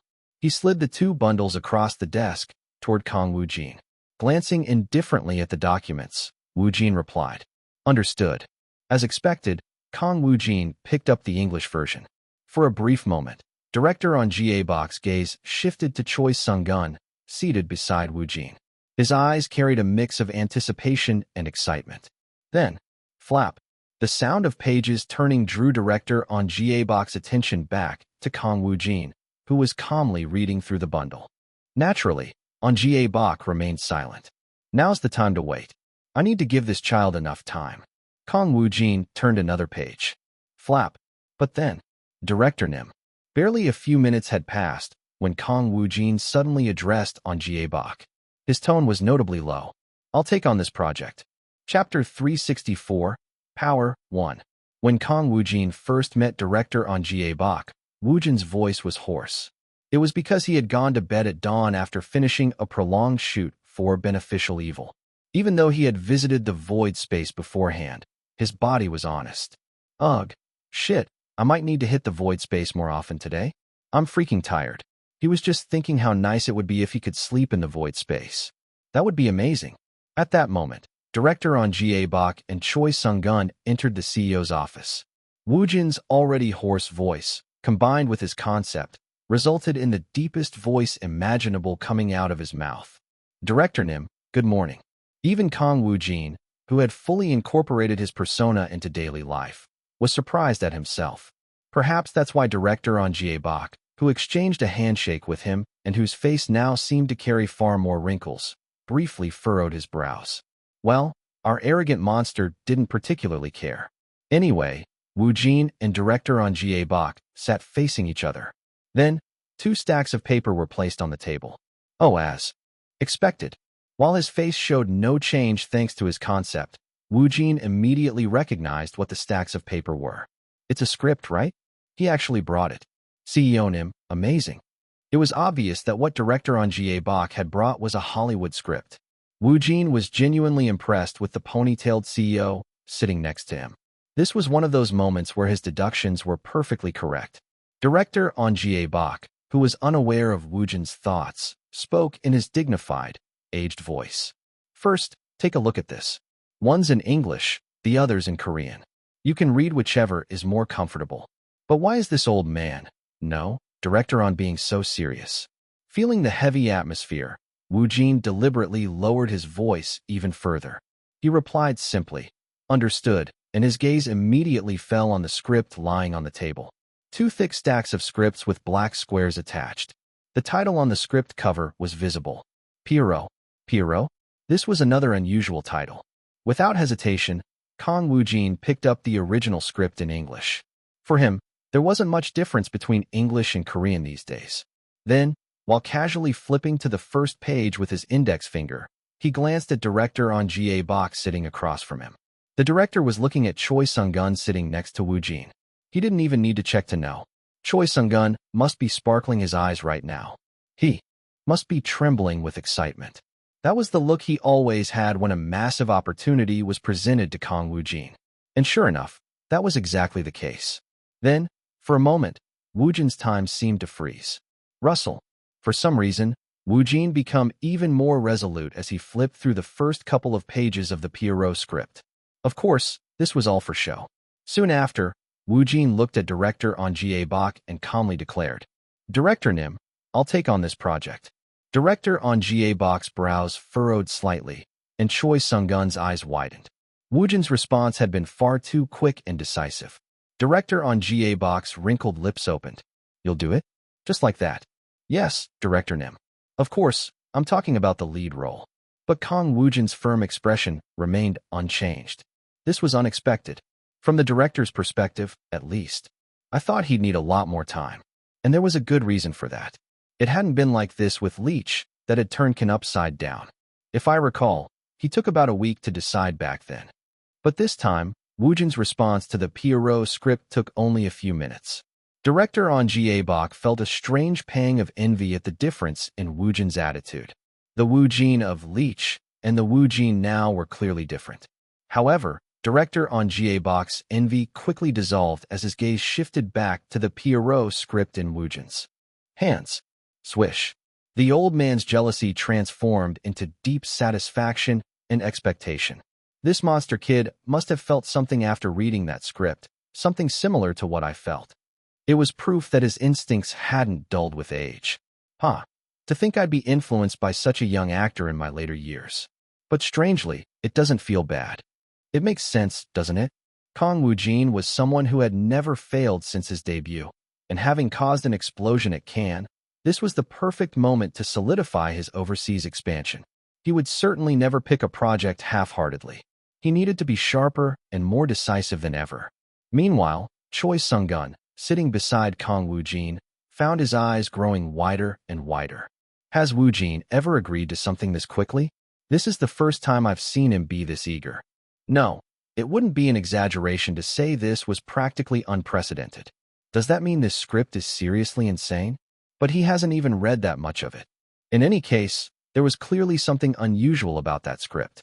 Just then, Kang Woojin, who had remained silent, opened his mouth. "I'll do it. If I'm given the opportunity, that is."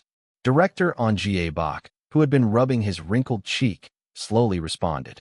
"There is an opportunity. Yes, that's why I assume you brought the script. To be precise, you'll have the chance to secure that opportunity.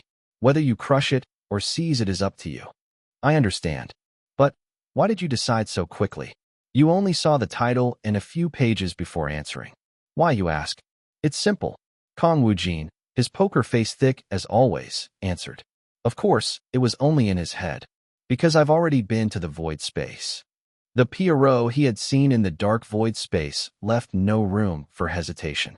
But he couldn't say that outright, could he? He needed to give a vague and roundabout answer, but Woojin didn't need to think about it much. After all, he had his handy cheat key, his misunderstandings. I had a good feeling about it. The Kang totem activated. Sure, this would further solidify Kang Woojin's misunderstandings, but so what? Soon, silence fell in the CEO's office. Choi Sung-gun, for his part, was practically trembling with excitement, thinking, of course, that crazy intuition of his strikes again. Meanwhile, The seasoned director on GA box stared straight into Woojin's eyes before letting out a faint smile. I've seen all sorts of actors, but you're the one I can't predict. But you're the real deal. Yes, sometimes actors need to surrender themselves to their animalistic instincts or intuition. The misunderstanding deepens again. But well, the atmosphere seemed to be moving past it. Then director on GA Bach crossed his arms and said to Kang Woojin, "There will likely be a fierce battle, but I hope you're the one who survives. I believe you will be." Woojin's calm answer was brief and firm. "There won't be any problems." About an hour later, director on GA Bach exited BW Entertainment and descended to the underground parking lot with his team. He got into the van, and within a few minutes, they were on the road. The van settled into the traffic-filled street. While director on GA Bach was lost in thought staring into space, the slightly chubby agency's though carefully asked, "Director Nim, did your conversation with Kang Woojin go well?" Director on GA Bach didn't answer immediately. Only after his characteristic slowness did his wrinkled mouth gradually open. "I still have a long way to go." Huh. I felt embarrassed about how much I overthought after reading the Pierrot script. That kid, Kang Woojin, he definitely will shake up Hollywood as well. "What kind of conversation did you have?" Director on GA Bach chuckled softly. "It was ordinary. I was the one getting antsy, while Kang Woojin calmly looked several moves ahead. Just like during Leech. The only difference this time is how much quicker it happened." "Is he going to do it?" "He said there won't be any problems." Dash. The agency's CEO opened his mouth slightly in surprise. When the van stopped at a red light, he changed the subject. By the way, Director Nim, when should we announce the Pierrot project?" "Columbia Studios mentioned they'd confirm the production announcement in a few days." "What did Columbia Studios say?" "They said any route was fine. The contract is already signed, after all. We can announce it first, or let Columbia Studios make the production announcement and follow up simultaneously. Either way is fine. Do we have the final say?" It feels like they're being considerate.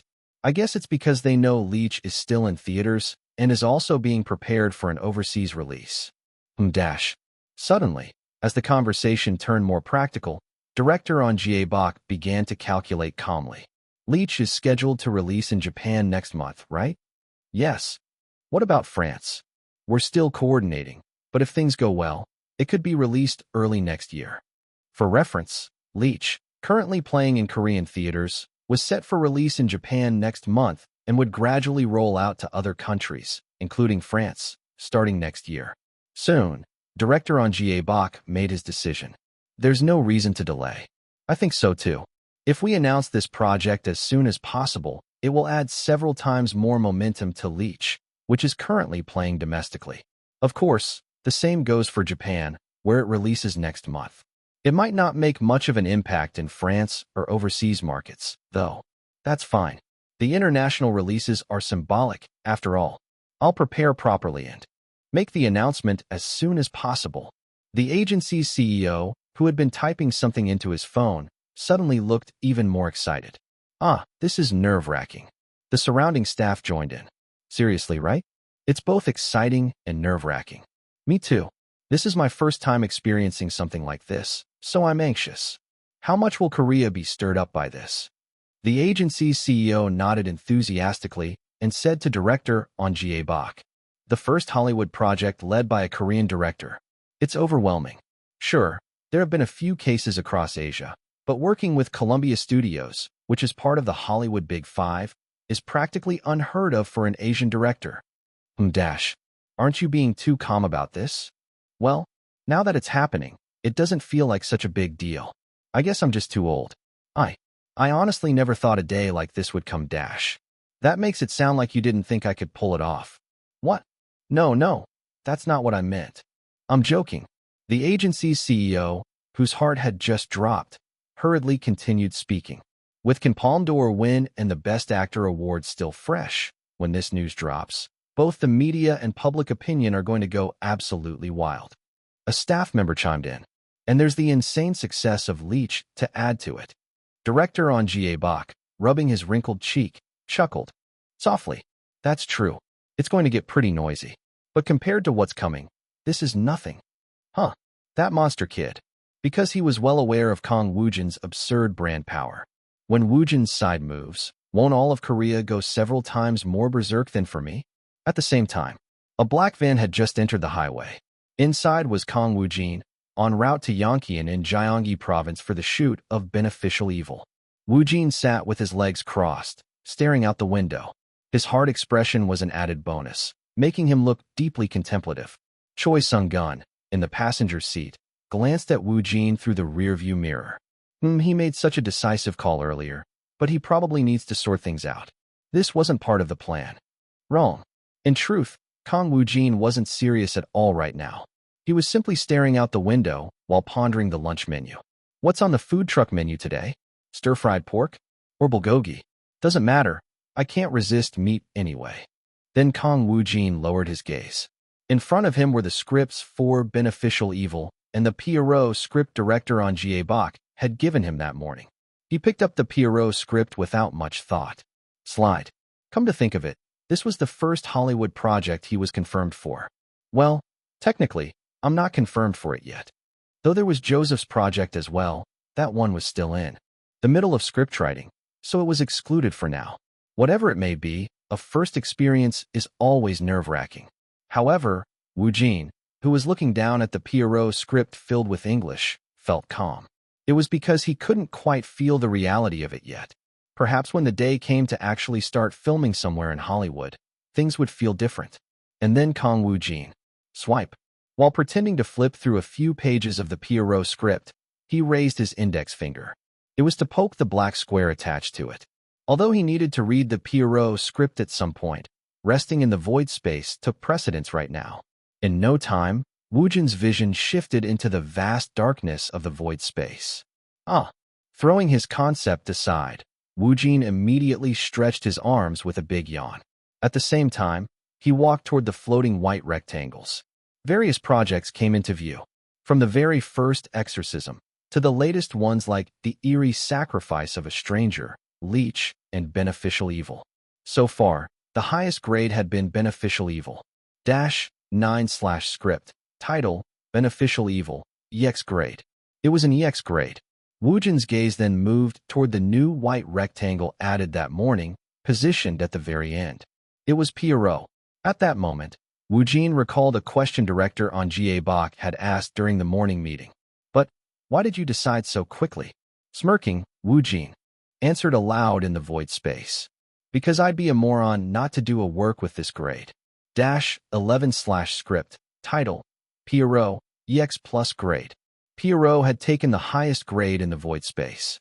Chapter 365, Power 2. Pierrot was rated EX plus, one level higher than Beneficial Evil's EX rating. Honestly, Kang Woojin couldn't quite imagine what that meant. Wow, shit, EX plus grade? Just how insanely explosive does that have to be? It was impossible to gauge.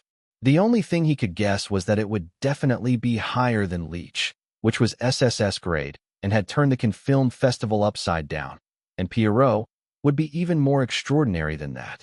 I mean, Leech won the Cannes Palme d'Or and the Best Actor award. On top of that, its audience numbers after release are insane, aren't they? That was as far as his understanding went. If someone as knowledgeable as Choi Sung-gun were here, he could probably provide an answer, but Kang Woojin hadn't reached that level yet. So Woojin just smiled. Whatever, as long as I do what I need to do well, that's enough. After all, thinking deeply about it here would be pointless.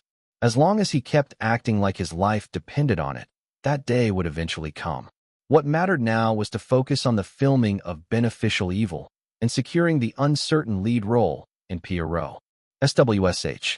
Woojin, who had been staring at the white rectangle, suddenly lay down.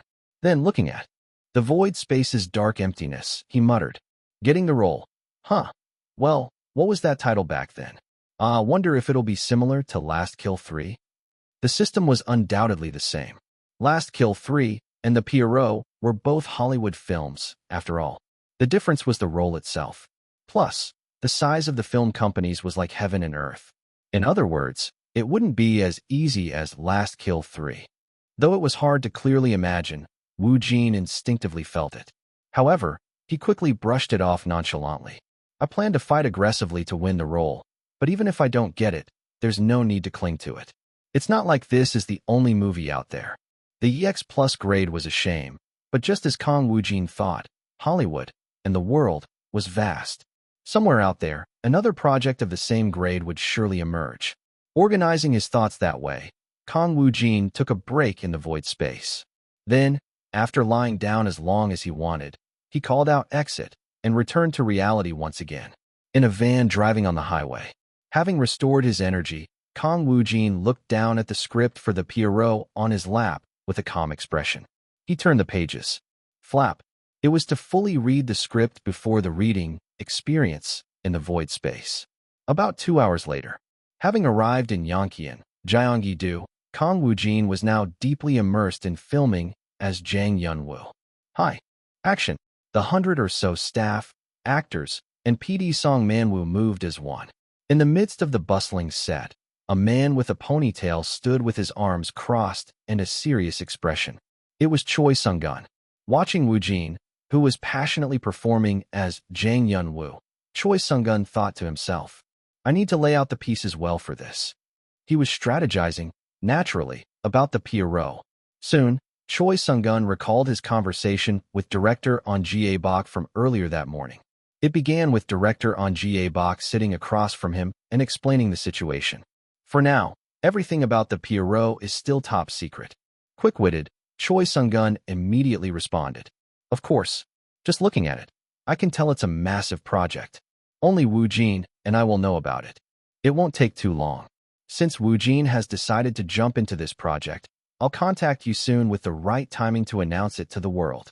I understand. But Director Nim, about how you brought this work. What were the circumstances that led to this? Why did you suddenly go to Hollywood? And as soon as you returned to Korea, you handed the Pierrot to Kang Woojin, even setting up this urgent meeting. Choi Sung-gun's curiosity was soon cleared up with one sentence from director On Jae-bok. Because I'm the director of this film. Choi Sung-gun was startled. Of course, Kang Woojin remained composed. What? Really? Oh my, congratulations, Director Nim. Choi Sung-gun immediately realized that director On Jae-bok had landed his first Hollywood directing role. It made sense. Winning the Palme d'Or at Cannes had surely caught Hollywood's attention, but even he hadn't expected it to happen this quickly. In contrast, director On Jae-bok was calm. Thank you. Well, I suppose I should tell you as much as I'm allowed to for now. I'll be directing the Pierrot, and the Hollywood studio producing it is Columbia Studios. Choi Sung-gun's eyes widened in shock once again. It was only natural. Columbia Studios was undoubtedly one of Hollywood's top major production and distribution companies. In other words, the Pierrot had to be an extraordinary script. Choi Sung-gun turned his gaze to Kang Woojin, sitting beside him. Woojin, however, had been quietly listening with no change in expression. The only one surprised was Choi Sung-gun. Suppressing his excitement as much as possible, Choi Sung-gun murmured to director On Jae-bok. Sorry, please continue. I'm sorry, but I can only give you those 2 pieces of information for now. But there's something else I should mention since Columbia Studios is fine with sharing it. Director On Jae-bok's gaze fixed on Kang Woojin. Woojin, your name was already on Columbia Studios' casting board. Even if it wasn't me, they would have approached you. However, I insisted on personally giving you the script. Or Woojin was. Yes, it was likely the Best Actor award at the Cannes Film Festival that played the biggest role. Of course, you're not the only one. The casting board includes plenty of Hollywood's top actors. Director On Jae-bok continued to explain. That said, I didn't give the Pierrot script to Woojin specially in advance. Columbia Studios is already in motion, too. They're likely distributing the script to other actors on the casting board as we speak. They emphasized equal time. Equal time? Yes. They'll give the script to everyone at nearly the same time and call them in for tests around the same period. From there, they'll choose the actor who suits the Pierrot best. While the time is the same, they want to see which actor has the strongest intensity. Or, director On Jae-bok stared directly at Kang Woojin to see who can bring that horrifying clown into reality the fastest. At this point, Choi Sung-gun snapped back to reality. The beneficial evil set came back into view. Watching Woojin amidst the filming chaos, he murmured softly, a horrifying clown dash. Then, Almost immediately, Columbia Studios film, directed by Ahn Jae-bak, a living legend in Korean cinema. If Woojin lands this, his perspective shifted to that of an entertainment company CEO. The first Palme d'Or and Best Actor award in Korea's history, followed by Hollywood. It would be a massive headline. On Sunday the 8th, in LA. While it was sunrise in Korea, it was afternoon in LA, the center of the American or global film industry. Therefore, countless related companies were gathered here in enormous numbers. From distribution companies and film studios to agencies and various production companies, and so on. In other words, multiple movies were always being produced at the same time. The genres were just as diverse. In the midst of all this, inside a massive conference room of a major film studio in LA, a meeting was underway regarding a film production. A shaped table was packed with foreigners sitting shoulder to shoulder, each with laptops open in front of them. The room's overall lighting was dim, and on the screen at the front, a video was playing. It was the music video for Miley Cyrus's new album title track, which had racked up hundreds of millions of views and was currently shaking up the Billboard charts. Alcoholism, Feat Woojin, Miley Cyrus. All the foreigners seated in the conference room watched the music video on the front screen in their own postures. The peculiar thing was that they weren't focused on Miley Cyrus, but someone else. Specifically, they kept replaying the scenes featuring a Korean actor instead of Cyrus. It was Kang Woojin in the music video. When the foreigner woman sitting in front, who was presenting this meeting, moved her mouse, the video stopped. But it wasn't over. The foreigner woman now played another prepared video. This time, a Japanese song accompanied by an animation started playing. It was the opening song of Male Friend, Remake, which had once topped the Japanese Oricon chart. So why were these foreigners listening to songs and vocals centered around Kang Woojin? Even their expressions were noticeably serious. After the opening song of the anime Male Friend, Remake, another track began playing. This time, it was the OSTs from Netflix's Male Friend. All of them were songs that had dominated Korea's music charts.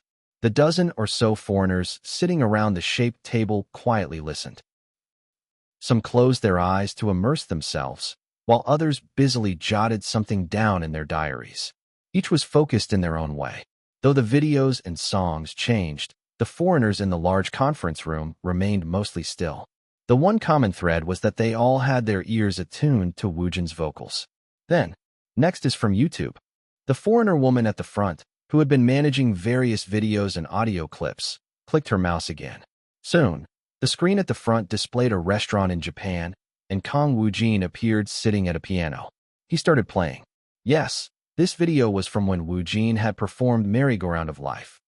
The piano melody filled the conference room. Subtle changes appeared in the expressions of the gathered foreigners. Some widened their eyes, while others slightly opened their mouths. His skills are incredible. With that level, did he receive education from childhood? His piano skills rival a professional's, whether it's Miley Cyrus's MV or this video. Right? Did he attempt music at one point and give up? It's not unheard of. There are several actors like that in Hollywood too. Their restrained exclamations, which they had been holding back, began to spread softly. But as if it wasn't over yet, the woman at the front moved her mouse again. This time, a familiar YouTube channel appeared on the screen. Channel name. Kang Woojin's alter ego. Kang Woojin's YouTube channel. Various videos and tracks from Kang Woojin's alter ego began playing. Naturally, all of them were covers by Woojin. Whether it was Japanese songs or pop songs sung in Korean, Korean songs converted into English, or many others. Among them was also a cover of Miley Cyrus's hit song. The songs were played in order, starting from the one with the highest views. There seemed to be no end. Kang Woojin's alter ego channel was filled with songs proving Woojin's vocals that had captivated millions of subscribers, and even enchanted Miley Cyrus herself. Finally, that's it for now. The lights in the conference room brightened as the various videos and tracks came to an end. The appreciation time had concluded, and the gathered foreigners began speaking up one by one. Kang Woojin, not just his vocal skills, but his tone is unique. It's not something you hear every day. With that level, wouldn't it be fine to consider him a singer? Of course. Honestly, if no one told me he was an actor, I'd just assume he was a singer. But he is an actor, and he even won Korea's first Best Actor award at Cannes. Is it true he only debuted 2 years ago? On each of the foreigners' desks lay a clear file with a photo of Kang Woojin. In other words, this meeting was entirely about Kang Woojin. All the videos and songs shown so far were evidence of that. His vocals are undeniable. Especially his piano skills, they really stand out. There's even more interest because these are exactly the skills we're looking for. But his main profession is acting. Am I the only one who finds that surprising? His acting really is his main skill, though. He has the kind of acting ability that turned Kang on its head. It was written in his YouTube channel's description, everything except acting is just a hobby. Amidst the murmuring, a unanimous conclusion emerged. Anyway, his skills are unquestionably proven. Meeting him in person might feel different, but based on all the materials we've seen, there's more than enough evidence. Someone interjected, "What about language?" The answer came quickly. According to our research, English, Japanese, French, and even sign language. All at native level. You've heard the pop songs he covered, right?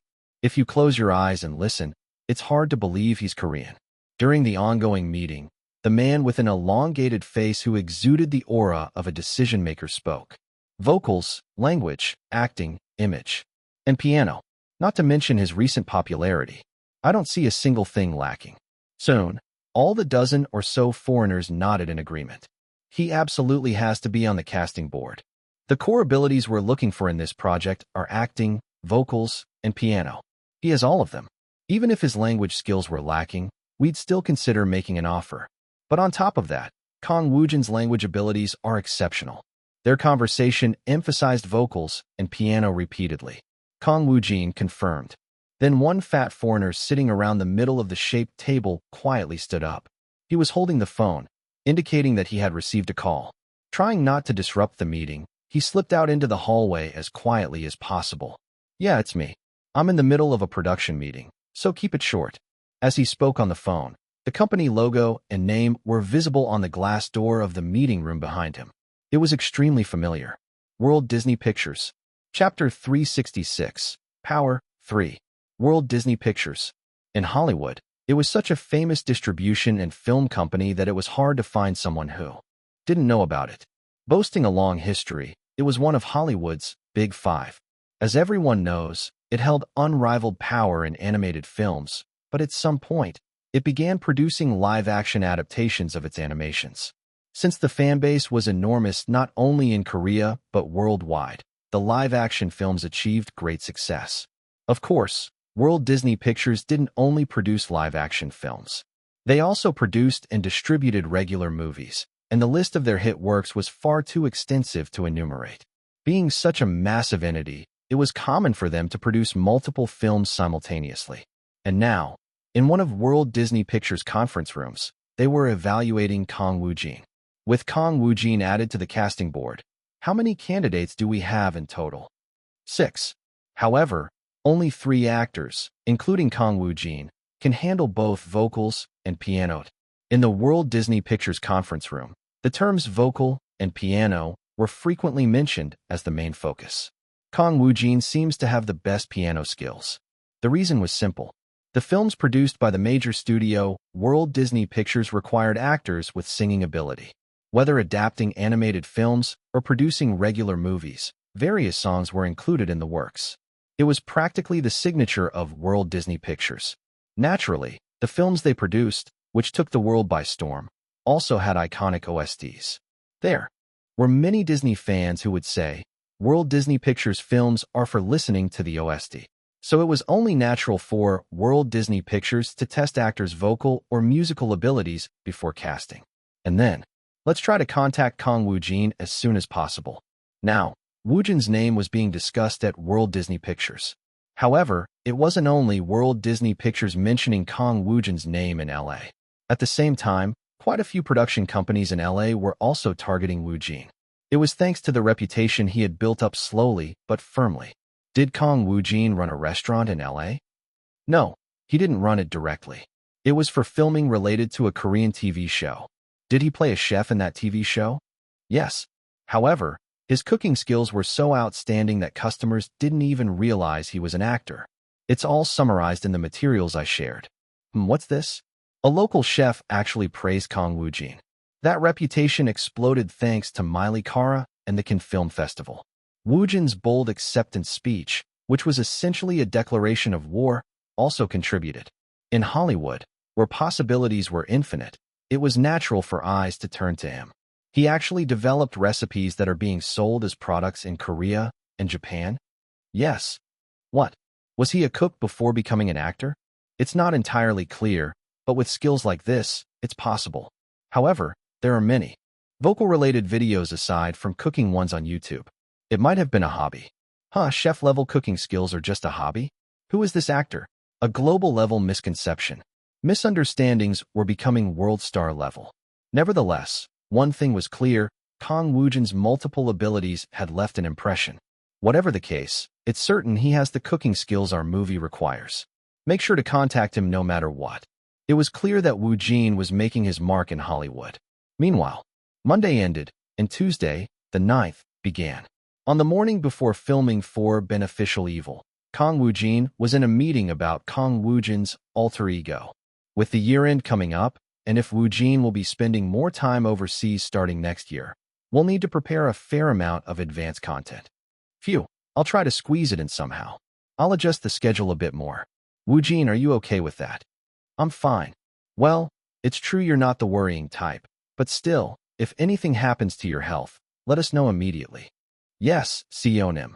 And speaking of overseas matters, to ensure everything proceeds smoothly, wouldn't it be better for the Kang Woojin alter ego team to set up a workspace in LA as well? Yes, what? LA? Domestic movie theaters were still experiencing an unprecedented boom. The number of moviegoers had more than doubled compared to usual. For reference, during the past weekend, every existing movie theater was packed with people. Movie IS theaters are all smiles thanks to the box office hit, Leech, and new releases. Weekend theaters bustling with crowds/photo. Number 1 on advance ticket sales, Leech continues its unending streak of sold-out shows. The biggest reason was the box office sensation Leech, but the new movies released this week also played a role. Movie talk, watch out, Leech. New movies lined up for release. Can they stop the Leech bulldozer? The phenomenon was so explosive that the media visited theaters over the weekend to report on the life situation. The expression, bursting at the seams, was fitting. Meanwhile, Leech was firmly holding on to its number 1 position in advance ticket sales, and audiences who had visited theaters were enthusiastically discussing their preferred aspects. Why is Leech still fun even when watching it twice? The craziest part is that Kang Woojin's acting feels different every time you watch it. Crazy Leech is definitely going to surpass 20 million viewers. I watched it 3 times. Stop hyping it up so much, it's so boring. If Leech surpasses 20 million and beats Island of the Missing, then the top 1 and 2 movies in Korea will both be Kang Woojin's. Isn't that crazy? But if Kang Woojin's acting is this good, why hasn't he gone to Hollywood yet? Do you think Hollywood is some pushover where you can just waltz in because you want to? Since he won Best Actor at Cannes, they might already be in negotiations. The same situation was happening in Japan. No, given Japan's larger population, the hype was even noisier. In Japan, The Eerie Sacrifice of a Stranger was also holding onto the number 1 advance ticket sales alongside Leech. However, the overall atmosphere remained distinctly different. Still, there were noticeable changes occurring within Japan. Audience numbers endlessly increasing for The Eerie Sacrifice of a Stranger, public opinion shifting from initial criticism/photo. While there had initially been backlash, criticism, and controversy, now voices acknowledging The Eerie Sacrifice of a Stranger were gradually emerging in the media and among the public. The most noticeable were the audience members who could no longer tolerate the insults and controversies surrounding The Eerie Sacrifice of a Stranger. The same was true for various Japanese media outlets. The Eerie Sacrifice of a Stranger may seem to have an equal divide of praise and criticism, but that's a misconception. A misconception? Yes. Those criticizing The Eerie Sacrifice of a Stranger are just a minority. It's like a part of the media and public opinion war that we often mistakenly perceive. Of course, they aren't a negligible number, but overall, they are only a small part, and they're unable to accept change. You mean they're behind the times? No, they're afraid. Meanwhile, the general public, excluding them, is acknowledging the eerie sacrifice of a stranger. The steeply rising audience numbers are proof of that. And the fact that the momentum of the eerie sacrifice of a stranger continues to rise is evidence that the majority of audiences have grown tired of Japan's stale content. Film critics and directors appearing on news programs and variety shows explain the unexpected explosive success of the eerie sacrifice of a stranger. Of course, audiences were surprised. However, since they were already sick of Japan's repetitive and boring content, they are cheering for the eerie sacrifice of a stranger. Director Kyotaro Taniguchi cleverly struck that point. It seems very intentional. Then do you believe the eerie sacrifice of a stranger will continue its box office success? Absolutely. This momentum will only grow stronger. Regardless of how it concludes, the Japanese content market will change significantly before and after the eerie sacrifice of a stranger. 2 days passed like that. Thursday, the 11th. The rush of audiences pouring into theaters had naturally slowed down slightly from the explosive energy of the opening days. However, this was a natural phenomenon. New movies continued to be released, and not many people watched the same movie multiple times. But there was no need to worry. The theaters still resembled the peak season. Around this time, many familiar faces were gathered at Toeiga, the Japanese film company responsible for producing The Eerie Sacrifice of a Stranger. Aside from writer Akari and director Kyotaro, there were many others. Everyone had expressions as if they were waiting for some result, eyes full of tension and anticipation. It wasn't the same location, but it was the same for everyone involved with The Eerie Sacrifice of a Stranger. Not only Chairman Hideki, but also the actors. At that moment, a shout echoed throughout the entire Toeiga Film Company. Director, the results are in. Everyone stared at the large TV screen in front of them. The imposing numbers for The Eerie Sacrifice of a Stranger appeared on the display. Audience count for The Eerie Sacrifice of a Stranger until November 10th, 2021. The Eerie Sacrifice of a Stranger / release date. October 26th / total audience. 15,928,755. It had surpassed 15 million in its third week. No. Even calling it 16 million wouldn't have been an issue. Meanwhile, around late morning, a Korean film company was bustling as well. It was Harmony Film Company, the company behind Korea's all-time #1 film, Island of the Missing. Not only the company's CEO but also several executives and a familiar master director were present. It was Kwon Ki-taek, the director of Island of the Missing, with a warm and easygoing face. Perhaps because he was on a break, he had put on a bit more weight. In any case, the key figures of Island of the Missing had all gathered. Director Kwon Ki-taek and the others were each staring at their tablets, where the results of another film were displayed. It wasn't Island of the Missing, it was Leech. Audience count as of November 10th, 2021. Daily domestic box office. 1. Leech / release date. October 27th / screens. 1354 / total audience. 15,016,082. Leech had also surpassed 15 million viewers. The expressions of those gathered at Harmony Film Company grew noticeably darker. It was only natural. Island of the Missing was still holding its position as Korea's all-time #1 movie, but it had only recently set the record, and now a threat had already appeared. Leech is progressing faster than Island of the Missing. We expected it to be strong, but not this fast. If Leech doesn't lose its momentum, the all-time rankings will change soon. It's a strange feeling. I do acknowledge Leech, but I didn't expect the crisis to come this quickly. As the CEO and executives of Harmony Film Company spoke one by one with heavy hearts, the information on everyone's tablets changed. Soft sighs were heard here and there. All-time box office in South Korea. All-time movie rankings combined. -1. Island of the Missing / total audience. 20,321,451. -2. Sea Battle / total audience. 16,715,955. -3. Unstoppable Force / total audience. 15,557,118. -4. Leech / total audience. 15,016,082. Because the frenzied speed of Leach had chased them right up to their throats. At the same time, in a hotel in Seoul, hundreds of reporters had gathered in front of a famous hotel. In front of them, vans, luxury sedans, and other vehicles stopped in a line. Several well-known individuals got out of the cars, celebrities, influencers, and more. The reason was simple. Soon, a year-end party for an international luxury brand was scheduled to take place at this hotel. The famous people invited to the party waved appropriately at the reporters, then struck poses at the photo zone set up right next to the hotel entrance. Pababababak. A barrage of intense flashes went off. It was then. Thunk. From a recently stopped black van, a man stepped out with his black hair neatly slicked back and dressed in a navy luxury brand suit, his face expressionless. As soon as the reporters saw him, they shouted, "Kang Woojin! Kang Woojin! Woojin SSI! Woojin SSI this way!"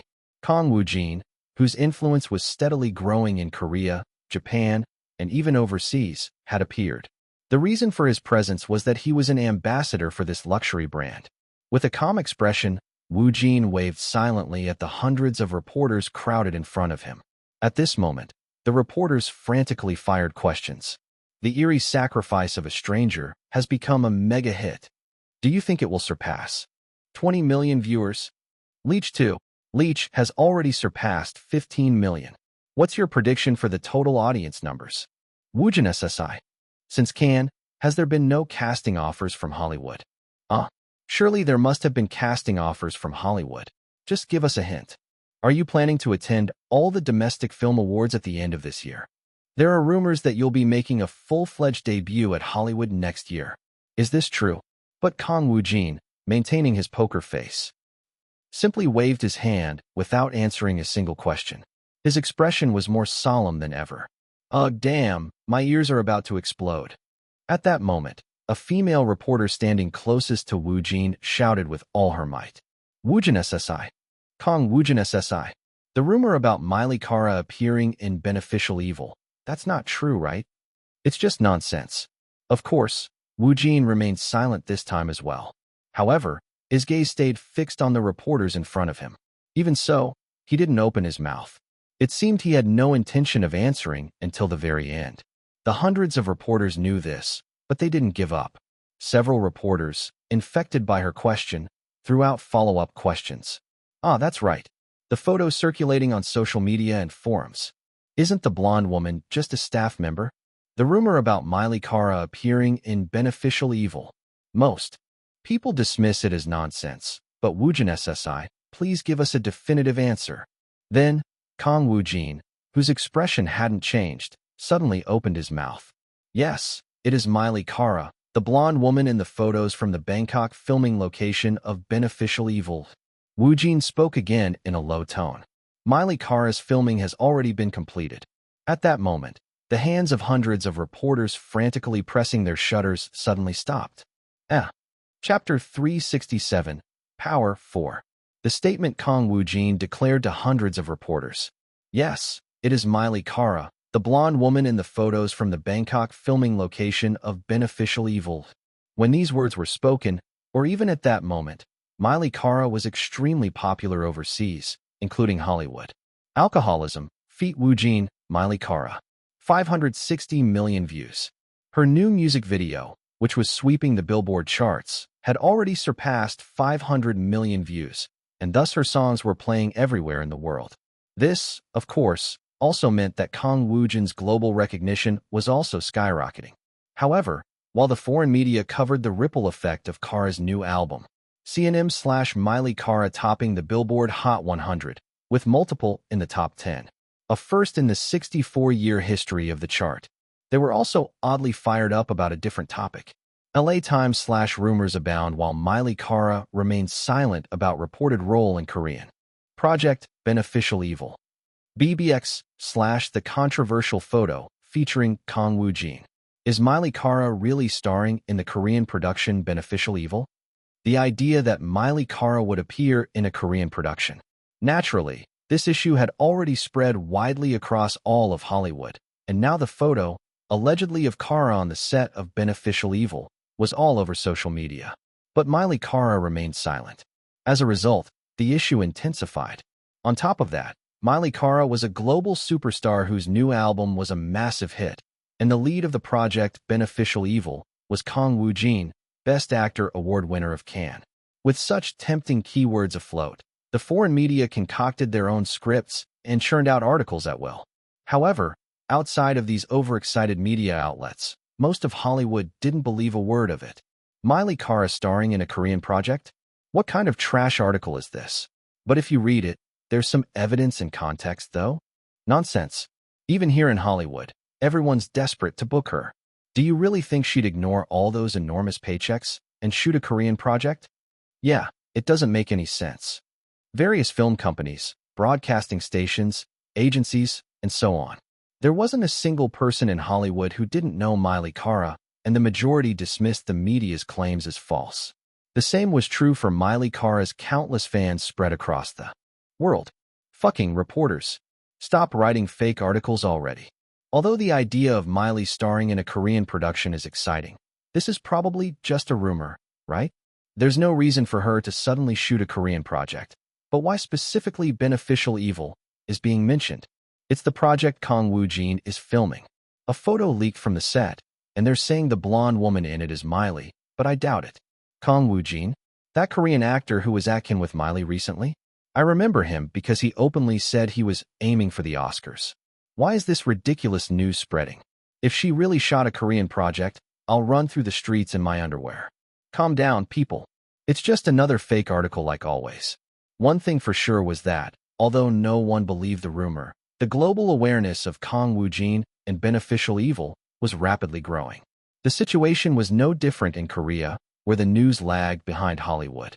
Media's really milking this hard. Stop milking Miley Cara already. Yeah, next tabloid. Isn't this an intentional leak by the Beneficial Evil side?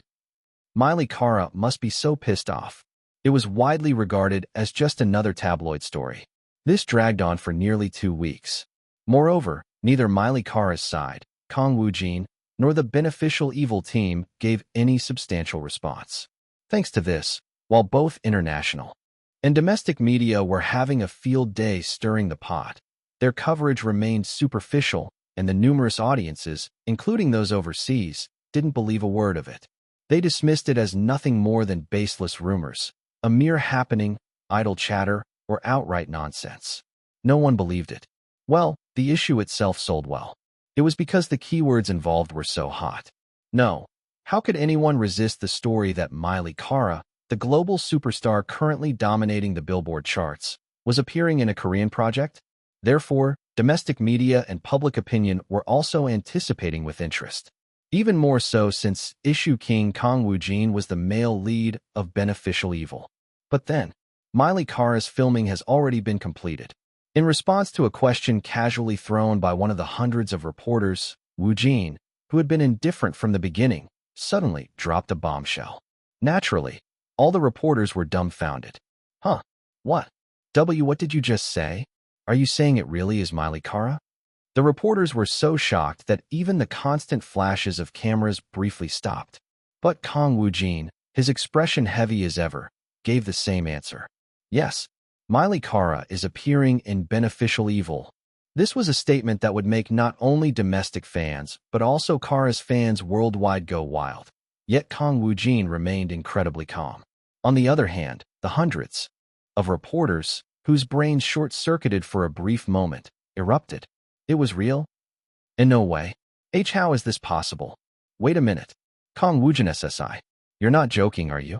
If this is true, this is a huge scoop. What? Are you saying the Miley Cara is really appearing in Beneficial Evil? No, seriously?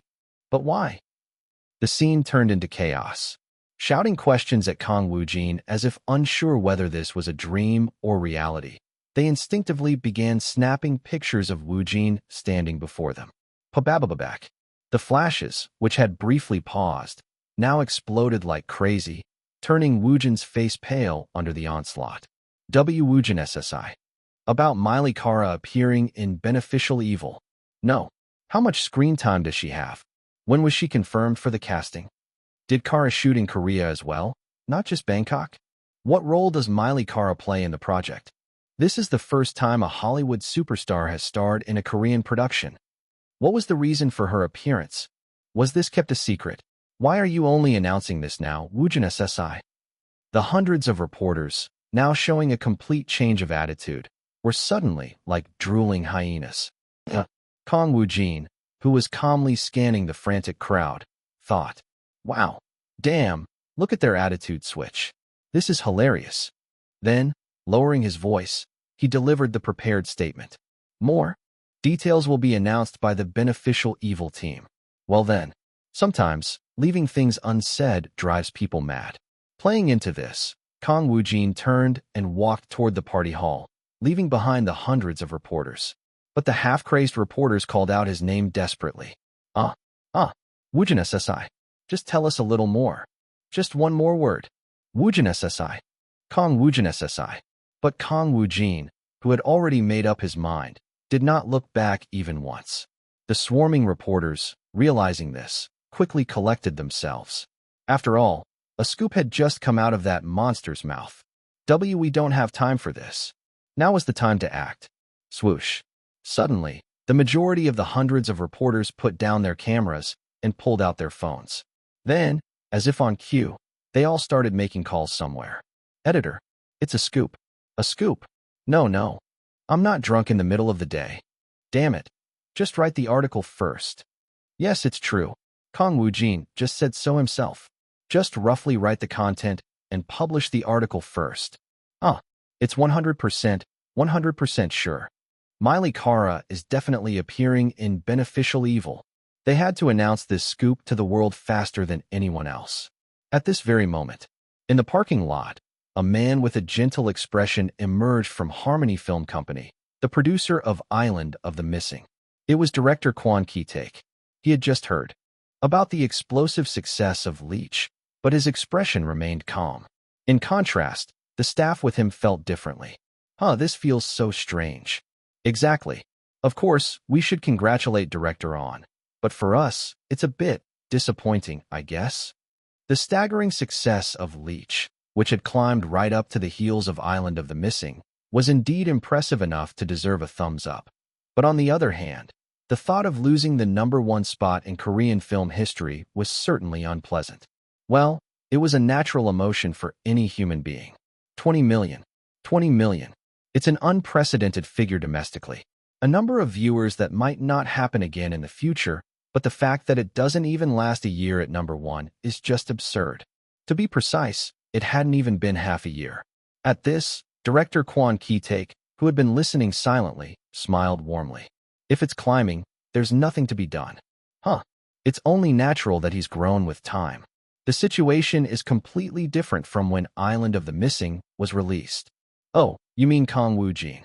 "Yes." With his arms crossed, director Kwon Ki-taek recalled Woojin's calm face. Island of the Missing relied heavily on Woojin SSI's brand power, and now that power has grown several times over, it's only natural for Leech to surpass us. That's true. On top of that, seeing Leech, Woojin SSI's acting skills have improved even further. With such a monster continuing to rampage, what work could possibly hold its ground? Soon, director Kwon Ki-taek's smile deepened.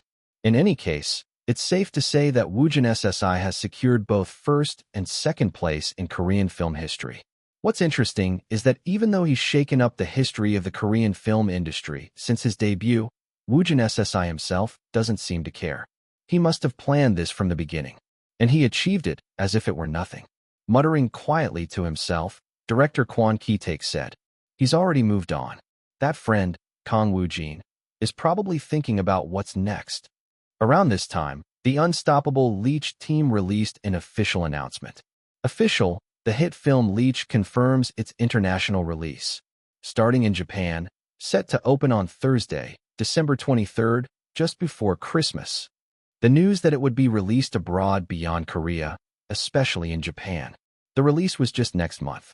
At this time, as if coordinated, a similar article about Leech appeared in Japan. The Eerie Sacrifice of a Stranger, to release in Korea, opening on December 21st. The news of the Eerie Sacrifice of a Stranger releasing in Korea also came. In December, the final month of the year, Leech and the eerie sacrifice of a stranger would essentially pass the baton to each other. Issue Talk, Korea's Leech to release in Japan on December 23rd, Japan's The Eerie Sacrifice of a Stranger to open in Korea on December 21st. The timing was nearly identical, yet again. Meanwhile, in LA, while it was morning in Korea, it was late afternoon in LA. Just as news about Kang Woojin exploded in Korea and Japan, word had also reached a massive theme park in LA. No, not a theme park. It was Columbia Studios. In a meeting room for the team preparing for the movie Pierrot, executives who appeared to be high-ranking officials were reviewing the news. Columbia Studios announces the production of a major new film. Who are the director and actors? It was news announced to Hollywood just yesterday that Columbia Studios was beginning production on a major, large-scale film. As always, distributors and studios announce their works like this for publicity purposes. However, because of Columbia Studios' colossal status in Hollywood, the attention spread like wildfire. Executives skimming through articles on their laptops muttered comments one after another. It feels a bit lacking. We need to push this harder. By the way, what's this bizarre actor lineup? I can't tell where it even started. It's better to leak details about the confirmed actor tests as soon as possible. About 30 minutes passed like that. Then, creak. A new figure entered the meeting room, which was already crowded. It was a bald foreigner with glasses, one of the executives who had spoken most with director On Ga Bak during the meeting. I'm a bit late.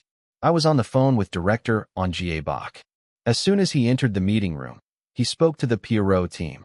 Director On Ga Bak delivered the script to Kang Woojin, and Woojin, after reviewing it, responded immediately. Oh, did he reply this quickly? That's fast. So what was his answer? He said he'll do it. Hearing this, the Columbia Studios executive smiled. We need to get in touch with Kang Woojin's team right away. Let's get started on the work immediately. At that moment, one of the foreigners, while looking at his laptop, tilted his head in confusion. Then he turned the laptop around to show the screen to everyone. A different article was displayed, unrelated to Pierrot. It looked like it had just been published, hot off the press. Is it true that Miley Kara is starring in a Korean production? Chapter 368, Power 5. The topic in one of the meeting rooms at Columbia Studio, which had been dominated by discussions about Kang Woojin, suddenly shifted to Miley Kara. It happened in an instant, when one executive abruptly brought it up, that the news about Miley Kara appearing in a Korean production seemed to be true. To this, wasn't that already concluded as a baseless rumor? What are you talking about all of a sudden? The media may still be making a fuss about it, but public opinion hasn't believed it at all. The foreign executives tilted their heads in confusion, and the foreigner who had spoken shrugged his shoulders and pointed to his laptop screen. But this article is too confident to just be another baseless claim. Soon, all the executives who had been talking about Pierrot gathered around the laptop. The laptop was still displaying the article. LA Times/Miley Kara confirmed to appear in a Korean production. The headline boldly declared it, as if it were a confirmed fact. If this was written based on speculation, it wouldn't be strange if Miley Kara sued them. Wait, let's look at the contents first. The executives skimmed through the article. While reading the not-too-long but not-too-short text, a foreigner man with a brown beard read a particular part aloud. Excited Korean reporters? At a party held in Korea, man Kang Woojin directly announced that Miley Kara would appear in Beneficial Evil? Is it saying Kang Woojin himself directly confirmed this? Is this true? There's a photo, at least. Hold on, let's read a bit more.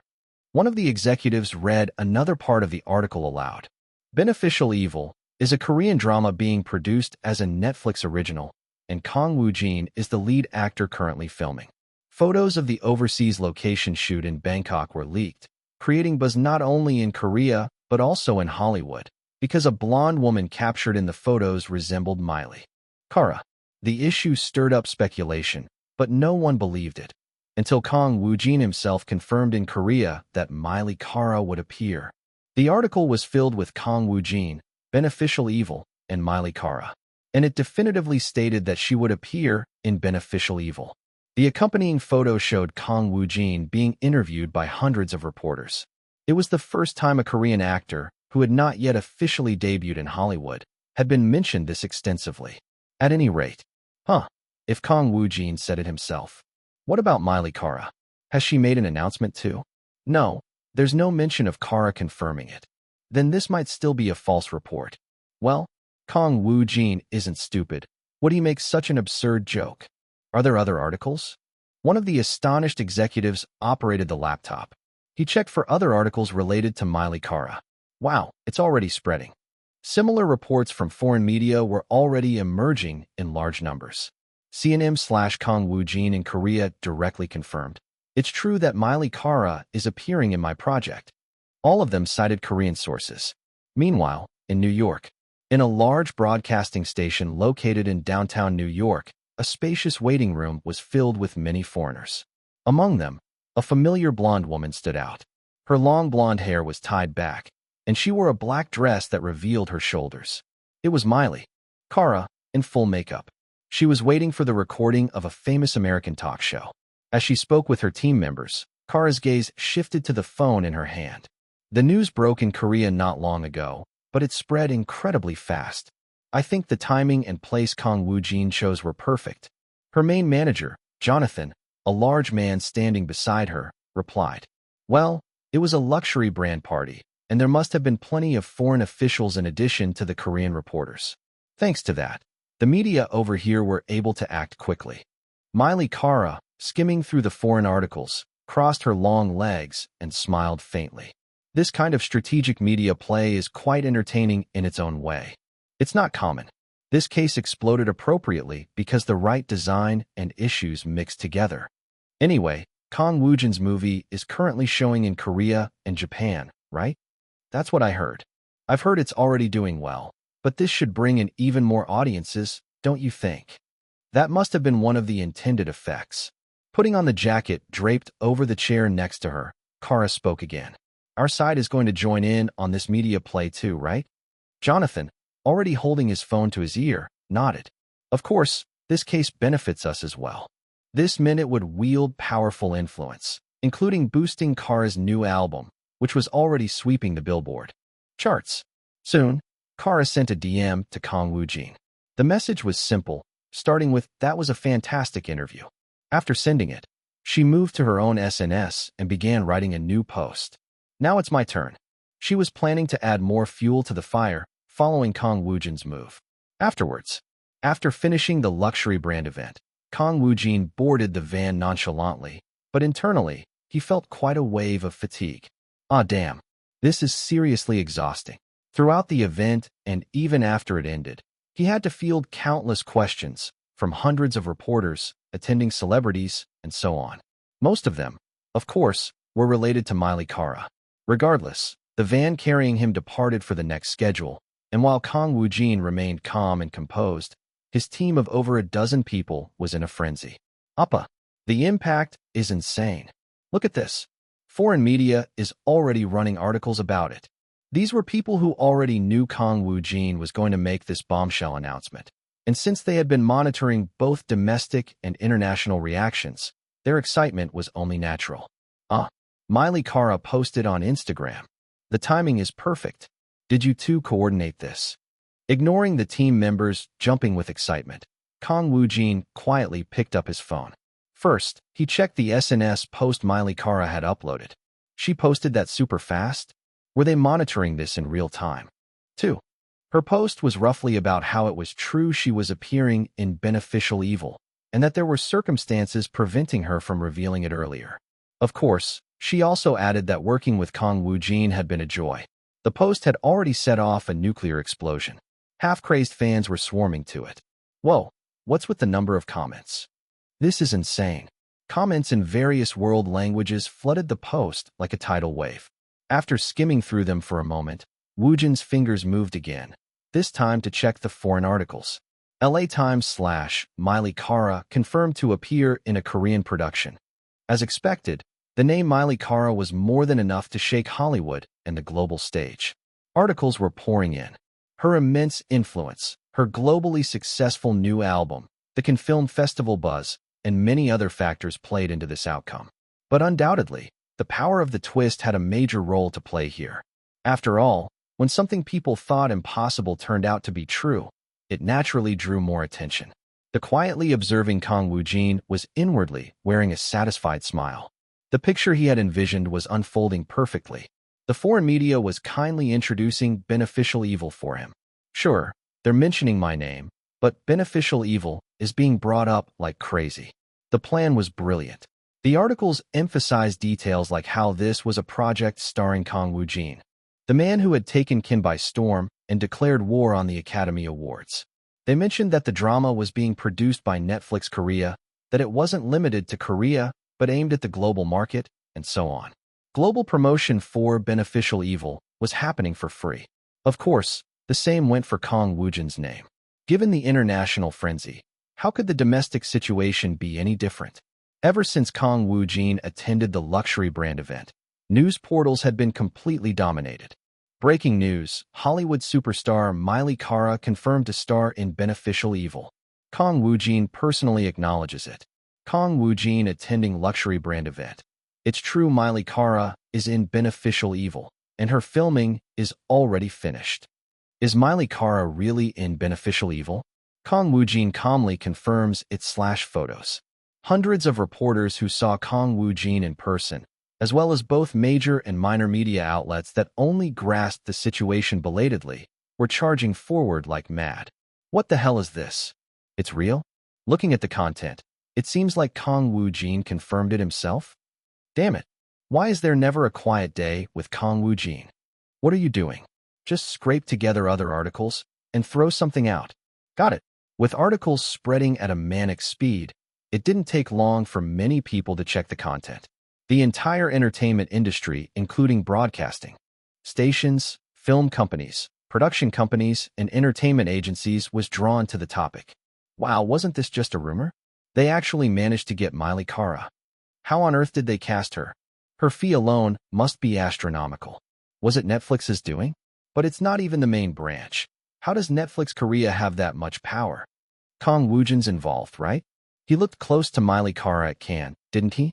Could something be going on between them? Maybe they made a deal while working on the album together. Whatever it is, this is Miley Cara. Beneficial Evil is going to blow up, both domestically and internationally. The public reaction, essentially the sentiment of the masses, could best be described as fervent and wild. Whoa, did you see this? Miley Cara is actually in Beneficial Evil? Y'all falling for it again? That's a lie. No. They're saying Kang Woojin confirmed it himself. Huh? Kang Woojin? Look here. Whoa, insane. Is it true that Miley Cara is really in Beneficial Evil? Cara posted on Instagram too. She confirmed it. The debris from the fireworks thrown in the late morning was everywhere by the afternoon of the same day. Articles, SNS, YouTube, radio, blogs, communities. Breaking Miley Cara confirmed to appear in Beneficial Evil. News. Kang Woojin, Miley Cara latest news.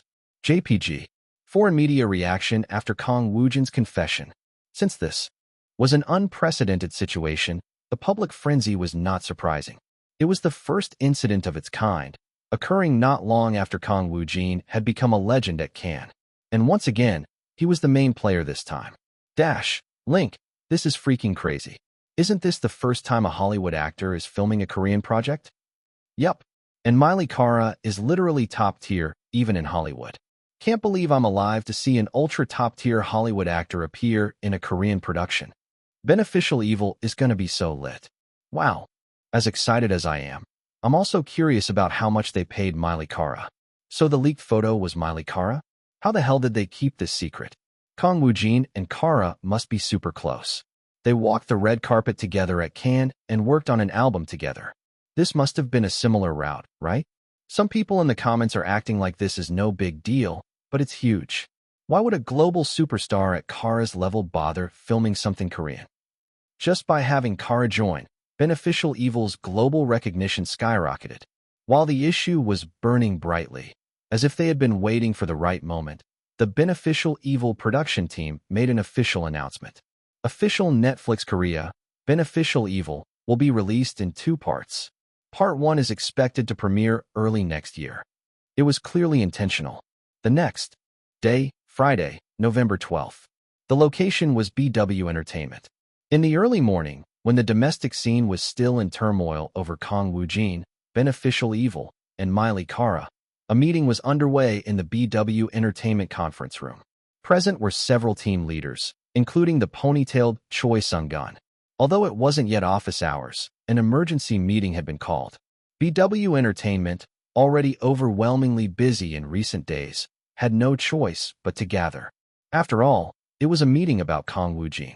From the eerie sacrifice of a stranger and leech to Beneficial Evil, Hollywood Ventures, the fast-approaching year-end, and more, critical schedules revolving around Woojin were endless. So, it was inevitable that an emergency meeting had to be convened. The meeting, which began before 8 a.m., wasn't wrapped up until after 9:30 a.m. The team leaders exited the conference room in a rush, immediately calling on their team members, who had already begun arriving, before scattering in all directions. Choi Sung-gun was the last to leave. The entire BW Entertainment office was in utter chaos. Non-stop ringing phones, dozens of employees speaking urgently on calls, the endless sound of keyboards clacking, and teams communicating frantically. Watching this marketplace-like frenzy for a brief moment, Choi Sung-gun thought to himself, "Time for me to move too. There's no time to space out." He first headed to the CEO's office. After organizing things and holding a few meetings with some companies, he planned to go to Kang Woojin, who was in Yongkyon, Gyeonggi. Swish. It was as he stepped into the CEO's office. "CEO Nim." A hurried male voice came from behind him. Turning around, he saw the head of the overseas team running toward him. He approached and showed Choi Sung-gun a tablet he had brought. Columbia Studio has sent a request. The Hollywood film giant Columbia Studio, producing Pierrot, had made its move. They wanted to meet with Kang Woojin as soon as possible. Director On Ga Bak had likely passed on the message, but from here, communication would need to take place between Columbia Studio and BW Entertainment. At that moment. And also, a script has come in. A script? Ah, Pierrot. Did Columbia Studio send it again? No, it's not that. The overseas team leader's expression grew serious. It's from another Hollywood film company. World Disney Pictures. Ah, World Disney Pictures? Yes, another impressive place. Choi Sung-gun, who had been responding casually, suddenly paused, blinking his eyes. Wait, hold on. From where? Chapter 369, Power 6. Choi Sung-gun, with his ponytail, blinked his widened eyes, rendered speechless for a brief moment. That lasted for about 5 seconds. Regaining his composure, he asked the overseas department team leader again. Where did you say? The team leader, with a serious expression, answered right away. World Disney Pictures. Are you sure it's World Disney Pictures? Not Walt Disney or World Disney or something. No, it's definitely World Disney Pictures. They sent us a script? Yes, sir. World Disney Pictures? For a moment, countless films and animations flashed through Choi Sung-gun's mind. His past. No, his memories were filled with World Disney Pictures. Most likely, it was the same for many people around the world. After all, it was World Disney Pictures, a studio that presented fairy tales and childhood dreams to people. That was how influential World Disney Pictures was in Hollywood. Like Columbia Studios of Pierrot, they are considered one of the big 5 film studios, yet they had the largest fan base globally. And what about their powerful characters? Their best characters still sold well and remained incredibly popular decades later, not just in Korea, but also in Japan and across the globe. It was no exaggeration to say that everyone knew World Disney Pictures.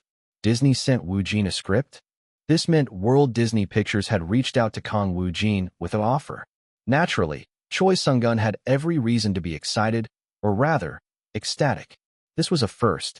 After Cannes, 2 of Hollywood's top 5 megafilm studios had sent offers to Woojin. Has anything like this ever happened before? As Choi Sung-gun muttered in a dazed tone, the team leader replied in a similar tone. No, not that I can remember. Me neither. Not even close to something like this. World Disney Pictures showing interest in a Korean actor is unheard of. Exactly. Woojin is the first in Korean history. The Columbia Studios offer alone was enough to turn the domestic industry upside down, and now World Disney Pictures was added to the mix. This wasn't something that would merely shake things up, it would go far beyond that. whether or not Kang Woojin accepted both projects. The fact that two of Hollywood's Big Five studios had sent him offers was groundbreaking in itself. When working with Woojin, things that seemed farther than dreams are becoming reality. It was obvious that Woojin's prestige and aura as an actor would skyrocket. I'm crazy excited for next year. A smile gradually spread across Choi Sung-gun's face as he imagined the global future unfolding for Woojin. Then, turning his gaze back to the team leader standing in front of him, he gave instructions as the CEO. Okay, for now, organize the details of the World Disney Pictures and Columbia Studios offers and send them to me. I'll deliver them to Woojin myself. Understood. But make sure both are handled as top secret. We can't let anything leak to the outside yet, and the studios probably want the same. Yes, yes. As he gave instructions, something suddenly occurred to Choi Sung-gun, prompting him to ask the team leader. Oh, by the way, what's the title of the script that World Disney Pictures sent? It seemed he wanted to confirm just the title. The team leader tapped on his tablet a few times and then showed Choi Sung-gun the information sent by World Disney Pictures. Choi Sung-gun, reading through the English letters and spotting the title. They're turning this into live action. He muttered quietly to himself, his expression once again filled with shock and excitement. This animation is one of World Disney Pictures' representative works. Meanwhile, a black van sped along the highway. Of course, it was Kang Woojin's van, and the destination was the massive set complex for Beneficial Evil. In other words, Gyeonggi Province's Yonkian. Inside the van, Woojin's team members were busy with their respective tasks, while Woojin himself sat with his legs crossed, staring down indifferently at his phone. His poker face or his concept remained intact. But, inside, he was jumping up and down. The firepower is insane. While pretending otherwise, Kang Woojin was monitoring various news updates. Currently, the media was having a party with numerous issues. The box office hits The Eerie Sacrifice of a Stranger and Leech, Beneficial Evil, and Miley Cara. However, the hottest topic, both recent and unexpected, was the shocking twist involving Beneficial Evil and Miley Cara. The domestic media and public opinion were in a frenzy, and Hollywood was equally abuzz with this issue. Now, even Japan had joined the conversation. Naturally, this meant Miley Cara, Beneficial Evil, and Kang Woojin were being mentioned frequently. Furthermore, after the announcement that Beneficial Evil would launch in parts as quickly as possible, excitement among domestic, Japanese, and global audiences exploded. Comments flooded Kang Woojin's and Miley Cara's social media accounts, YouTube channels, articles, and countless communities. The languages varied, but the sentiment was similar. When can we see Beneficial Evil? Of course. It'll be available on Netflix, right? Yeah, they said it would launch worldwide on Netflix. Information that Beneficial Evil could be watched anywhere in the world was also widespread. Anyway, as Kang Woojin browsed between foreign and Korean content on his phone, some articles caught his eye. Star Talk, monster actor Kang Woojin, endless buzz, yet no news of a Hollywood debut. Is he not marketable in Hollywood? Due to Woojin being such a hot topic, it seemed like they were throwing out nonsense and gossip just to have something to say. The comments were similar. So Kang Woojin's just a domestic actor? At a glance, it seems like he's having a massive impact, but Hollywood's way harder to break into than people think. Honestly, didn't he win Best Actor at Cannes? Even if not the biggest studios, wouldn't at least some mid-tier Hollywood studios show interest? Maybe he already tried Hollywood but failed, so he's keeping quiet. Still, turning Korea and Japan upside down is impressive, but Hollywood's on a different level. The hate comments poured in like waves. Of course, they had no real impact on Kang Woojin. What the hell are they on about? This is peak bullshit. That was the extent of his reaction. Well, he didn't entirely blame the reporters or trolls. From the past to the present, Kang Woojin had steadily built considerable international recognition, and recently, the buzz with Miley Cara had been explosive. Yet, there hadn't been any visible Hollywood-related news. Under normal circumstances, anyone else would be dying to spill the beans. In truth, Kang Woojin had several massive Hollywood projects lined up. However, having spent time in the entertainment industry, Kang Woojin had learned the art of patience. Fireworks are best when they light up the night sky. In other words, You need to release the news at just the right moment. Kang Woojin smirked to himself. This will be fun, watching how people react. That same afternoon, in Busan, the time had passed 5 p.m. At this hour, the massive building called the Busan Cinema Center was packed with people. Hundreds of reporters were present, and even more spectators had gathered. The reason was simple. The Busan International Film Festival was about to begin at the Busan Cinema Center. It was a huge film festival, and although Kang Woojin had been invited, he couldn't attend due to scheduling conflicts. Nevertheless, as the start of the festival drew nearer, the crowds continued to swell. The number of reporters doubled, and so did the number of onlookers. As expected of an international film festival, there were quite a few foreign reporters. Additionally, foreign directors and actors invited to the festival were also visible. But the most striking sight was the long red carpet stretching out from the building's entrance, lined on both sides with metal fences. Slowly, stars began walking down the red carpet. Pababababak. The flash of cameras burst like fireworks. Kaya. The deafening screams or shrieks of the gathered crowd echoed through the air. They didn't forget to take photos with their phones whenever stars appeared. The atmosphere of the festival was gradually reaching its peak. It was then that the reporters' shouting grew even louder. "Oh, over there. Look, he's here. Here. Please look this way, Director On. Director On Ga Bok. Director Nim." An elderly man in a formal suit appeared on the red carpet. It was none other than Director On Ga Bok. However, he wasn't alone. Oh, he came with Director Kwon Ki-taek. What a killer two-shot. Director On Ga Bok appeared alongside the gentle-looking Director Kwon Ki-taek. The two giants of Korean cinema were walking together. Director Kwon Ki-taek had shown this year with Island of the Missing, while Director On Ga Bok had done so with Leech. Particularly, Director On Ga Bok's ongoing popularity was through the roof. "Hello, Director Nim. Please wave your hand." Director On Ga Bok waved moderately at the reporters with his characteristic dignified veteran demeanor. Regardless, the flashes continued endlessly.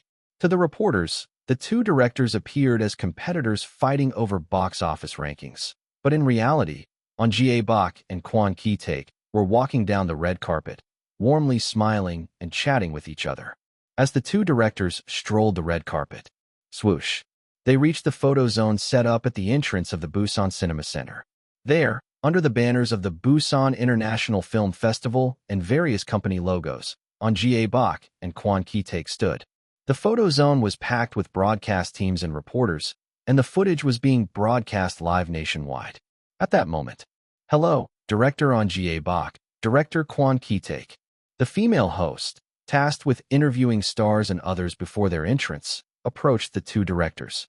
Holding cue cards, she asked, "I really enjoyed watching both Island of the Missing and Leech. Both films left a tremendous impact. How do you feel about that?" Director On Ga Bok, with his wrinkled face, was the first to speak. "I'm glad to have received so much attention. It's all quite unexpected, so it's a bit overwhelming, too." "What? Really? You looked so calm at Cannes." "Haha, did I?" Next, it was Director Kwon Ki-taek's turn. "Well, compared to Director On Ga Bok, I'm nothing.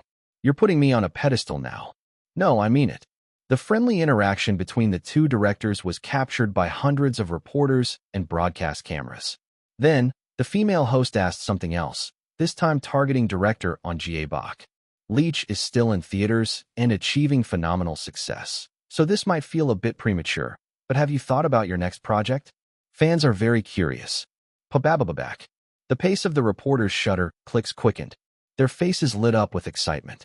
This was a question the reporters had been waiting for as much as the fans.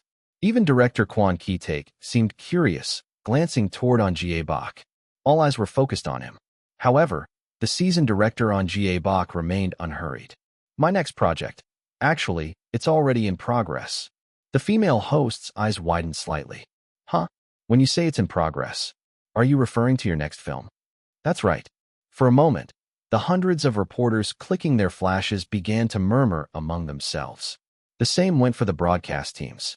Even Kwon Ki-taek's face held a question mark. Given that Leech had swept Cannes and was still in theaters domestically, it seemed unusually fast to even consider or plan the next project. But it was already in progress? Finding this curious, the female host asked again, "When you say it's in progress, does that mean production has already begun?" Director On Ga Bok slowly nodded his head. "You could say that, yes." "Huh." Then, the veteran director calmly addressed the reporters head-on. "I've agreed to direct a film for Hollywood's Columbia Studios." For a moment, silence fell. At the same time, in Yonkian, the massive set complex where Beneficial Evil was being filmed. At the set bustling with over 100 crew members, PD Song Man-woo's voice rang out. Cut. Look.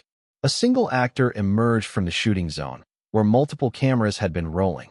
It was Kang Woojin, who had just been embodying Jang Yun-woo. Judging by the blood makeup all over his face, it seemed there had been an action scene.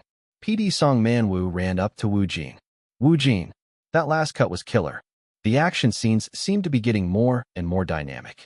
Let's take a 10-minute break and then go for the full shot angle." "Yes, PD Nim."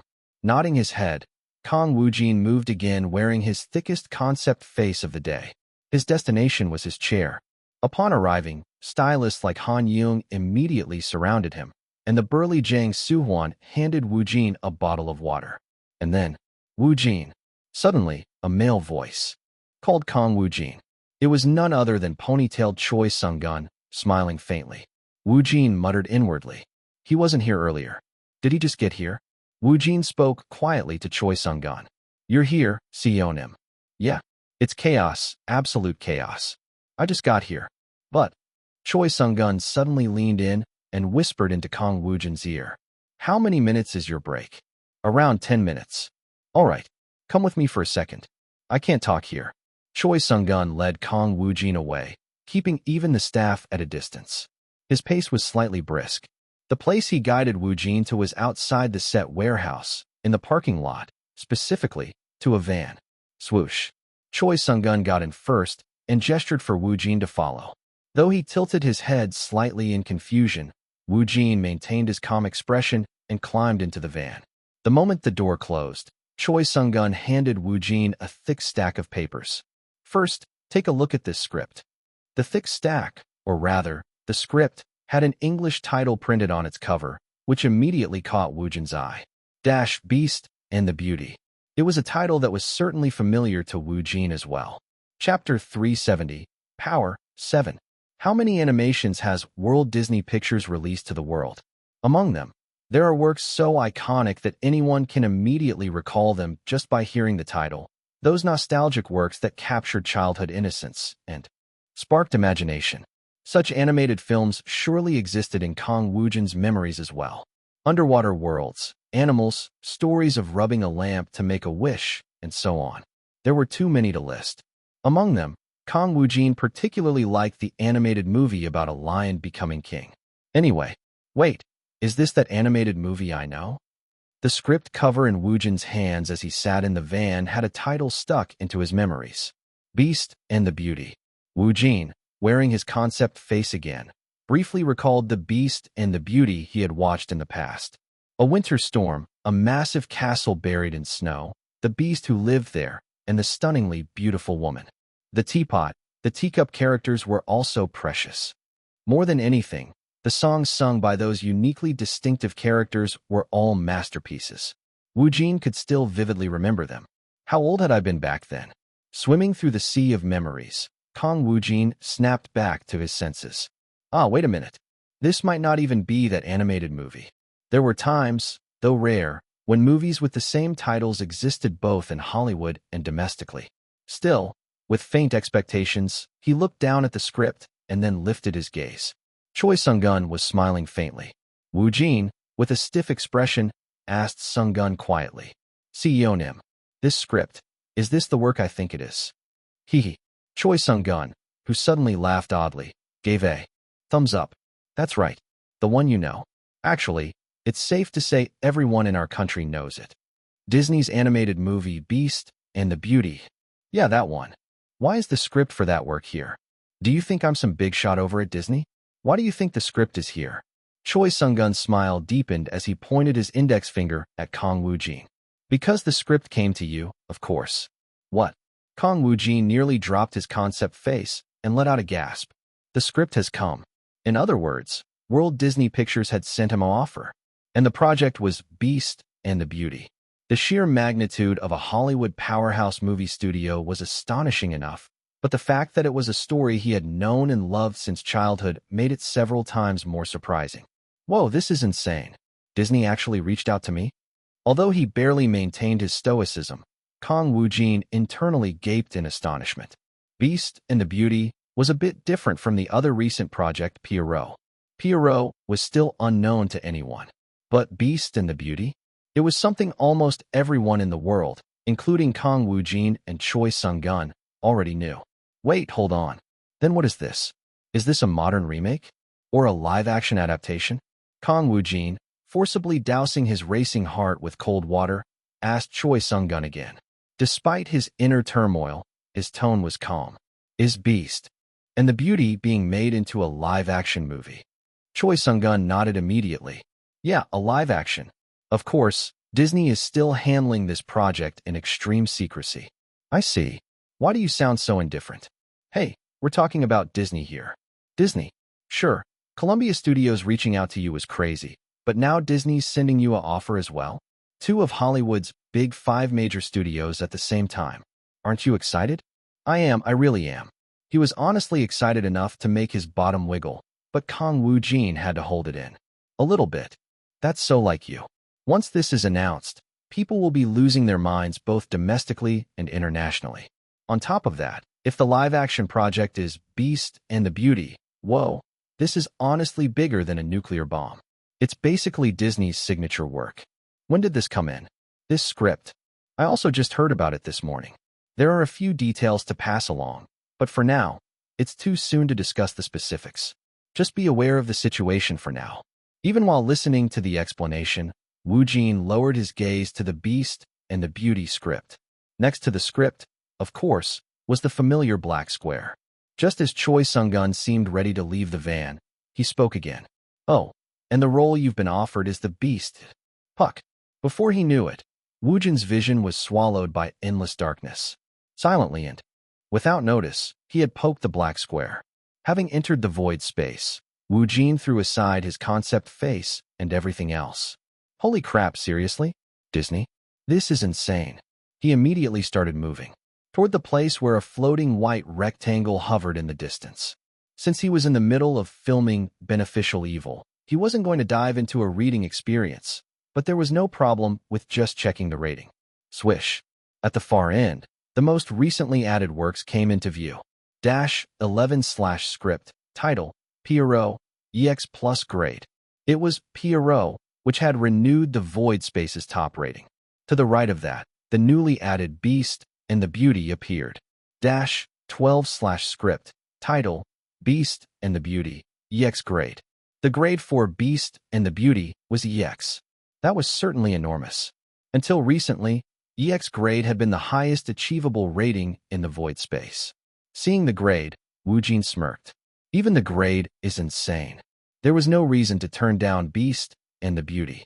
Beyond the size of World Disney Pictures and the project's grade, the biggest reason for Woojin's excitement was the nostalgic memories it evoked. How could I refuse the chance to become that Beast? It was a shared memory for everyone. Kang Woojin, the people he knew, and essentially the entire world. The chance to become that Beast. It was an irresistible opportunity, not just as an actor, but also as Kang Woojin. The man himself. Declaring exit, he soon found himself back in reality, in the van. Choi Sung-gun, who had just lifted himself from his seat, was about to step out of the van. Woojin quietly spoke toward the back of his head. "Seonim, I'll take Beast and the Beauty as well." Pause. Choi Sung-gun froze with his hand on the van door and quickly turned his head. Woojin sat there holding the script, his expression solid. You're just going to do this one too?" Without hearing any explanation. Disney. The role of the Beast. Those two are enough for me. I can hear the details later. Doesn't this feel a bit overwhelming? It's the live-action adaptation of Beast and the Beauty, something the whole world knows. Maintaining a perfect poker face, Woojin shook his head. Not at all. From Pierrot to Beast and the Beauty, Kang Woojin showed not even a hint of hesitation. After staring at Woojin for a moment, Choi Sung-gun smirked. "All right, Let's take on Disney too. Meanwhile, in Busan. At the entrance of the Busan International Film Festival's red carpet procession at the Cinema Center, there stood director On Jae-bak and director Kwon Ki-taek at the photo zone, surrounded by frenzied broadcast teams and hundreds of reporters. Their excitement had been continuing for 10 minutes already. Director Nim, did Columbia Studios personally send you an offer? When did the talks begin? Is it confirmed? Are you officially directing a movie produced by Columbia Studios? Can you tell us what the project is? Did you sign the deal right after the Cannes Film Festival? Congratulations, director On Jae-bak. It was all because of a bombshell statement suddenly dropped by veteran director On Jae-bak that he would be directing a project for Columbia Studios, one of Hollywood's largest film studios. Given that there had been no prior signs, their frenzy was completely natural. You're the first Korean director to take on a Hollywood project. How do you feel? When does filming begin? What about the actors? Which Hollywood actors are being considered for the project? The hundreds of reporters incessantly flashed their cameras and relentlessly fired questions. No, they were practically shouting. But director On Jae-bak, wearing a calm smile, merely said, "I'll reveal the details soon." He kept his words to a minimum, but he did drop just one hint. As for the cast, let me just say, something interesting is in store regarding the cast. He was referring to the actor for the hidden work, Pierrot. It was 100% a comment aimed at Kang Woojin, but there was no way for the hundreds of reporters to know that. Soon after, directors On Jae-bak and Kwon Ki-taek left the half-mad reporters behind and moved inside the cinema center. Around the time they reached the interior, the warm Kwon Ki-taek opened his mouth. Sunbi Nim, I was really surprised. On Jae-bak, smiling with his wrinkled face, patted him on the shoulder a couple of times. Sorry, it was something that was decided recently, and I've been quite overwhelmed myself. No, it's not something to apologize for. Congratulations. Sincerely. It's nothing. Your time will come soon too. You'll be living in Hollywood soon. But director, that comment you made earlier about something interesting is in store regarding the cast. Could it be Dash? In Kwon Ki-taek's mind, the face of a certain indifferent actor floated briefly. However, he quickly shook his head. Never mind. I suppose it's better to see it with my own eyes. Meanwhile, outside the cinema center, the hundreds of reporters who had been in a frenzy over director On Jae-bak's news still hadn't calmed down even after he disappeared. My God, Columbia Studios. I figured Hollywood would send an offer after he won the Palme d'Or at Cannes. But I didn't think he'd just outright take on a project from such a massive studio. This isn't just about Korea. In Columbia Studios' history, isn't this the first time for all of Asia? But what's the deal about the cast comment? Is that really what matters right now? And then, this is a huge scoop. The gathered reporters scrambled to pull out their phones in chaos. Director On Jae-bak's entry into Hollywood. They had to get this exclusive news out to the public as quickly as possible. The next day, early morning, Saturday the 13th. The weekdays had ended, and the weekend had begun. The location was Kang Woojin's house in Samseong-dong. It was just past 6 a.m. SSSSS. From the quiet master bedroom bed, Kang Woojin, his hair completely disheveled, groggily sat up. Naturally, his concept face was gone, and as he stretched his body wide, I'm gonna die. He shuffled into the living room. He had exactly 1 hour before he had to leave the house. Yet the fatigue weighed heavily on him. Rubbing his eyes, Woojin walked over to the living room table. There, he saw 2 stacks of papers with black squares attached. Pierrot and Beast and the Beauty. The one Woojin picked up was Beast and the Beauty. Then, Puck. Without much thought, Woojin poked the black square, immediately entering the void space. Part of him wanted to rest, but his curiosity was also piqued. Within the endlessly dark void, Woojin moved toward the floating white rectangle. He checked Beast and the Beauty. 12/script. Title, Beast and the Beauty. EX great. Something suddenly occurred to him. But this isn't Disney's first live-action adaptation, right? It was true. Walt Disney Pictures had already produced live-action films of some of its most iconic works. Of course, those movies were also released in Korea and performed successfully. Every time, the main issue that arose was about the actors, those who would embody the fairy tale characters when the works of childhood were adapted into live action. Suddenly, a question mark popped into Woojin's head. Who's going to play the beauty? The female protagonist, who was famously depicted as the ultimate beauty in the animated film, what kind of actress would play her?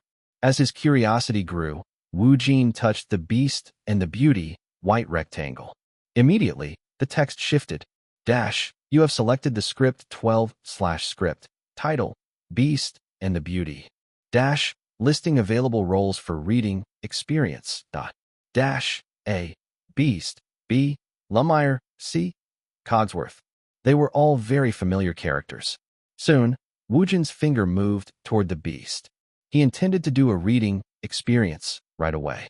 Recently, Woojin's usual practice was to read the script thoroughly before doing a reading, experience. This was to anticipate situations like killing or being killed ahead of time. That was why he was also reading Pierrot first.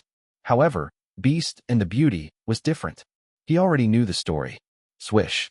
The role Woojin selected was, of course, the Beast. Soon, a robotic female voice echoed throughout the void space. Detected abilities beyond the basic specs. Acquiring beastification first. With a furrowed brow, Kang Woojin tilted his head. Beast what? But the robotic female voice gave him no time to react. Preparing beastification reading. Preparation. Complete. Beginning beastification reading. Immediately, a massive wave of gray engulfed him. How much time had passed after that? With the final words from the female voice. Ending the reading, experience, of beastification. When Woojin opened his eyes, his vision was no longer of the void space, but of his own living room. Without saying anything, Kang Woojin began summoning the beastification ability he had just acquired. As expected, there's no physical change. There wasn't much change to his appearance. However, he felt changes in terms of his poker face and core Kang Woojin aspects. Firm control, restraint, and a raw, untamed beast-like nature. This beastification thing, is it seriously this? It could only be seen as an enhancement of his concept face. Chapter 371, Power 8. When Kang Woojin first heard about the beastification ability in the void space, he got a bit scared. What if he really transformed into a furry beast? But fortunately, the beastification ability gifted by the void space wasn't like that. Certainly, it's made me more composed. Or no, should I call this ferocious instead? Strictly speaking, it was more about beastly nature. When Woojin summoned the beastification ability and layered it with his usual persona, the strength, control, restraint, and even his toughness felt like they could pierce through the sky. The indifference and cold composure were upgraded to several times their normal levels. Woojin already had a no-backing-down attitude, but now, it felt like he could charge endlessly without even thinking. A wild beast unleashed? That's how it felt emotionally. It wasn't an external beastification, but an internal beastification. That was, in essence, an enhancement of Kang Woojin's usual war mode persona. Of course, it would help for the beast role in the movie The Beast and the Beauty, but if it were his normal self, it was obvious that it would 100% amplify his dramatic persona. Was it a passive ability? Whatever it was, even as he used the beastification ability, Kang Woojin let out a small sigh of relief. Phew, damn, I was so freaked out. If I had actually grown thick fur, I'd have been screwed. The void space always acted as an insane cheat code that defied common sense, but sometimes it was surprisingly rational. How to put it? It seemed like the void space perfectly adjusted Kang Woojin's potential as a monster in the real world. Beyond imagination, but within reason. After calming his rattled nerves, Kang Woojin exhaled briefly again. Swoosh. He looked down at the Beast and the Beauty script in his hand. To be precise, he stared at the black square. It was to re-enter the void space. His world shifted immediately. Woojin entered the pitch-black void space, moving toward the white rectangle while muttering to himself. Come to think of it, isn't the Beast in the Beast and the Beauty similar to me? In a way it was. Kang Woojin, who was maintaining his concept based on misconceptions. And the Beast in the Beast and the Beauty was, in truth, a prince at his core. Though he pretended to be a beast at first, eventually, he revealed himself as the prince within. However, Because he had been a beast for so long, he merely continued acting like one. Isn't that fundamentally the same as Woojin? This role is literally a perfect fit for me. A prince living as though he were a beast. For someone like Kang Woojin, who had a different core inside, it was a tailor-made role. Anyway, a beast reading preparation in progress. Once again, a massive gray force engulfed Kang Woojin. The sound of an eerie wind echoed. A window rattled. That window was briefly filled with white, then it vanished. It was a snowstorm. Colors began to seep into Kang Woojin's vision as he was thrown into a new world. A dark, damp space. It even smelled oddly musty. The temperature was cold. But Woojin wasn't cold right now. On the contrary, he felt hot. His heart? No, this was closer to rage. Kang Woojin raised his arm. He felt heaviness and thickness. Ah, was this really his arm? When he lifted it, he saw what looked like a wild boar. No, what he was holding was clearly his right arm. It was just that it was covered in thick brown fur, making it look like a boar. The brown fur was rough, with no shine whatsoever. It was the very arm of a beast. Woojin, or rather, the beast, turned his arm. He could see his hand. Well, you could call it a hand, but it didn't quite look like one, though it was a hand. It too was covered in thick brown fur, and the palm was massive. The robust fingers were tipped with sharp, black claws that resembled weapons. Soon, the beast's instincts spread throughout his chest. The urge to tear, scratch, bite, and roar. If someone were in front of him, he felt like he could grab their neck and twist it. Calmness, indifference, roughness, irritation, anxiety, restlessness, and gourdash. There were also emotions like those of a clumsy child. On the other hand, there wasn't even a speck of trust. Everything felt dissatisfying, and everything visible was uncomfortable. Kang Woojin clenched and unclenched his heavy hand. How long do I have to keep these cursed furs? At that moment. At percent, at percent, hashtag, dollar underscore, asterisk hashtag and percent asterisk, hashtag percent. Muffled voices could be heard outside. It must be those guys. The candlestick, teapot, and other objects. He was about to shout at them to be quiet, but sighed softly and held back. Then he stood up. The sound of fabric rustling followed. It was the sound of the tattered rags that the beast was wearing. Woojin's gaze naturally dropped to his fur-covered legs. They were enormous. Swoosh. Slowly raising his head, he caught his reflection in the mirror on the wall. It was a hideous sight enough to send chills down his spine. His face was covered in fur. Though his eyes, nose, and mouth were there, his skin was different from a human's. Even the size of his head was twice that of a person's. Most strikingly, the curved horns protruding from both sides of his head. It was the very appearance of a beast, or rather, a monster. However, Woojin, looking into the mirror, remained calm. Because he was quite familiar with this appearance now. Then the beast, or Kang Woojin, shifted his gaze. Unlike this dark space, a single red rose stood inside a clean glass dome. Its color was so vivid it looked as though it had been soaked in blood. Looking at the rose, Woojin muttered quietly, "This damned curse." After that, Kang Woojin, having finished the beast reading experience, returned to his reality. He had to endure his usual hellish schedule, after all. He showered, got dressed, and headed down to the parking lot, where he got into the van he always used. Choi Sung-gun and the team members greeted him. Woojin responded to them with low energy. However, Woojin had just lived through the beast's life. He was filled with a peculiar sense of exhilaration. How could he describe this? Right, it was like the feeling of watching an incredible Disney movie and thoroughly enjoying it. Of course, Kang Woojin had actually lived in that world himself, but still, that was fun. The dinosaur thing was fascinating, but this is no less impressive. Furthermore, Woojin's concept had solidified even more. Woojin, why do you seem even colder today? Do I? Yeah. Inhale. Your aura feels heavier somehow. Your aura seems off the charts this morning. Even your eyes, man. At this point, no matter what situation arose, Woojin could step right into the filming of The Beast and the Beauty without any issues. It must have been the power of beastification. Of course, the real Woojin inside hadn't changed much. But seriously, Who's going to play the beauty? Having lived as the beast, I'm even more curious now. At that moment, Woojin, did you hear what director On Jae-bok announced? From the passenger seat, ponytailed Choi Sung-gun waved his phone. He seemed to be reading an article. Naturally, Kang Woojin had also heard the news about veteran director On Jae-bok. Apparently, he had turned the Busan International Film Festival upside down yesterday. At that huge event, he declared that he would direct a Hollywood production. Woojin responded in a low voice. Yes, Seonim. But inwardly, he was slightly puzzled by the veteran director's decision. That old man. No, I mean, the director, did he take a bit of inspiration from me? Director On Jae-bok had likely seen enough of Woojin's straightforward, no backing down personality to use as a reference.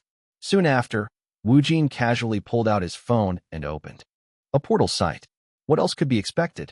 Names like Kang Woojin and Miley Kara were still trending everywhere, but naturally, director On Jae-bok's breaking news was dominating the headlines.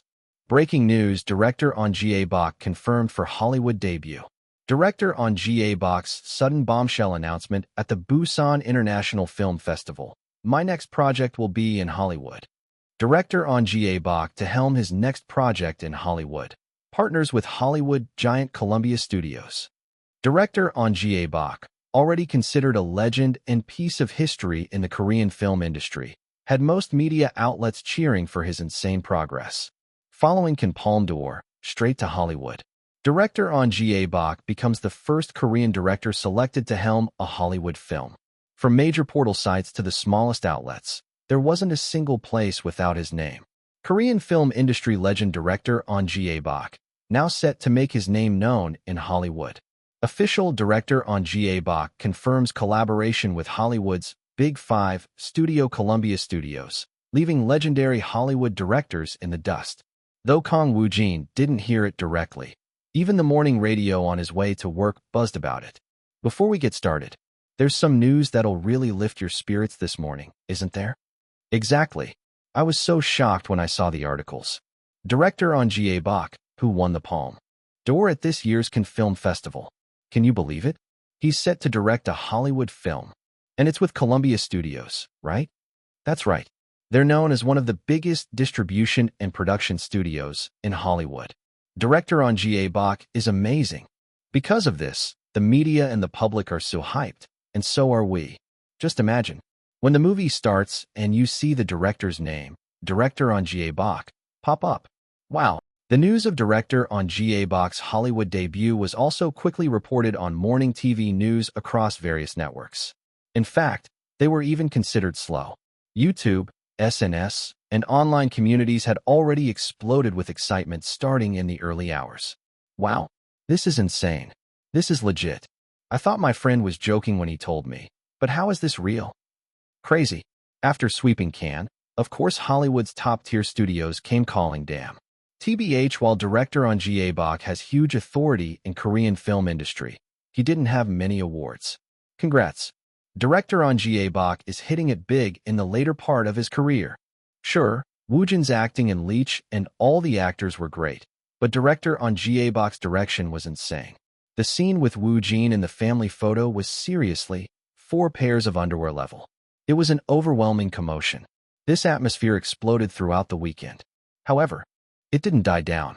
Instead, by Monday the 15th, when the workweek started again, the frenzy multiplied several times over. It got to the point where you couldn't browse the internet without seeing director On Jae-bok's Hollywood debut. But this was just the beginning. Even Japan, who had been thoroughly defeated by director On Jae-bok at Cannes, reacted. Can Palme d'Or and Best Actor winner Leech's Korean director On Jae-bok to showcase the power of Korean cinema at the center of Hollywood. Many countries besides France, who fell in love with Leech, also reported on director On Jae-bok's Hollywood debut. That alone spoke to the immense power of Leech, which had swept Cannes, while Korea and the rest of the world were shouting On Jae-bok's name. High action. Kang Woojin was silently dedicating himself to filming Beneficial Evil. It was as if he wasn't paying any attention to the news. While Pierrot, the project that director On Jae-bok would helm, was likely to become deeply connected to Woojin as well. Right now, he honestly had no time to spare. Cut. Okay. That was great, Woojin SSI. Let's move on to a bust shot. Yes, PD Nim. From the filming of Beneficial Evil to matters related to Kang Woojin's alter ego, commercials, photo shoots, events, interviews, and so on, there was an endless flood of schedules. On top of that, with the year-end quickly approaching, there was much to prepare. Right now, focusing on clearing out. My schedule quietly is the right call. Before the new year arrived, it was best to complete as many domestic schedules as possible. Next year, Kang Woojin would likely spend more time overseas than in Korea. Well, even if Woojin didn't actively move, the snowball would continue to grow on its own, so it didn't matter. Beneficial Evil, Miley Kara, Pierrot, director on Ga Bok, and many other matters, all of them. Kang Woojin would make his appearance only when the issues reached their peak. By now, even faraway Hollywood was covering director on Ga Bok. ABY/Columbia Studios confirms director selection for massive new film project. Can Palme d'Or winner director on Ga Bok.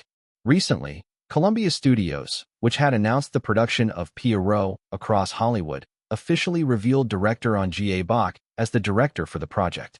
Naturally, Hollywood's attention turned to him immediately. LA Times/Korea's director on Ga Bok to direct Columbia Studios' new film. Hollywood film industry shows growing interest in him. Moreover, Pierrot's name recognition soared. Wednesday, the 24th of November. Gyeonggi Province, Yongkyeon. It was around 8 a.m. near the large set complex of Beneficial Evil. The massive resort serving as accommodations for the Beneficial Evil team was located nearby. Inside one of the rooms of this resort, Kang Woojin could be found. It seemed he was about to head out, as he was already prepared. Let's go. The weather had turned sharply cold at the end of November, so Woojin wore a thick, long padded coat. Without hair or makeup done, he looked natural. The fatigue that was moderately building up had been sorted out by visiting the void space beforehand, and after putting on his concept face that he had taken off, he was about to put his hand on the doorknob when buzz, buzz. His phone vibrated inside his coat pocket. Checking the caller ID, it was the veteran director on Ga Bok. Tilting his head slightly, Woojin cleared his throat before answering. Yes, Director Nim. Hello. Woojin's voice was low and calm. On the other end, director on Ga Bok sounded composed as well. I'm calling before I head to Hollywood. Are you leaving now? I'm at the airport. The reporters are so aggressive, it's chaotic here. I'm leaving in about an hour. Once I go to Hollywood, I won't be able to come back to Korea for a while. I probably won't even attend the Blue Dragon Film Awards or Grand Bell Awards. You're going, right? Yes. Good. I just called to check in before I leave. Director on Ga Bok spoke in his calm tone. I need to go ahead and start working on Pierrot. Come quickly, I'll be waiting. Kang Woojin responded concisely. Yes, I'll be there soon. That was the end of the call. Feeling a strange anxiety, Woojin deliberately suppressed his feelings. At the same time, knock. Knock. Someone knocked on the door. When Woojin opened it, ponytailed Choi Sung-gun stood there, grinning while wearing a short padded coat. As soon as he saw Woojin, he held out his phone. On the screen, an astonishing number was displayed. All-time box office in South Korea. All-time movie rankings, combined. -1. Leech/total audience. 20,483,558. -2. Island of the Missing/total audience. 20,321,451. -3. Sea Battle/total audience. 16,715,955. -4. Unstoppable Force/total audience. 15,557,118. Woojin, expressionless, spoke indifferently. The picture is complete now. Chapter 372. Overwhelm 1. The terrifying numbers before Kang Woojin's eyes. All-time box office in South Korea. All-time movie rankings, combined. -1. Leech/total audience. 20,483,558. -2. Island of the Missing/total audience. 20,321,451. -3. Sea Battle/total audience. 16,715,955. -4. Unstoppable Force/total audience. 15,557,118. It hadn't been like this until yesterday. But within just one day, everything changed. Leech, which had been in the 19 million range, surpassed 20 million and confidently rose to first place in Korean movie history. Naturally, Island of the Missing was pushed to second. This marked the appearance of two 20 million movies in a single year. However, Woojin's expression as he watched this extraordinary situation unfold remained calm. He even appeared cold. Thanks to the recently acquired beastification ability, he appeared even more chilling. But that was only on the surface. Wow, shit. This picture is really coming together. This is insane. Inside, he was setting off fireworks in celebration. And rightfully so. 2 years into his debut. Of course, as he was now stepping into his third year, he had managed to get 2 of his movies to the 20 million mark before the year ended. As a bonus, he had completely overturned the all-time movie rankings within just 1 year. Kang Woojin was the only one to achieve this unbelievable feat. It was something that hadn't happened in the past and would never happen again. This was an undeniable truth. So it wouldn't have been strange for Woojin to do a celebratory dance. But being someone whose entire persona relied on his detached attitude and pretending to be cool, he had to remain indifferent at times like this. But the ponytailed Choi Sung-gun holding his phone couldn't hold back. You bastard. Suddenly, he grabbed Kang Woojin in a hug and started bouncing up and down. Woojin simply matched his rhythm appropriately. Double 20 million. Double 20 million. Does this even make sense? No, it doesn't make sense. Not to mention within a year. And both first and second place in Korean movie rankings are your leading roles. This is crazy. This is absolutely crazy. To be fair, Leech had experienced a slight slowing down in audience numbers midway. But it quickly recovered. No, it would be more accurate to say it rebounded explosively. The issues surrounding Kang Woojin besides Miley Kara and director on GA Box Advance in Hollywood gave it significant momentum in the mid to late run. Of course, Leech box office success was still ongoing. Compared to the beginning, it had lost a lot of steam, but for a movie to be doing this well more than a month after release, that was more than enough to call it a monster. Still, the real monster was Kang Woojin. He had managed to handle such an intense film schedule and, as a result, completely changed the history of Korean cinema. Haraha, Island of the Missing. Leech. What actor could ever break this first and second place record? Other than you, no one can. You'll just have to break your own records. Seonim, calm down. Calm down. Calm down. How can I? Choi Sung-gun's outburst, or frenzy, of hugging Woojin continued for over 3 minutes. Then, wow, I never thought I'd see something like this. Finally calming down, Choi Sung-gun picked up his phone again as if to show that this wasn't the end. Then, his lips curved upward like a bow. The really insane part is that there's still another nuclear bomb left. He tapped the screen of his phone a few times. Soon, the display started showing Japanese instead of Korean. The numbers on the screen were equally astonishing. Audience numbers 4, The Eerie Sacrifice of a Stranger. As of November 24, 2021. The Eerie Sacrifice of a Stranger / release date. October 26th / cumulative audience. 21,091,784. It was the result of The Eerie Sacrifice of a Stranger. Released just 1 day before Leech, The Eerie Sacrifice of a Stranger also surpassed 20 million. No, it hit 21 million. Though it had lost considerable momentum compared to Leech, it was still maintaining its position in Japan's top 5 advanced ticket sales rankings, showing its strength. Moreover, The Eerie Sacrifice of a Stranger had settled in the upper ranks of Japan's all-time movie rankings as well. The rankings were filled with animated films, and while it didn't surpass them, the result was still symbolic and great.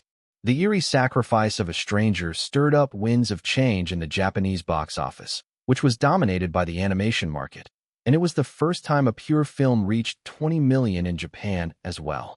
Choi Sung-gun gave a thumbs up. It's not just double 20 million. Kang Woojin replied in a low voice. It's triple. Exactly. A triple 20 million.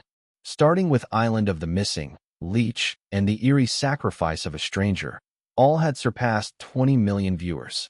That made 3 movies at 20 million. When considering both Korea and Japan, There was no actor other than Kang Woojin who had achieved such a feat within 2 years. Hey, but this still isn't the end, is it? Right. With an expression that suggested there were still a few bullets left in the chamber, Choi Sung-gun muttered. Leech will be released in Japan next month, and The Eerie Sacrifice of a Stranger will open in Korea next month. As if passing the baton, each movie would take its turn. If Leech surpasses 10 million in Japan, and The Eerie Sacrifice of a Stranger surpasses 10 million in Korea, because their releases were scheduled to alternate between Korea and Japan, then it won't be 20 million, but 30 million. 30 million. A few days later, Saturday, November 27th, early afternoon, LA. In the heart of the bustling LA city, inside one of the massive headquarters of a major film company, a large meeting room was packed with foreigners. There were at least 30 people. Among them, sitting at the front of a shaped conference table, was the only Korean present. An old man. No, it was director Ahn Jae-bak with his face full of wrinkles. Director Ahn Jae-bak had arrived in LA 2 days prior. In other words, this was Columbia Studios, one of Hollywood's Big Five, and the foreigners gathered in the meeting room were the key staff for the movie Pierrot. In front of director Ahn Jae-bak and all the staff were tablets and transparent files. And then, swish. At the front of the meeting room, where a small screen was set up, stood a foreign woman with slightly longer than bobbed hair and sharp features. She was the executive producer of Pierrot. Similar to Joseph Felton, she was quite famous in Hollywood and commanded a hefty price tag. Then she. Next, the candidates for the male lead. When she pressed the remote, the screen changed. The faces of Hollywood's top male stars appeared. The woman quickly flipped through the actors' profile screens, seemingly just to show their faces. 1, 2, 3 actors. In the end, a total of 5 top male actors appeared, and for the 6th, the face of a Korean actor most familiar to director Ahn Jae-bak appeared. There he is, Kang Woojin. It was Kang Woojin. With him as the final candidate, the female producer turned to the dozens of staff members. These 6, the staff murmured. While there had been rumors circulating about many Hollywood actors, this was the first time the actors had been openly revealed like this. They're all big names. We can only pick one among such actors? It's terribly disappointing. How much would their fees alone amount to? The screen test will be a battlefield. But Kang Woojin at the end? He's that Korean actor, right? The one who caused a stir at Cannes. Yeah. During his acceptance speech, he said something about aiming for the Academy Awards. He did pull off quite a feat, but still, he feels a bit out of place here. There were rumors among actors. But, in terms of caliber, he seems lacking, don't you think? Director Danny praised him quite highly. Oh, you mean Director Danny Landis? Regardless of their murmurs, the female producer continued her briefing. Let me remind everyone, at this stage, actor information must not be leaked outside. For reference, Columbia Studios had only officially announced the production of a major new film, and that Ahn Jae-bak would be the director. Everything else, including the fact that the project was Pierrot, had been kept under wraps. Soon, the female producer looked directly at director Ahn Jae-bak. And director, we're hoping to schedule the actors' audition tests for January. Does that work for you? Meanwhile, back in Korea. While it was afternoon on the 27th in LA, it was morning on the 28th in Korea. The location was Yongkyeon, Gyeonggi Province. On the Beneficial Evil set complex, over 100 staff members bustled around busily. Of course, PD Song Man-woo was in charge of overall handling, and various actors like Wallin could also be seen standing by here and there. At that moment, Kang Woojin has arrived. Just then, Kang Woojin in a long padded jacket entered the set. Today as well, he had his signature poker face on, and PD Song Man-woo, who was directing the set, ran toward Woojin. In one hand, he held the Beneficial Evil script. Woojin. PD Song Man-woo's skin looked rough from constant all-nighters and hellish struggles, and his dark circles were so heavy they looked like sunglasses. Woojin greeted him calmly. I'll be in your care today too. PD Nim.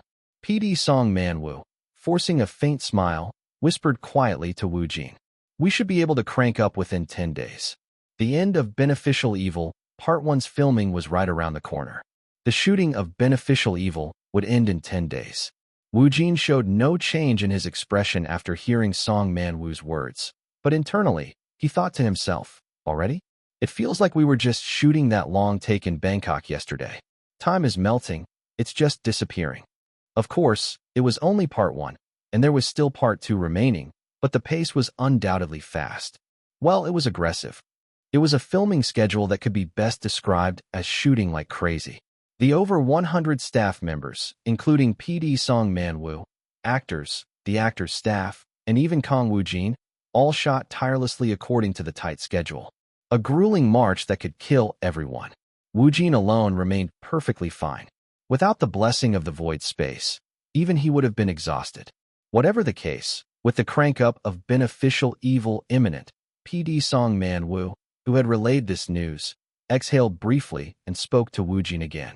Of course, depending on the situation, there might be slight changes to the schedule, but if we wrap up part 1 within 10 days, the launch of Beneficial Evil will proceed as planned. Still, is PD Nim okay? Wasn't he on the verge of collapsing? To Woojin, PD Song Man-woo looked like he could faint at any moment. He had lost a lot of weight, too. Always in his composed persona, Woojin quietly asked Song Man-woo, "Yes, PD Nim, but are you okay?" "What? You need to be alive to see the launch and the filming." PD Song Man-woo blinked a couple of times, pointed a finger at himself, then chuckled. "Oh, me? Wow, Woojin, you're worrying about me now." "Haha, don't worry. This much is nothing after decades of directing. This isn't my first rodeo." "Is that so?" "Of course. You saw me during Hanryang, didn't you?" To be honest, it's a bit tougher now than it was back then, but there have been works with even tighter schedules. Back in the day, the shooting environment was so terrible. After briefly recounting the hardships of the past entertainment industry, he cleared his throat and got back on topic. Anyway, discussions with Netflix are done, and normally, it'll be January, or at the latest, February when we launch it to the world. You're the only one who looks perfectly fine here, but let's hang in there just a bit more. In other words, Beneficial Evil, Part 1's official launch was expected between January and February. A timeline only made possible by PD Song Man-woo pouring his blood, sweat, and tears into it.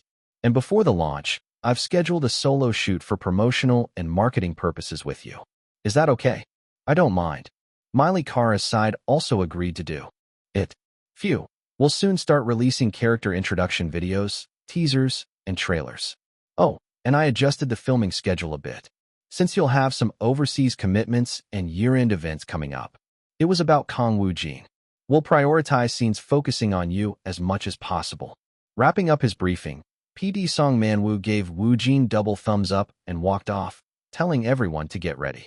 Watching him leave, Woojin thought to himself, how would the world react when Beneficial Evil was released globally? Woojin briefly recalled the rating. -9/script. Title, Beneficial Evil, EX grade. The first deployment of an EX grade project. Since it's EX grade, it'll probably be chaos on a whole new level. To be honest, he couldn't quite grasp it, nor predict what would happen, but nonetheless, he was looking forward to it. In a way, Beneficial Evil was like Kang Woojin's first challenge thrown at the world. 30 minutes later, over 100 staff members fell completely silent, and from the seat with the monitor, PD Song Man-woo shouted toward Woojin, who was on set. "Hi, action! December 4th. Before he knew it, November had ended, and December had begun. The first snowfall had already fallen in between. During this time, Kang Woojin could be found on an airplane. He was sitting by the window with his hat pulled low. However, this airplane was not an ordinary one. There were far fewer passengers. Aside from Choi Sung-gun, only Woojin's team could be seen. The reason was simple. This was Kang Woojin's private jet. Outside the window of the private jet, there was nothing but a sky full of clouds instead of land, and Woojin, carrying an air of dignity on his face, muttered quietly to himself with a hint of excitement. "It's been a while since I've been to LA, but it feels a little different. Maybe because the scale of what's planned is just so big." Of course, he wasn't nervous at all. What can they even do? They've already lost. It was Kang Woojin's first flight on his private jet bound for Hollywood. And at that very moment, fresh news about him had just broken in Korea. Exclusive: Kang Woojin flies to LA in a private jet. Sudden trip to LA ahead of year-end. Is this a flight for his Hollywood debut? Chapter 373, Overwhelm. 2. Kang Woojin had frequently traveled abroad, not only to Japan and LA, but also to France for the Cannes Film Festival.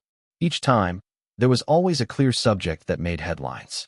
Japan for the eerie sacrifice of a stranger, filming for Our Dining Table, working on a new album with Miley Cara, the Cannes Film Festival, and so on. Therefore, when Kang Woojin traveled overseas, the domestic press and public always had clear keywords to discuss. But this time was different. Kang Woojin secretly left for LA? Is the much-talked-about Hollywood debut finally happening? There was no announcement from BW Entertainment, nor did Kang Woojin share any news on SNS. Without any kind of announcement, he simply boarded a plane to LA. This news was only revealed because of people at the airport. They shared posts about Woojin suddenly appearing at the airport on SNS and online communities, igniting the issue.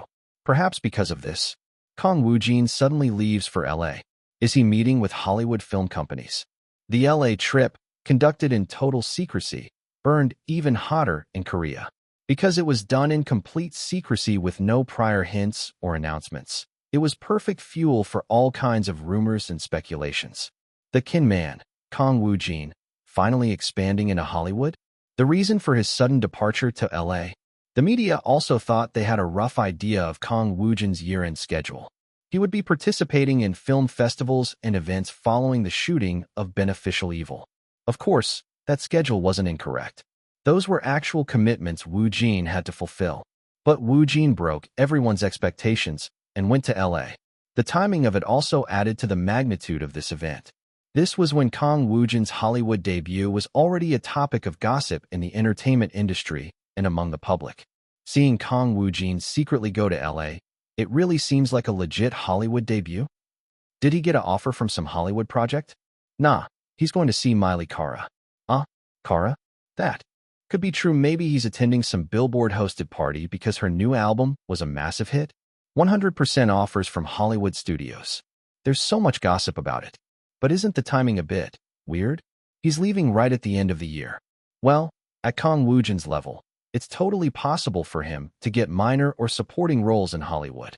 Supporting roles might be a bit of a stretch. He doesn't have any Hollywood experience. Anyway, people are getting way ahead of themselves. What if he just went for leech-related stuff? It would be hilarious if Kang Woojin just says he went there to rest for a bit.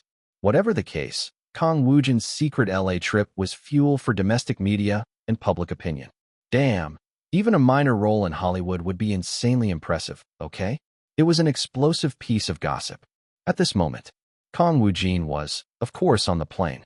To be precise, on the private jet. Since it was the first time this private jet's destination was LA, Woojin's team was buzzing with excitement. This is amazing. This is crazy. We absolutely have to take photos. Of course, when else would we get to experience something like this? They were busy snapping photos with their phones, from the private jet's interior to the views outside the windows. Meanwhile, Kang Woojin, with his characteristic poker face, remained calm. In that state, he was having a conversation with Choi Sung-gun sitting on his right. Or rather, Choi Sung-gun was briefing him. The films, The Eerie Sacrifice of a Stranger, and Leached It. Kang Woojin was listening to the explanation about the current situation, but he was also subtly monitoring it himself. With December underway, the two films had already started losing momentum. However, this was not at all unusual. No matter how much power a film shows, there are realistic limitations, and new movies are released every week. Choi Sung-gun first showed the performance of Leech on his phone. All-time box office in South Korea. All-time movie rankings, combined. -1. Leech/total audience.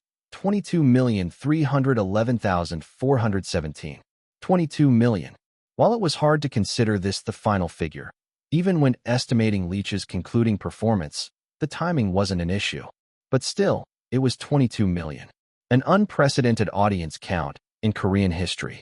Internally, Kang Woojin let out quite an impressed sigh. Wow, 22 million. It still feels surreal, but this is insane. Choi Sung-gun, unaware of Woojin's reaction, pulled back the phone. This time, he showed the performance of The Eerie Sacrifice of a Stranger. The final results for The Eerie Sacrifice of a Stranger had already been extensively covered by the Japanese media. The eerie sacrifice of a stranger surpasses 23 million. Despite countless controversies, it leaves behind a legendary record. The eerie sacrifice of a stranger had an audience count of 23 million. Woojin's indifferent face was merely part of his concept. Otherwise, it wouldn't have been strange for him to break into a celebratory dance right there. After all, Kang Woojin had carved out a monstrous milestone in both Korean and Japanese film industries simultaneously.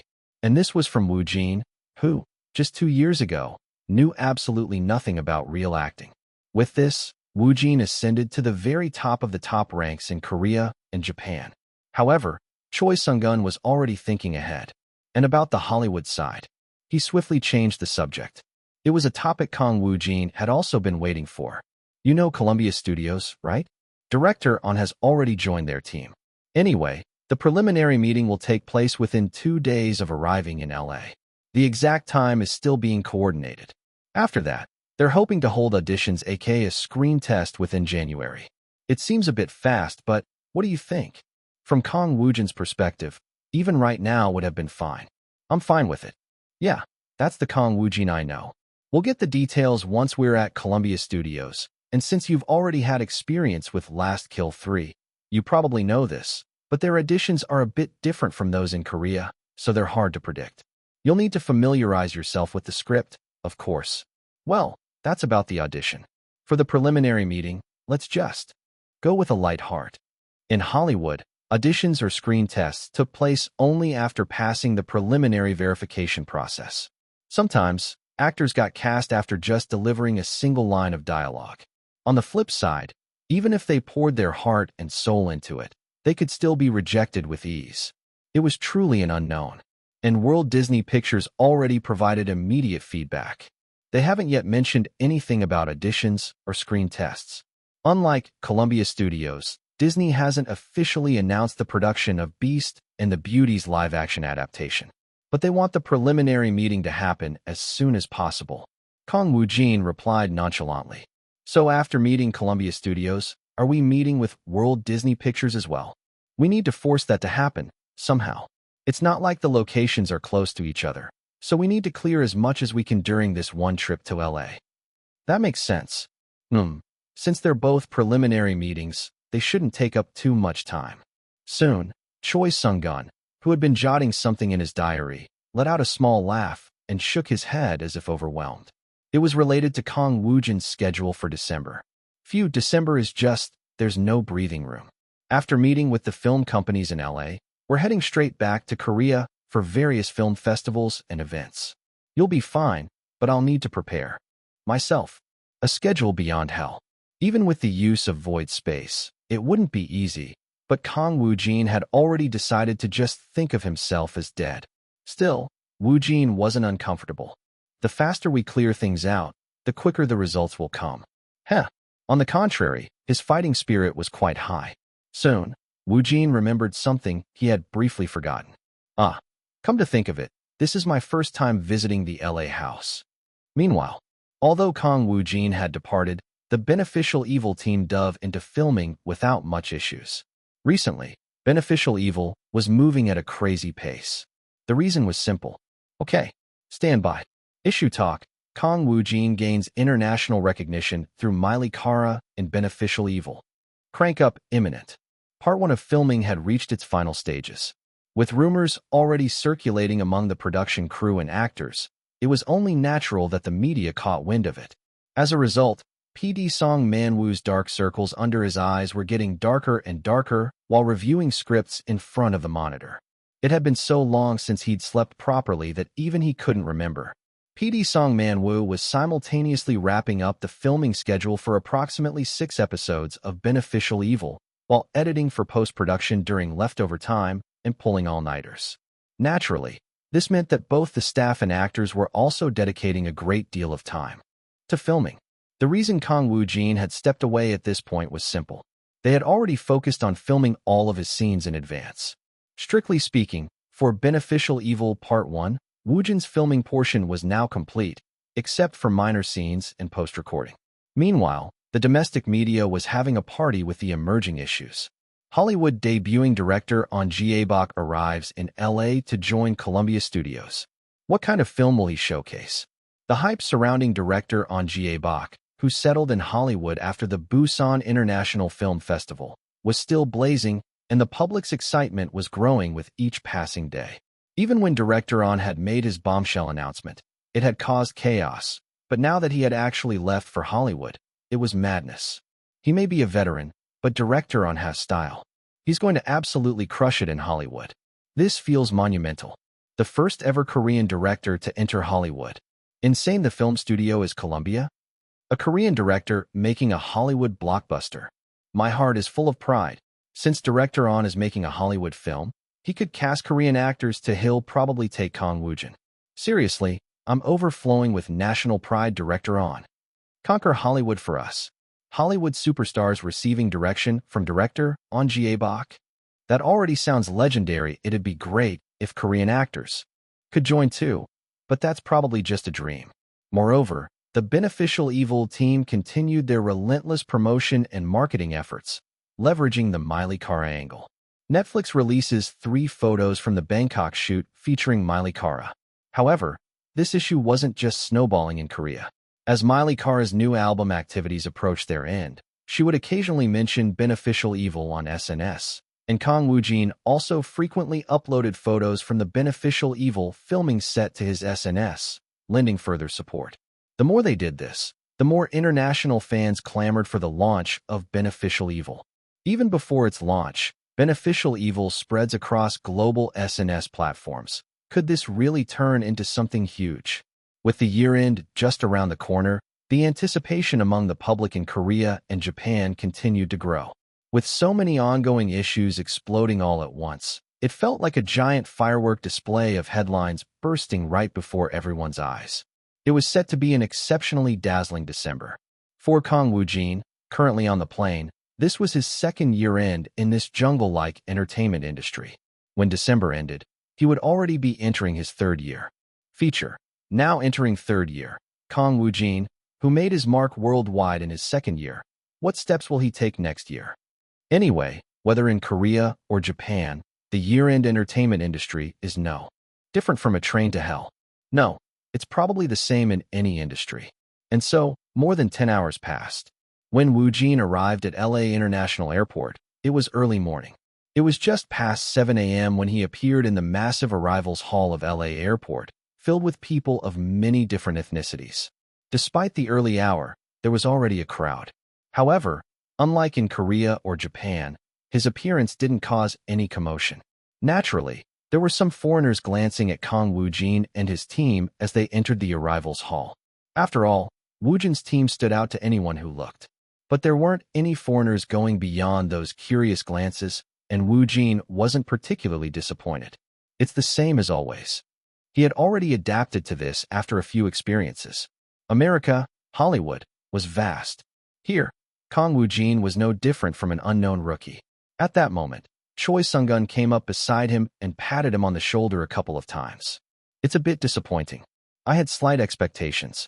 Well, it's quiet for now, but starting next year, let's making big waves so they come running to you. Woojin, maintaining his concept, responded quietly. I'm comfortable with how it is now. Haha, is that so? Not long after Kang Woojin arrived at the arrivals hall, about 10 additional people joined them. They were BW Entertainment's overseas branch staff, who had been waiting in LA. A few well-built security guards were also added. With the group, now quite sizable, Woojin began moving. Huh? That guy dash. There were small murmurs. Isn't he that actor? The one from Kara's music video. Really? I think you're right. Among the crowd at the arrivals hall, some foreigners began pointing at Kang Woojin. I saw that guy in an article. An article? Is he famous? The murmurs gradually spread. Oh, he's the actor from Kara's music video. Really? Where? Over there, the guy in the cap with that group. Dozens of foreigners, all at once, began pulling out their phones and started taking pictures of Kang Woojin. What's going on? I don't know, but everyone's taking pictures of that guy. Must be someone famous. This was the first time something like this had happened to him in LA. Chapter 374, Overwhelm, 3. Kang Woojin emerged from the arrival gate. As he exited the airport lobby, dozens of foreigners began to swarm toward him. It was a sudden situation. When Woojin first appeared, it had been quiet. "Hello? You're that Korean actor, right? I saw you in an article." "That's right. The actor from Miley Cyrus's music video. I really enjoyed your piano performance." "Who is he?" "Who? He's that Korean actor who's been in the news a lot lately." "Huh? Really? Autograph? Please, can I have your autograph?" It wasn't quite a chaotic mob, but the number was enough to draw attention in this crowded LA airport. Dozens of foreigners shoved their phones toward Woojin. As a result, the burly guard's hands became busy. "Excuse us, please make way." The strange flow quickly spread through the airport lobby, and foreigners, whether they knew Kang Woojin or not, kept joining in real time out of curiosity. Though Woojin maintained his cynical expression and remained calm. What is this? Suddenly, what's all this?" Inside, he was slightly surprised. One or two people would have been understandable, but the sudden crowd of onlookers was unexpected. Still, it wasn't exactly an unexpected scene. Miley Cyrus's new album, which Kang Woojin had participated in, was an enormous hit, and the title track's music video had already easily surpassed hundreds of millions of views. On top of that, his acceptance speech at the Cannes Film Festival, Miley Cyrus, and beneficial evil articles had spread quite extensively throughout Hollywood. While he wasn't quite a famous actor, he had become somewhat of a trending figure. On top of that, there might even be fans of Kang Woojin's alter ego. Anyway, to the car, quickly. At Choi Sung-gun's shout, Kang Woojin and his team barely managed to climb into the waiting van. Even with the car door closed, the foreigners crowded in the airport lobby were busy snapping pictures of Woojin. Woojin watched this with curiosity. Of course, while his expression didn't change, internally he was amazed. They ran up. So suddenly, wow, damn, that was a surprise. The vans departed immediately. Although it was brief, the somewhat noisy commotion had left Choi Sung-gun, sitting to Woojin's right, exhaling a small sigh of relief. Phew, I felt something coming from the start. It was quiet. Then they suddenly swarmed in, so I was surprised. "Woojin, are you okay?" "Yes, I'm fine." "Phew, but still, if this is the response from just a few buzzworthy moments. If you make a proper Hollywood debut, it'll be quite something to see, huh?" Woojin's staff members made a fuss in agreement. Woojin had been surprised inwardly, so how could they not be? Although LA was a place they had frequented since our dining table, this was the first time such a thing had happened, so the excitement was palpable. The atmosphere only began to settle down after about 10 minutes. Now, the vans carrying Woojin were driving on a road slightly outside the city. Vroom. Gradually, the dense buildings, cars on the road, and even the pedestrians walking along the sidewalk began to thin out. The view outside the window exuded a peaceful atmosphere. Before long, screech. The moving vans came to a stop one after another on the roadside. Soon, Choi Sung-gun stepped out of the first vehicle, followed by the staff, and lastly Kang Woojin. A few foreigners jogging nearby glanced at Woojin's group. Regardless, Kang Woojin, with his stern face, was staring straight ahead. What he was looking at was a two-story house with a spacious yard and parking lot, and even a swimming pool at the back, showing off its imposing appearance. Just at a glance, it was clear the scale was no joke. Woojin silently looked at the grand house. Inside, his thoughts weren't much different from his exterior. Crazy. It really exists. After about 10 seconds or so. "All right, Woojin." Choi Sung-gun, who had been talking with the staff, placed a hand on Woojin's shoulder. "You've got to check out your house, right? You need to get familiar with it, don't you?" The grand house was Kang Woojin's LA home. Meanwhile, back in Korea. Unlike LA's early morning, it was past midnight in Korea.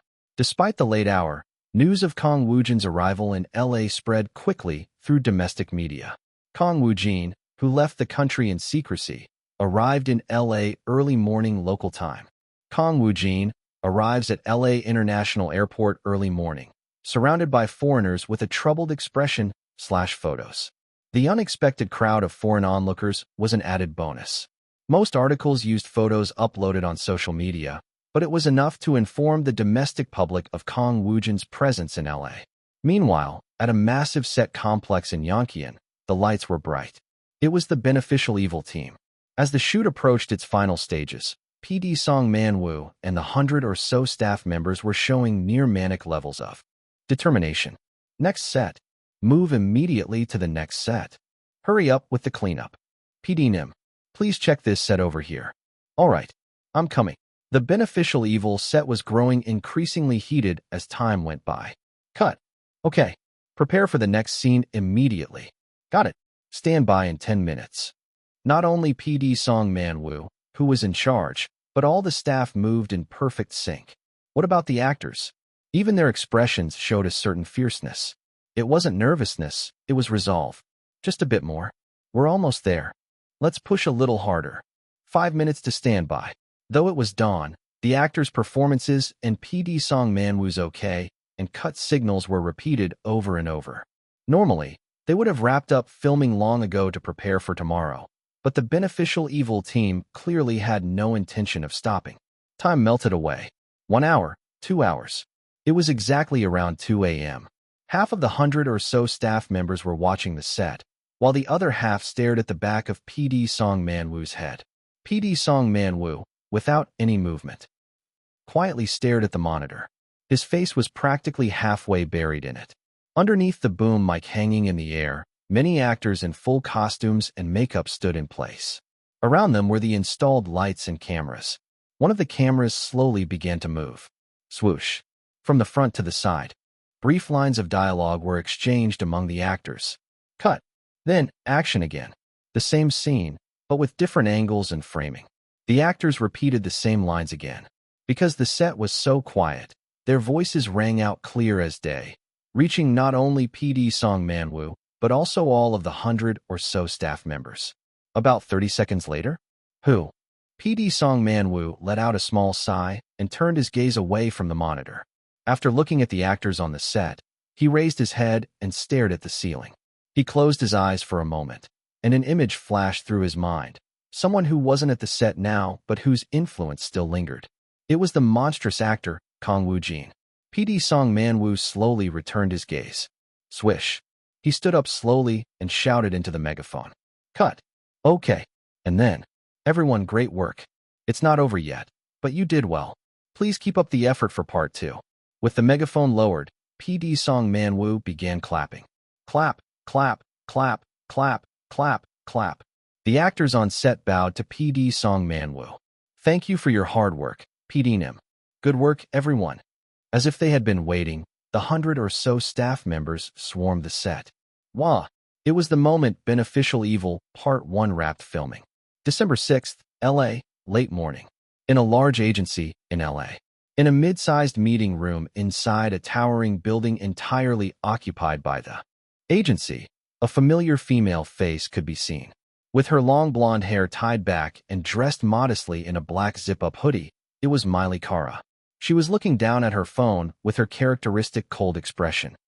On either side of Kara sat her main manager, Jonathan, and about 4 agency staff members. All of them were either looking at tablets or organizing transparent files, as if waiting for someone.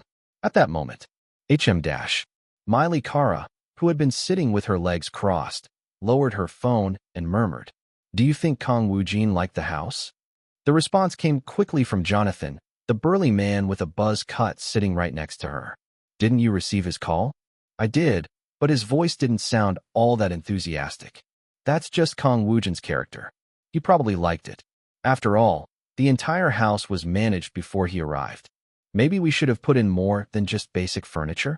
That's something Kang Woojin's side can handle themselves." Jonathan shrugged his shoulders as he looked at Kara, who let out a faint sigh as if disappointed. "Either way, you'll see him tomorrow at the YouTube shoot and the talk show filming, so you can ask him then." "Yeah, I was planning on that." It was then. Slide. The glass door of the mid-sized meeting room opened, and several foreigners entered. Their appearances and ages ranged from their 30s to 50s, and there were 5 of them. In total, as they appeared, Miley Kara and her entire team stood up and extended their hands. A brief exchange of handshakes and greetings followed. It took about 10 minutes for everyone to settle into their seats. Opposite Kara, who sat in the center, was a short but strikingly handsome foreign man. He smiled and broke the ice. "Miley, this is our first meeting since last year, right?" Kara replied in a businesslike tone. "I believe so." Haha, last time was a bit disappointing. I really wanted to work with you.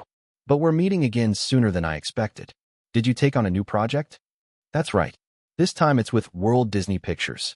At the words World Disney Pictures, Kara flinched slightly. It didn't show, but her ears perked up. World Disney Pictures was an entity that any Hollywood actor would instinctively focus on. World Disney Pictures? They're working on a project? I haven't heard anything about it. Not even rumors. Meanwhile, the man opposite her remained relaxed. Thankfully, World Disney Pictures entrusted me with this project, so I've been working on it in earnest recently. From the way he spoke, he gave off a strong producer vibe. After chatting briefly with the others around him, he placed a bundle of papers onto the table. I know you're busy, so I'll get straight to the point. The project I'm producing this time is a live-action film from World Disney Pictures. Live action. That means, yes, it's one of World Disney Pictures' most iconic animations, and the title is Beast and the Beauty. Of course, it's still being kept strictly confidential. Kara's blue eyes wavered slightly as she sat opposite the male producer. Beast and the Beauty. Yes. You're turning that into a live-action film. Yes. Didn't you mention in a past interview that you liked Beast and the Beauty? That's true. I'm sure many people around the world, not just you, love the animation Beast and the Beauty. Because of that, I expect the news of this live-action adaptation to cause quite a stir.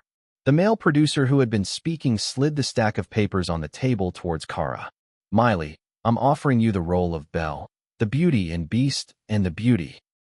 Of course, there will be screen tests regarding casting, but I want you to know that you're the first person we're offering the role of Belle to. In short, the individuals sitting across from Kara were the Beast and the Beauty team, and they had just offered Miley Kara with the lead female role. Kara, who had been quietly looking down at the script in front of her, raised her head and calmly asked the male producer, "Besides me, how many candidates are there for the lead female role?" The male producer smiled faintly and replied, 4. Including Kara. That meant there were a total of 5 candidates. Among them, Kara was the first to receive the script. At this moment, the male producer leaned forward slightly and spoke to Miley Kara. "However, I want you the most. Because you're almost identical to the Beauty, Bella." At that moment, a storm of thoughts was swirling in Kara's mind. Meanwhile, at the same time, while Miley Kara was meeting with the World Disney Pictures team, Kang Woojin had just arrived at a place not too far away. Inside the van, Kang Woojin was wearing a blazer, appearing quite formal. Wow, this is freaking huge. Contrary to his inner thoughts, his outer appearance remained stoic as ever. The sheer scale of the film studio was enough to make anyone's jaw drop. Just the entrance, which his vehicle had passed through moments ago, was overwhelming. It looked like the gateway to a massive castle. Alongside the Iron Gate, a towering building bore the studio's name proudly in bold English letters. Columbia Studios. But the entrance was just the beginning. What stretched out before Woojin's eyes was an expansive, breathtaking sight. A city? How to put it? The internal scale of Columbia Studios was like they had built an entire city. It was certainly worthy of being called one of Hollywood's Big Five film studios. Kang Woojin took his first steps into Columbia Studios. Holy shit, this place is ridiculously huge. And they call this a film studio? This is a damn city. How can this possibly be? A studio? Of course, this was all for Pierrot. Chapter 375, Overwhelm 4. Columbia Studios, one of Hollywood's Big Five, was like a massive amusement park with dozens of sets built on its grounds. In reality, this grand film company was one of LA's famous tourist attractions. Of course, the same was true for the other Big Five studios, including World Disney Pictures. That's why Columbia Studios was currently packed with tourists in areas where no filming was taking place. However, while it resembled an amusement park the size of a city, Columbia Studios definitely had its main buildings where company employees were working hard. Whether planning, producing, or wrapping up filming, they naturally had more than just 1 or 2 projects in preparation. Pierrot was among them. Thank you for your time. Yes, we'll meet again soon. We'll be in touch. In a medium-sized conference room decorated with posters of Columbia Studios' past hits and filled with various foreigners, a meeting had just concluded. Foreigners wearing business smiles exchanged handshakes before some left the room. Now, only 7 people remained. Naturally, these were the core members of Pierrot. A woman with a stern expression, no, the executive producer of Pierrot, alongside two executives, including a bald man, a brown-haired CD with short hair, and some team members. Lastly, director, what did you think? That actor was more composed than I expected, right? Though he's known for his energetic image from often playing playful characters, he's not actually that high energy in person. It was the veteran director on Ga Bak, wearing a slightly thick field jacket. He had recently started full participation in Pierrot's production, and the person he just met was one of the candidates for the male lead role. Of course, the actor who had just left was a Hollywood top actor. They had just received a definitive answer regarding the audition and screen test. Soon, the brown-haired CD lowered his tablet and chimed in. Considering his experience, there don't seem to be any major issues, but some weaknesses were still apparent. The executives agreed. True, there was a bit of nervousness that came across during the conversation. He's always been a bit precarious as an actor. A few years ago, he took about a year off because he couldn't recover from a role's emotions, right? That's right. It was a fairly well-known story in this industry. His focus on acting is strong, but he dives so deep into his roles that he struggles to get back out. That incident might still be a trauma for him. For reference, these preliminary meetings with actors, while seemingly casual, carried multiple meanings. It could be considered the final check. While meetings and conversations with actors seemed superficial, they had already undergone various verifications and investigations. These meetings heavily reflected a final evaluation of the actor's current form, psychology, appearance, and personality. Naturally, this also contributed to the overall score. But he did recover, didn't he? Can we really say he recovered? Ever since that incident, all the roles he's taken have been comedies. Thus, the core members of Pierrot thoroughly dissected the actor from earlier. There was no hesitation in their critique. At this moment, director on Ga Bak, who was rubbing his wrinkled cheek, spoke in a low voice. While he was considered for our project because of his comedic aspects, in Pierrot comedy is just a mask.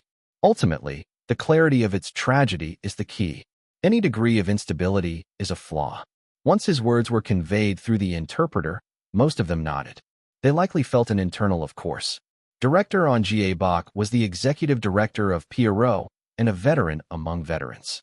While the production systems in Korea and Hollywood were undoubtedly different, on Ga Bak, amidst adapting to these differences, had the sharpest understanding of the movie Pierrot. At this point, swoosh. The female producer sitting next to director on Ga Bak checked the time. It's about time for the next turn. The CD and executives touched the tablets in front of them. The displayed actor changed.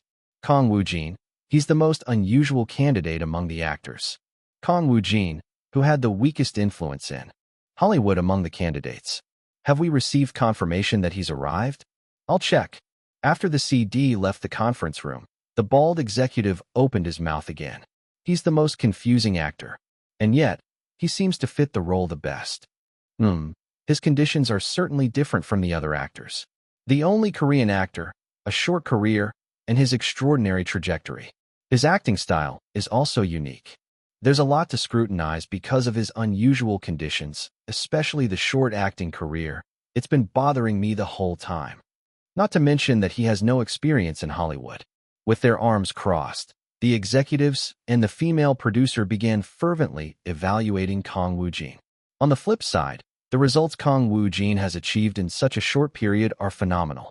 It's rare to find actors with such intensity, even in Hollywood. It's a filmography I've never seen before. His acting in Leech was fantastic. But since this is his first experience in Hollywood, he might show some nervousness today. It wouldn't be strange if he's nervous. Hollywood would be unfamiliar to him. And there's also the burden of being the first as a Korean actor. But didn't he seem calm during his acceptance speech at Cannes? He might have been more comfortable then, considering he'd already experienced film award ceremonies in Korea. Before even seeing Kang Woojin, a barrage of harsh conversations continued. Meanwhile, though he understood English fairly well, but relied on an interpreter for clarity, veteran director on Ga Bak simply sat there, listening in silence. More accurately, he was suppressing a smile. In this conference room, he was the only one who truly knew Kang Woojin well. and the words like nervous or pressure from their conversation were laughable to him. A guy who used Can as a stepping stone wouldn't be fazed by something like that. From what director On Jae-bok had seen, Kang Woojin was the kind of man who wouldn't flinch even if he suddenly dropped into outer space. But he didn't bother to join the conversation. Experiencing it firsthand leaves the strongest impression. It was deliberate. He wanted to present these arrogant, ignorant foreigners who had yet to meet Kang Woojin with an utterly astonishing, surreal experience. At this moment, the female producer asked director On Jae-bok a question.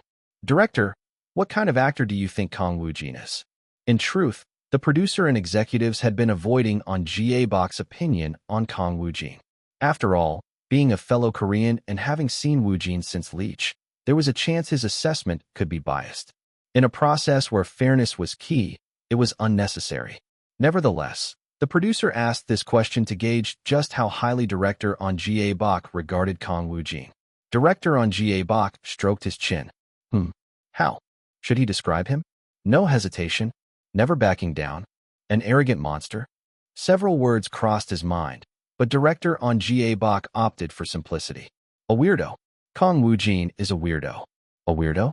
At his response, the female producer and the executives tilted their heads slightly in confusion. A weirdo dash. They came to their own conclusion. So he's a bit peculiar, huh? They were wrong. At the same time, outside the conference room, a van driving through the amusement park-like interior roads of the enormous Columbia Studios, screech, came to a halt in front of a large building. This building, considered the heart of Columbia Studios, was where many significant decisions were made. Even now, it bustled with countless foreigners. From the van, a cynical Kang Woojin stepped out, followed closely by Choi Sung-gun. Then, swoosh, Woojin looked up at the towering building in front of him, his expression remaining unchanged. Because that's exactly how he felt. The main headquarters building feels pretty plain. The beige-toned building was tall, sure, but after seeing so many incredible sights on the way here, the headquarters building itself left him unimpressed. Still, the sight of busy foreigners was interesting to watch. How should he put it? Wow. Shit, that guy's mustache is epic. It was overflowing with character. In any case, Choi Sung-gun, who was following behind, spoke to Kang Woojin. "Let's go. Once we get to the lobby, a staff member will come out soon." "Yes, Seonim." Just as Kang Woojin, who responded in a low voice, and Choi Sung-gun stepped onto the stairs leading to the building entrance. Choi Sung-gun paused as he looked upward. At the same time, Kang Woojin also lifted his head. A foreign man who had just exited the building came into view. But his aura was something else.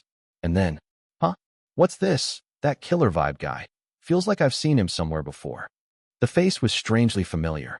Woojin maintained his poker face while his brain worked. Where had he seen him? There was no way he had any foreign friends. And this was Columbia Studios, the biggest film studio in Hollywood. So there was only one answer. A Hollywood actor? That's it. He's an actor. It felt exactly like that. Woojin didn't care much about Hollywood, so he couldn't recall the name. But he knew the man was exceptionally famous both in Korea and here. At this point, Woojin vaguely recalled a scene featuring the Hollywood actor, though he'd forgotten the movie title. He was sure it had been a blockbuster hit. At the same time, wow, it really is Columbia Studios. To see such a Hollywood super-top actor so easily, Choi Sung-gun muttered in amazement. In fact, there was no one who wouldn't recognize the Hollywood actor descending the stairs. Not only here, but in all of LA and across the entire United States. His global recognition level, including Korea, was top tier. In terms of acting status, comparable to Miley Carr perhaps? That's why many foreigners were clustered around him. They could be his team members or Columbia Studios employees. Although Woojin was struck with fascination. Swiftly, moments like this called for him to display a more dignified image. Pretend not to look. Switching into his tough act, Kang Woojin climbed the stairs again as though he were uninterested. Choi Sung-gun, who had been gawking at the Hollywood actor, snapped out of it and moved his feet. Within a few steps, Kang Woojin and the Hollywood actor were close enough to touch if they reached out their arms, but Woojin didn't spare him a glance. At that moment, "I thought it was you." The Hollywood actor, brushing past Kang Woojin, stopped in his tracks. Then, Suddenly, he spoke to Woojin. Naturally, it was in English. I know you, Kang Woojin. The Korean actor. The one who stirred up Cannes. I wasn't there, but I saw the video. Congratulations on winning Best Actor at Cannes. He had just finished his preliminary meeting for Pierrot and was one of the 6 candidates. Such a person smiled leisurely. Ponytailed Choi Sung-gun flinched in surprise. Poker-faced Kang Woojin was inwardly expressing admiration. Damn, he's ridiculously handsome. The Hollywood actor was taller than Woojin, with naturally swept-back brown hair. His facial features were sharp, but his eyes, in particular, were breathtaking. Should he call them enchanting? His deep brown eyes exuded a striking allure, the kind of face that could never be seen in Korea. He exuded an aura befitting a Hollywood top actor. Thanks to this, the surrounding attention quickly focused on them. At the Hollywood actor's words, the team members and other nearby foreigners murmured as they looked at Kang Woojin. Best actor at Cannes? Then that's the Kang Woojin. Is he the Korean actor who said in his acceptance speech that he'd aim for the Academy Awards? I think so. I saw him in Miley Cyrus's music video. Are you sure? But what's that actor doing here in LA? The situation was starting to unfold in a strange direction, but Kang Woojin, focused on his concept, turned toward the Hollywood actor. Woojin then replied to him in a low voice, speaking in English. Thank you for the congratulations. The track you did with Miley was great as well. I saw the video, and you speak English quite well. I can manage basic communication. Haha, is that so? At that moment, Choi Sung-gun desperately wanted to take a picture of this scene. Amidst a crowd of foreigners, the sight of a Hollywood top actor and Kang Woojin standing together looked completely natural. A top actor casually greeting our Woojin like it's no big deal. Soon, the Hollywood actor, smiling, extended his hand to Kang Woojin. Woojin, you're quite famous even among actors here. It's nice to meet you. Kang Woojin shook his hand. Nice to meet you too. But that acceptance speech about aiming for the Academy Awards was a bit much. A lot of my fellow actors weren't happy about it. It sounded like you were dismissing the Academy Awards. Confidence is good, but if it's too much, it can seem excessive. The man, speaking casually while still holding Woojin's hand, stepped a bit closer and whispered, I heard you're a candidate actor for Pierrot. I am as well, but I have no intention of giving this movie to anyone else. Hearing his whispered words, Woojin tilted his head inwardly. It felt slightly out of the blue. Is my image not great here? For a Hollywood superstar to say something like this openly. What is this? Some kind of psychological tactic? Honestly, the only Hollywood top star Woojin knew was Miley Cyrus. Hollywood was vast. That meant countless top actors existed, each with their own distinct personalities. Not everyone would be as friendly to Woojin as Miley Cyrus. In fact, at present, most of the Hollywood elites probably harbored unfavorable feelings toward Kang Woojin. Whether it was a rumor or the truth, his acceptance speech at Cannes had undoubtedly reached their ears. To these Hollywood top actors, Woojin was probably nothing more than a lucky Asian actor who had somehow managed to win Best Actor at Cannes, a name from a small country. The Hollywood actor, whose name was globally recognized unlike Woojin, whispered again. I don't know why Columbia Studios selected you as a candidate, but Hollywood will be far more difficult than you can imagine. After finishing his words, he stepped back a little from Woojin and smiled again, his expression still relaxed. Their hands were still clasped together. Well then, see you again. Hopefully, next time, it'll be on set, Woojin. He tried to let go of Woojin's hand. However, swiftly, Woojin didn't let go. He gripped the man's hand slightly tighter, his face emanating rough indifference. He had triggered his beastification ability. With numerous foreigners' gazes now locked on him, Kang Woojin murmured to the Hollywood actor in a low tone of English. By the way, what's your name? Chapter 376, Overwhelm, 5. Kang Woojin, who was shaking his hands with a Hollywood top actor on par with Miley Cyrus in terms of recognition, or rather, half forcefully not letting go, calmly uttered in English. By the way, what's your name? Thanks to that, the foreigners around them noticeably began to murmur. Both the Columbia Studios employees and visitors to the film company, as well as the Hollywood top actors team members. The dozens of people with eyes of various colors opened them wide. What did Kang Woojin just say? Did he ask for his name? My God, he doesn't know who he is? No, he must be joking. No way. Is this a power play? Of course, Choi Sung-gun, standing next to Woojin, was a little surprised. But it felt refreshing too. He didn't hear exactly what that Hollywood top actor whispered to Woojin, but the lines he uttered when he first extended his hand had slightly rubbed Choi Sung-gun the wrong way. When did Woojin ever disregard the Academy Awards? And what? Confidence is good, but if it's too much, it can seem excessive? This is ridiculous. That's why Choi Sung-gun didn't stop Woojin. It was the boldness that only Kang Woojin could show, in a situation that only he could create. The flow was strangely unfolding, but he felt it was fine to leave it be. I wonder if I should mediate now? This kind of thing can happen anytime in Hollywood. It might not be bad to experience it first now, especially with an actor of his caliber. Since Kang Woojin was unknown here in Hollywood, similar incidents were bound to happen. Therefore, CEO Choi Sung-gun chose to be a bystander. However, the expressions of the Hollywood top actors' team members were severe. Their faces crumpled as soon as they heard Woojin's line. Among them, a fat man who seemed to be the main manager standing right behind the Hollywood actor stepped forward. Hey, what did you just say, Dash? But, swish. The Hollywood top actor, still holding hands with Kang Woojin, turned to look at him. He didn't say anything, but it carried the implicit message not to intervene. Soon, the manager shut his mouth, and the Hollywood actor, who turned his face back to Woojin, asked. His previously relaxed tone had changed 180 degrees. What did you just say? It carried a sense of warning. But so what? Kang Woojin let go of his hand and immediately answered. It was a dry and firm voice. I asked for your name. The murmurs of the surrounding foreigners grew louder. But Woojin's solemn English did not stop. You seem to know my name, but I don't know yours. I don't think that's polite. A counterattack. Ignoring must be met with ignoring. And it was genuinely no backing down attitude.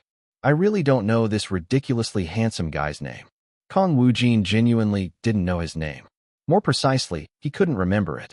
Well, for the other person, it was undoubtedly baffling. After all, he was claiming not to know someone who was a monster of recognition, not just here in Hollywood, but across the entire United States, and furthermore in Korea and globally. In other words, Kang Woojin was executing deliberate ignorance with sincerity mixed in, and now with a beastification added to the concept. Who could possibly see through Kang Woojin's true intentions? No one in the world could, and neither could the Hollywood actor standing across from Woojin.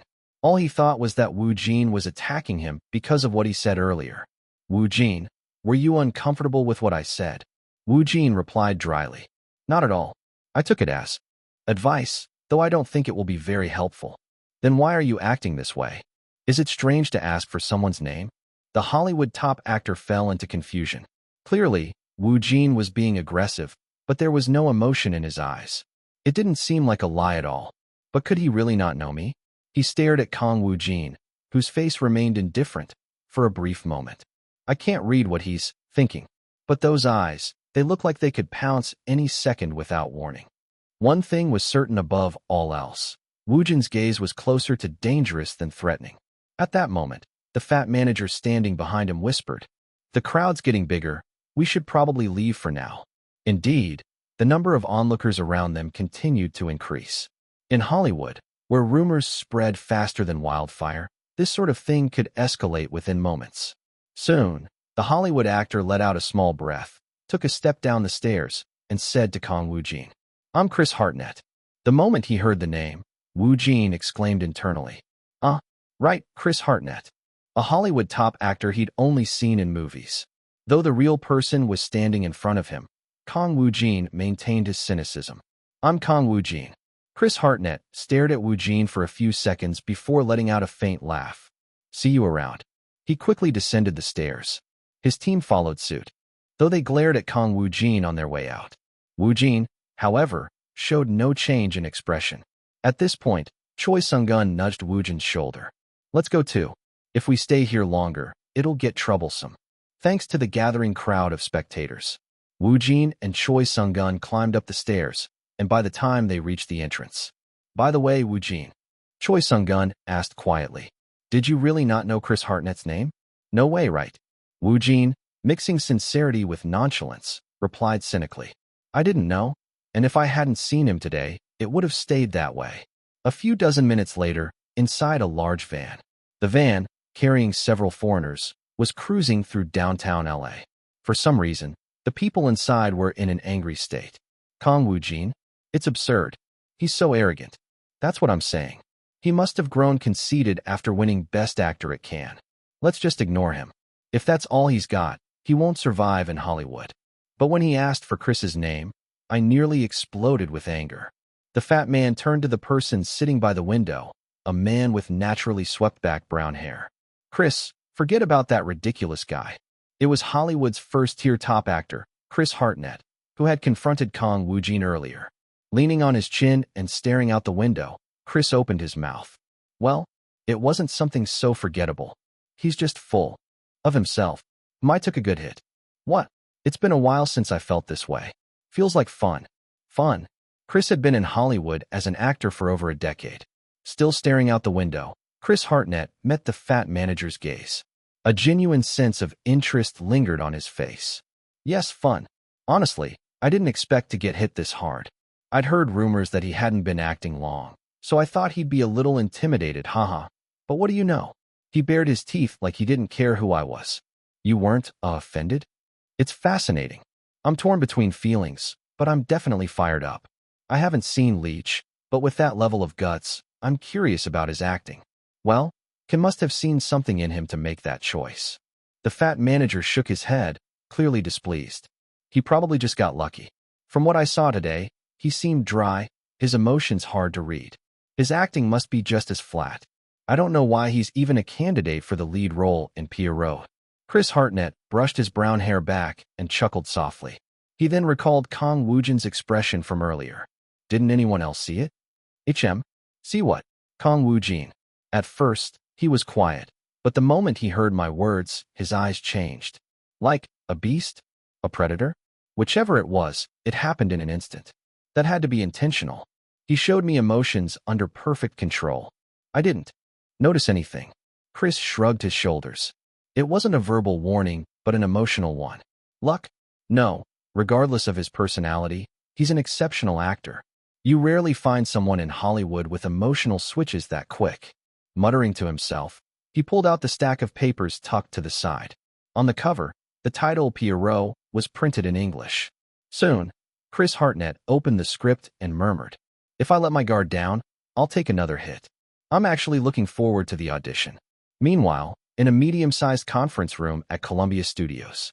In the conference room adorned with posters of past hit projects on the walls, Kang Woojin could be found sitting at the center of a shaped table. Naturally, Choi Sung-gun was seated beside him. And then, "I've been wanting to meet you, Woojin." Across from Kang Woojin, sitting with their backs to the window, were 6 foreigners and 1 Korean. Among them were Columbia Studios executives, the executive producer of Pierrot, members of the casting team, and director On Jae-bak. Having already exchanged introductions, Kang Woojin responded appropriately. "Nice to meet you." The female producer replied with a slight smile. "I heard you ran into Chris outside. He also had a preliminary meeting here earlier. But I heard there was an incident between the two of you before you came in." The rumor had already spread to this point. Woojin was surprised. Internally, but thought to himself, "Wow, news spreads ridiculously fast here too." He nodded calmly. "Incident might be too strong a word. We just exchanged a brief greeting." "A brief greeting? Did you really not know Chris's name?" "Yes, that's why I asked. You're certainly unique." The female producer, maintaining a faint smile, seemed to take a liking to Kang Woojin. On the other hand, Columbia Studios executives furrowed their brows. First impressions, after all, would vary. Soon, a male member of the Pierrot casting team seated next to the executives chimed in. "By the way, Woojin, this must be your first time in such a setting, but you don't seem nervous at all." The indifferent Kang Woojin looked at him and responded in English right away. "Do I need to be nervous?" "No, it's not that. I just wondered if you had visited any other Hollywood studios before coming here." "This is my first." "Ah, I see. How are you feeling about it?" "It doesn't feel any different than usual." Kang Woojin answered immediately, without even a second's hesitation. In truth, he had already decided to approach this meeting head-on before coming here. Choi Sung-gun had mentioned that this preliminary meeting could influence the auditions and screen tests scheduled for January of next month. Since I have zero experience with Hollywood preliminary meetings anyway, overthinking things will only make it worse. Yep, I'll just do what I always do. But still, man, I am a bit nervous, fuck. With no prior experience in Hollywood, Woojin decided to keep his thoughts simple. On the other hand, the casting team member who had posed the question looked slightly flustered. What's with him? Why is he so calm? There wasn't even the slightest hint of nervousness. In fact, the male casting team member had been asking a predetermined set of questions. He had asked the same ones to Chris Hartnett, Woojin's predecessor in this meeting. Though ordinary, the answers often gave insight into the person's current state of mind. But Kang Woojin, how should one put it? Chris seemed confident, but there was a slight undercurrent of unease. But this guy, I don't know. There's nothing to see. No nervousness, no anxiety, no excitement, nothing was showing. The casting team member turned his gaze to the Columbia Studios executives and the female producer. They, too, were silently observing Kang Woojin. Their expressions were all different. Particularly, the Columbia Studios executives' faces were a sight to see. They were filled with disbelief and awkwardness at encountering such a character for the first time. Confidence? No arrogance. No matter how impressive his achievement at Kin was, his vibe is just too straightforward.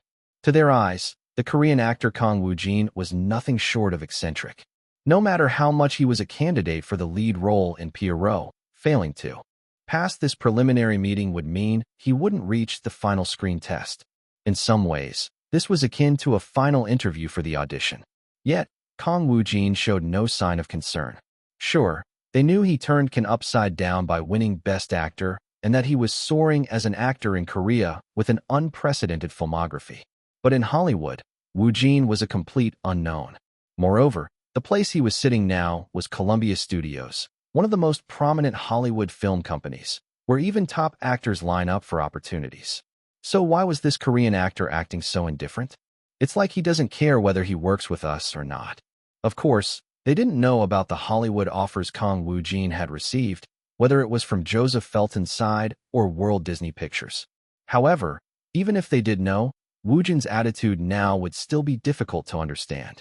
Soon, the executives furrowed their brows and muttered internally. Nervous? He doesn't even seem remotely nervous. He looks almost disinterested. There doesn't seem to be any pressure. He actually looks comfortable. All of the executives subtly glanced at director Ahn Jae-bok, who had been quiet since earlier. They recalled what he had said about Woojin. An weirdo. Kang Woojin is an weirdo. An weirdo.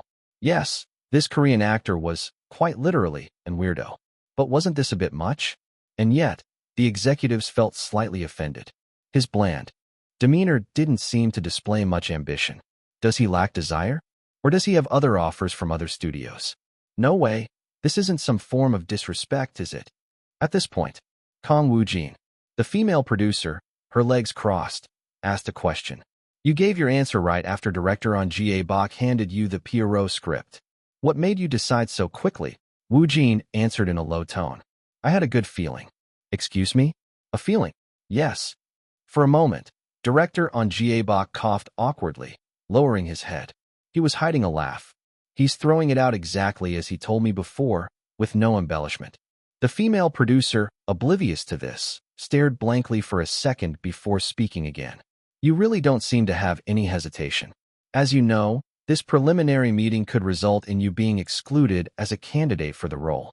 You won't regret it. After staring at the female producer for a moment, Woojin replied dryly. I don't mind, but Pierrot will regret it. In other words, it's not him, but them who would regret it. Chapter 377, Overwhelm, 6. The female producer of Pierrot, with hair longer than a bob cut and what seemed like a stern expression. You don't seem to have any hesitation at all. The woman sitting across from Kang Woojin spoke. As you know, in this preliminary meeting, Woojin could be excluded as a candidate. Are you sure you won't regret it? For a moment, in Kang Woojin's mind, filled with cynicism, the rating of the movie Pierrot flashed through his mind. 11/scenario, title, Pierrot, EX plus grade. It was a staggering EX plus grade. The highest grade even in that overwhelming void space. Though outwardly rigid, Woojin's soft inner thoughts burst out with sincere exclamation. Regret it? Of course, I'd regret it terribly if I missed this. Did she seriously just ask that?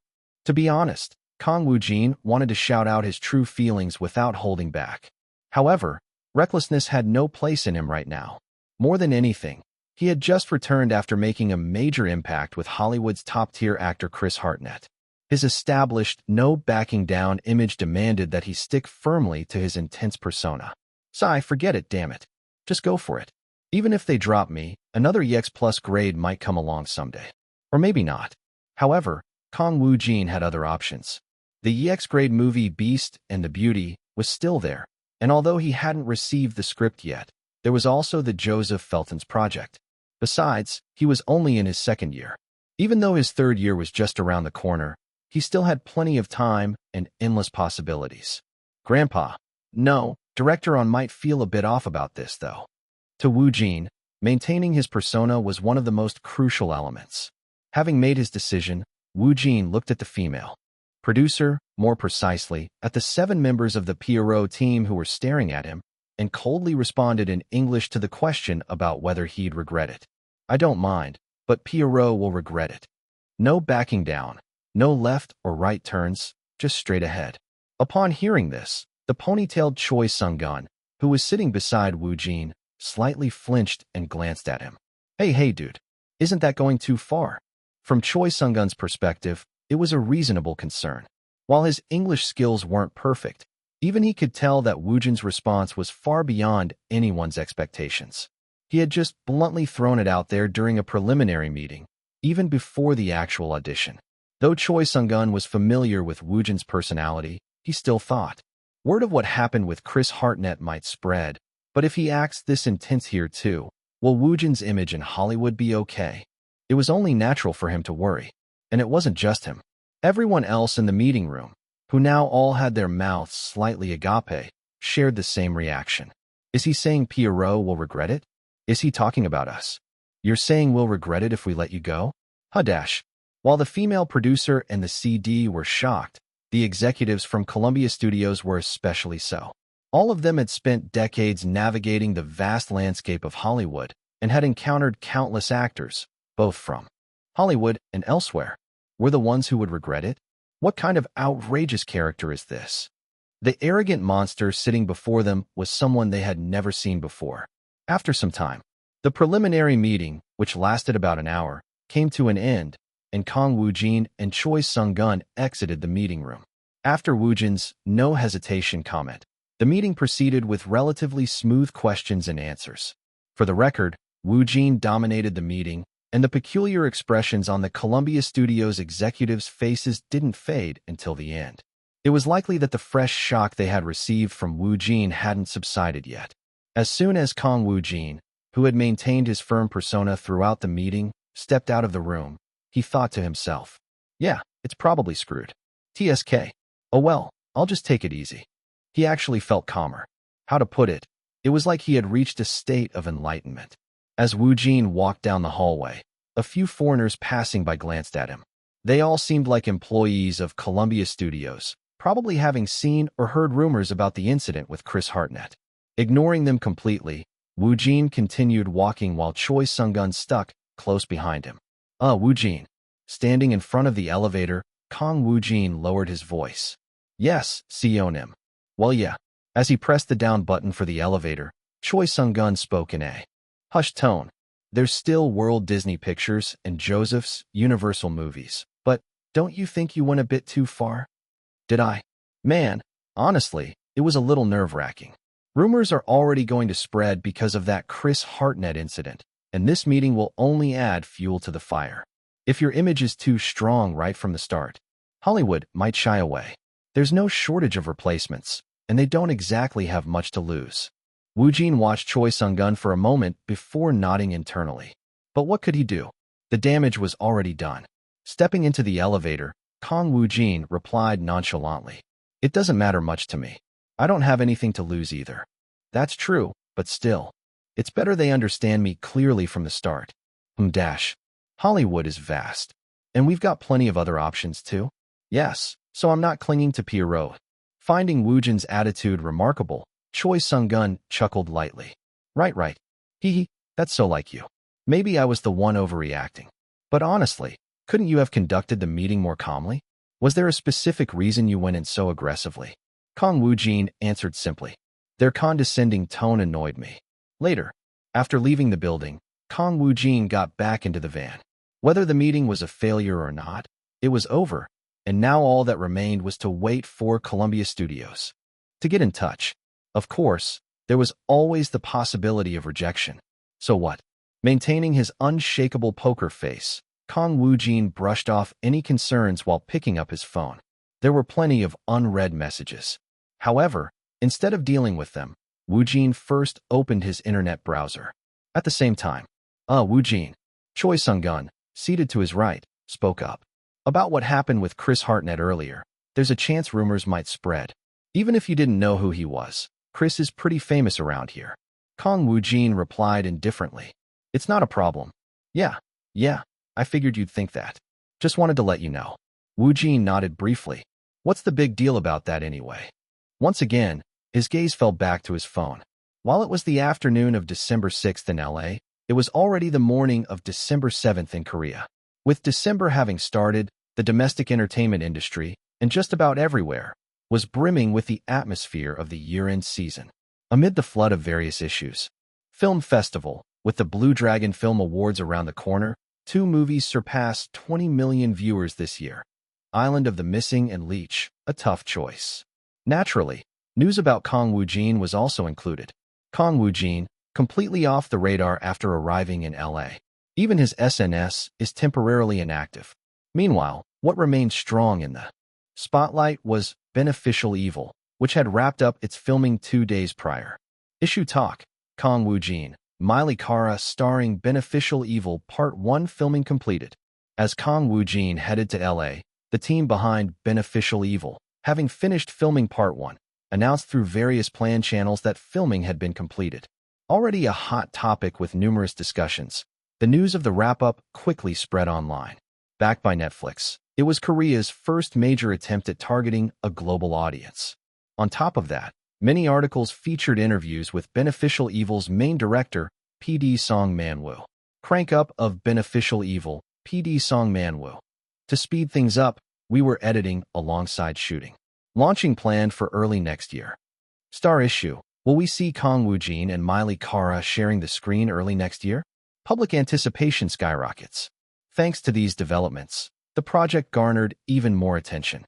As a result, mentions of Beneficial Evil sharply increased on SNS and community forums. With the buzz surrounding Cara's casting, the scale of the conversation grew several times larger. By late morning, media outlets across the board were actively covering Kang Woojin and others. At that point, as if seizing the moment, Netflix Korea announces the teaser for Beneficial Evil will be released soon, with the release date expected in January or February. Netflix had stepped in. On top of that, Netflix began gradually releasing information about Beneficial Evil to the public. The first to be released was a character introduction video featuring Kang Woojin as the main focus. Naturally, Miley Cara was included in the video as well. This video, uploaded to YouTube channels and various SNS platforms, racked up an astronomical number of views in no time. In just over 3 hours since its upload, it had surpassed millions of views. Of course, this wasn't achieved through domestic efforts alone. Numerous international audiences were flocking to the video. The overwhelming number of comments written in various languages was proof of this. Even without Kang Woojin being physically present in Korea, his influence was undeniable. Channel name: Kang Woojin's alter ego. 38.53 million subscribers. 104 videos. His power continued to grow beyond imagination. @Woojin_. Posts: 312. Followers: 48.11 million.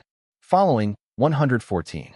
Meanwhile, in theaters across Japan, posters of the Korean movie Leech were prominently displayed, just as Japan's The Eerie Sacrifice of a Stranger posters were prominently displayed in Korean theaters.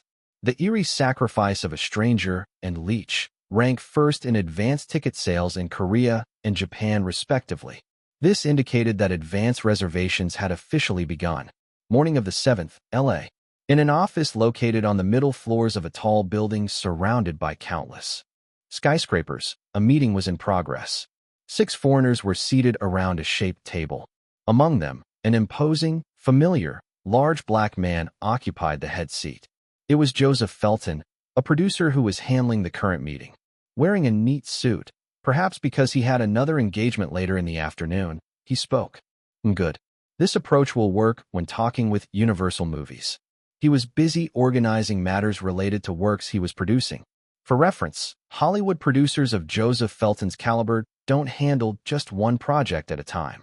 Once a project begins production, they form a team, delegate tasks to them, and inevitably find themselves with a gap in their schedule.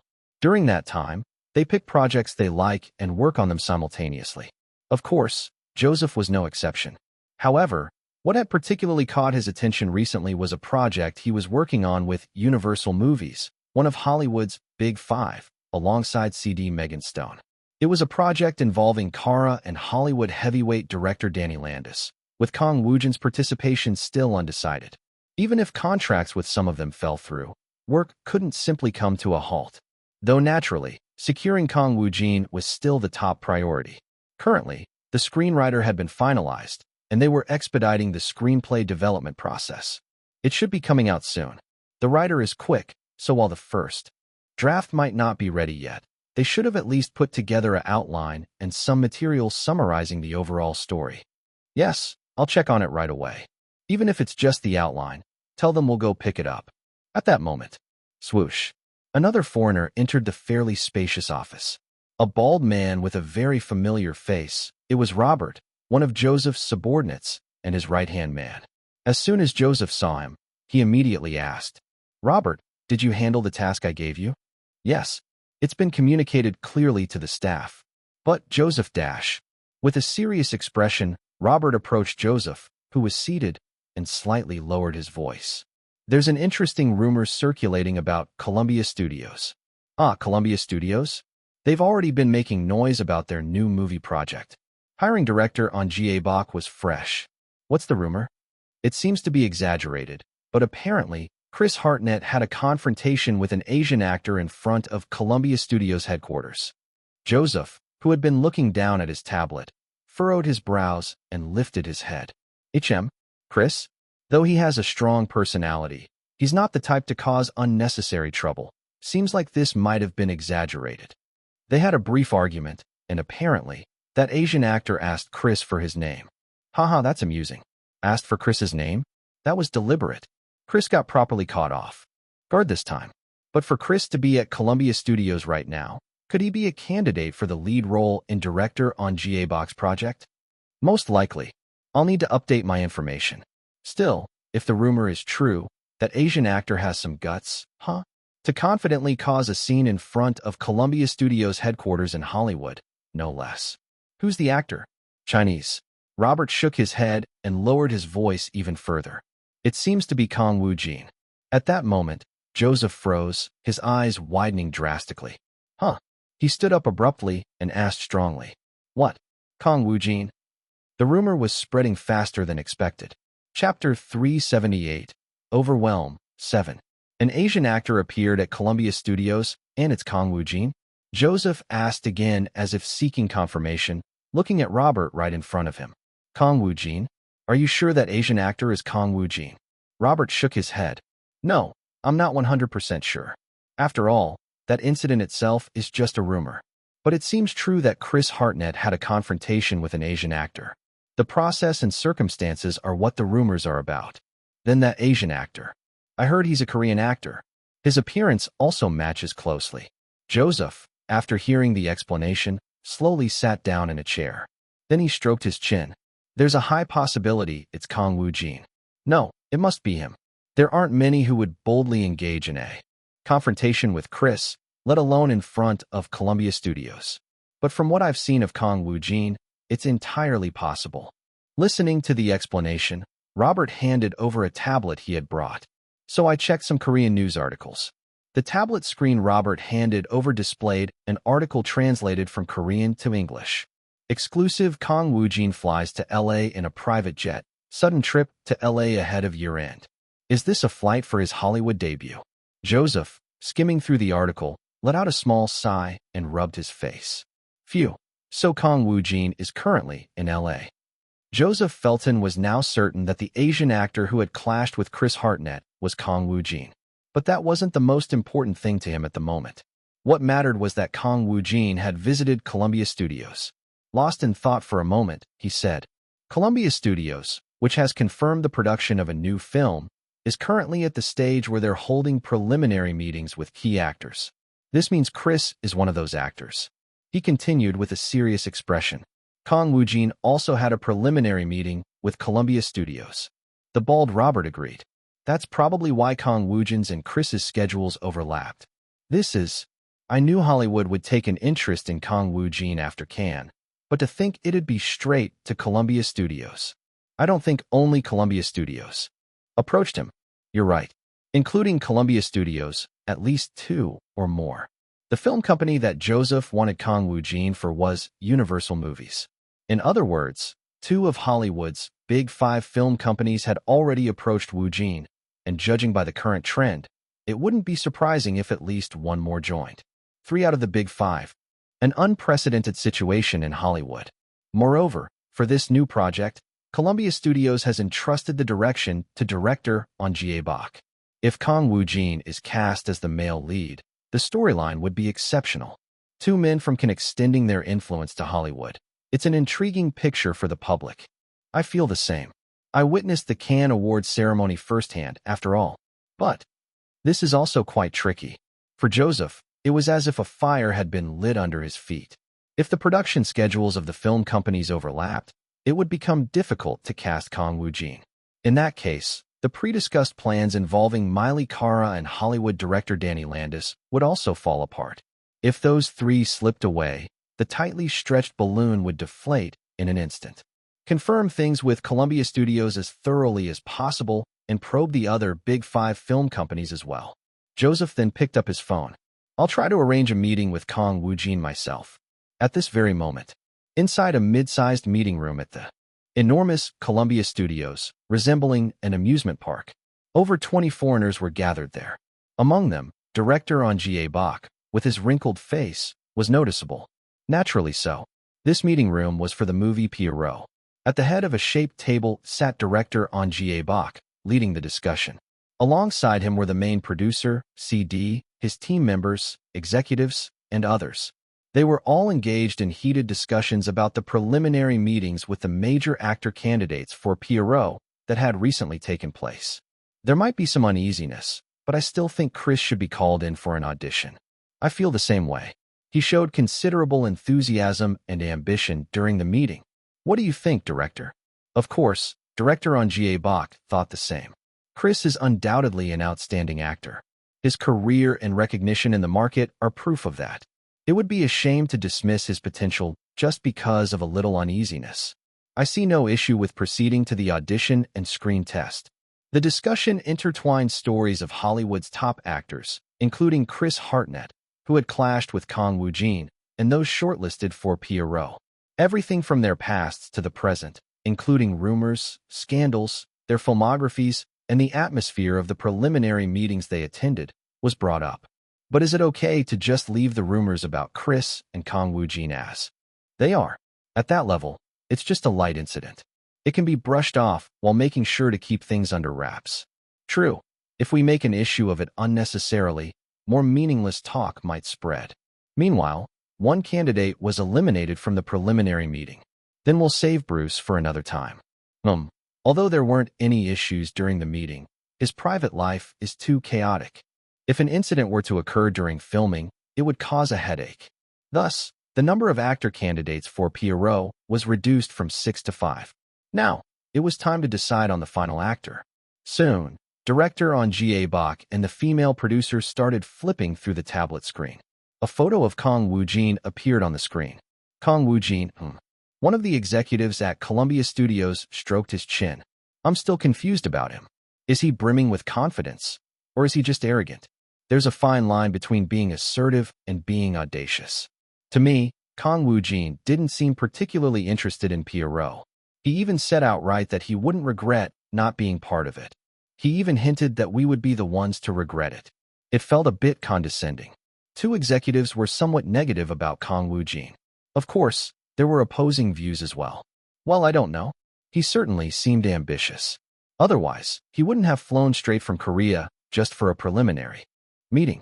And during the meeting, he showed a clear understanding of the project. I agree. While he may have seemed a bit audacious at first glance, he also showed no sign of the pressure or tension we had been worried about with Kang Woojin. He's an unpredictable character, but isn't that unpredictability also part of his charm? The executives had sharply divided opinions. At this point, director On Jae-bak, who had been quietly listening, spoke up with his wrinkled face. He may seem a little peculiar in personality, but he possesses acting skills that far surpass such trivialities. That's why he won the Best Actor award at Cannes in just his second year of debut. I know him better than anyone else here, and I fully understand what he said. If we lose him, at least I will regret it. The meeting room grew slightly restless. At this moment, the female producer handling Pierrot as a whole chimed in. By now, aren't you curious? What does Kang Woojin have that gives him such an eccentric demeanor? Everyone, including the executives, slowly nodded. They were undoubtedly filled with curiosity.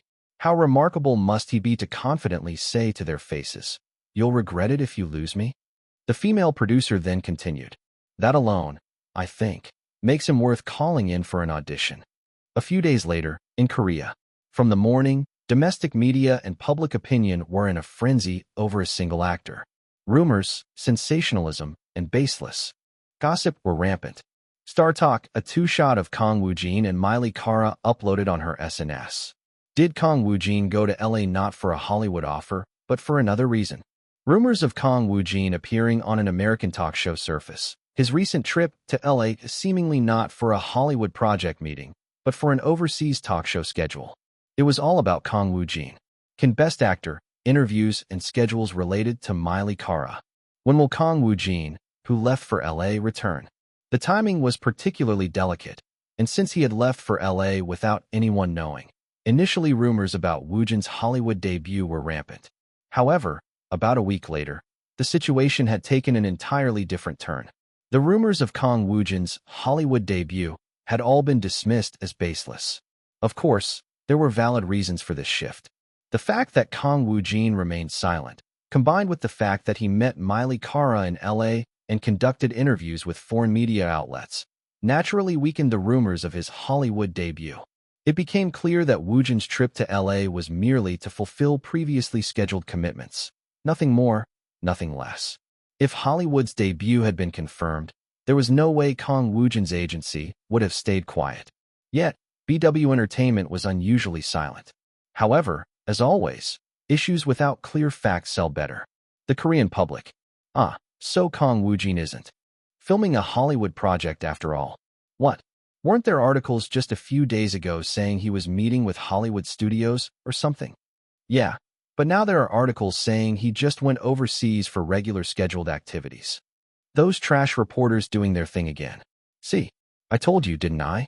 Hollywood debut for Kang Woojin is too soon. Maybe next year or the year after that. In short, public opinion was consumed with dissecting, chewing over, and tearing apart Kang Woojin's situation. Knew this would happen, overhyping for no reason? Sure, Director On's career is legendary, but Kang Woojin? He's only 2 years into his career, and people are saying Hollywood debut? Bullshit. How do you explain Kang Woojin winning Best Actor at Cannes within those 2 years? Exactly, seeing these haters desperately trying to criticize him is just pitiful. Honestly, with the intensity Kang Woojin has shown since his debut, Hollywood debut is 100% possible. What's impossible about it? Kang Woojin's just minding his business, while the media and public act like idiots, overhyping everything. Come on, he won Best Actor at Cannes, and now you're saying he wouldn't even make it as a supporting role in Hollywood? Is that even logical? Do you guys think Hollywood's some kind of joke? Around this time, at Incheon Airport, hundreds of reporters had gathered. Of course, the onlookers outnumbered the reporters. This was thanks to prior information received. The time's about right. When is he coming out? Was there talk of a delay? Don't tell me the flight from LA didn't take off. No, we received word that it departed. The subject of this attention soon appeared. Over there. He's here. A man wearing a pulled-down hat emerged amidst a group of over a dozen team members and guards. It was Kang Woojin, with his signature poker face. Immediately, hundreds of reporters swarmed like waves. Woojin SSI. Kang Woojin SSI. This way? Please look this way. A greeting. A greeting. Kang Woojin SSI. What schedule did you have in LA? Did you truly have no contact with any Hollywood studios? Kang Woojin, who had secretly left for LA, returned to Korea 2 days later in the morning. Inside one of the largest screening halls of a major cinema in Gangnam, the audience seats were completely filled. Over 300 seats, all occupied. The attendees varied: reporters, film critics, people from the film industry, and more. On the large screen at the front, a familiar poster and text were being displayed. The Eerie Sacrifice of a Stranger preview screening event. This was a preview screening event for Japan's The Eerie Sacrifice of a Stranger, which was set to officially release the following week. Having already surpassed 23 million viewers in Japan and being a hot topic in Korea thanks to Kang Woojin, the packed screening was no surprise. What stood out, however, was that all the attendees were staring intently at the front screen, eagerly awaiting someone. Who could it be? Before the film started, the stage greeting for The Eerie Sacrifice of a Stranger was scheduled, and the audience was anxiously waiting for the key figures to appear. At that moment, SSS, the lead actors of The Eerie Sacrifice of a Stranger, entered the front of the screening hall, which was packed with over 300 people. The first to appear was a familiar man with short, gray-streaked hair. Japan's legendary director, Kyotaro Taniguchi. The director of The Eerie Sacrifice of a Stranger had arrived at a Korean cinema. Soon after, Pababababak. The reporters frantically fired their camera flashes. After all, director Kyotaro Taniguchi's visit to Korea wasn't a frequent event. However, the angles of the reporters' cameras quickly shifted. From Kyotaro Taniguchi to the man behind him, with an indifferent expression and dressed in a black double coat. It was Kang Woojin, who had arrived as Iota Kiyoshi. As soon as Kang Woojin appeared, following director Kyotaro, the speed of the reporters pressing their shutters doubled. While it was a scene Woojin had grown accustomed to, he momentarily furrowed his brow. Ugh, damn, it's blinding. I really can't get used to this. Still, his expression remained as dignified as ever. Behind Woojin, another familiar Japanese top actor appeared, Manako Saku. This suggested that the entire Japanese cast of The Eerie Sacrifice of a Stranger had come to this Gangnam theater. Pababababak. The flashes burst forth even more intensely, almost as if they were flaring. It was at this moment. Bzzz. The smartphones of the reporters, busy taking pictures of Kang Woojin and the cast of The Eerie Sacrifice of a Stranger, began vibrating simultaneously, almost as if on cue. Bzzz. However, most of the reporters focused on taking pictures for the time being. Yet, a female reporter sitting in the front row, directly facing Kang Woojin, checked her smartphone. She looked slightly startled, and for good reason. Her editor had sent her 5 messages in a row. Was it urgent? As she quickly checked the messages, her jaw dropped. Then, she sharply turned her gaze to Kang Woojin. The female reporter, staring at Woojin, suddenly shouted out loud. Kang Woojin SSI, is it true that you've been shortlisted as a candidate for a Columbia Studios project? As the main lead, her smartphone screen displayed the following text. Columbia Studios announces lead actor candidates for its new film, a total of 5, including 4 top Hollywood actors and Kang Woojin. Official.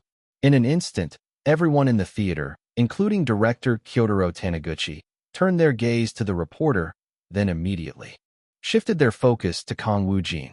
Meanwhile, Woojin's response was extraordinarily calm. It's true, but this isn't the place to discuss it. Chapter 379, Overwhelm. 8. Due to the shout of the female reporter, Kang Woojin SSI, is it true that you've been shortlisted as a candidate for a Columbia Studios project? As the main lead, all the eyes in the large screening room immediately fixed on Kang Woojin. Director Kyotaro, Japanese actors like Manako Saku from The Eerie Sacrifice of a Stranger, hundreds of reporters, critics, and industry insiders sitting in the audience, even the staff from the distribution company hosting today's The Eerie Sacrifice of a Stranger screening in Gangnam, all turned their gaze toward him. At first, the reporters looked puzzled, as if thinking, What nonsense is that woman talking about? But then, huh, ah, their expressions gradually turned to shock. They had checked the messages arriving on their ignored phones. This development quickly spread from a few to dozens. It was a sudden scoop, and the subject of the scoop was right in front of them. Reporters, without exception, began furiously pressing their shutter buttons. Pababababak. Pababababak. In an instant, the entire screening room was filled with bursts of flashing lights, like lightning. Around this time, Kang Woojin's low voice resonated. It's true, but this isn't the place to discuss it. He was answering the female reporter's question. Though his tone was quite indifferent, the word true was included. Upon hearing this, not only director Kyotaro, but also Columbia Studios? I see. They must have contacted him right after Cannes. It's not some mid-sized or smaller studio, but one of Hollywood's Big Five. And as a lead actor candidate, that means he's competing with top Hollywood actors. Mana Kosaku and the other Japanese actors from The Eerie Sacrifice of a Stranger widened their eyes in astonishment. Naturally, all of them were looking at Woojin, who stood beside director Kyotaro, their gazes filled with genuine amazement rather than mere shock. Wow, Columbia Studios? My God, this means he's opened the doors to Hollywood in just his second year. Even Japan's top talents couldn't achieve something like this in 10 years, but he did it in just 2. It wasn't just the Japanese actors who were astounded. The same went for Koreans. Which actor could possibly sweep Cannes and confidently enter Hollywood in just 2 years? Of course, his lead role wasn't confirmed yet, but even being a candidate for the lead in a new film from a massive studio like Columbia Studios was monumental. It meant standing shoulder to shoulder with Hollywood superstars. The Japanese actors, fully aware of this, couldn't help but gape.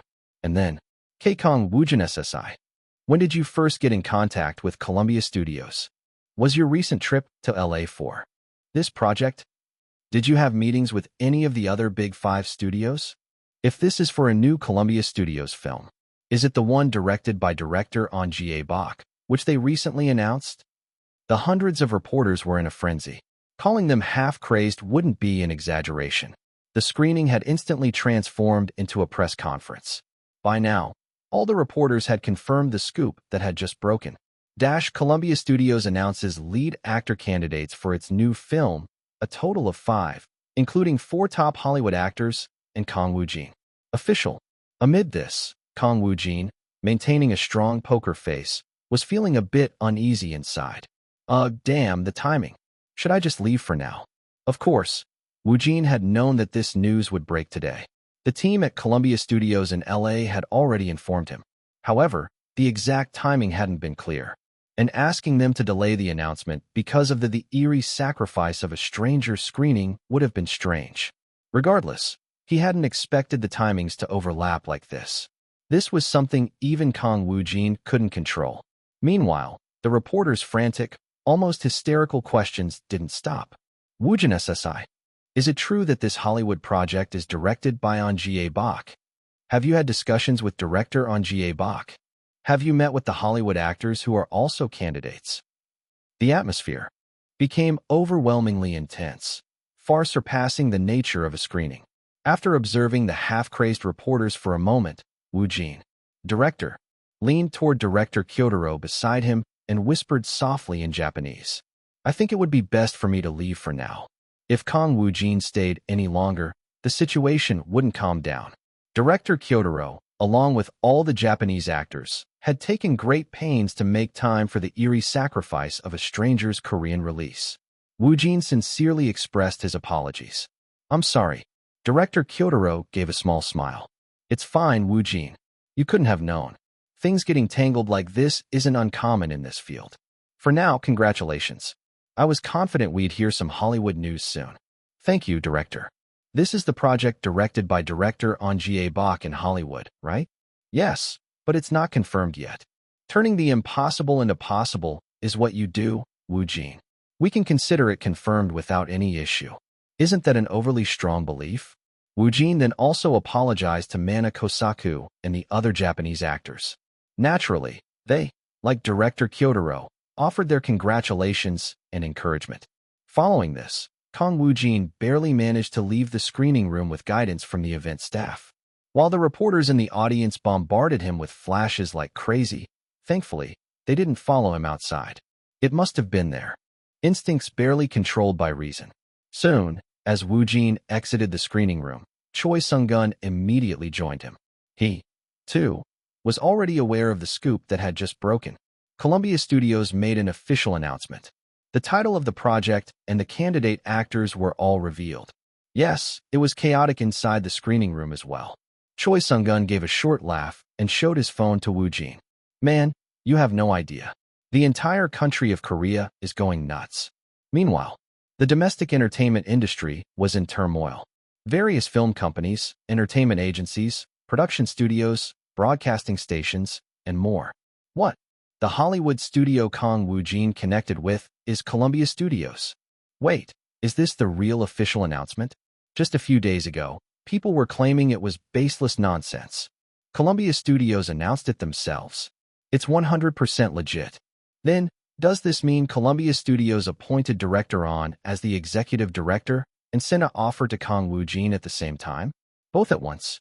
This setup is strangely groundbreaking.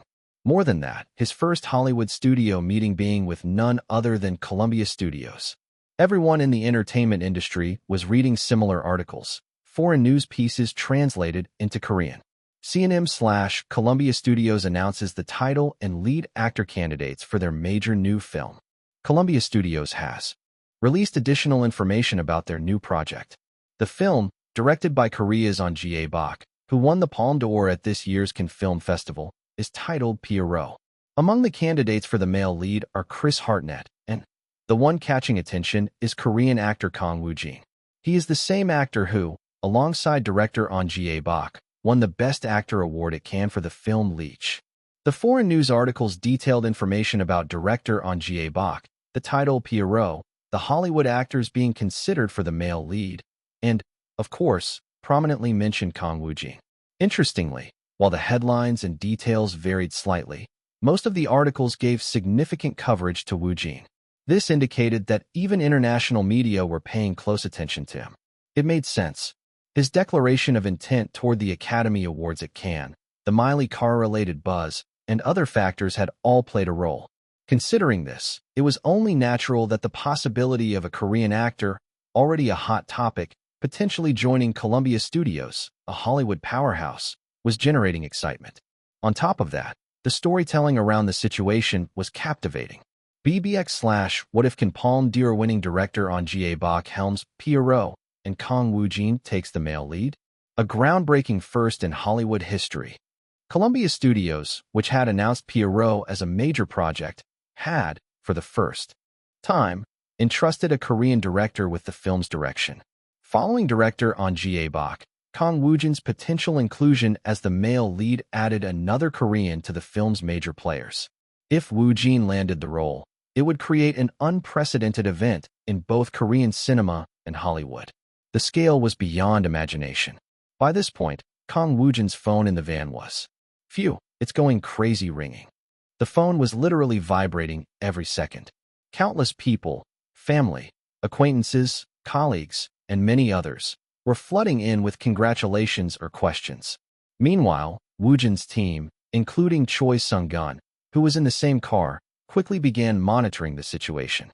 Wow, there are already this many articles. Appa, you're on Naver's main page. Appa has completely taken over. The frenzied domestic media churned out articles within mere minutes of the scoop breaking. It was like an unstoppable runaway train. Breaking, Kang Woojin officially breaks into Hollywood. Hollywood's Big Five studio, Columbia Studios, announces Kang Woojin is a candidate for the lead role in the new major project, Pierrot. Official, Kang Woojin on the verge of becoming the first Korean lead in a Hollywood film. Foreign press buzzing as well. Director On Jae-bak's Hollywood film Pierrot, Kang Woojin stands shoulder to shoulder with Hollywood's top actors. The internet, already teeming with various issues, was quickly overwhelmed with Kang Woojin's name. Waiting for the screen test. Can Kang Woojin secure the lead role in Pierrot?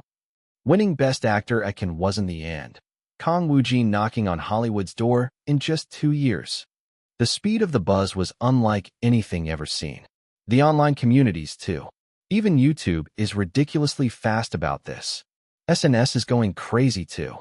Just a few days ago, rumors about Kang Woojin's Hollywood debut were dismissed as overblown hype and outright nonsense. But now, with the sudden official announcement out of LA, everything had flipped. It felt like a dramatic plot twist. Wow, crazy goosebumps. Is this real? Kang Woojin making his Hollywood debut. And it's with Columbia Studios? That's a fucking major studio. I thought I was dreaming when I saw the article. Holy shit. I literally screamed in excitement. Never thought I'd live to see the day when a Korean actor is even mentioned for a Hollywood lead role. My national pride is overflowing. Where are all the people who said Kang Woojin's Hollywood debut was BS now? The domestic public was overflowing with emotions, astonishment, shock, excitement, pride, confusion, and thrill, among others. Wow, Kang Woojin's on another level right now. TBH getting Best Actor at Cannes was already crazy, but Hollywood lead in his second year? Does this mean Kang Woojin's fees are going to skyrocket, and we won't see him in Korean projects anymore? Please, let director on cast Kang Woojin as the confirmed male lead.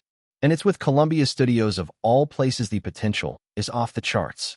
Dude, looking at the foreign articles, the Hollywood actors mentioned alongside him are just insane. Since it was an official announcement, there were barely any negative comments. Not that there were none, but the current public sentiment was overwhelmingly in favor of Kang Woojin, with people busy showering him with praise. Director on Bak and Kang Woojin's collab makes my heart swell. By lunchtime, news of Kang Woojin's Hollywood venture was spreading rapidly through radio and news broadcasts. A few days ago, we reported on director on Bak's entry into Hollywood, didn't we? This time, it's the news of Kang Woojin, who won Best Actor at Cannes for Leech, making his Hollywood debut. Kang Woojin has been named as a candidate for the male lead in Pierrot, directed by On Bak, by Columbia Studios, one of Hollywood's Big Five. This is Kim Ji-hai reporting. This was definitely not an issue that could simply be brushed aside. The timing was excellent. Just as Cannes buzz had died down, director on Bak entered Hollywood, followed by Kang Woojin. A series of events causing a surge of national pride was unfolding. Additionally, Japan, where Leech was soon to be released, was not much different from Korea. Already a global star, Kang Woojin confirmed as a candidate for the male lead in Columbia Studios' new project. Kang Woojin, who had already created a legend in Japan as the first Korean actor through the anime Male Friend remake and the film The Eerie Sacrifice of a Stranger, was naturally breaking news material in Japan too. Korea, Japan, and Hollywood were all boiling with excitement. And by the next morning, Kang Woojin was already being referred to as promoting Korean culture to the world, the path walked by global star Kang Woojin, special feature. Practically treated as a world star. Meanwhile, in LA, unlike Korea, where it was morning, it was the afternoon in LA. As the home of cinema, LA was always brimming with countless issues, and among them, news about Pierrot was the hottest topic. Thanks to this, the sprawling headquarters of Columbia Studios was bustling with relentless activity. In particular, the Pierrot team stood out as unusually busy. Even now, they were gathered in a mid-sized meeting room, holding a production meeting. Having revealed the title and key buzz points for the project, the next steps were just as critical. The meeting room was filled with a number of foreigners, key staff such as the executive producer, CD, and director on Bak. However, Columbia Studios executives were not present at this meeting. Currently, under the leadership of the female producer, the discussion centered around publicity strategies and actor auditions. Let's aim to keep the buzz going for at least a week. We were already planning to stir things up until next week.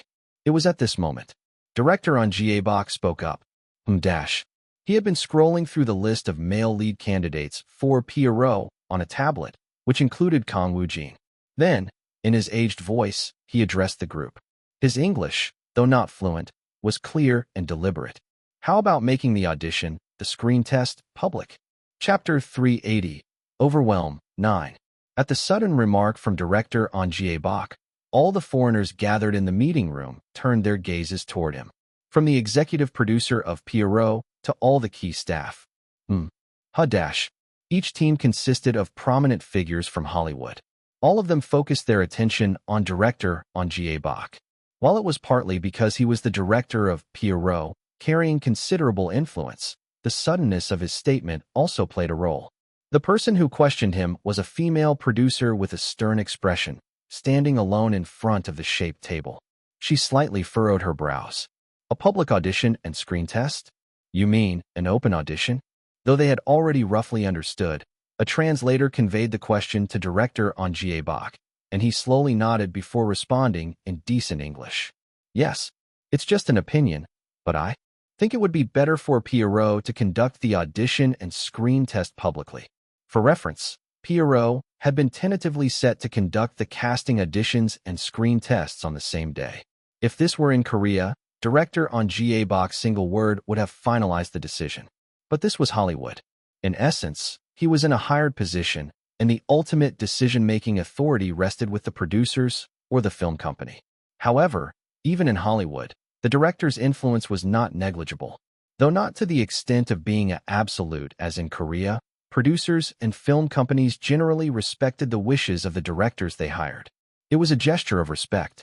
Moreover, director Bak was currently a very hot topic in Hollywood, both for his career and for the buzz he generated. Even so, the key staff in the meeting room began murmuring. Publicly? Would the actors go along with that? That'd be tough. Actors are already very prideful. What's the reasoning? The question on everyone's mind eventually came from the female producer. Publicly, what's the reason behind that idea? While public auditions were relatively common in Korea, they were less frequent in Hollywood, though not entirely unheard of. Especially for top-tier actors, they were even rarer. Of course, director Bak was well aware of this. He spoke while lightly brushing his wrinkled cheek.